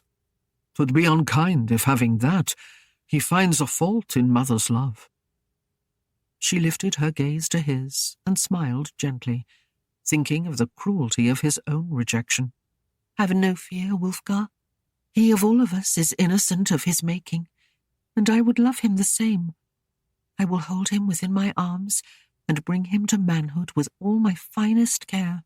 She sighed deeply. "'Tis only a woman's doubt as the time grows near. So many things beyond my ken will shape his life. But you know, it may be a daughter and not a son."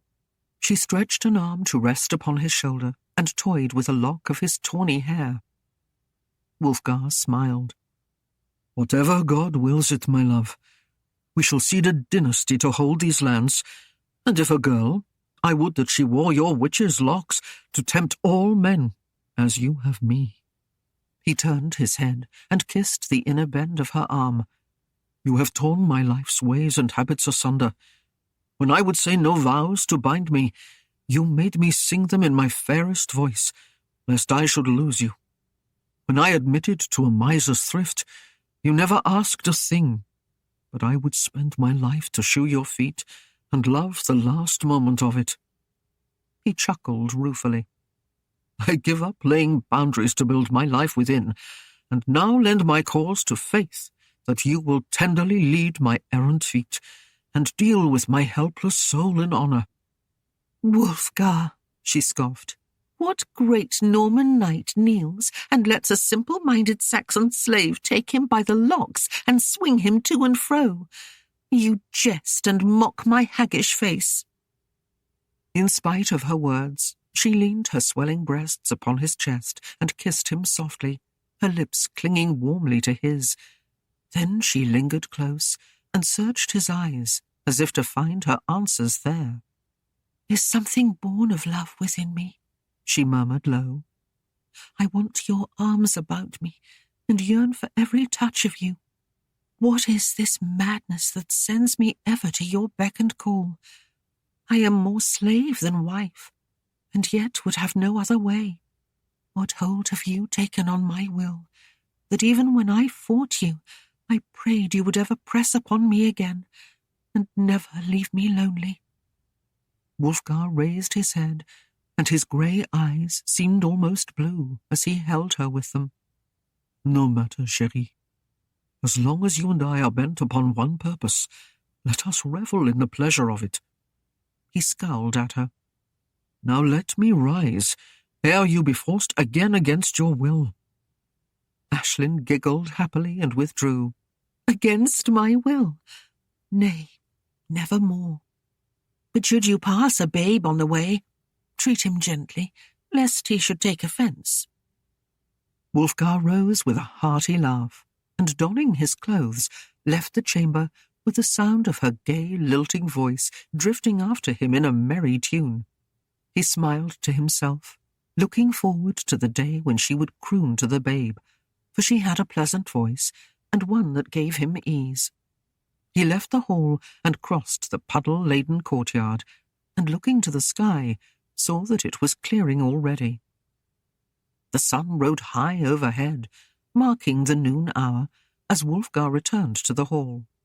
Bolsgar and Svein were seated at the table, and as he joined them, they sat back and regarded him, a bit uncertain of his mood.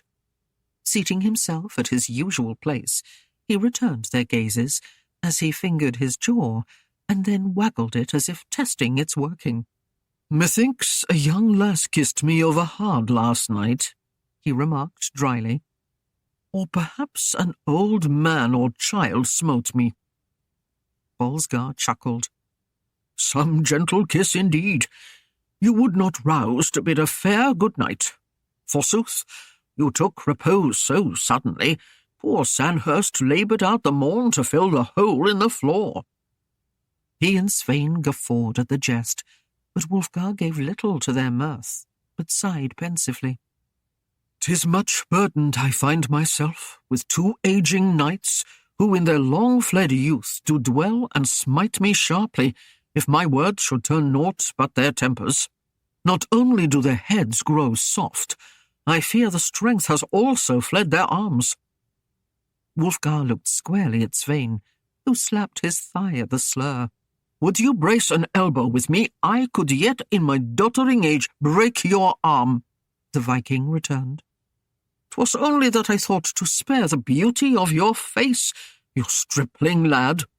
Wulfgar laughed at having piqued the Norseman. "'Tis more your tongue I fear than strength. The blow was well struck, and I had no cause to so decry my lady." He grew serious and murmured, "As in my youth, I would that words in anger loosed could be taken back to silence, but 'tis never such. I beg the pardon of you both, and would forget the folly done." He looked at them, waiting for some sign. Bolsgar exchanged glances with Svein. Then they nodded, and, sliding him a mug of ale, lifted their own, and the three drank an unspoken toast. A moment later, Wulfgar turned his gaze to find Aislinn making her way cautiously down the stairs. He rose quickly and rushed to assist her, drawing smiles from his men, as they watched and remembered Wulfgar's earlier days at Darkenwald, when it seemed naught could pass between the couple but with a quarrel. Wulfgar led Aislinn to a chair beside his, and at his anxious question assured him all was well. Yet before long, the dull pressure in her belly became a wrenching surge that caught her by surprise and left her gasping for breath. This time, when Wulfgar's concerned face turned to her, she nodded and held out her hand to him. "Will you help me upstairs? I fear I cannot make it alone." He came to his feet and, brushing aside her hand, lifted her in his arms.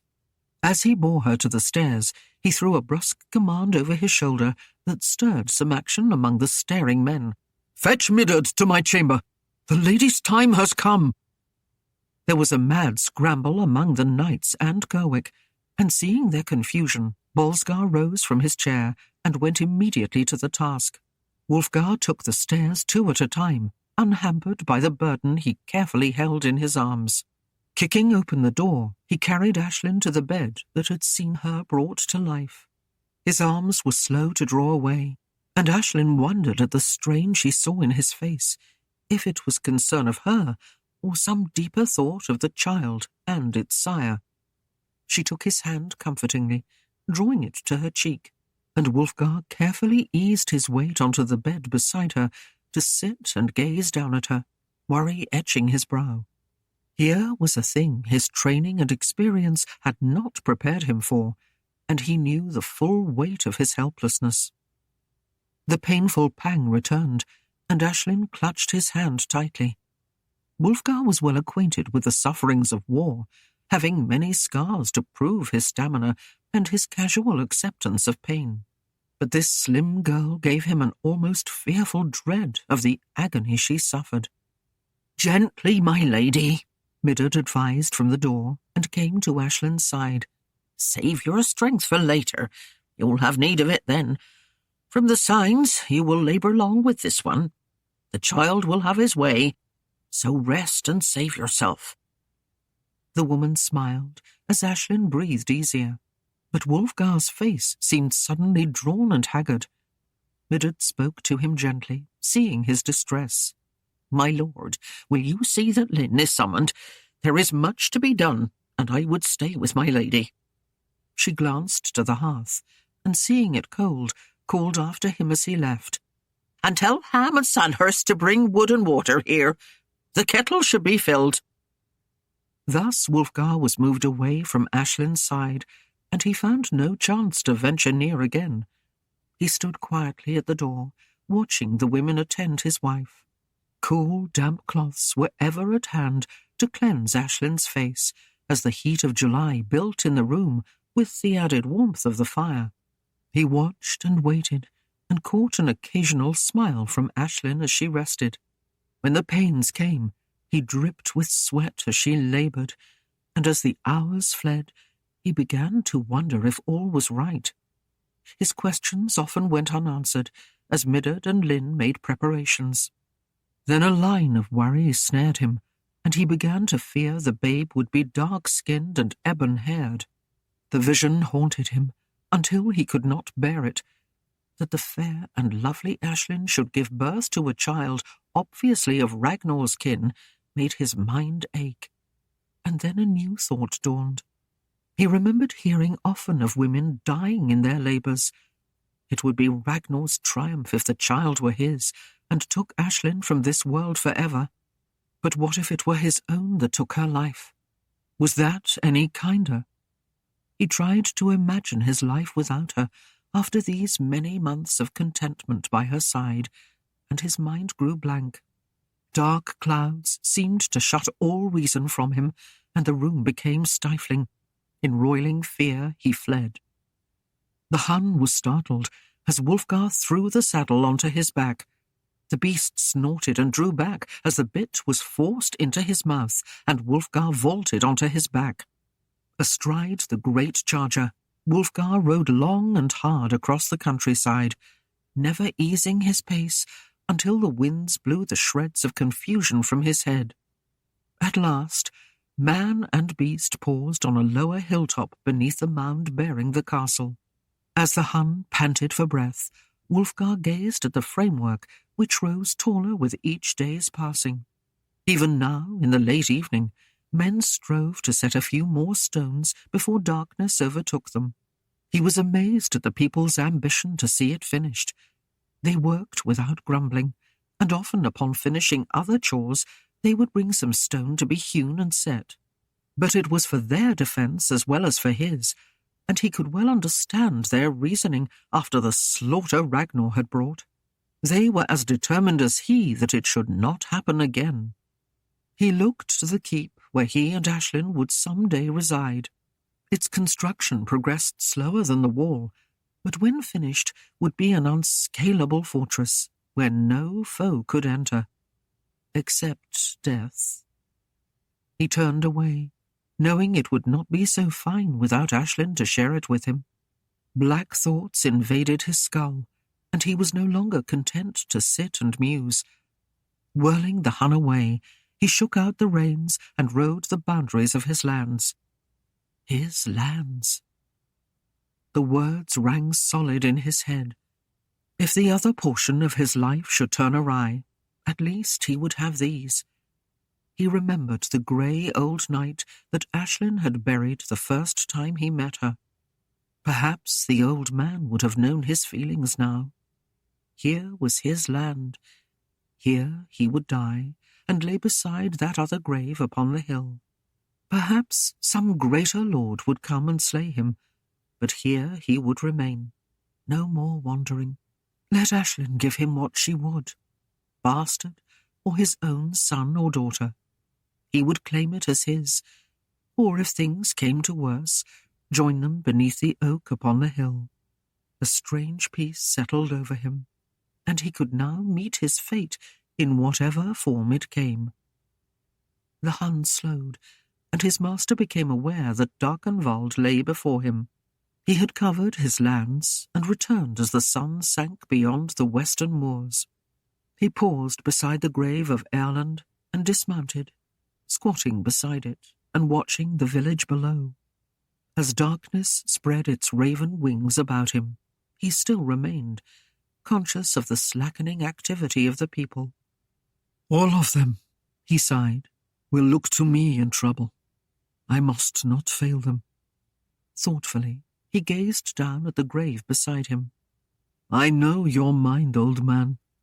I know what gathered in your head when you went out to meet Ragnar.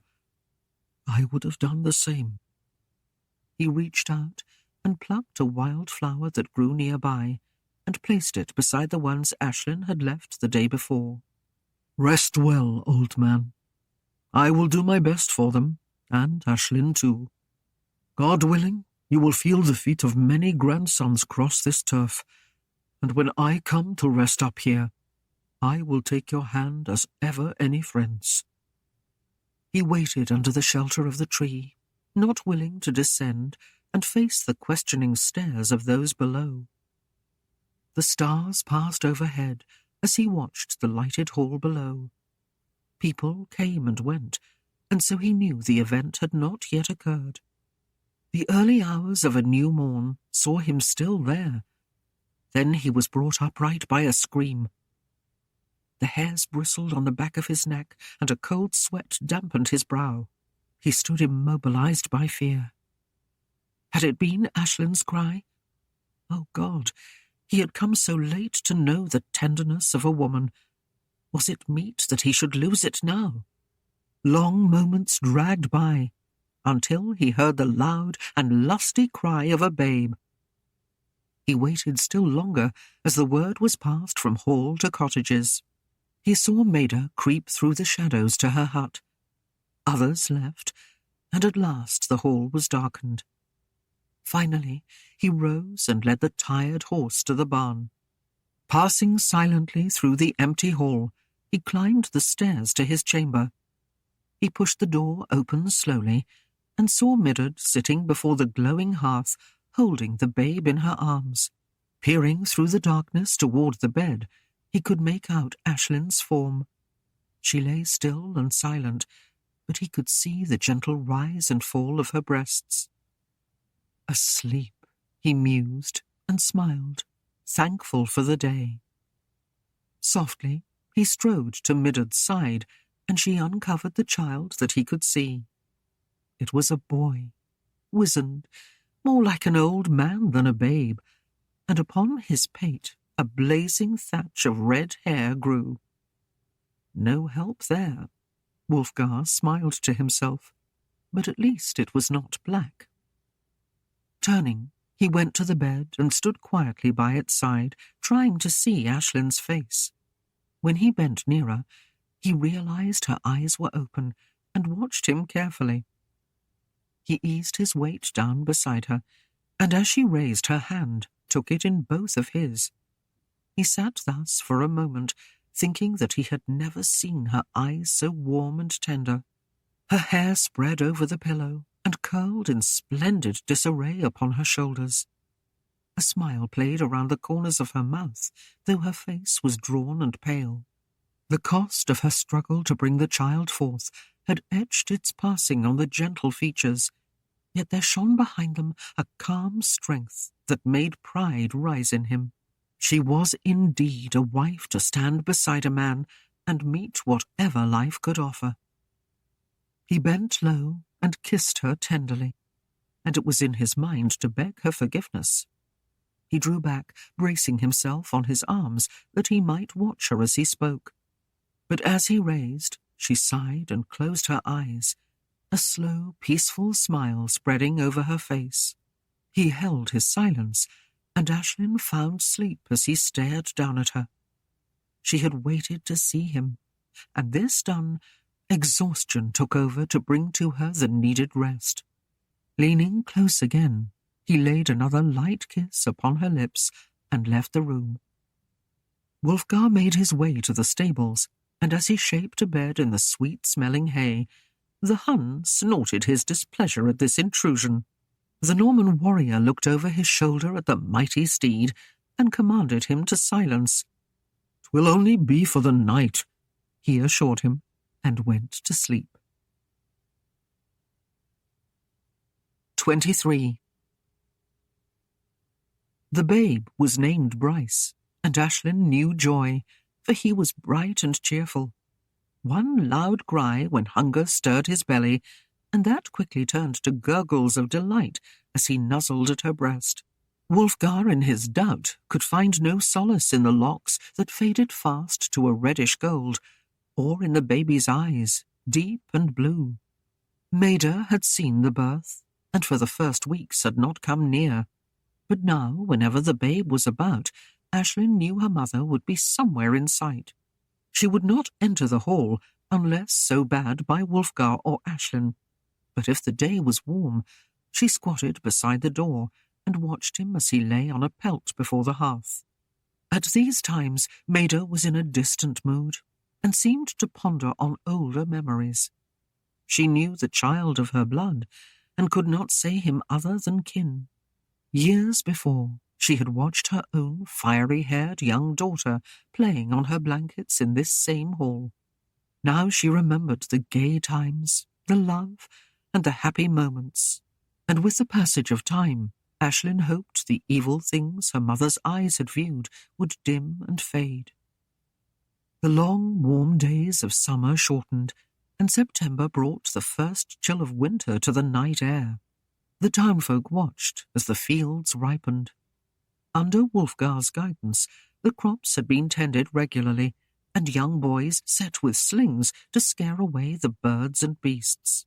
The harvest promised to be rich as never before. Kerwick, in his rounds, kept a full account in his book, and the sight of the young man coming on horseback with his ledgers lashed behind him became a common sight. The people even sought him out to measure their wealth before putting it in the larders or granaries. Oxen plodded in a circle, turning the millstones of Darkenwald. Here to this town, the people came and bartered and bought, from Gavin's smithy, the tools that would see them through the winter's cold, or set the fields ready for next spring's seed. The end of the first harvest neared, and the late crops still ripened in the sun.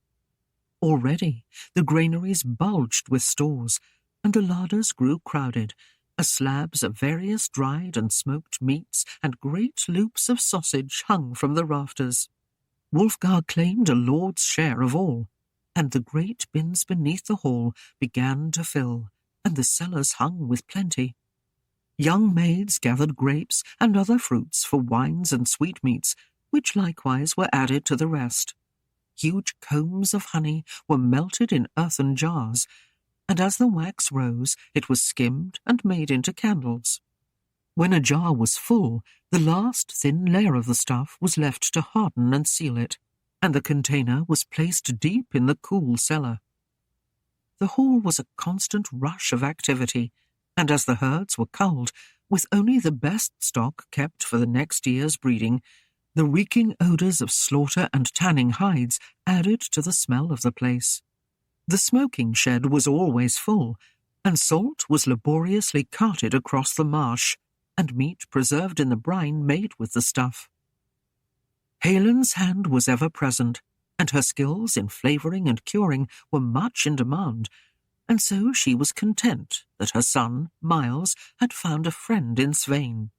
This good fellow could teach many of the things a boy needed to know. In the days they spent together, Svein taught the lad the habits of geese and other fowl, and where to loose an arrow to bag them, of stags and does, and where they wandered through the woods, of fox and of wolves, and how to set a snare, skin the animals, and turn the bloody, stiff pelt into a soft, warm fur. They became the two most seen together, and where the Norseman went, the lad was wont to follow. The trees were beginning to show red, when a hard and early freeze gripped the south of England. This day the youth had missed his friend, for the big Viking had gone to Cregan on an errand. Thus young Miles ventured on his own to empty the traps they set and reset them. Sir Gawain saw him go, and watched him out of sight into the swamp. Aislinn did not miss him until the midday meal was set. She went to the stables, and there was told Svein was gone. She went to the hall, and Gawain, dining there, heard her questions, and spoke of seeing the lad go into the swamp. Cowick ceased his labours, and with the Norman knight set out to follow the trail of footsteps in the heavy frost. They found him where a heavy log was set to snatch the unwary fox or wolf, and drag him into a nearby brook and hold him there. The lad lay up to his armpits in the stream, and was shivering and blue about the lips. For several hours he had lain, and held a bush against the current and dragging log. He had shouted till his throat was raw, and was not heard. When they dragged him from the freezing water, he hoarsely croaked, "I'm sorry, Gawain, I slipped." They wrapped him well and hurried to his mother's cottage, but even swaddled in heavy pelts and placed before a roaring fire, he shivered and would not stop. Cowick would have sent for Aislinn, but Aislinn grasped his arm and bade him nay. "That one is a witch," she shrieked. "She'll cast a spell on him. Nay, I'll care for him myself." The day wore on, and the young boy's brow grew hot, and his breath became a rattle in his chest, and he fought to draw each one anew. Still Aislinn would not see the lady of the hall, and snarled her defiance in their faces. The hour was dark when Svein returned, and hearing the news, ran his horse to Aislenn's cottage, throwing himself from the saddle to slam open the rough-hewn door and crouch beside the lad. He took the boy's hand in both of his, and felt the heat it bore. He paused but a moment before he turned to Gawain, who had followed him there. "Fetch Aislinn," he commanded. "Nay, I will not have it," cried Aislinn, distraught and torn, but with a vengeance heavy on her breast. "She is a witch." More earnestly she continued, "She cast a spell upon your own Wulfgar to bind him to her, to see that no other could find his eye. She is a witch, I say. I will not have her here." Svein turned half-crouched, and his voice came low with a growl in it. "Aislinn, you decry a saint for your own lost end, but I forgive you that. I know this lad, and I have seen the likes before, and he will die unless well tended. There is one who has the skill, and I will have her here. So be it that I care little for you, but this lad I would save, and cannot stand to see him waste away while you condemn another. If you would stop me, I will see you mounted on my axe to ride it into hell. Now step aside." He rose, and looking into his eyes, Aislinn let him pass. Aislinn played with Bryce on the hearth of their bedchamber, while Wulfgar watched from his chair as the boy was bounced astride his mother's slim waist. Her hair spilled to the fur pelt beneath them in brilliant display, and with an ache in him, Wulfgar longed to touch it. A thundering at the door drew wide eyes from Bryce and a trembling lip. His mother cuddled him, and at Wulfgar's answering call, the door was thrown aside, and Svein charged in. "Lady Aislinn, your pardon," he thundered. "The boy, Miles, fell in the water and is taken with a fever and chills. His breath comes hard, and I fear for his life. Will you help?" "Of course, Svein." She turned about and stopped in confusion, Bryce still in her arms. She spun to Wulfgar, who had risen from his chair, and thrust her son into his arms. "Wulfgar, take him, please. I cannot with me. Tend him well, and if he cries, call Middard." She gave no choice, and her voice held a stronger command than William's. She threw her mantle over her shoulders, caught up her tray of potions and a satchel of herbs, and in a twinkling had gone with Svein. Wulfgar stood staring after them, holding the son he could neither accept nor fully reject. He gazed down at the child, who returned his perusal with a seriousness and intensity that brought a smile to Wulfgar's lips. He tried bouncing him on his chest, as Aislinn had done, but the wideness of his chest and his hard, flat stomach were not as comfortable, and drew nothing but a whimper from the lad. With a sigh, Wulfgar sat in his chair and propped the chubby cherub on his lap. There the boy seemed happy. He pulled at the sleeves of the chains, and soon was sprawled upon Wulfgar's chest, showing little fear of the savage Norman knight as he tugged in glee at the ribbons that tied the chains at the throat. Aislinn threw aside the door of the cottage and found her way barred by Aislinn, who was waving a sprig of mistletoe as if she would drive away a witch. Without a pause, Aislinn brushed her aside and hurried to the boy. Aislinn had just gathered her balance and stepped forward to protest when Svein entered the room and pushed her aside once more. This time she sat where she fell, to stare dumbly as Aislinn began to rush about the room.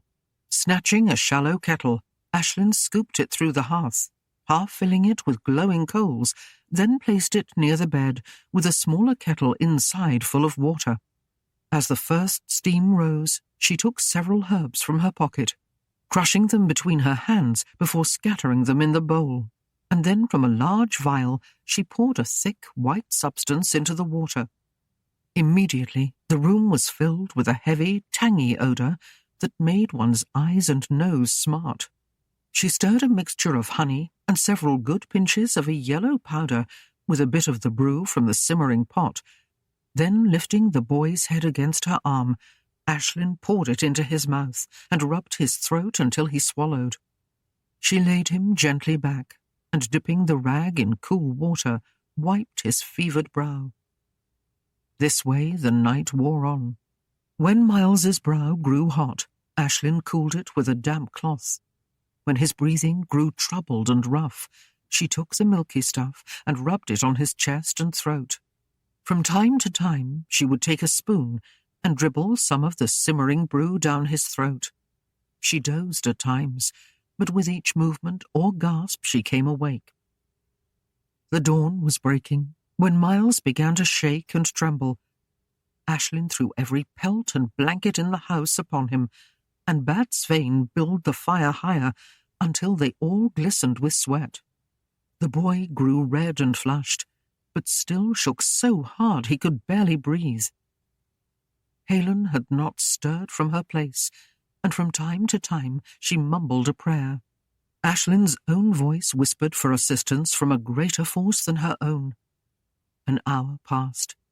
The dawn was bright now.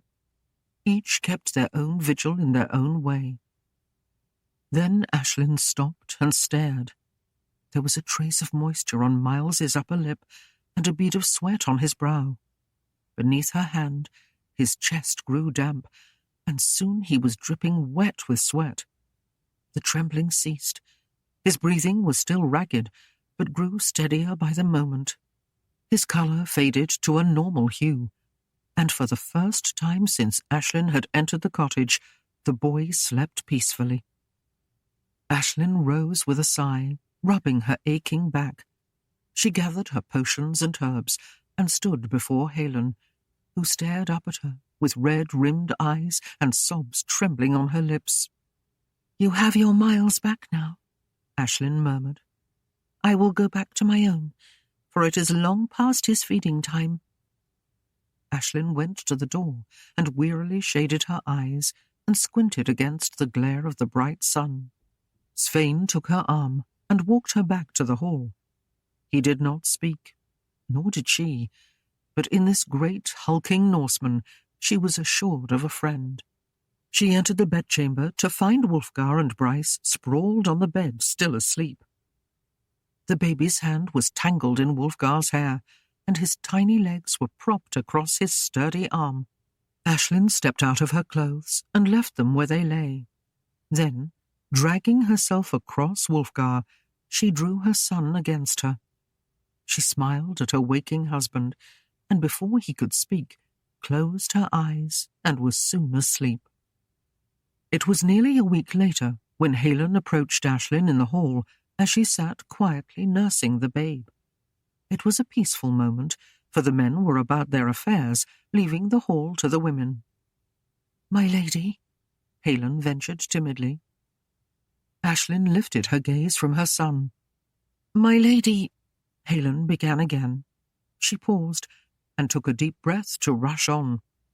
"It has come to me that I have greatly wronged you.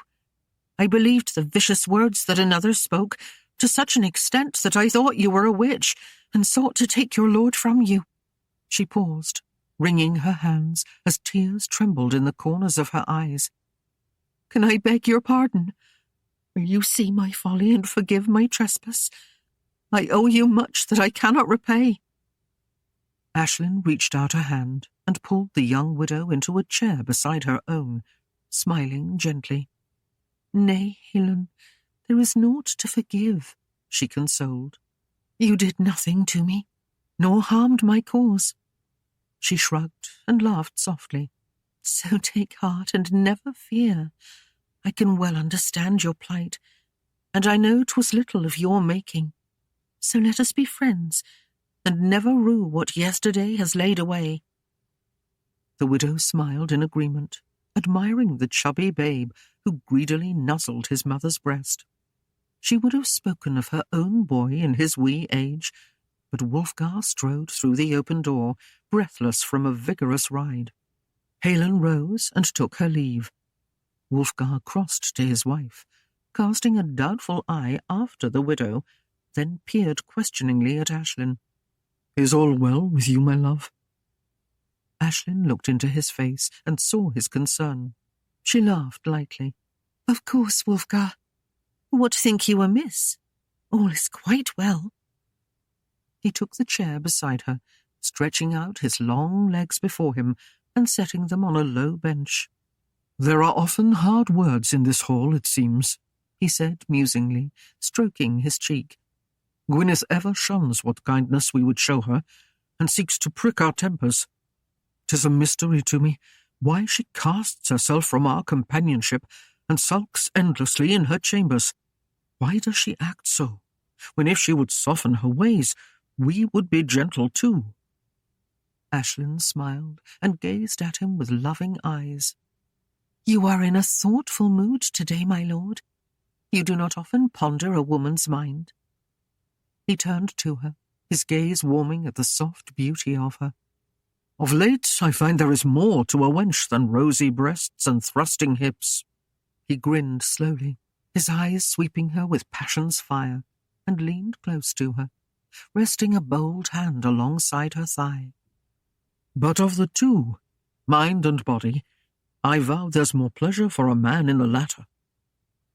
Aislinn giggled her delight, then caught her breath as his mouth pressed warmly against her throat, sending quickening fires shooting through every nerve. "The babe," she whispered breathlessly, but his lips found hers, silencing them, and she found herself too weak to resist. A noise outside the door made them bolt apart, and with cheeks glowing, Aislinn rose to put her sleeping son in the cradle beside the hearth, while Wulfgar came to his feet and faced the fire as if to warm his hands.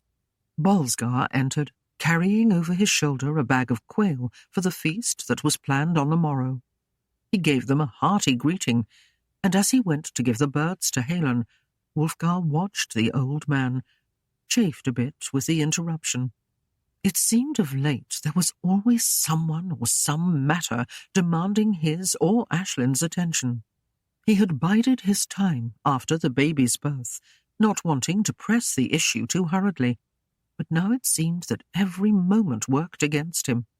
If the babe was not squalling to be fed, some serf came seeking her care, or wanting to consult the Lord. Then, when the moment seemed finally at hand, and they were alone together in their chambers, he would see the tired droop of her shoulders and know he must bide his time a bit longer. Over his shoulder he watched her move about, following the gentle sway of her hips with his gaze, and his eyes took on a hungry look. She has grown slimmer than before, he mused, yet there is a fullness about her that speaks of woman and no longer a girl. Was this to be his lot? To find her ever close at hand, yet never know again the privacy with her that had been before? Was this marriage? To have a babe more oft between them than finding a moment to share long-suffering passions? He sighed and turned his stare to the fire. Winter comes, he thought, and the nights are long. He would have more leisure to seek her out. She cannot sport the babe forever. He had taken her first in a quick, lusty moment. He would not quell at doing the same again. Aislinn raised her gaze and saw Maida standing at the door peering timidly in. She noted that her mother was well washed and had combed her hair and wore clean garments. She found pleasure in the thought that Maida might love her grandchild and would abandon her mad dreams of vengeance. She could name no better balm than a wee babe. Lifting a hand, Aislinn beckoned her mother in, and with a quick, nervous glance at Wulfgar's back, the woman scurried in and went to crouch beside the cradle, drawing herself into a small knot as if to escape the Norman's eye. Wulfgar gave her little heed. Instead, his stare followed her daughter across the hall as she went to seek out Aislinn on the matter of the morrow's fair. A day of feasting and rejoicing was planned to celebrate the harvest and its good yield. A boar hunt would see the knights and their ladies mounted at the noon hour to either slay or drive the beasts from the fields. It would be a gay event, and one they all looked forward to. As Wulfgar stood before the hearth, the knights and Svein entered to pour themselves a horn of ale and toast the morrow. Having little else to occupy him at the moment, Wulfgar joined them, and when Bolsgar returned, it was a merry group.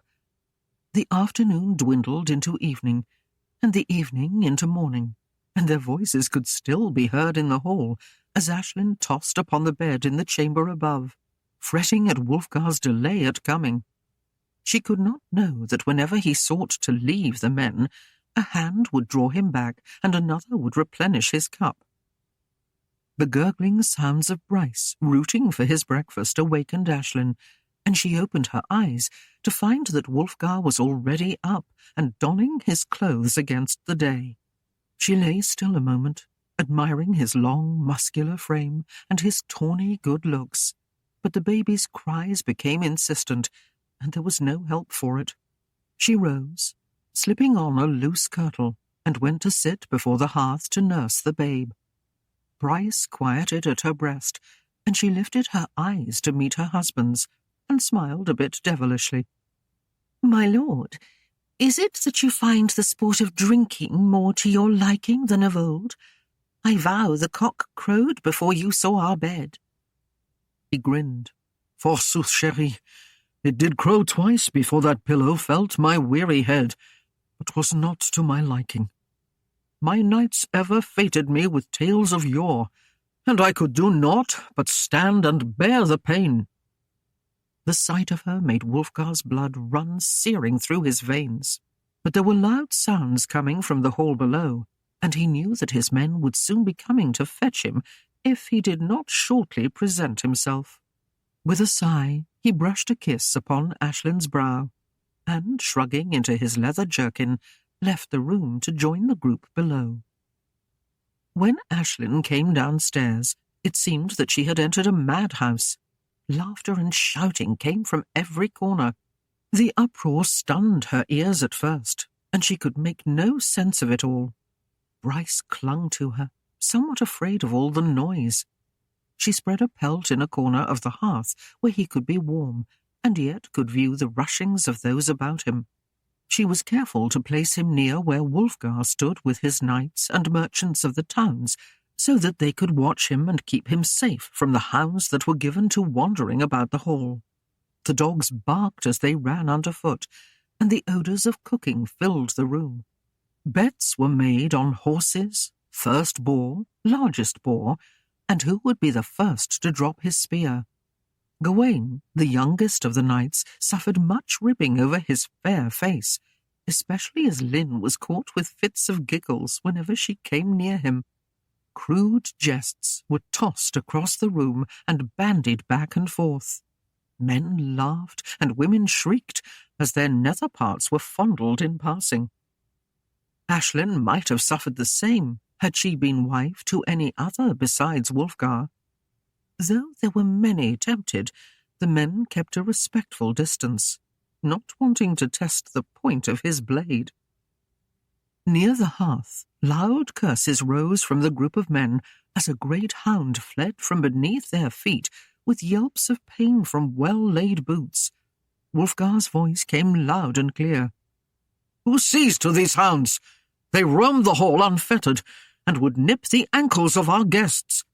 Who sees to these hounds?" No one answered, and then his voice came louder. "Kerwick!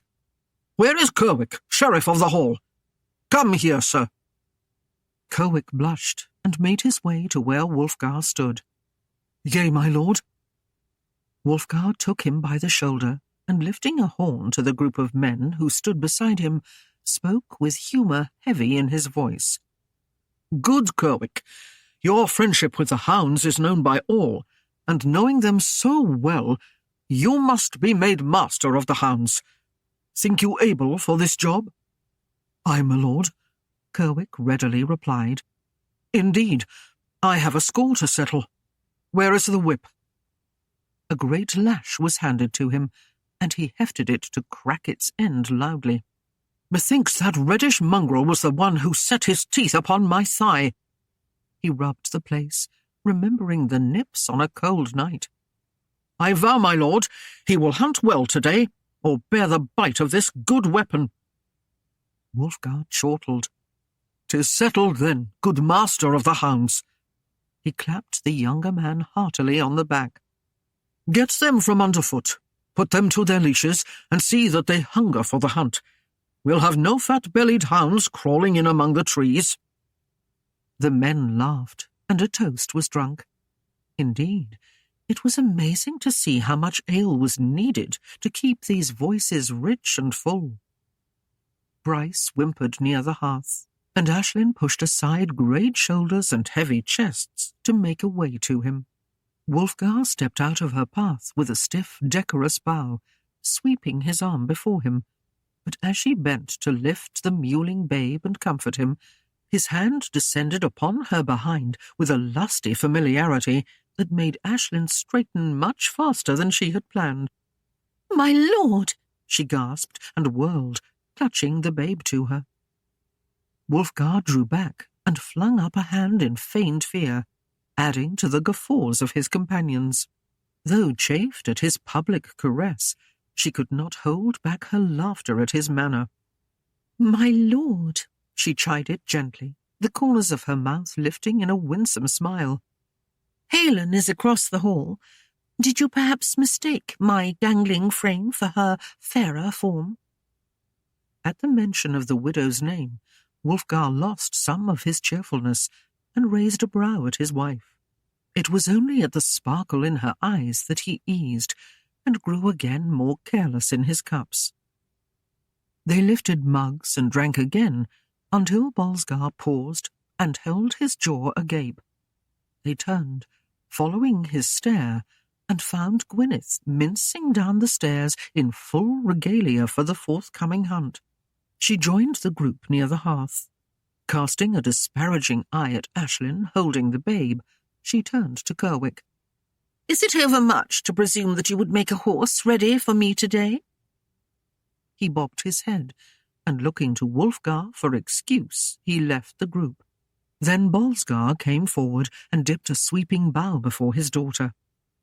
"Does my lady mean to join the peasants today?" he mocked. "Indeed, dear father, I would not miss this gay party for all the treasures in England. I've been too much the maiden here of late, and would be out and seek some genteel exercise." 'Tis the first I've noticed in this place." And thus, having chastened them all for their crudity, she turned and made her way to the table and sampled the foods being prepared there.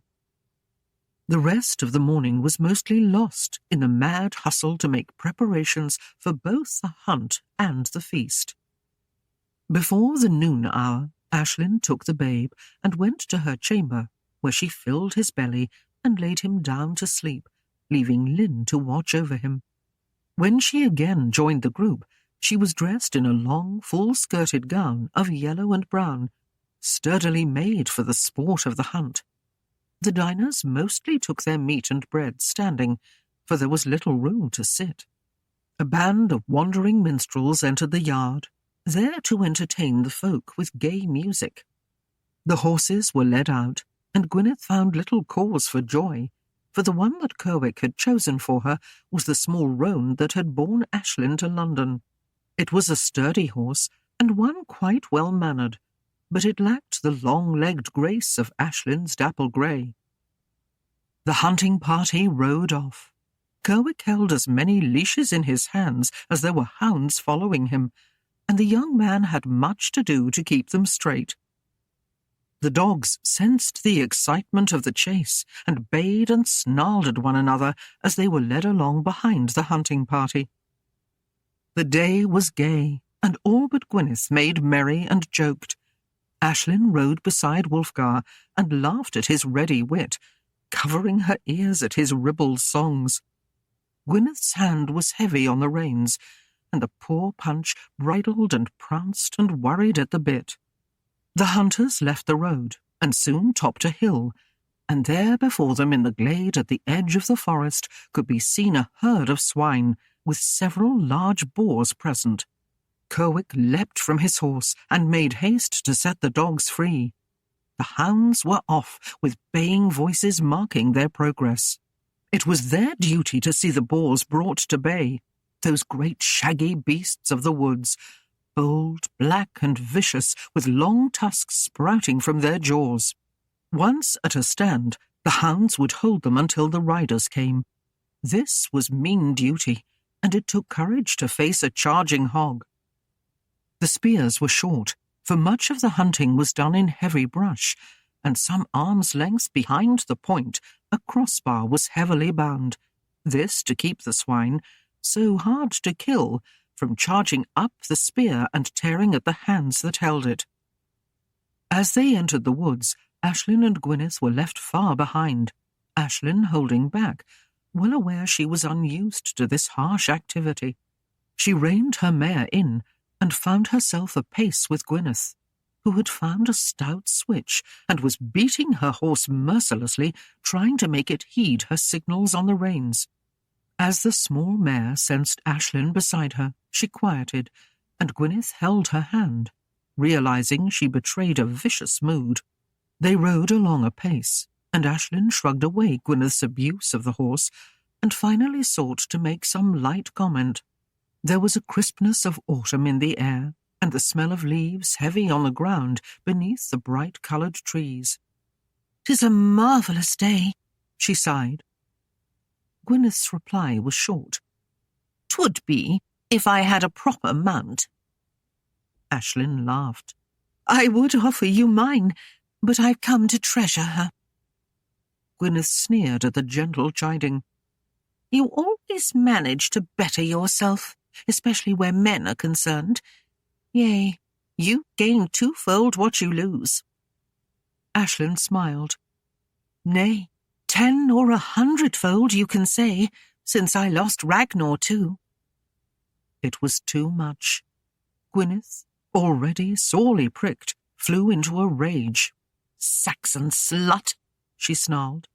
"Have care whose name you degrade." She raised the switch, and would have struck Aislinn with it, but she reined aside, and the blow fell instead against the dappled mare's flanks. Unused to this crude use, the grey started and hurtled into the heavier brush beneath the trees. She had gone but a few yards when she struck a small thorn tree and twisted away from the sudden pain of the barbs, causing the reins to jerk from Aislinn's hands. The steed slipped, half fell, and then reared, throwing her rider from her back. Aislinn struck the ground and lay stunned, trying to shake the fog from her head. A dark shape, outlined by the sun, came to stand above her, and vaguely she recognized Gwyneth on her horse. The woman laughed, and then spurred her horse away. Long moments passed before Aislinn struggled upright, but she winced at the pain in her thigh. She rubbed it and decided that she had only bruised herself in the fall. She steadied herself and dragged free of the heavy brush. Her mare stood some distance away, the reins hanging beneath her head. She made to approach the horse, but it shied, frightened by the pain where the cruel thorns had raked her chest. Aislinn crooned and tried to quiet her. Just as she would have succeeded, there was a crashing in the brush behind her. The mare snorted and fled as if the very devil dogged her heels. Aislinn turned and saw a great boar thrusting its way through the shrubs toward her, snorting and squealing as it found the scent of those who had of late forced it to run. And here it smelled the helplessness and fear of one afoot. He seemed to sense her pain, and turned its beady eyes to stare at her, its white tusks gleaming. Aislinn backed away, and flung her gaze about for some haven from the beast. She saw an oak with a branch that she could reach, and made her way to it. The boar followed her with a vengeful gleam in its eyes, but Aislinn found that she could not raise on her injured leg high enough to grasp the limb. She tried to jump, but her fingers would not hold, and she fell against the huge trunk, and there lay still as the beast halted, no longer seeing a movement before him. He snorted and tore the ground with his tusks, hurling great chunks of moss and grass into the air. Suddenly, on shaking his head from side to side, he saw the bright colour of her cloak. He squealed in anger and began to move forward, thrusting his tusks against the branches that brushed near him, tearing the leaves asunder. Aislinn felt her panic rise. She had no weapon, no way to defend herself. She had seen before long gashes in dogs and in the legs of men made by those ravening tusks. She drew back against the tree, seeking what shelter it could offer, and as the boar came forth in the glade, she could not suppress a scream. Her voice rang in the trees and seemed to anger the swine more. She pressed her hands against her lips to still another that would follow. There was a sound in the forest behind her, and the boar swung its head to see what new thing menaced it. Wulfgar's voice came low and soft. "Aislinn, do not move. As you value your life, do not move. Hold still." He swung down from the hun, bringing the spear with him. He crouched low and eased forward, his every movement closely watched by the boar that now stood silent, waiting. He eased forward until he was beside Aislinn, but several yards away. She made a movement, and the boar swung his head toward her. "Be still, Aislinn," Wulfgar's voice warned her again. "Make no move." He crept forward until the spear was some 2 lengths away from the boar. Then he braced the butt against the sod and put a knee upon it, keeping the point carefully aimed. The boar squealed in anger and thrust back upon its hind legs. It tore again at the turf with his tusks, and it began throwing up clumps of dirt with its forelegs, then lunged back upon its haunches and charged. Wulfgar, with his great shout ringing in the forest, held the point of the spear full against the snout. The beast screamed in pain as the long, slim iron head pierced its chest and it was impaled on the lance. It nearly broke the barb and almost jerked the haft of the weapon from Wulfgar's hands, but he held on, bearing his weight upon it, and the two fought, thrashing across the glade until the lifeblood of the great pig had run out. He quieted, gave one last jerk, and died. On his hands and knees, Wulfgar dropped the spear and knelt there for a moment, panting with the strain of the fight. Finally, he turned his head toward Aislinn, and she, with a tearful gasp, struggled to stand, but fell full length upon the ground. He rose and hurried to her. "Did he strike you? Where?" He bent to her anxiously. "Nay, Wulfgar," she assured him, and smiled. "But I fell from my horse. It ran into some brush and was frightened, and I fell. I bruised my leg." His hands lifted her skirt away from the injured thigh, and his fingers gently traced the growing bruise. His eyes raised slowly to meet the deep violet ones holding him softly, and her parted lips gave breath short and fast. She stretched her arm to him and slid her hand behind his head, drawing him close until their lips could meet. Her arms went around him, and his around her, and they lost themselves in the fierceness of their embrace. He drew her up, the bruise forgotten, and bore her to a leafy copse, where he spread her mantle and lay beside her. It was much later, when the sun had lowered in the sky, that there were voices from afar, and much crashing in the woods. Then into the glade thrust Svein and Gawain. They glanced about, and found Wulfgar and Aislinn lying together beneath the great oak tree, resting as if the day was meant for lovers. Wulfgar raised on an elbow. "Where go you? Svein, Gawain? What hies you through the wood in such a rush?" "My liege, your pardon," Gawain swallowed. "We thought the Lady Aislinn had come to harm. We found her mare." Another thud of hooves, and Gwyneth came on the scene. She took one look and fought with a frown, then tightened her lips and whirled away. "Naught is amiss," Aislinn smiled. "I but fell from my steed. Wulfgar found me, and we rested for a bit." 24. The last harvests were under way, and October's frosty nights had sapped the brilliant hues of autumn and drawn a darker cloak of brown upon the forest. Since the boar hunt, Gwyneth had given up her constant baiting of Aislinn, and, to the amazement of all, carefully held her tongue, and at times was almost charming. She made it her habit to come to the hall for her meals, and would sit sewing at her tapestry while listening to the light flow of conversation about her. Kerwick and Aislinn were familiar figures in the village, but whenever they came together, harsh words were exchanged. It seemed as if neither could pass the other without making some biting comment. They bickered endlessly over trifles, and their battle became so renowned the children came running, whenever their angry voices sounded, to dance about them and mind their rage. With her skill in cookery, Aislinn was given authority over the food and its preparation. She gathered wool and flax in her private moments, and laboured hard to learn the finer points of weaving and sewing. She even sought to learn French, and did very well in the language. It was a considerable happiness to Aislinn that Maida now bathed regularly, and garbed herself in neat, well-cleaned gunners.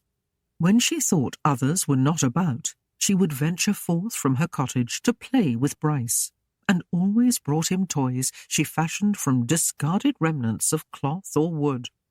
Once she even came to Aislinn's side, and sat quietly watching the babe as he nursed at his mother's breast. She would not speak, but kept her silence. Yet every day she became more the old Maida of Darkenwald. The boy had Aislinn's fairness of skin, and his hair faded to a light reddish gold. The only mark upon the days was that Wulfgar held himself aloof from the child, and seemed to regard the lad as a necessary demand on Aislinn's company. Still, the babe thrived on his mother's love, and Midard, Lynn, even Wulfgar saw that he was little wanting for attention. The days wore on. The nights grew colder. The bounty of the land swelled the granaries, and the castle wall neared its last stone. Only the central keep was not complete, and here the work was slow. The huge blocks of granite were hauled from the quarry, and careful measurements laid upon them. They were shaped on the ground and hoisted into place by teams of horses straining at heavy cables. Then, late one morning in early November, a messenger came with news that brought a frown to Wulfgar's face. Rebellious lords of Flanders had made a pact with the deposed English lords of Dover and Kent. They had landed troops between the great white cliffs and marched to take the town of Dover from William's men. But the castle the king had ordered built on the heights had held them at bay. William led a force from Normandy north to Flanders to set the rebellion aside at its source, but the atheling Edgar had escaped and joined the Scottish kings in the north to stir up trouble there. The worst of the news was that broken bands of men from the invading Flemish force were fleeing inland and might soon come to lay waste to the country in anger at their defeat. William could send no help now, but bade Wulfgar to stand ready to defend himself and, if possible, to close the roads to retreat. Wulfgar surveyed his resources and, with little delay, set all hands to work. The castle would serve as it was for the time being, for there were other matters to be tended now. The land was to be stripped, so that any band would find no provender here. Herds of goats, swine, sheep, and oxen must be brought near the fortress. Granaries and storehouses must be emptied, and all brought to the castle to fill the huge bins and cellars that lined the inner wall and lay beneath the keep. Cregan first would yield its larders, for it was more distant and thus hardest to defend, then Darkenwald, if time permitted. While Wulfgar with his knights and men patrolled the reaches against attack until all was done, the men of the village had to form the castle's garrison. Beaufont and Bolsgar were given the task of seeing to these preparations in Wulfgar's absence. When all of Cregan was withdrawn to the castle, 2 bridges near the town would be felled to block the roads. Thus set, the labours began. Every cart, wagon, mule and horse was bent to the task, and Cregan gave of its stores until there was an endless stream of coming and going between the town and the castle. Items of value were brought and entered in Kerwick's books, then placed in a vault in the keep. The outlying farms were shuttered and the families came to the castle. They formed the first complement within the walls. The women went to the marsh and cut straight willow and yew branches, bringing them to the yards, while the men made bows, spears, and arrows from them.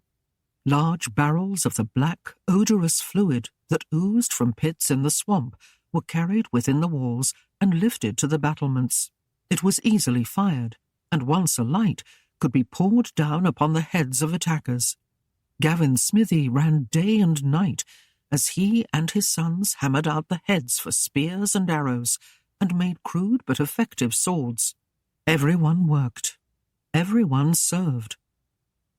Aislinn gathered blankets and linens in the keep, and assured the looms of Darkenwald worked throughout the day on more. The cellars and stalls of the castle took all of Cregan's stuffs, and still seemed almost empty. But they had been built to carry several years' bounty, and what lay within them now would see the people of both towns through the winter and more. Finally, trouble came. A tall plume of smoke rose near Cregan, and Wulfgar roused his men from their breakfast and rode out to meet the foe. Not far from Darkenwald, he came upon a column of people who had refused to leave their town. Now they choked the road, and were shocked at having been driven from their homes by this new enemy. Wulfgar learned that a small band of knights and bowmen had set upon the village at first light, and though the townsmen had tried to defend it, they were soon put to rout. The raiders had fired the houses as they came, and seemed more bent on destroying the town than gaining plunder. They had brutally cut down all who had come in their path. Friar Dunley brought up the rear of the procession, pulling a small cart which held his beloved crucifix and other relics from the church. He paused as Wulfgar approached him and wiped his brow. "They have fired my church," he gasped. "They had no mercy, even for the things of God. They are worse than the Vikings. Those thieves were after loot, but these brigands seem more bent on simple destruction." Wulfgar shaded his eyes toward Cregan as he spoke. "If your church is gone and we survive, Sir Priest, you shall have the old hall of Darkenwald for your worshipping. 'Twill be a fitting place to wait the Lord's day out."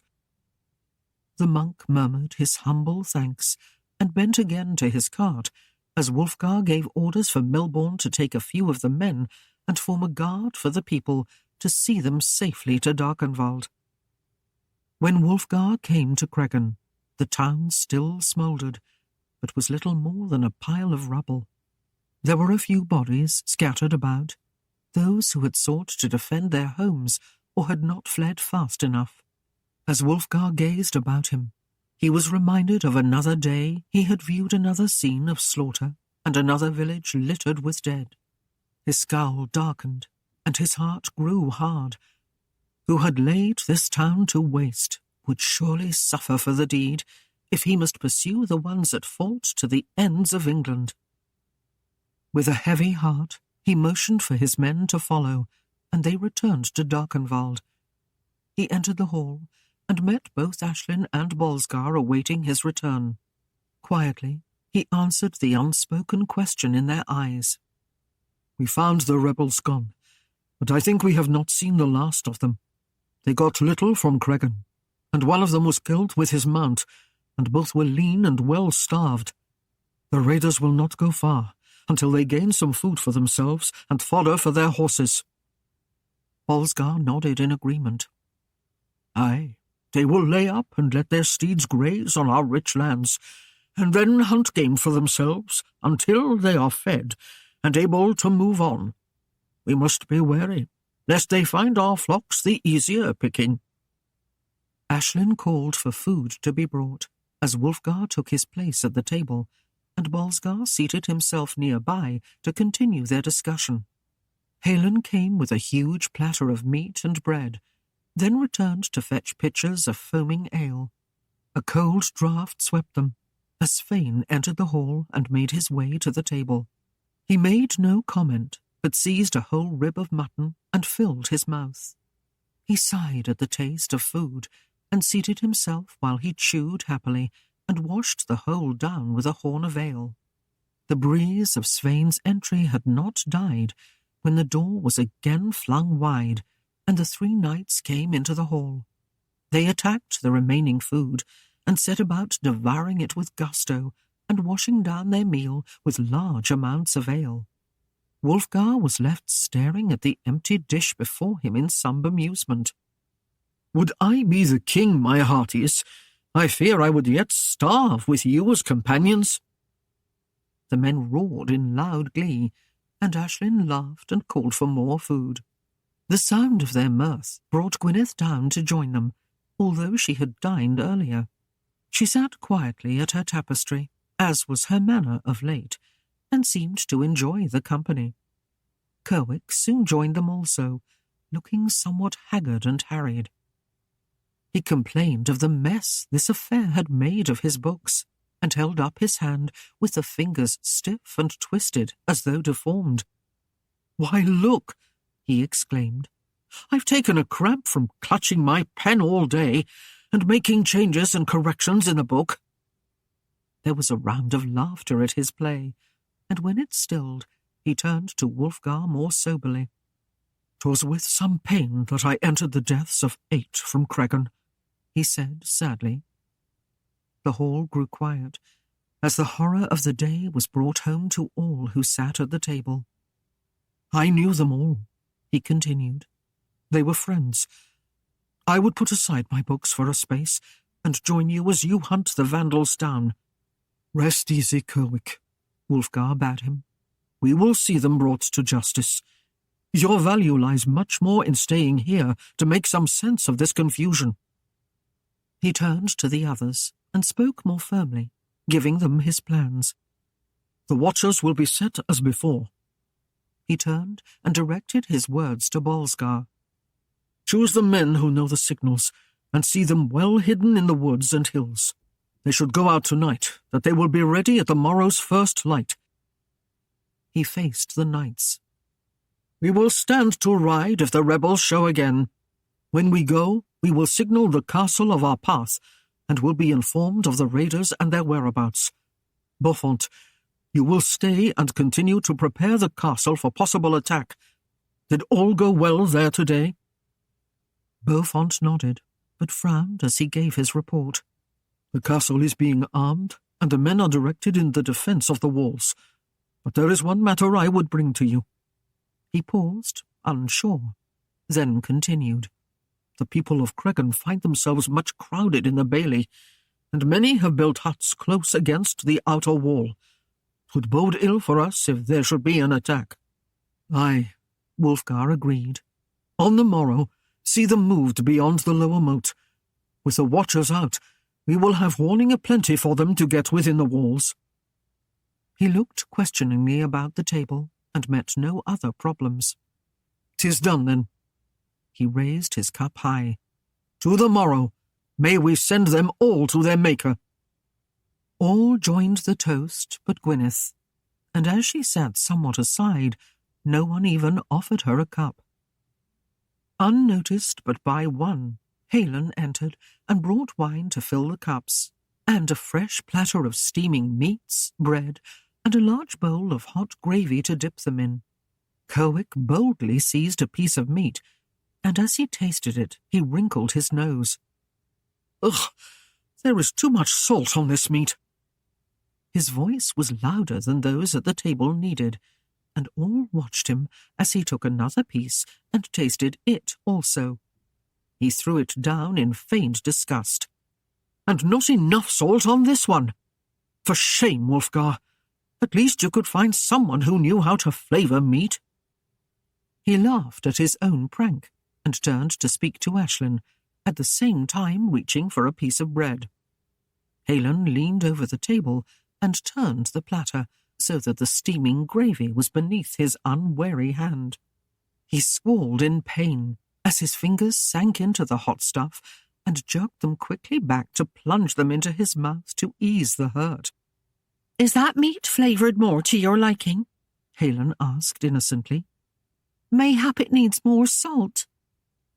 She lifted the small salt cellar up invitingly, and laughter rang about the table. Even Gwyneth smiled. The next morning, a young serf who had gone out to gather the last of his crop wakened the manor as he loudly beat on the door. When Wulfgar threw open the door, the peasant gasped out his story as his lord rapidly dressed. Late on the evening past, a group of knights had approached his farm. He was wary of strangers and had fled to hide in the woods nearby. After burning his house and scattering the grain he had laboured so hard to gather, they had withdrawn but a small way and made camp near a brook. When the lad had completed his tale, he was given a hearty meal, while Wulfgar and his men mounted and rode out to seek the raiders. They approached the camp from a sheltered gully, but found only blackened scars where the campfires had been laid. The remains of a young ox, astray from one of the herds, lay near the camp.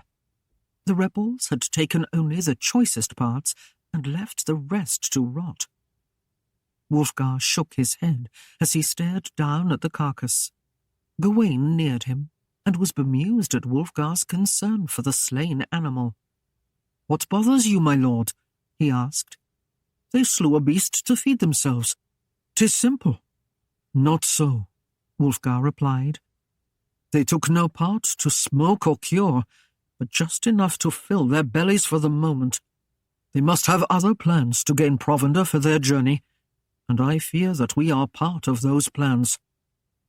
He gazed around toward the barren hilltops that surrounded them, and the small hairs crawled on the back of his neck. Gawain saw his frown. "Aye, Wulfgar." The young knight also gazed about. "I also feel there is something amiss here. These men sneak in the night, not like soldiers, but like skulking beasts." Again they returned to Darkenwald, with no word of victory, and were met with news that as they rode to the south, a farm was burned to the north, and a small herd of goats slain. No meat had been taken from them. They had been left as they fell for the scavengers. It seemed senseless, as if the band would simply destroy as much as they could. Wulfgar chafed cruelly at his folly. He paced the hall, and raged that he had let himself be led astray, while the enemy raided and laid waste to his holdings. Aislinn wondered at his mood, for she knew he chastised himself more harshly than any other would, but she held her tongue. He calmed after a bit, and at her urging ate a light supper, after which he seemed at ease again. He cast off the heavy hauberk, leaving on the leather tunic he wore beneath, and sat before the hearth, discussing the day with Wulfgar and Svein. The thieves have been to Cregan, and then north, and today south. Tomorrow we shall set out at the first light of dawn and ride to the west. Mayhap we can intercept them in their thievery. The others could name no better plan. They would rely upon the signals to mark the band of raiders, and hope they could catch them before more damage was done. Gwyneth's rasping temper had worn them all through the evening, as she ranted on their failure to find the rebels. Now, as she began again, Aislinn looked away to where Bryce played on a pelt before the warm hearth, letting the sight of him ease her vexation. "'Tis in fear I cower here amid these mouldering ruins that could hardly slow a well-cast spear," Gwyneth said, glancing around at the ancient timbers that roofed the hall. "What have you done to see to our safety, Wulfgar?" He lowered his brow and stared into the fire without reply. "Aye, you wear the hooves of your horses low and plough the roadways well, but have you set a sword to a single one of those thieves?" "Nay, they still roam as free as the wind. Indeed, on the morrow I may have to take a blade and defend myself against them while you wander the countryside." Wulfgar turned to stare at her, as if he half wished her words would come true. Wulfgar grunted, and his voice fell sour from his mouth. "Leave the sword, my daughter. Take your tongue to them instead. It has far the sharper edge, and since it smites your protectors so, it should lay low the worst of our enemies. Who could stand before it? 'Twould surely pierce the stoutest shield and split the holder in twain." Aislinn choked and coughed at Wulfgar's comment, trying not to laugh, and in the process won a glare from Gwyneth. She busied herself at twirling her distaff, drawing a long yarn from the ball of wool that capped its smaller end. "My good father jests, while thieves burn and pillage and make us hide behind our walls," Gwyneth snarled. "I cannot even take a ride to ease my spirit." Svein chortled. "My thanks for little favours.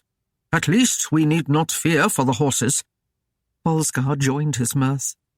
"If we could but teach her to turn them about. She is ever riding out, but always walking back." Gwyneth placed her sewing on the hearth and turned to glare at them, standing with her arms akimbo. "Laugh, you croaking ravens," she railed at the two men. "I do not prop my leg in the tower and look for silly flashes from the hills, nor do I slobber on my food or swill ale like a boar." "Aye, but what do you do?" Wulfgar interrupted, and was rewarded with another flare of her temper. "As any lady should, I keep to myself." She cast her eyes askance at Aislinn. "I mind my stitchery, and naught else, as my lord Wulfgar bade me. I am careful not to injure the gentle pride of others." She paused, and a whimper came from behind her.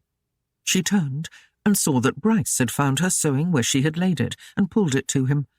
He did much damage to it now, as he struggled to free himself from the snarled yarns. Gwyneth shrieked, and bending, snatched the stuff from him, jerking it free of his tiny arms. "Brat!" she cried, and slapped him on the arm, leaving a reddening welt. He puckered his lips and drew a long breath to cry. "Brat!" she spat again. "I'll teach you to—" There was a sudden thud, as she sat firmly on the dusty floor. Aislinn's ankle had swept her feet from beneath her. Gwyneth's eyes flamed with her fury, then widened in startled fear as she looked up to find Aislinn standing above her with feet braced, coppery hair ablaze in the light of the fire, and violet eyes striking sparks of rage. In her hands, she clutched the distaff like a spear about to be thrust. The lips parted, and the words came breathless but hard. "What you lay to me, Gwyneth, I can bear. I am a woman full grown."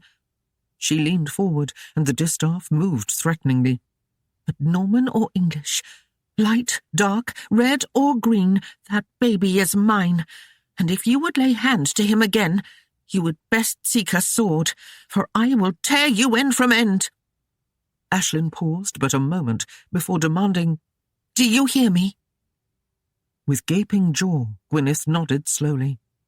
Aislinn stood away from her and lifted the awe-struck Bryce to her, cooing into his ear as she soothed the sting of his arm. Gwyneth gathered herself and her sewing and dusted her skirts. Unable to face the grinning men, she made her way to her room. Later, in their chambers, Wulfgar stood watching as Aislinn laid the babe before the hearth. He marvelled that she could be at one time the wild-tempered vixen when her offspring was threatened, and then another, this graceful nymph who did the slow, mesmerizing dance of a wife before him as she went about her duties in the room. Her every movement was a study in rhythm and grace. The white kirtle she wore flowed about her as she moved, showing a thrusting breast now, and curved hip or a narrow waist then. He could feel the urge grow in him, and as she came near, he caught her in the crook of his arm, bringing her to meet his questioning kiss. But a cry from Bryce soon proved a distraction.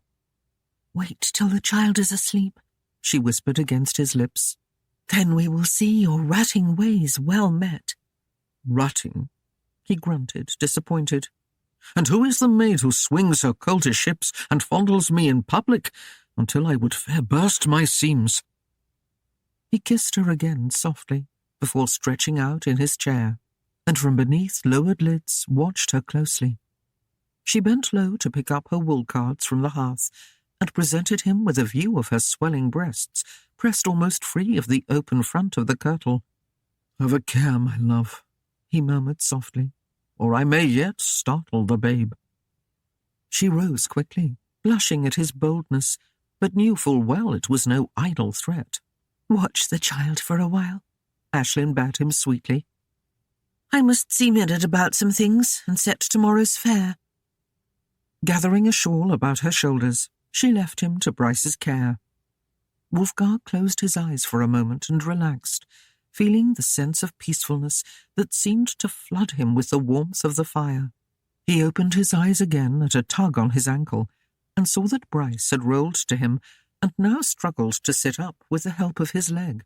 The lad succeeded, and sat unsteadily, while he looked up at Wulfgar with those wide, quizzical blue eyes. He showed no fear of the huge Norman lord, but wrinkled his eyes in a smile. He waved his chubby arms in glee, chuckling heartily, and toppled abruptly. Eyes, suddenly sad, raised as his chin quivered, and great tears began to stream down his face. Ever at a fault before tears, Wulfgar reached down and lifted the babe to his lap. The eyes instantly dried, and the child chortled, happy at his new position in the world, and plucked with wondering fingers at the collar of Wulfgar's chains. He stretched upward along the broad, hard chest, and explored the smiling mouth of the face that loomed above him. Wulfgar reached down beside his chair and lifted a wooden cloth doll to place it in the boy's hands. After a few moments, the babe yawned, tiring of the toy, and dropped it. He moved about until he was comfortable on this unyielding bed, then sighed and went to sleep. Wulfgar sat for a long time without moving, afraid of disturbing the boy. There was an odd warmth that grew in him as he realized this tiny, helpless being trusted him beyond all reason. The small chest rose and fell with the soft, quick breath of a child's sleep.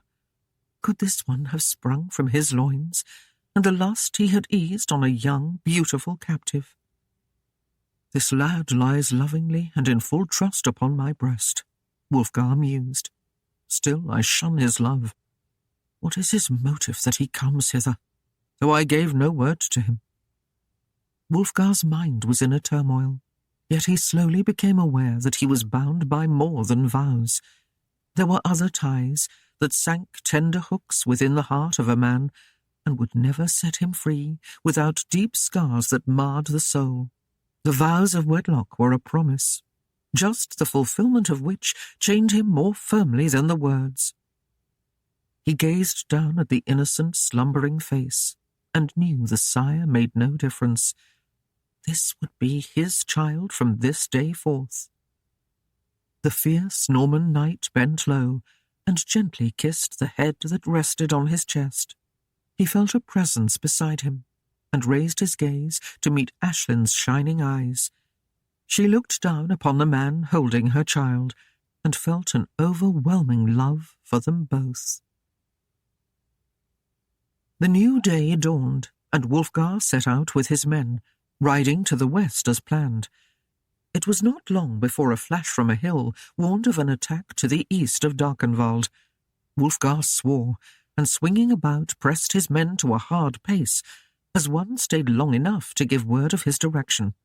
They had passed the castle, when one of the bowmen called and pointed to the tower where another watchman signalled. The band had split, and was now burning cottages to the north and south. Wulfgar's rage and frustration mounted. At his order, his man flashed back that they would divide and go after them. He had barely made the parting from Gawain and Milborne, and headed northward, when word came that the band had reformed and set a torch to a field in the west of his holdings. Wulfgar's face blackened. He and his men had rested there only a few hours ago. How could the Flemish know his whereabouts that they could elude him so well? He growled a command, and a message was sent for Gawain and Milborne to meet him near Darkenwald. Thus the troubled day wore on. He saw nothing of the invaders. Everywhere he went they were pillaging elsewhere. Before the sun had set, word had ceased to come of the raiders, and Wulfgar could only surmise that they had gone to ground somewhere in the myriad places of forests and swamps where they could not be found. He cursed the day, and with his men slumping wearily in their saddles, they returned to Darkenwald. Wulfgar strode into the hall in great agitation, flinging the portal wide with a loud crash, frightening Bryce, who lay on a pelt before the hearth. The lad's lips trembled, and soon his face was a caricature of youthful distress. Aislinn set aside her distaff and lifted him, cuddling him close to soothe his fears. Her gaze followed Wulfgar as he paced in front of the hearth, slapping his gauntlets against his thigh. "'Twould be no different if they knew my every move before I made it," he raged. "If I told them of my thoughts, they could not escape me better." He paused suddenly and stared at his wife. "How could they know? Unless—" He shook his head, as if confused by the thought. "Who would tell them?" He strode away, then turned back to Aislinn. "Who here left the town?" She shrugged. "I did not watch closely, but the people held close to the castle, and most of them went about on foot." Wulfgar pressed the question. "Kerwick, mayhap? Or Maida?" Aislinn shook her head vehemently. "Nay, Kerwick was with Beaufort at the castle the entire day, and Maida stayed here with Bryce." "'Twas but a thought," Wulfgar sighed, yet Aislinn knew he still worried on the matter. He called Sandhurst to bid him fetch Bolsgar and Svein. When they came, he climbed with them to the top of the tower, where no prying ears could overhear. Wulfgar looked out upon his lands spread wide below him. "I own this small estate, yet I find I cannot protect it from a few straggling soldiers. Even the lookouts do not give us the advantage." Bolsgar watched him as he spoke, and knew his concern. "They report only bands of men," he said slowly. "If the Flemish raiders divide singly or in pairs, and wear Norman cloaks, they would pass unnoted, and when they rejoined, 'twould be too late for us to forestay them." "True," Wulfgar ceded. "Then let the lookouts report all riders in their direction. 'Twill take a few new signals, but you can see to it, Wulfgar." "Wulfgar," Svein now spoke his piece. "there is a thing that gnaws at me. You ever tell this place of our intentions, and we find no enemies where we go. It bodes of a traitor in our midst. Let us inform no one and ride where we will. You are right, Svein, and it eats at me that I can put no name to the Judas." Wulfgar beat the railing with his fist. "Or perhaps someone reads our signals as well as we. Though if that were true, it would be as simple to slay or drive the watchers in. We will do as you say on the morrow. Say no word of this to anyone." He turned to Wulfgar. "Let no watcher pass a signal as to where we ride from here. Then we shall see." Wulfgar went to see his task performed, and when all was done to make the morrow safe, they met in the hall and did justice to Haelin's cookery. The meal was concluded, and Wulfgar took Bryce from his mother's arms and mounted the stairs to the chamber with Aislinn at his side. Wulfgar and Svein exchanged glances over this unusual happening, and then silently toasted the day. Bryce gurgled with glee as Wulfgar gently tussled with him on a pelt spread in front of the hearth. When the babe grew tired of the games and yawned, Aislinn put him in the cradle. On her return across the chamber, she drew a cup of wine for her husband, and handing it to him, sat cross-legged beside him as he sipped it. His eyes warmed to her, and setting the goblet aside, he reached out an arm to pull her down against him. He pressed a soft and tender kiss upon her lips, and she sighed as she traced a finger along his cheek. "You are tired, my lord." "There is an elixir of youth you add to my cup," he whispered, as his lips caressed her cheek. "It makes me feel as if the day has yet to begin." He loosed the strings of her kirtle until her bosom lay open to his gaze. Her arms slipped around his neck, and they came together as lips melted to lips, and in his bed Bryce slept on through the sound and fury of their play. Wulfgar and his men rode out the next morning shortly after sunrise, and waited in a wooded copse until the first sign of the band had been seen by the watchers and signalled. Then they rode hard. The first cottage was barely set afire when they arrived. The haystacks were scattered as if waiting to be torched, and the signs were that the raiders had left in haste. They doused the flames, salvaging most of the structure. A hill twinkled with reflected sunlight, and Wulfgar called his men to horse, and they rode again. This time the hut was not kindled, but a small fire to light the brands was still smoking in the yard. Again the thieves scattered into the forest, but in their haste to flee, they left a trail. Now the heat of the chase and near success seized the Norman pursuers, and the pace quickened. A new signal beckoned, and they swung south, this time to see the colours of Flanders as the band of raiders gathered, and then had to fly. The quarry scattered again, and Wulfgar's men spread out to search the runs and warrens. A new beacon flickered, and at Wulfgar's call, his men came together to ride north. They mounted the top of a hill, just as the raiders regrouped, and the chase was rejoined. The thieves fled into the edge of the swamp and scattered once more. Wulfgar's men followed, flushing 2 Flemish from cover, and as they raised their swords, the 2 were slain as many arrows studded their leather tunics.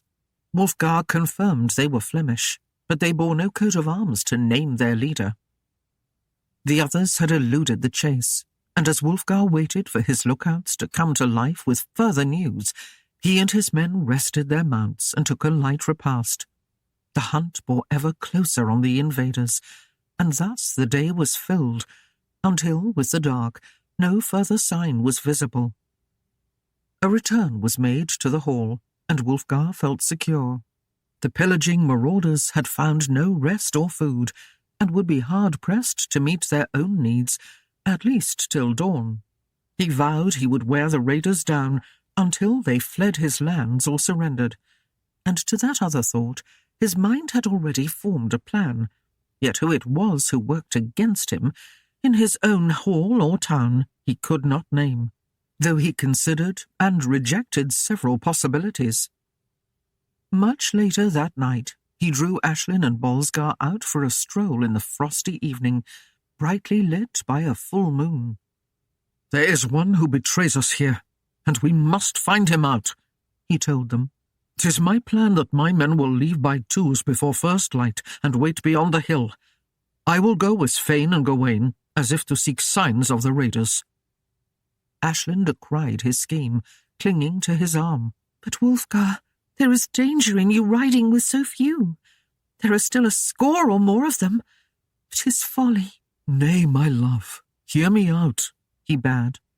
"I will join my men and ride slowly east beyond Cregan where we left the raiders. They should have camped nearby. You and Wulfgar will watch the hall and town. If someone leaves to betray us, you will see him, and can send a rider to me. Once we know them warned, we will ride hard to scatter them again before damage is done. Mayhap we may slay a few, and with their informer found out, we will surely win the day." Wulfgar agreed, and when assured no danger would come to Wulfgar, Aislinn finally nodded her assent. Wulfgar dropped an arm about her shoulders. "Good lass, we'll have the best of them yet." Wulfgar roused from bed long before daylight, and watched from the chamber window as the men left by twos and threes, carefully keeping to the shadows and being quiet in their passage. When they had all gone, and the first light of dawn drove the stars from the eastern sky, he donned his clothes, and with his hauberk over his arm, left the room with Aislinn to break the fast. Wulfgar and Svein joined them at the table, and soon Beaufont. Gwyneth came down sleepily, rubbing her eyes and yawning, as if the noise of the men's stirrings had awakened her. When Wulfgar was assured all was there within hearing, he rose. "Come, Svein, the thieves will not wait upon our table. Let us fetch Gawain and see if we can search out the rebels." Svein rose mumbling through a mouthful of rich brewis, as Wulfgar threw on his hauberk and coif and set his helm to his head. The Norseman hefted his sword and battle-axe, testing the edge of the latter with a gleam in his fair blue eyes. "She seems eager to bite today," he laughed. "Mayhap we will find a skull or two to split."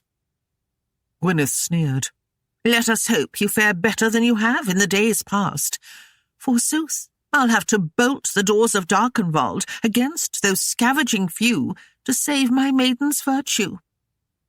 Wulfgar peered at her with a mocking grin. "Prithee, sister, do not fret. That danger seems far-fetched, and I would guess you have naught to worry you." Gwyneth threw him an ugly scowl that drew a guffaw from Svein, who rumbled, "Nay, Wulfgar, she does not fret. She only counts the moments till they come." With that, Svein left the hall with Wulfgar following. Gawain joined them, and as they took the road to the west, every eye watched. Wulfgar stood in the tower of the hall with the signalman, and held his gaze to the village spread out beneath them. Beaufont rode near the castle, and Aislinn sat in the bedchamber at the window, with the shutters barely ajar, where she could see the lower end of the village and the path to the swamp and forest.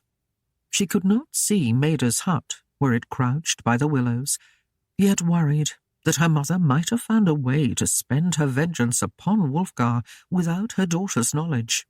Aislinn toyed with the sewing in her lap, unable to set her mind to it. She fretted that something might go amiss, and Wulfgar would fall into a trap set for him. She could not bear the thought of losing him, and grew more anxious with each passing moment. Suddenly, her heart leapt, for she saw a movement in the thick brush by the edge of the marsh. She watched closely, and saw it was a woman's figure that crept along in the shadows. A cold dread began to build in her breast as she thought of Maida again, and her eyes strained to catch some familiar mannerism that would bear the identity of the person. A dark mantle shrouded the figure from head to toe, giving her little aid. Her mind would not still. Perhaps it was some other. Aislinn, perhaps. Had she found a Lord of Flanders for her own?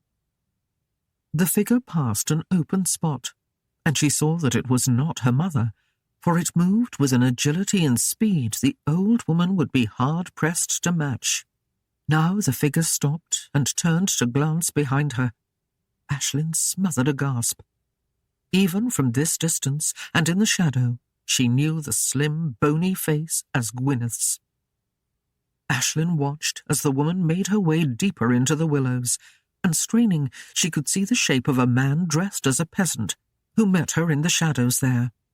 Words were exchanged between them, before the man disappeared again into the denseness of the forest. Gwyneth waited in the shade for some time before picking her way back to the hall. Glancing back over her shoulder to see that Bryce still slept, Aislinn hurried to call Wulfgar from the tower. As she waited for him to join her, she paced before the hearth, wondering how she might tell him gently of his daughter. "What be it, girl?" he asked when he faced her. "'Tis important that I watch for the traitor, and I do not fully trust the watchman." Aislinn took a deep breath. "I know the traitor, good Wulfgar. I saw—" Then she blurted it out. "'Twas Gwyneth. I saw her meet a man by the swamp." He stopped and stared at her, the agony showing in his eyes. He searched her face for some hint of a lie, and glimpsed only her own pain and sympathy for him. "Gwyneth," he breathed low. "Of course.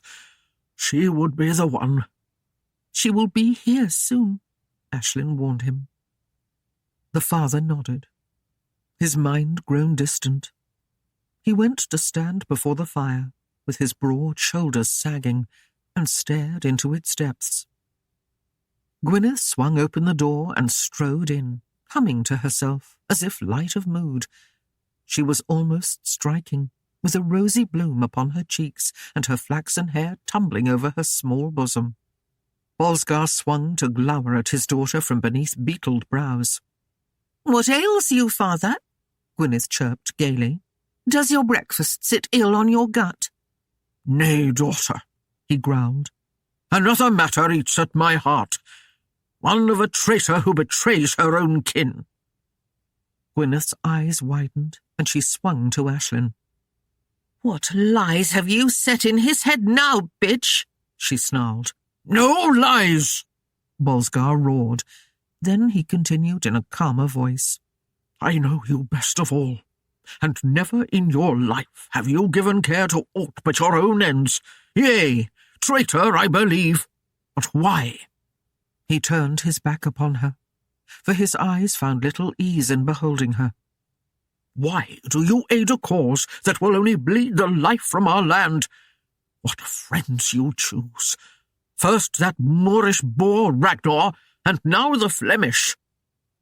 At the mention of Ragnar's name, Aislinn saw the other woman's chin rise, and a proud look come over her.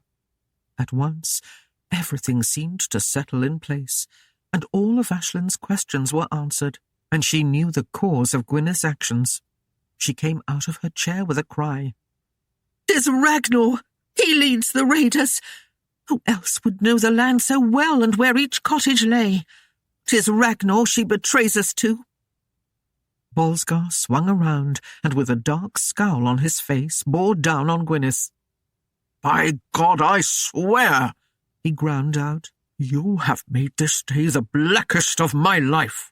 "Blacker still than the day you found your precious son a bastard," she sneered in his face, and righteous pride rang in her voice. "You, he, and that Saxon slut tore from me my last trace of pride.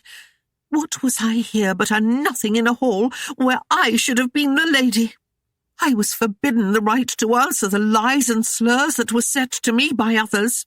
My own father chortled like a foolish babe when I was stripped of every—" Wulfgar's hand caught her full across the mouth, and the force of the blow spun Gwyneth about until she staggered back against the table. "Do not name me again your father," he snarled.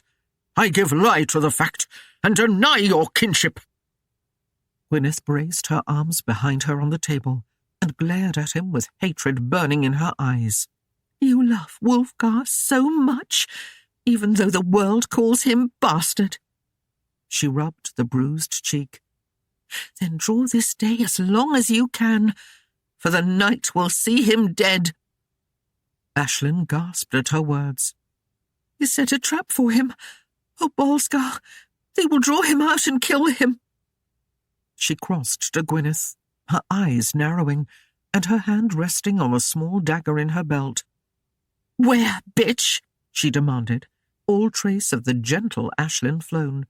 Where? Or I will carve your neck until the breezes draw a tune from it. Gwyneth's eyes flickered with uncertainty as she faced the other, remembering well Aislinn's rage at things past. 'Tis too late to aid my bastard kin, so I will name the place. He may even now lay in the forest just outside of Cregan. She lowered her gaze from the two who glared at her and slid into a chair, folding her hands in her lap. Aislinn questioned her further, while Wulfgar stared in disbelief at his daughter. When Gwyneth would yield no more, Aislinn turned to him. Go to him, Wulfgar, she begged in her distress, tears coming to her eyes. Ride hard and warn him. There is yet time as he ventures slowly awaiting word. Without another glance to his daughter, Wulfgar snatched up his mantle and helm and hastened from the hall.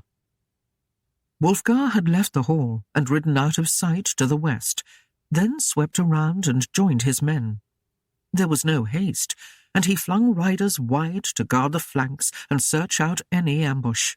He dallied on the way, pausing often to scan the hills and the road behind.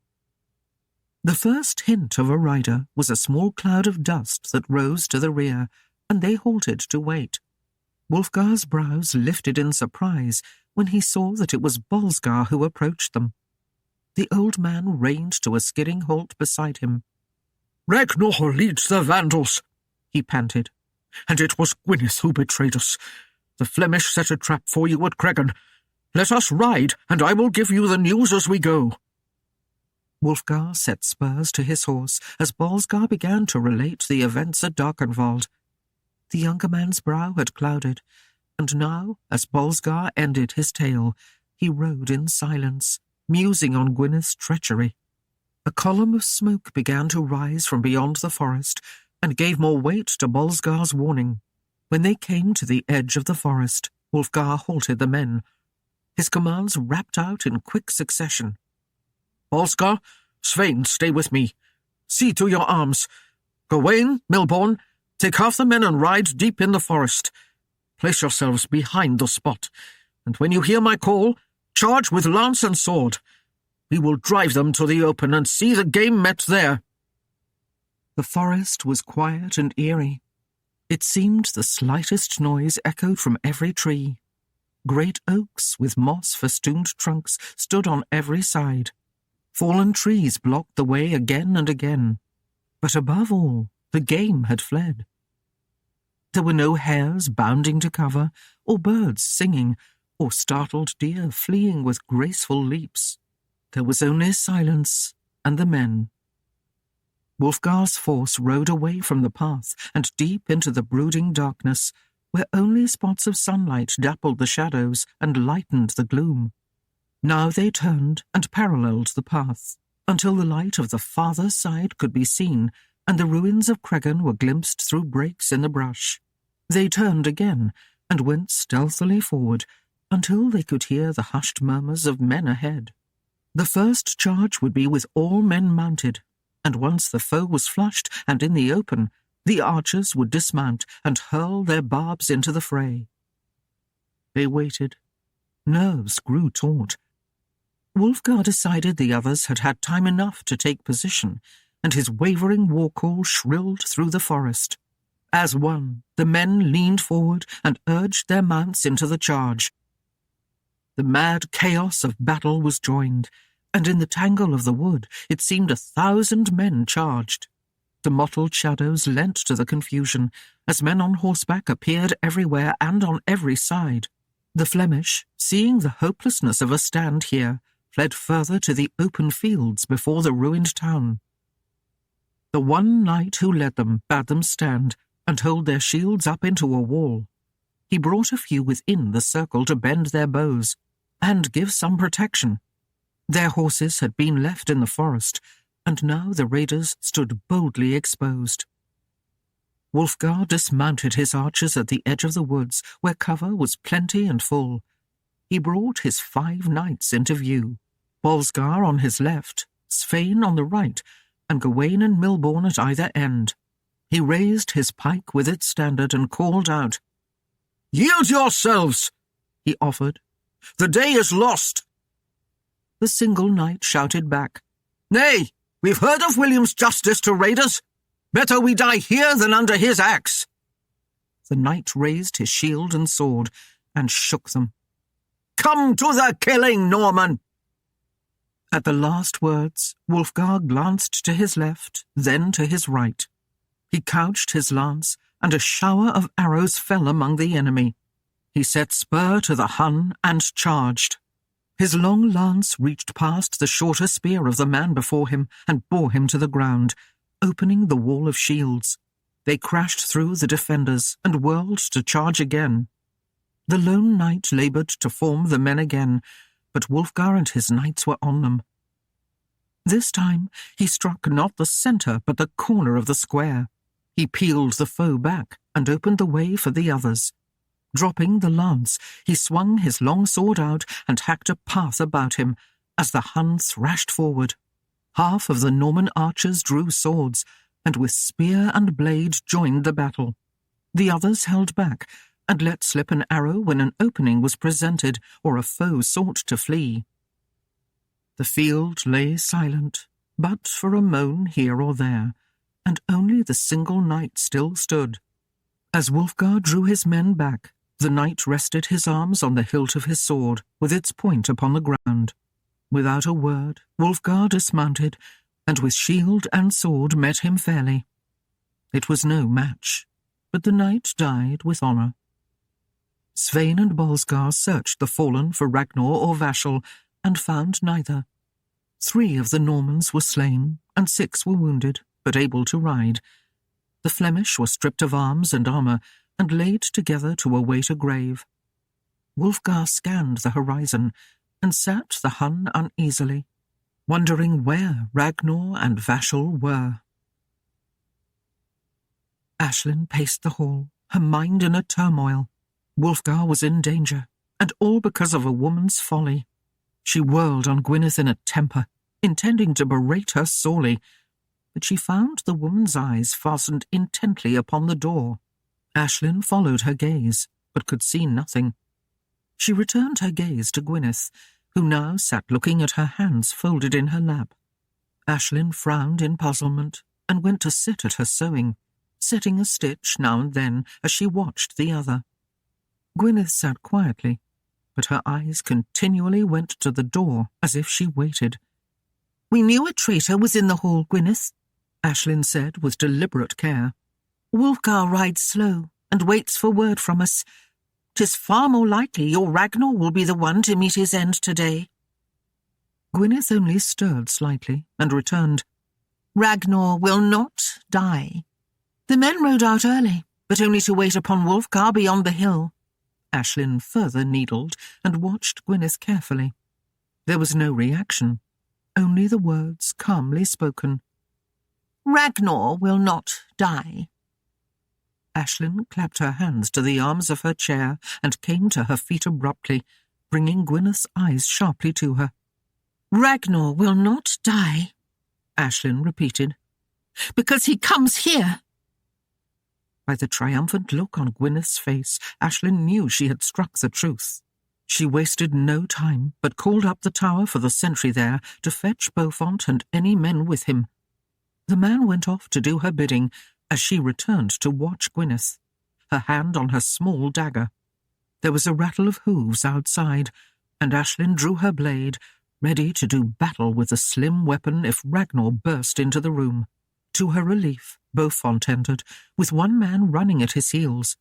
The knight glanced about the hall, and seeing nothing amiss, turned questioning eyes to her. My lady? They turned as Kerwick came running into the hall, gasping in his haste, with the watchman close behind. Now the men all stared at her. Ragnar is on his way here while his men seek to ambush Wulfgar, she informed them. We must secure the hall against him. They all ran to close shutters and bolt them. Then Beaufort threw the heavy bar across the door. Aislinn remembered well the night Ragnar came, and could almost hear the crashing of another bolt being splintered beneath the pounding of a heavy ramming log. It was well her mother was safe in her hut. Her mind could not bear a repeat of that horrible night. Aislinn chafed further, wondering at what more could be done to see them safe, then thought of the obvious. Beaufort, the watchers, send a signal to Wulfgar to return to Darkenwald, and let us pray he sees the message. The knight called up the tower well, and the lookout climbed down to him. They were discussing the message when there was a heavy pounding on the door, and Ragnar's voice called for entry. Before anyone could stop her, Gwyneth leaped to the portal and threw the bar to the floor. The sturdy oaken panel was flung aside, and two strange men surged through, followed by Ragnar, Vashel, and two more. They were all dressed in Norman trappings, yet Beaufort drew his sword and confronted them. One of the men behind Ragnar threw a spear, and the watchman died with the shaft in his chest. Beaufort's man joined him, and the two battled valiantly, but Vashel took that man on his blade and laid him low. Beaufort stood alone and engaged Ragnar and the others, while Kerwick pushed Aislinn up the stairs to her chamber. Vashel drew aside and worked behind Beaufort. Taking his sword in both hands, he swung it upon the brave knight's back, hewing through the links of mail and biting deeply into his neck. Beaufort fell with a cry of warning, then sank to his back and stared at the huge timbers of the ceiling as his eyes dimmed and his breath stilled. Kerwick thrust Aislinn into the chamber, closing the door behind her, then snatched an old shield and sword from the wall beside the door. He stood ready to meet the foe and delay them as long as possible. Two of the raiders came forward with Ragnar close behind. "Saxon dog, give up this play," Ragnar beckoned with a confident grin. "What have you to gain in defence of the lady? She will be taken anyway when you are dead." Kerwick held his stand. "If my life is all I have to give for her, then so be it. Come, Ragnar. I've longed for this since you first took my betrothed." "You too, Saxon?" Ragnar chided. "Is everyone smitten with the wench?" Kerwick brushed aside a spear thrust and plunged his blade into one of the men's stomach. He fell, but Ragnar's sword struck the one Kerwick held and snapped it near the hilt. The next blow fell upon the shield, but the other raider's spear caught the Saxon's arm. Ragnar swung again and passed Kerwick's guard to strike him down. Blood streamed from his head, and he rolled beneath their feet as Ragnar rushed by to throw open the door to the chamber. Aislinn whirled with a gasp, and Ragnar grinned, advancing into the room. "I said I would have you, dove," he laughed, "and the time has come." Aislinn's eyes flashed, but she gave no outward sign of her fear. A stirring from the cradle made Ragnar pause, and he stepped to it, raising his sword. With a cry, Aislinn threw herself upon his arm, but Ragnar struck her free of him with the back of his hand, flinging her to a heap against the foot of the bed. She came to her feet in an instant, blood trickling from the corner of her mouth. "You would slay your own son," she taunted him. "There is that possibility, but also some doubt," he calmly returned. "He is better dead than Wulfgar's." He turned and raised his sword again. "Nay!" Aislinn screamed. There was something in her voice that gave him pause, and he looked to her. She held the blade of her dagger against her own breast, and in her eyes he saw the threat. "Touch the babe, and I will kill myself. You know, Wulfgar, and you know there will be no corner of hell for you to hide in if I am dead." He laughed cruelly. That bastard is of no worry to me. Even now my men push the dirt upon his grave. Have care, my love. Gwyneth's voice came from the doorway. She had sought him out, unwilling to leave him alone with Aislinn for long. Wulfgar is warned. They found me out, and my father rode to him. They knew of someone here and have set their own trap. Ragnar sheathed his sword, and for a moment was lost in thought. Now that bodes ill for us, my pet, he mused aloud. If I know the bastard's luck, he will survive the day. And while I had thought to hold the rest at bay, with his wife as hostage until we ruined his lands, now I am afraid we must flee. I spent what few men I had to buy his death. He looked at Aislinn, now holding Bryce in her arms, and knew he could not easily separate them now, and the moments had become precious. He turned to Gwyneth. Fetch foods from the cellars. We will seek out Edgar with the Northern Scots and pledge to him. Hurry, pet. Time grows short. He whirled to face Aislinn. Bring the lad. He will be as much a hostage as you, though I doubt Wulfgar finds him more than a hindrance. Then he spoke sharply. But I warn you, my dove, if you would see the babe live, do nothing to delay or mark the trail. She sneered in answer to his threat. You will mark your own trail wherever you go. My babe will be no hindrance. Still, I could leave him here. There will be those who come. She tried to speak casually. Wulfgar thinks the babe is yours, and does not value him highly, though he will see him cared for. Ragnar looked at her narrowly. Dear Gwyneth says otherwise, that he named the child his, and dotes upon him of late. I think we will take him too. That bitch has seen to you well, Aislinn hissed. Speak not harshly of her, my love. She has served me faithfully, replied Ragnar. Yea, Aislinn choked in rage. But she has served no one else, and I think not even herself. She would have the world at her feet, he laughed. And who could deny that tender blossom anything? The tone of his voice belied his words, and now he straightened and became harsh. Enough of this dawdling. Bring what you will, but quickly. I grow weary of chatter. Aislinn threw clothes in a bundle for Bryce, and snatched up her fur-lined cloak to keep them warm. That's all, he commanded. This will see you through. He followed her out of the chamber, pushing her past Kerwick, as she would have knelt to him, and led her out of the hall, giving her little time to pause beside Beaufont. Gwyneth was already mounted on Aislinn's dapple-grey mare. She wore a fine gown, one she had finally purchased with the money Wulfgar had left for her and her father when he went with William. The small punch was led up for Aislinn, and Ragnar placed her upon it as she clutched the baby to her. Gwyneth eyed them suspiciously as Ragnar set her foot to the stirrup, his eyes raised to Aislinn's. Remember well, dove. I'll kill the babe if you give me cause. Aislinn swallowed and nodded. Then he swung up on his own steed. Gwyneth delayed the party for one more petty gambit. She seized the woolen cloak from her own shoulders and made Aislinn trade her fur-lined one for it. Ragnar casually sat the back of his horse and waited, amused at the exchange. Gwyneth took a place beside him and smiled. Am I not a fine figure now, my love? She questioned coyly. As they set off, Ragnar laughed, but bent his eye above Gwyneth's head toward Aislinn. 25. Wulfgar scanned the hills again, and it was as if he heard voices in the back of his mind. He canted his head to listen better, and the words came clear. Ragnar, Aislinn, Bryce, Darkenwald.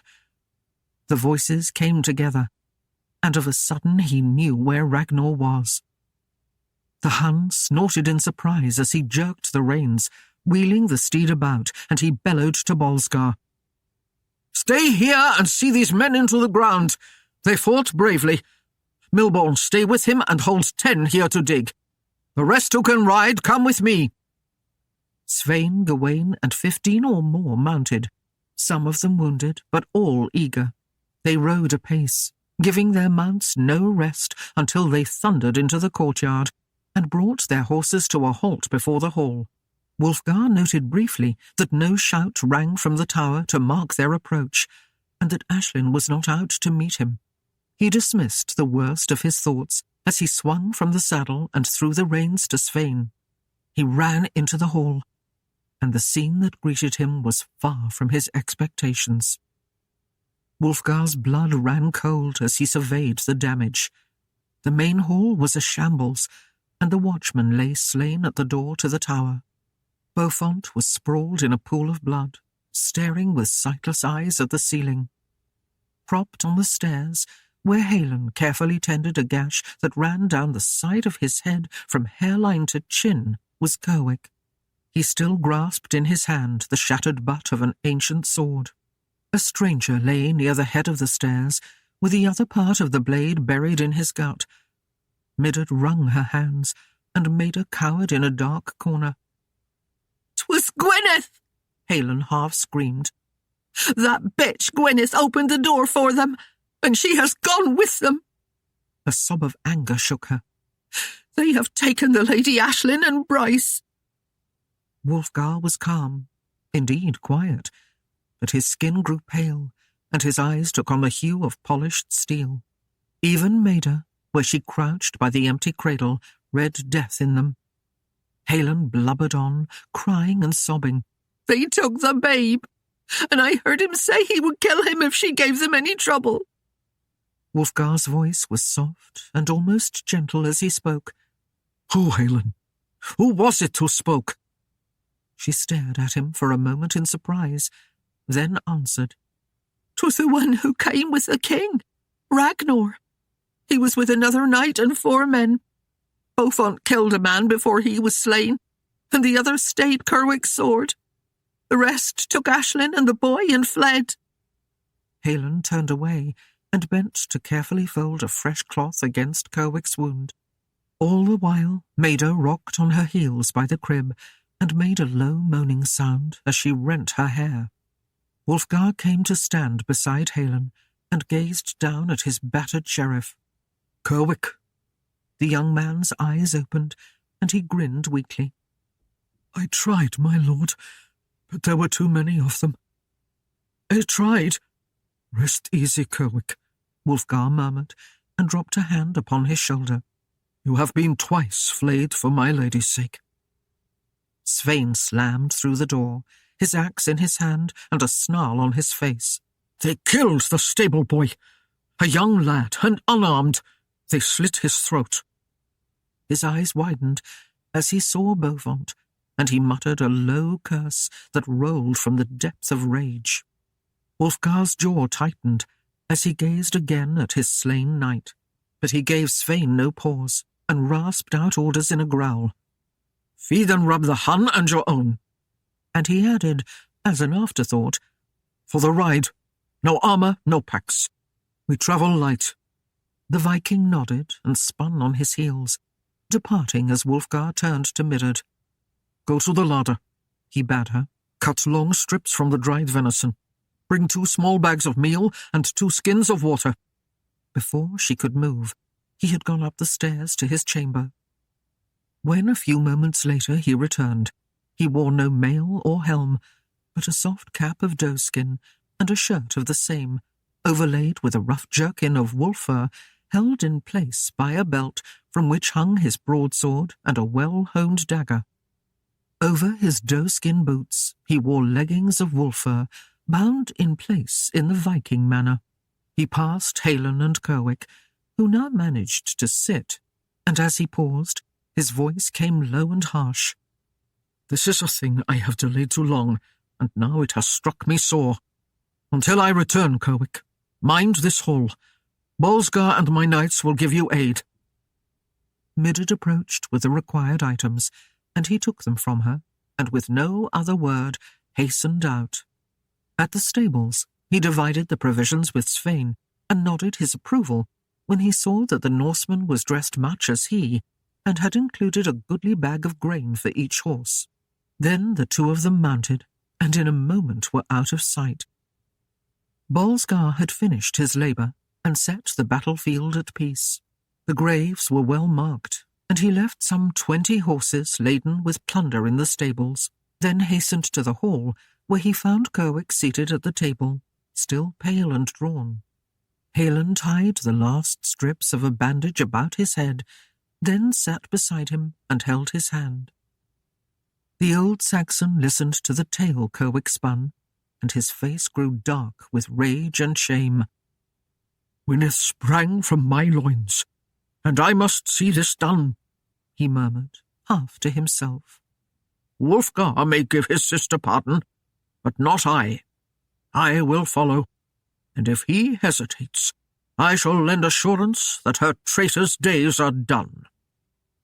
He went sadly to his chamber and returned in a short moment.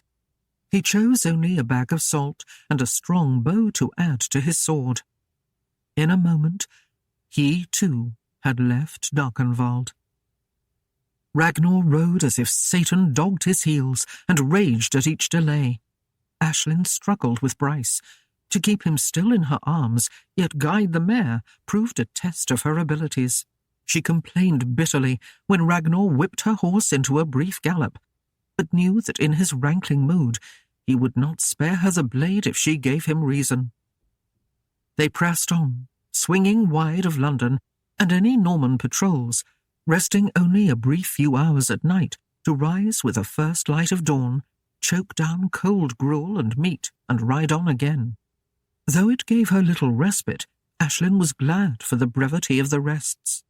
Ragnar's eyes turned to her more and more, and she knew his thoughts would have quickly found some ease if there had been time to spare. She could not escape his gaze at night, though Gwyneth pressed close to him, and at dawn when she nursed the babe, he always found reason to be near. Bryce slept in her arms for the most part, giving her some rest as they rode.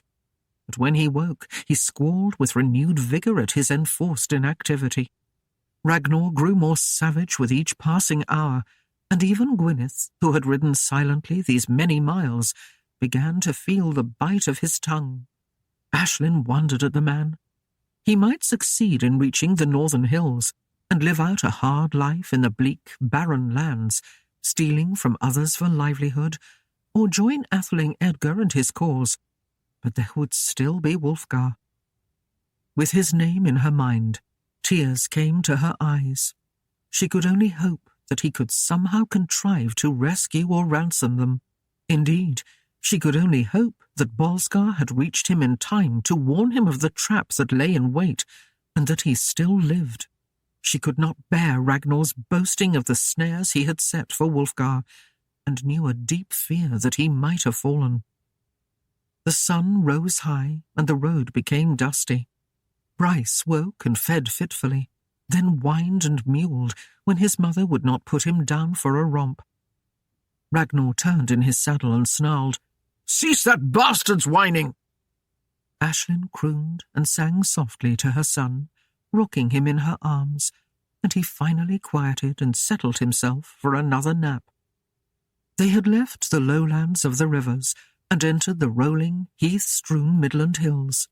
They passed the ruins of a small village, the cottages tumbled and roofless. As they trotted slowly through what had been the square, a withered crone sidled forth from the shadows. She had lost an eye, and her right arm hung stunted and useless, while in the left she held a crude wooden bowl which she thrust toward Ragnar. "A copper, your lordship," she said with a twisted smile. "A copper for a poor old—" Ragnar kicked at her, and with amazing agility for her ravaged frame, she avoided him. Aislinn paused, and the hag renewed her plea. "A copper, a bauble, a morsel, your ladyship." In pity, Aislinn tossed her the remains of a dried loaf of bread, realizing as she did so she might be giving away her own meal. Ragnar sneered at her charity and urged them onward. He halted suddenly at the edge of the square, drawing his sword and facing Aislinn. "That brat delays us. and I have no use for 2 hostages. Aislinn drew Bryce to her and spoke with the determination of a mother. You gave your word, Ragnar. To kill him, you must take me first, and then you would have no hostage when Wulfgar comes. Her hand came from beneath the woolen cloak, with a small dagger clutched desperately in it. The other men drew away agog, and Ragnar cursed at his folly of not having taken the weapon from her sooner. Vashel rested his arms on the horn of his saddle and grinned. "What say you, cousin? Will you let the proud vixen kill herself?" Gwyneth of all knew Aislinn, and seeing a chance, kicked her own steed forward to crash into Aislinn's, and snatched the dagger while the other grasped for support and clung fearfully to her son. Regaining control of the punch, Aislinn turned anger-bright eyes toward Wulfgar's sister. "Traitor!" she hissed. "Always the traitor! Poor Gwyneth!" Ragnar laughed and sheathed his sword. "Aha, my dove, will you never yield? I would slay whom I will, and you can change it naught. But I have given my word, and unless you force me to, I have no intention of harming the lad.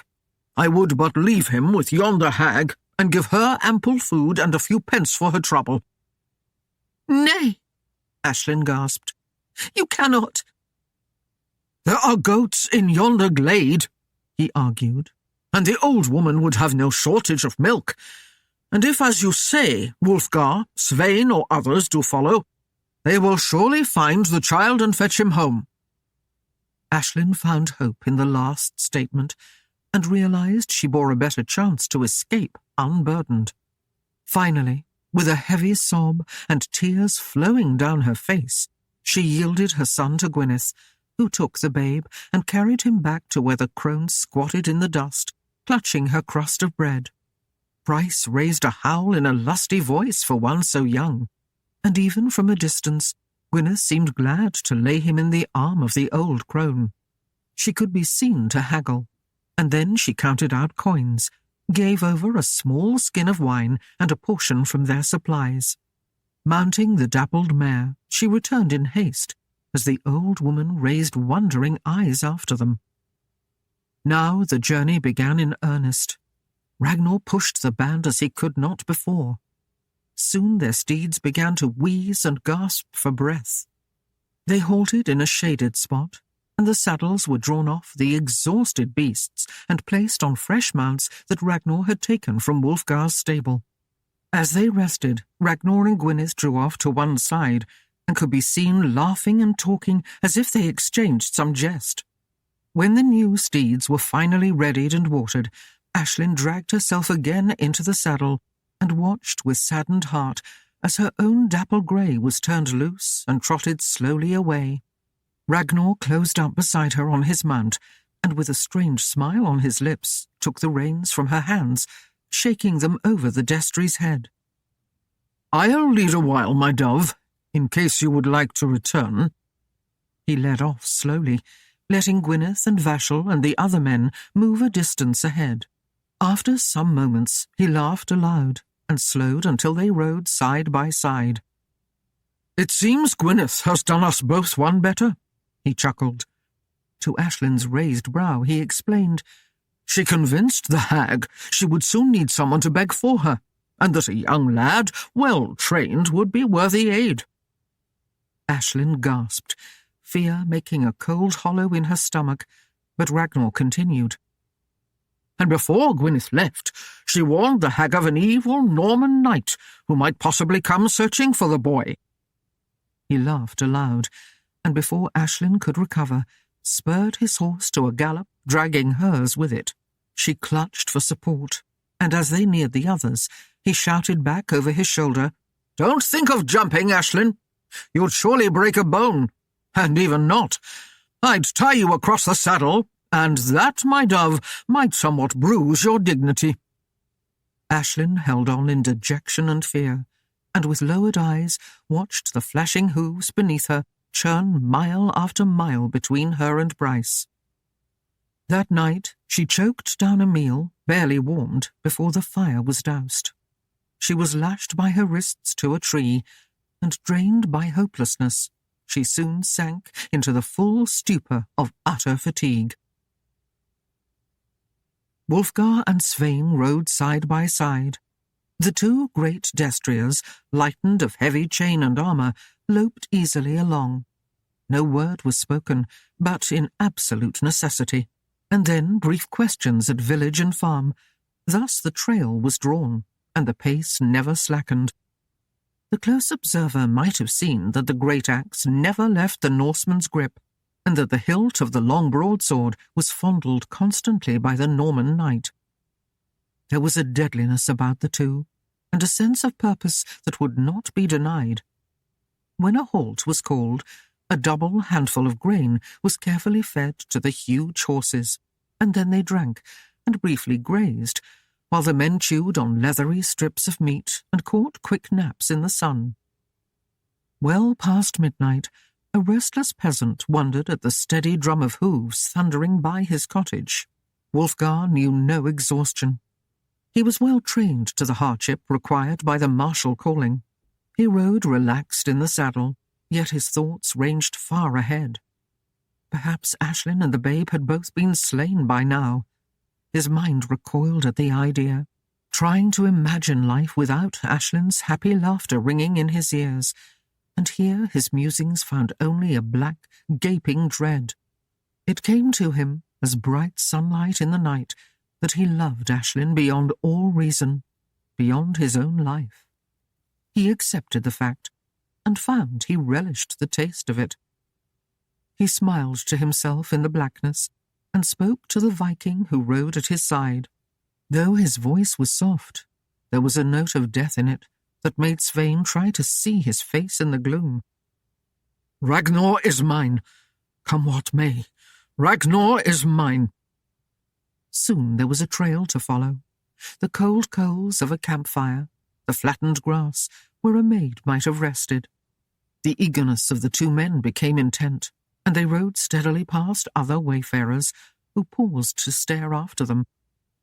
Then, in the broken highlands of the north shore near Scotland, they topped a hill, and on a distant knoll caught a glimpse of 6 riders, one whose mount was led. The great war-horses seemed to catch the fever of their masters, and, though tired, stretched their mighty sinews a bit more.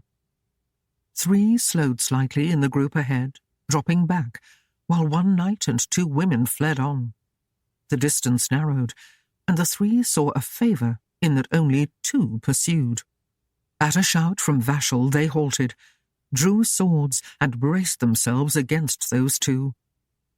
As the hunters saw their game to earth, a long undulating war-cry from Wulfgar's throat ended on a note that raised the hackles of a nearby fox and sent it scurrying to its den. The great sword flashed on high and hummed in the wind, and the war-axe swung in a tight circle above the Viking's crown. At the wailing sound from the far-off hill, Ragnar pulled his steed to a halt and cursed the fates, for he knew Wulfgar's cry. And worse, he knew Wulfgar. The 2 warriors raced, never pausing, at the 3 who confronted them. Both stood in their saddles and leaned far forward. Wulfgar clasped the Hun's heaving flanks hard with his knees, and a short lance-length away he jerked the reins, and the Hun raised up and crashed not into the other steed, but crushed the hapless rider beneath his shield. His sword hewed through the other's shield, and half the arm that held it, before the man could strike. Another blow, and it was finished. With a surge, the Hun thrust himself free of the tangle and whirled about, but there was no need. Vashel had fallen with his leg shattered, and knelt in the dust, glaring up at Svein. "For Beaufort!" Svein roared, and the axe hurtled downward. Vashel sank slowly into the dust, and paid full score for his loyalty to Ragnar.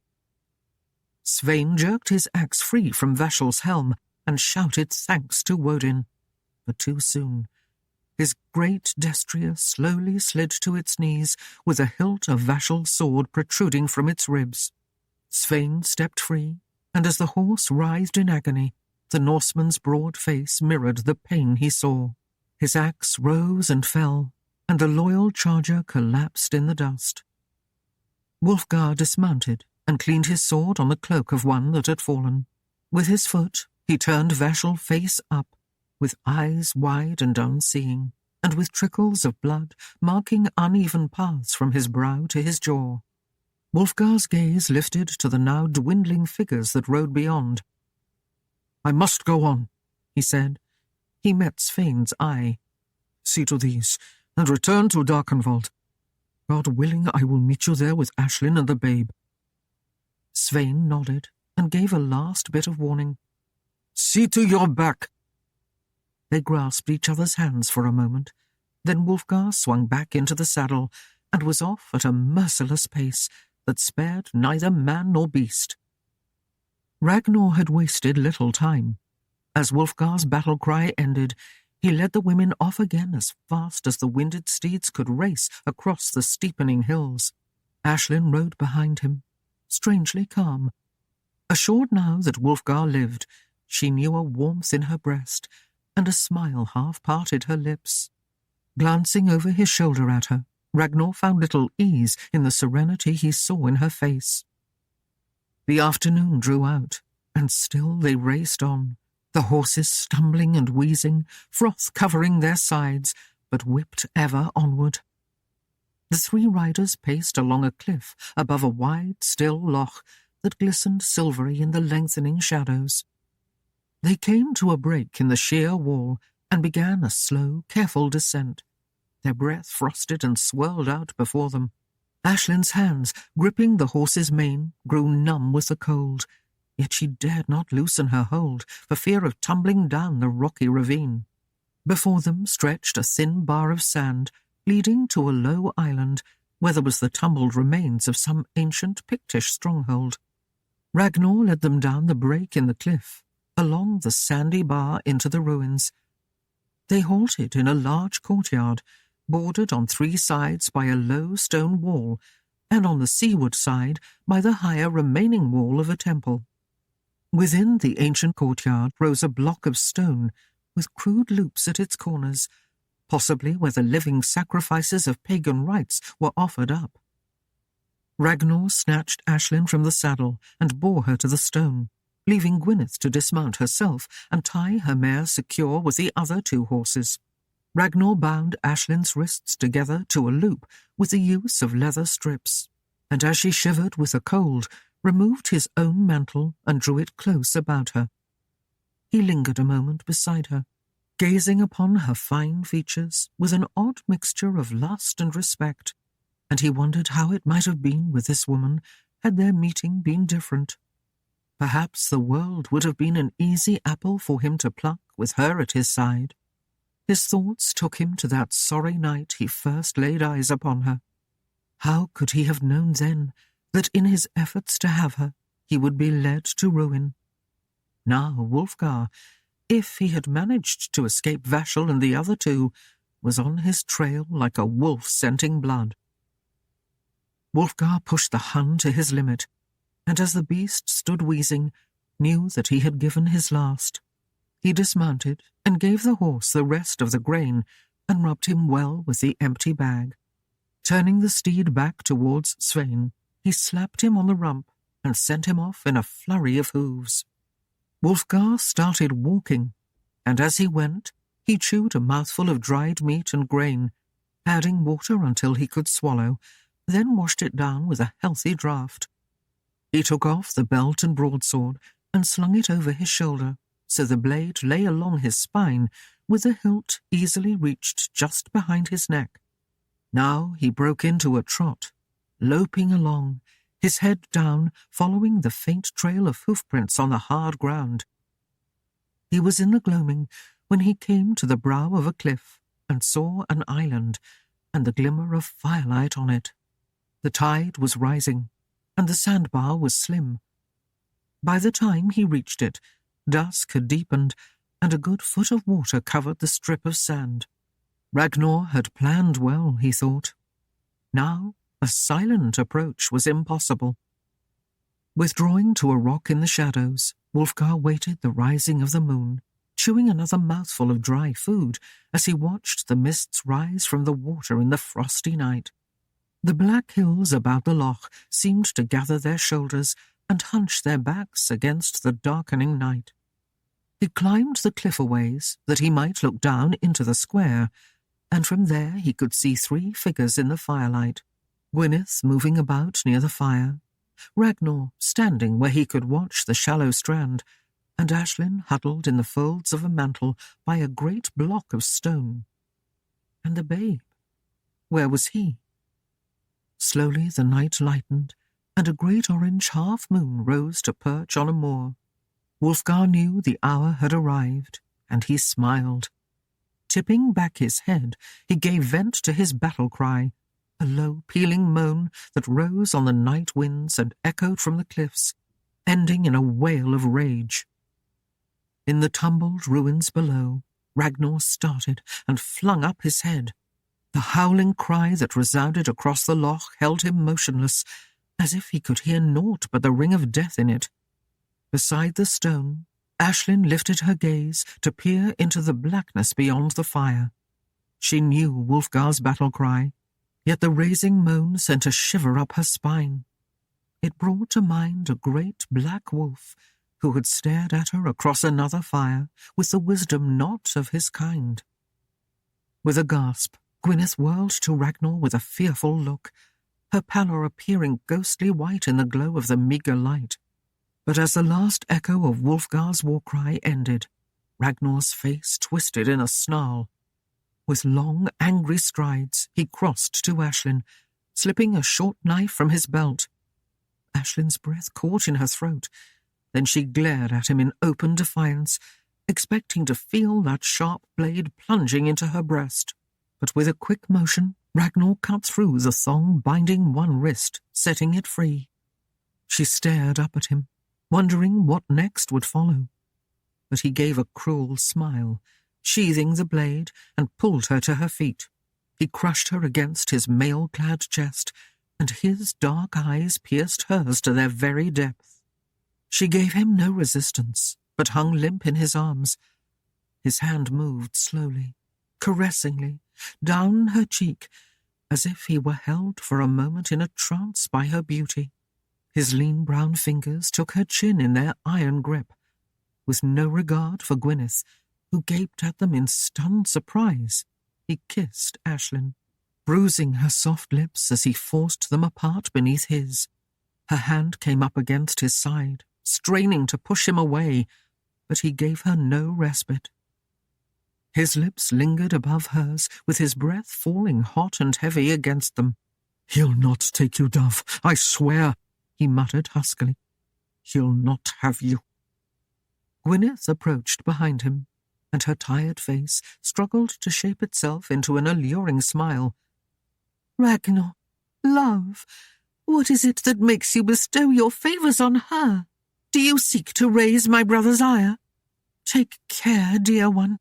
He is angered enough without you fondling his bitch before his eyes." Ragnar threw his head back in mirth, his laughter echoing from the cliffs. Slowly the sound died, leaving only silence to hold the land. He stepped behind Aislinn and pulled her back against him as his eyes swept the darkness beyond the sandbar. "Wulfgar, come and see your mate," he called. He snatched the mantles from Aislinn's shoulders, letting the garments fall in a heap at their feet.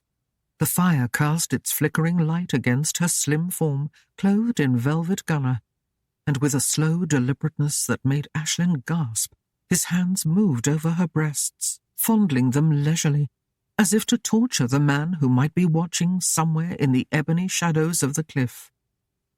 "See, Wulfgar, bastard of Darkenwald!" Ragnar shouted to that blackness. "She is mine now, as she was before. Come and take her if you can." Again silence answered him, and Aislinn could hear only the sound of Ragnar's heavy breathing against her ear. With a choked and angry sob, she struggled, but in vain, for he held her firm in his savage grip. Ragnar chuckled evilly, and his hands moved again, this time to the narrow waist, then more boldly down along her hips, Ragnar! The protest came from Gwyneth, who saw his intent, and her brows drew together in her agony.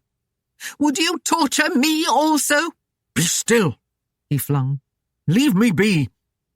His caressing ventured further, as his hand slid downward over Aislinn's belly, and she bolted against him in outrage. Must I take her before your eyes, bastard? He yelled with a laugh. There was no reply from Wulfgar, only the pressing quiet. For a moment, Ragnar continued with his lustful strokes, until he finally realized nothing would come of it. Wulfgar would not let rage goad him into a foolish act. I'll finish with this later, he sneered in Aislinn's ear. But first, there is the matter of your husband's death. He stepped from behind her, pulling her wrist to the other corner of the stone, where another loop was carved, and tied it there so she again faced the fire, but now stood with arms spread. With a half-crooning sound, Gwyneth sought to cling to Ragnar, but he snatched away with a growl. "Begone, she-dog!" he spat, venom crackling in his voice and his dark eyes sneering. "I have tasted the honey of heaven itself. Do you think I fancy the favours of a skinny bitch over hers? Take your quivering flanks into the streets if you find them lacking." Gwyneth's features sagged in despair, and she gazed at him, unable to believe his words. Ragnar, you must relent. Soon you will meet Wulfgar, and his evil omen to take the kiss of an unwilling maid into battle. Let me give you a token to carry into the fray. She half spread her arms in her anxious plea, but Ragnar retorted in rage. "Silence!" he commanded. He strode to the fire and threw more wood on the blaze as he peered at the hills, but Gwyneth sobbed and ran to him, trying to throw her arms about him. "Nay, my love," she wept. "You have found me in passion willing. Do you yet strive upon that purloined peace? Take my love with you." Ragnar flung his arm up and pushed her from him in distaste, but she returned to him again. With a curse, he lashed out with the branch he held in his hand, striking her head. Gwyneth stumbled back, half falling against the wall, where her head struck with a sickening thud. A dark stain was smeared down the stone as she slid down it, then fell to her hands and knees with her head hanging between her arms. A dark, glistening stain spread through her flaxen hair as blood flowed and matted her pale tresses. She groaned softly, and Ragnar threw the stick which careened off the wall and struck her in the back. "Get thee gone, bony one," he sneered. "I have no further use for you." Gwyneth dragged herself to the stone portal and into the darkness beyond. Ragnar watched her go, hurling a last sneer of contempt in her direction, before he turned to scan the shoreline opposite the island for some sign of Wulfgar. As before, there was nothing. No sound, no sight of him. Ragnar paced the grounds, now and then to stop and stare off into the distance, as if he sensed Wulfgar's nearness. With a curse, he swung into his saddle and began to make a wide sweep outside the ruins, bending low over his steed so he could see any trail that might have been left. He reined his steed to a sudden halt on the upland end of the island when he came across a log pushed against the shore and a wet trail leading from it to a jumble of fallen blocks. He paused for a brief moment before he charged the horse to the far end of the spit and urged him into the shadows there. Silence reigned once more. It was broken only by the nervous stamping of the other two horses that stood tethered in the square. Aislinn held her breath as she strained to hear some sound of Wulfgar's presence. Then, from the darkness behind her, she heard her husband's voice rise tauntingly. "Ragnar, thief of Darkenwald, come and taste my blade. Will your black heart forever war on women and children? Come out now and fight a man!" Aislinn's heart pounded in her ears. "Wulfgar!" Ragnar's call echoed in the night. "Show yourself, and I will do likewise, bastard! Let me know that you are not at my back!" Aislinn heard a gasp of surprise from Ragnar, as Wulfgar seemed to raise from the ground at the upland of the square like a spectre, shaggy and menacing in the blackness of the night. He drew the long blade from the scabbard and shook it over his head. "Come out, thief!" His voice rang clear, and he began to trot forward. "Come and meet my steel, or must I turn the very rocks in search of you?" In answer, Ragnar's destrier thundered out of the dark beyond the fire. Aislinn screamed in terror, for in the small space it seemed he came at her. She fought her bonds until her wrists bled, but swallowed any other outcry, fearing more that it would distract Wulfgar. Ragnar swung a chained mace with long deadly spikes as he charged at his enemy. He must do the slaying while weight of arms made the difference. Wulfgar waited until the mace swung high for the stroke, then dived to the right across the path of the horse. The spiked ball whistled through the air where he had been. Wulfgar struck on his shoulder on the ground and rolled. Then, as the destrier swept past him, he swung his sword at its heels. The edge took the tendons just above the rear fetlock, and the beast screamed in pain as he stumbled and crashed to the ground, unable to stand. Ragnar threw himself clear and turned with the mace in his hand. It was not a weapon to be used against a skilled swordsman, and he hurled it at his adversary.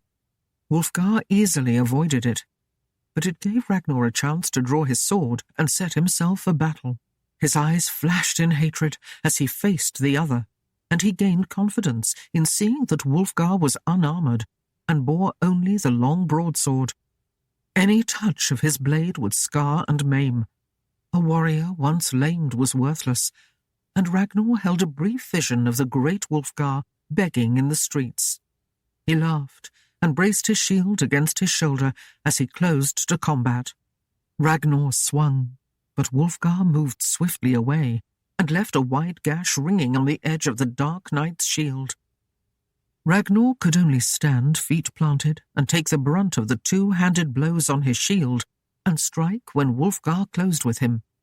Wulfgar kept up a constant rain of steel, more to harass than damage. The weight of the armour and shield began to tell on his opponent. As on the tourney field, Ragnar could find no opening in the front his antagonist presented him. He felt the same sickness in his gut, and knew this was no joust, but a battle to the death. He slowed, sweltering in the sweat beneath the mail and leather. Wulfgar reached the shield and took his sword in both hands. Now they met toe to toe, and still Ragnar's blade was ever met to Wulfgar's and went no further. Ragnar saw that Wulfgar was suffering under the strain as well as he. Wulfgar wore no armour, and thus must meet every blow with a parry and still seek to punish his enemy. He stepped back before Ragnar's renewed attack, which struck at the momentarily exposed leg. The blow was partly blocked, but still laid open the legging and the boot beneath, drawing blood. Ragnar roared his success, and raised his sword high as Wulfgar fell to one knee.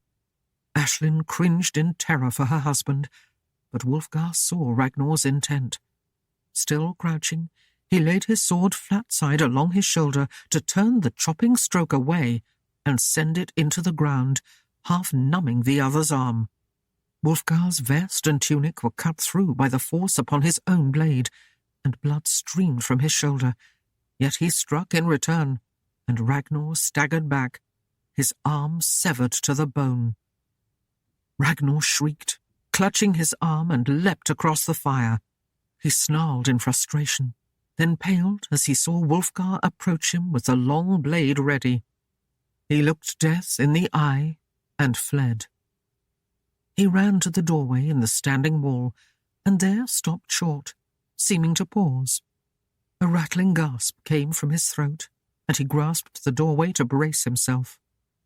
Aislinn looked questioningly to Wulfgar, who waited, prepared to do further battle. He stepped to her quickly and cut her free. keeping an eye on that one by the stone portal. Ragnar leaned against the wall and slowly turned to face them, his mouth gaping in surprise. Their gazes followed his, as he stared down to where the jewelled hilt of Aislinn's dagger stood out from his left breast. The long, narrow blade had slid neatly between the links of his mail and plunged deep. Grasping it with his good hand, he pulled it from him, and a gush of blood followed to run down his chest. He lifted his eyes to them in stunned disbelief. "She's slain me, the bitch!"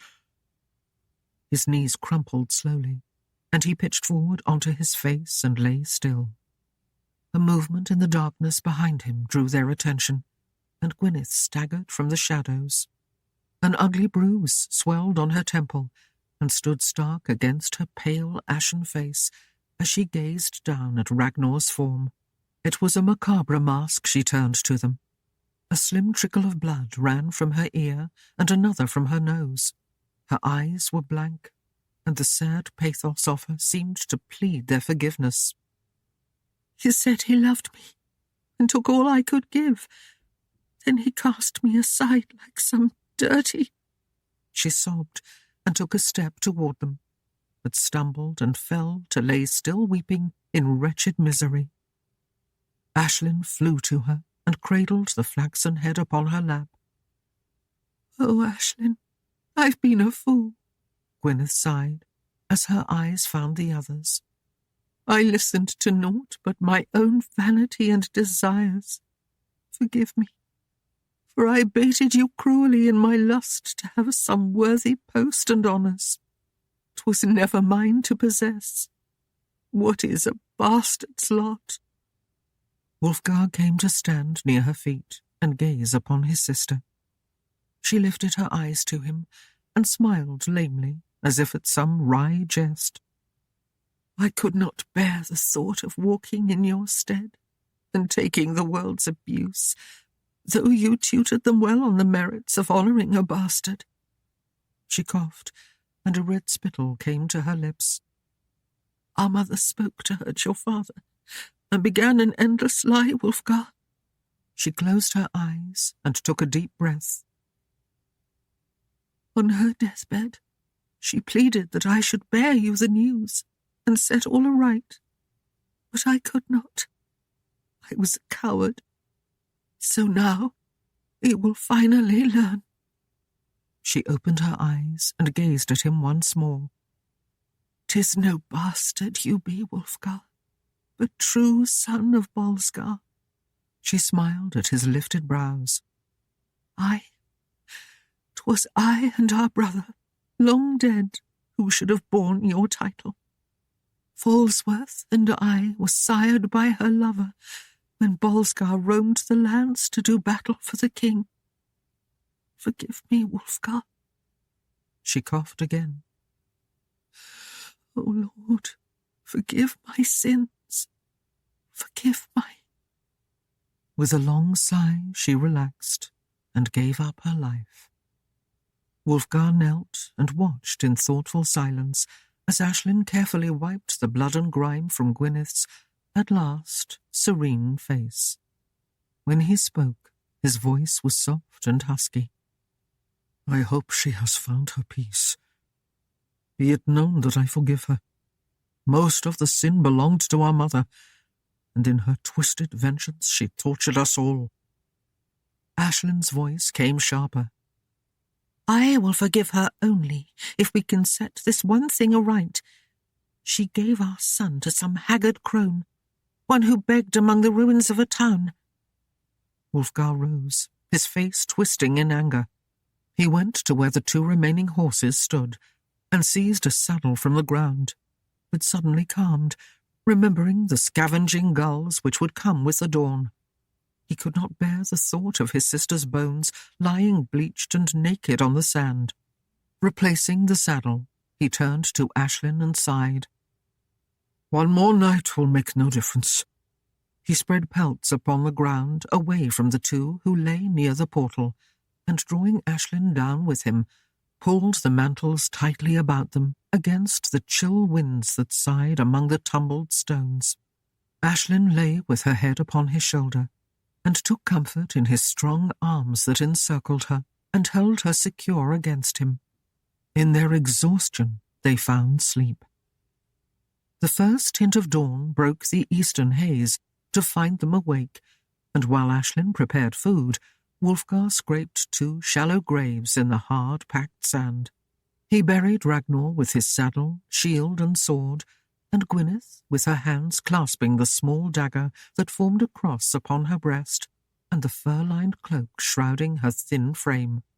The graves were filled, and Wulfgar laboured hard to place slabs of heavy stone above each one to keep them safe from wolves. He stood for a long time searching for words, but found none. At last he turned away, and now hurrying saddled the horses. They eased their hunger, and lifting Aislinn onto her steed and swinging into the saddle of the other, Wulfgar led the way, splashing across the shallowing bar. They rode with no thought for themselves, urging their mounts along the road at their fastest pace until they reached the tumbled ruins. They beat among them well, finding a crude hut of leaning planks and boards, yet the ashes were cold and the pallets stripped. There was no trace of the path the old woman took leaving the town. They swung wider, stopping at every village, and though some knew of the hag, none had seen her on the roads. The second day wore out, and darkness threatened, and they stood, having come full circle once again amid the ruins of the hamlet. Aislinn groaned her despair, and sank slowly to the ground, sobbing in abject defeat.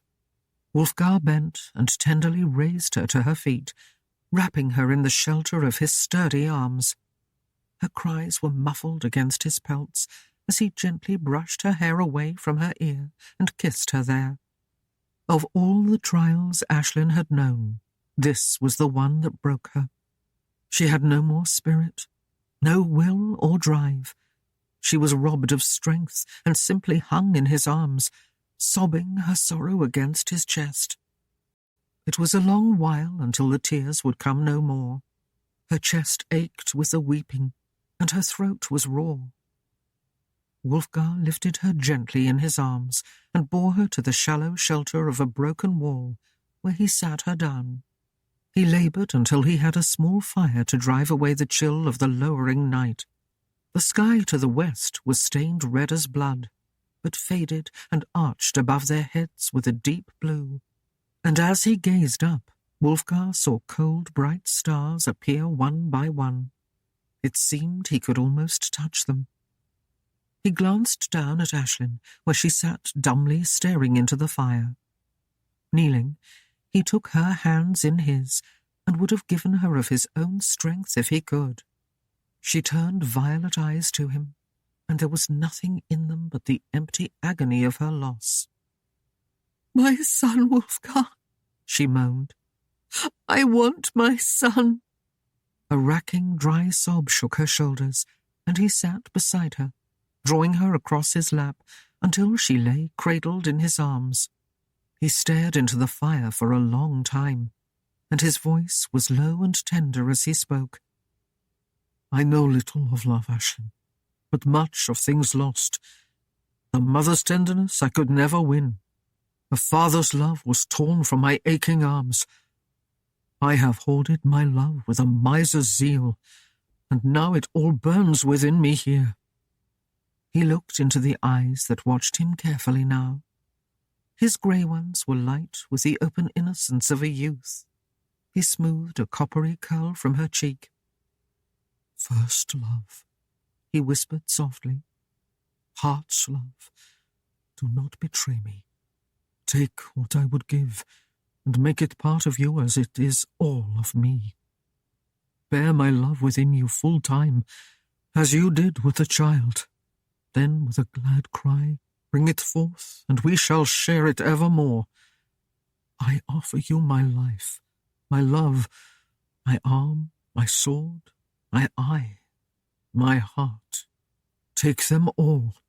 Spare not the least portion.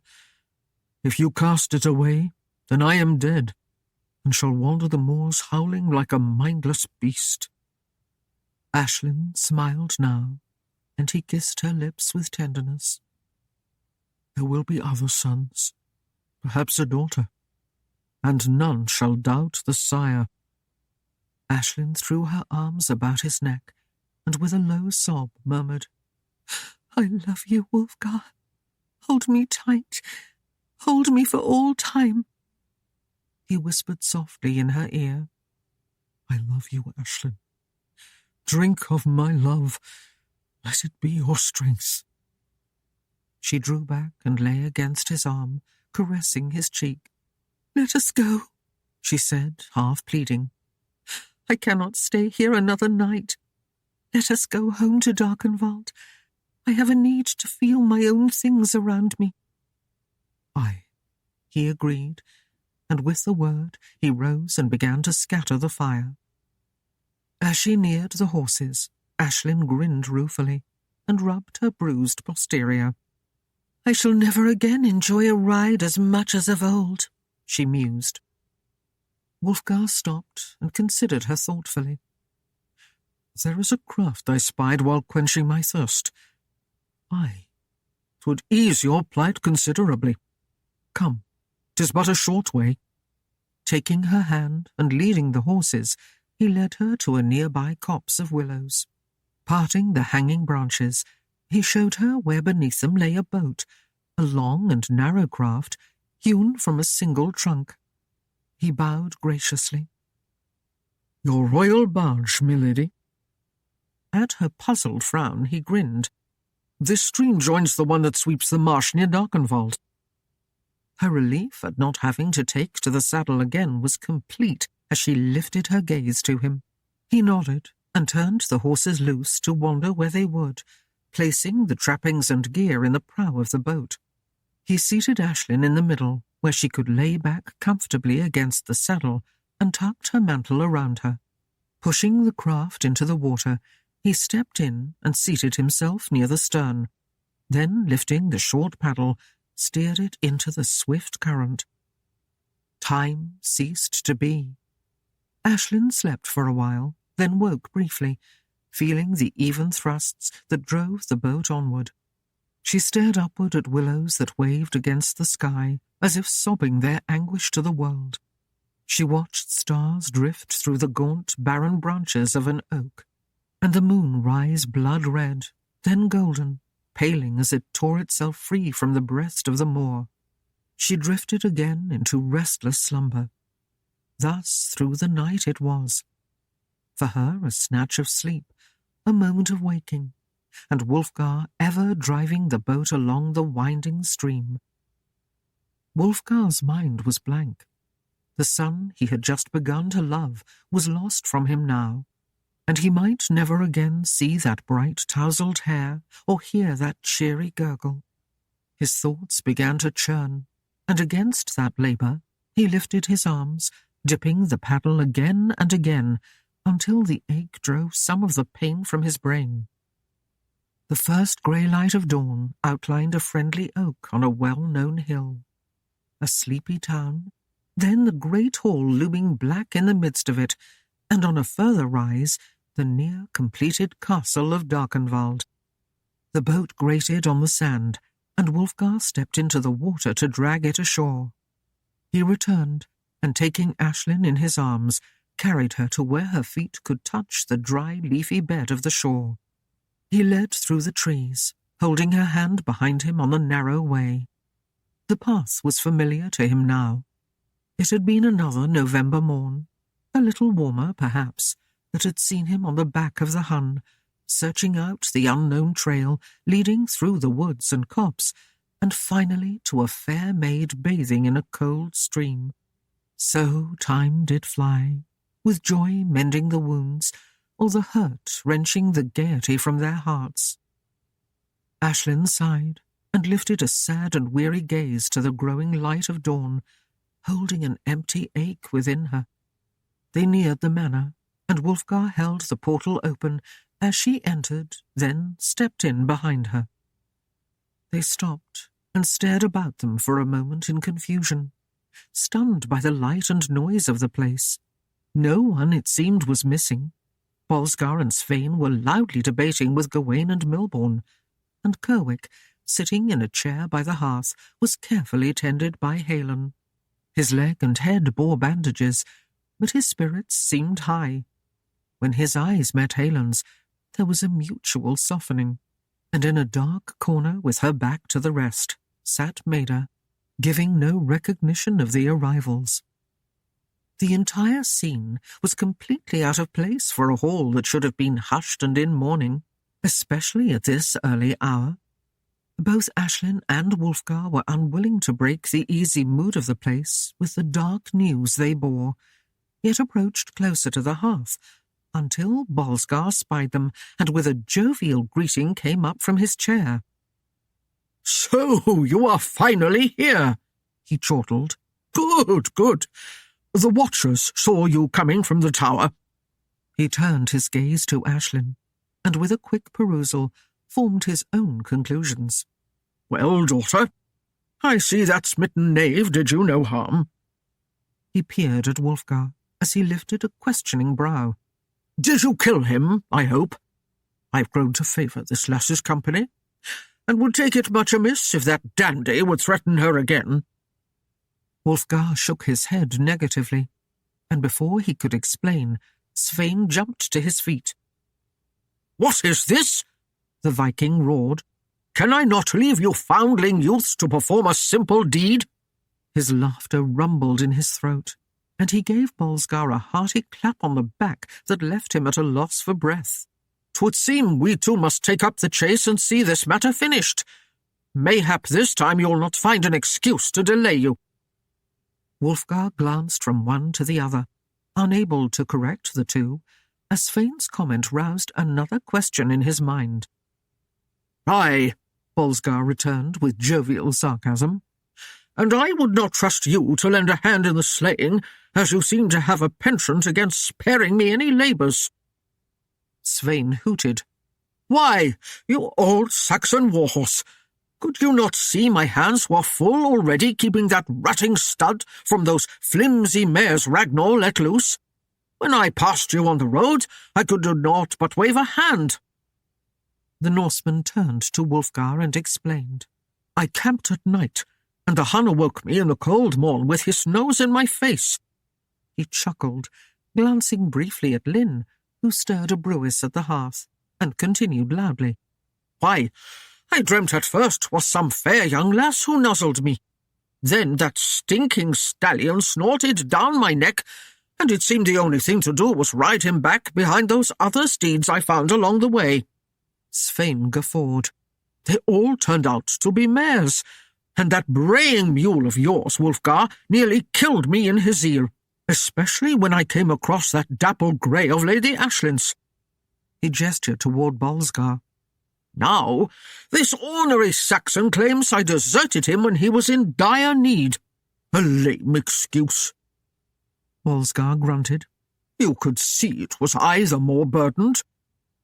Wulfgar gazed questioningly at his father. "What pressed you so sorely?" The old man shrugged. "'Twas a bit of baggage you left behind." Svein interrupted, giving no regard for Wulfgar's puzzlement. "But what happened to that knave Ragnar? Did he escape to the northern climes with Gwyneth?" Wulfgar shook his head again. "Nay," he murmured. "They did each other in." Wulfgar shook his head sadly, and his voice grew husky as he spoke. "Ah, Gwyneth, poor lass. Perhaps she's at peace now." He sniffed and wiped his sleeve across his face.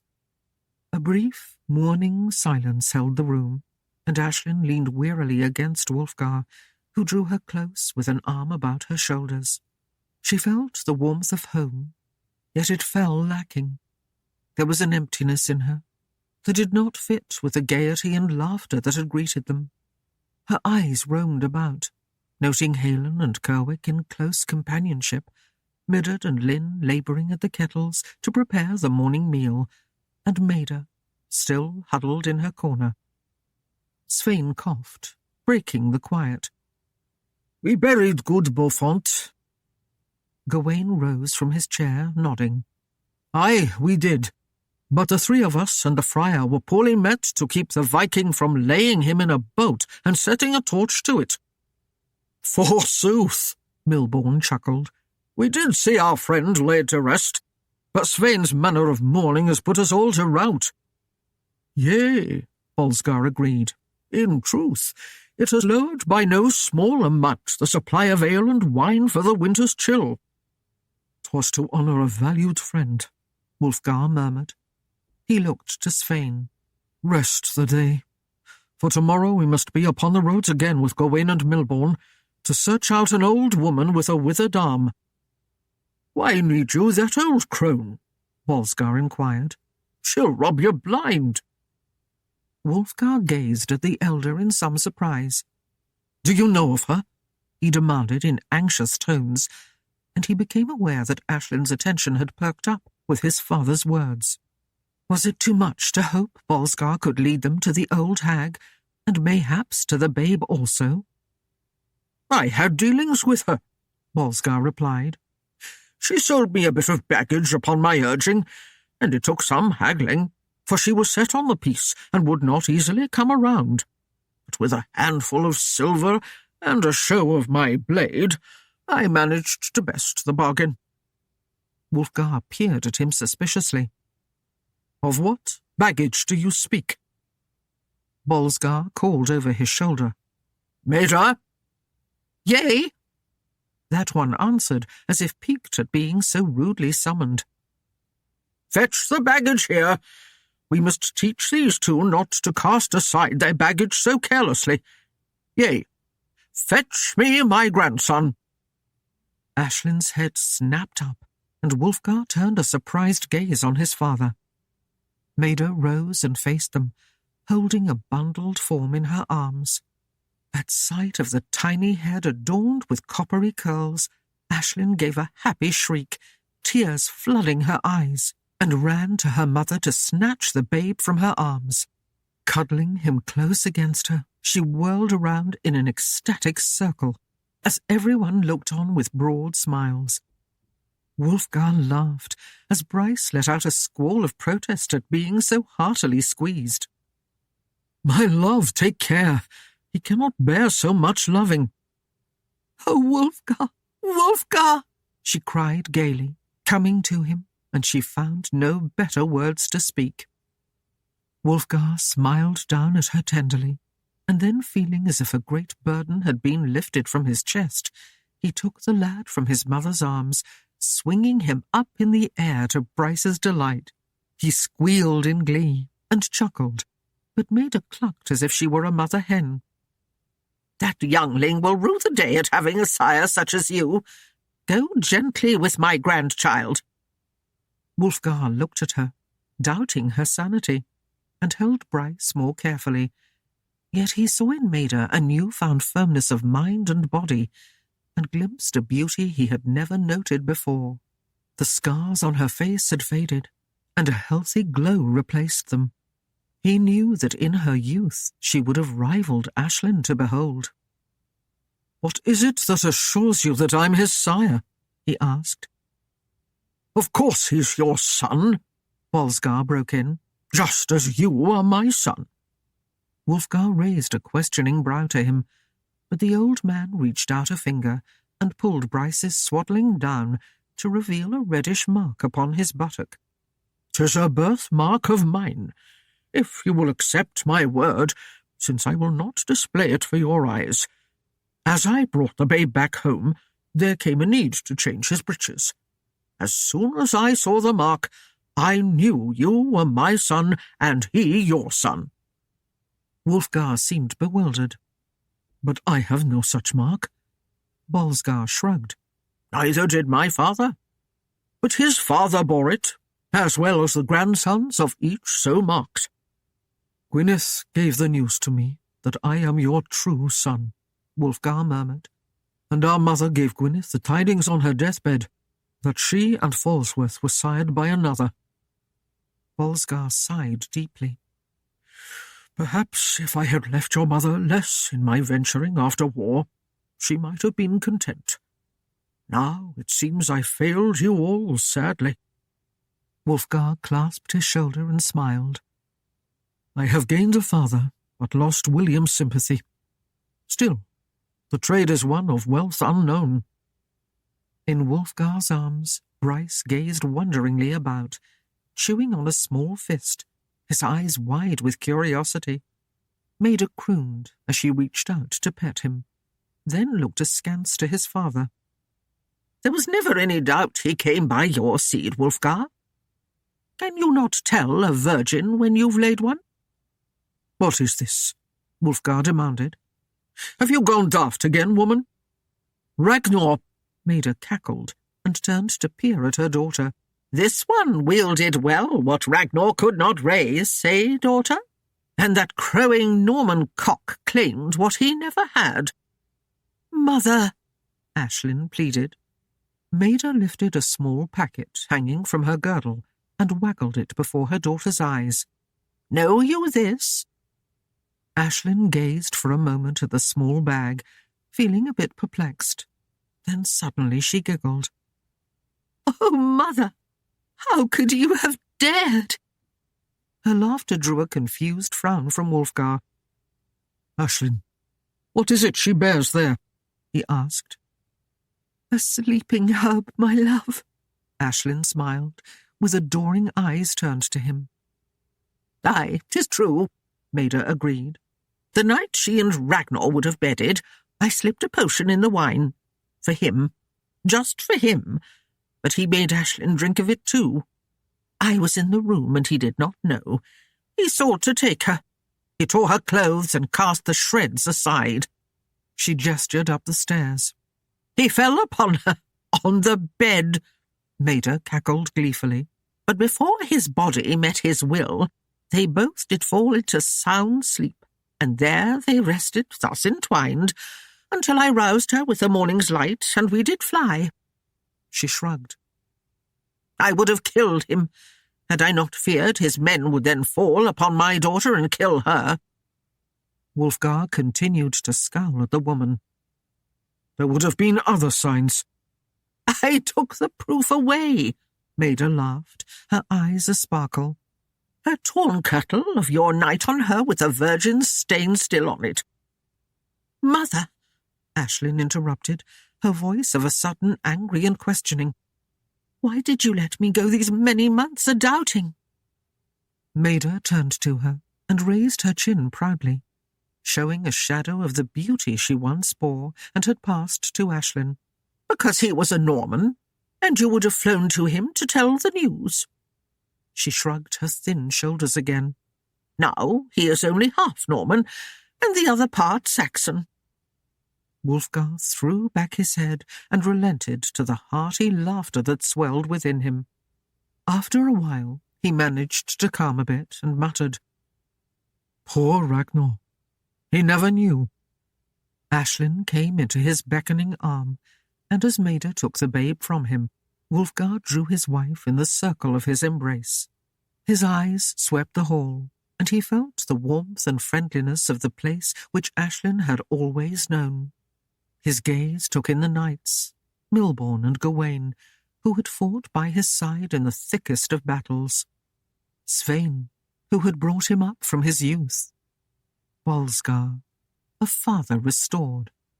Maida, Midard, Lynn, Ham, his man Sandhurst, Aislinn and Kerwick, friends all. He smiled as he stared at the latter two, then chuckled. "You have my leave to marry the widow Kerwick. The castle will be completed in a few days, and we shall have a feast and festivities. 'Twould be a joyous time to wed." Kerwick threw a glance at Aislinn and grinned. "Aye, lord, if I can rise and be about by then." Aislinn dipped to Wulfgar and Aislinn. "He will be about," she assured them, her dark eyes twinkling. "or he will have a deeper wound than now." With an easy laugh, Wulfgar pulled Aislinn along with him to the portal and drew her outside into the crisp morning air. She shivered slightly as a cool breeze stirred beneath her cloak, and he hugged her close against his side to share his warmth. They strolled together across the courtyard in the direction of the castle. As he pulled her beneath the branches of an ancient oak, he grinned and enfolded her within his embrace, leaning back against the trunk of the mighty tree. He pressed a kiss upon her cheek and another further down against her throat. "I never thought I would love a woman as much as I love you," he sighed. "You hold my world in the palm of your hand." Aislinn laughed as she rubbed her face in the wolf fur of his vest. "'Tis time you came around." She turned in his arms, lying back against him, and gazed toward the castle, which rose like a great towering sentry to guard the land. "'Twill be a safe place for our sons," Wulfgar murmured against her hair. "Yea, our many sons," she breathed. Then she pointed to where a wind vane had been mounted on the highest tower of the castle. "Look!" A huge iron wolf had been fashioned by Gavin's hammer and swung with the morning breeze, as if seeking some scent of prey. Wulfgar watched it for a time. "Let that beast search out the winds of war," he said softly. "I have found my peace here in you. I go no more to wander in the wood and seek battle. I am Wulfgar of Darkenwald." He turned her in his arms, and their two shadows were joined as one in the new sun's light. Darkenwald had found a place for all.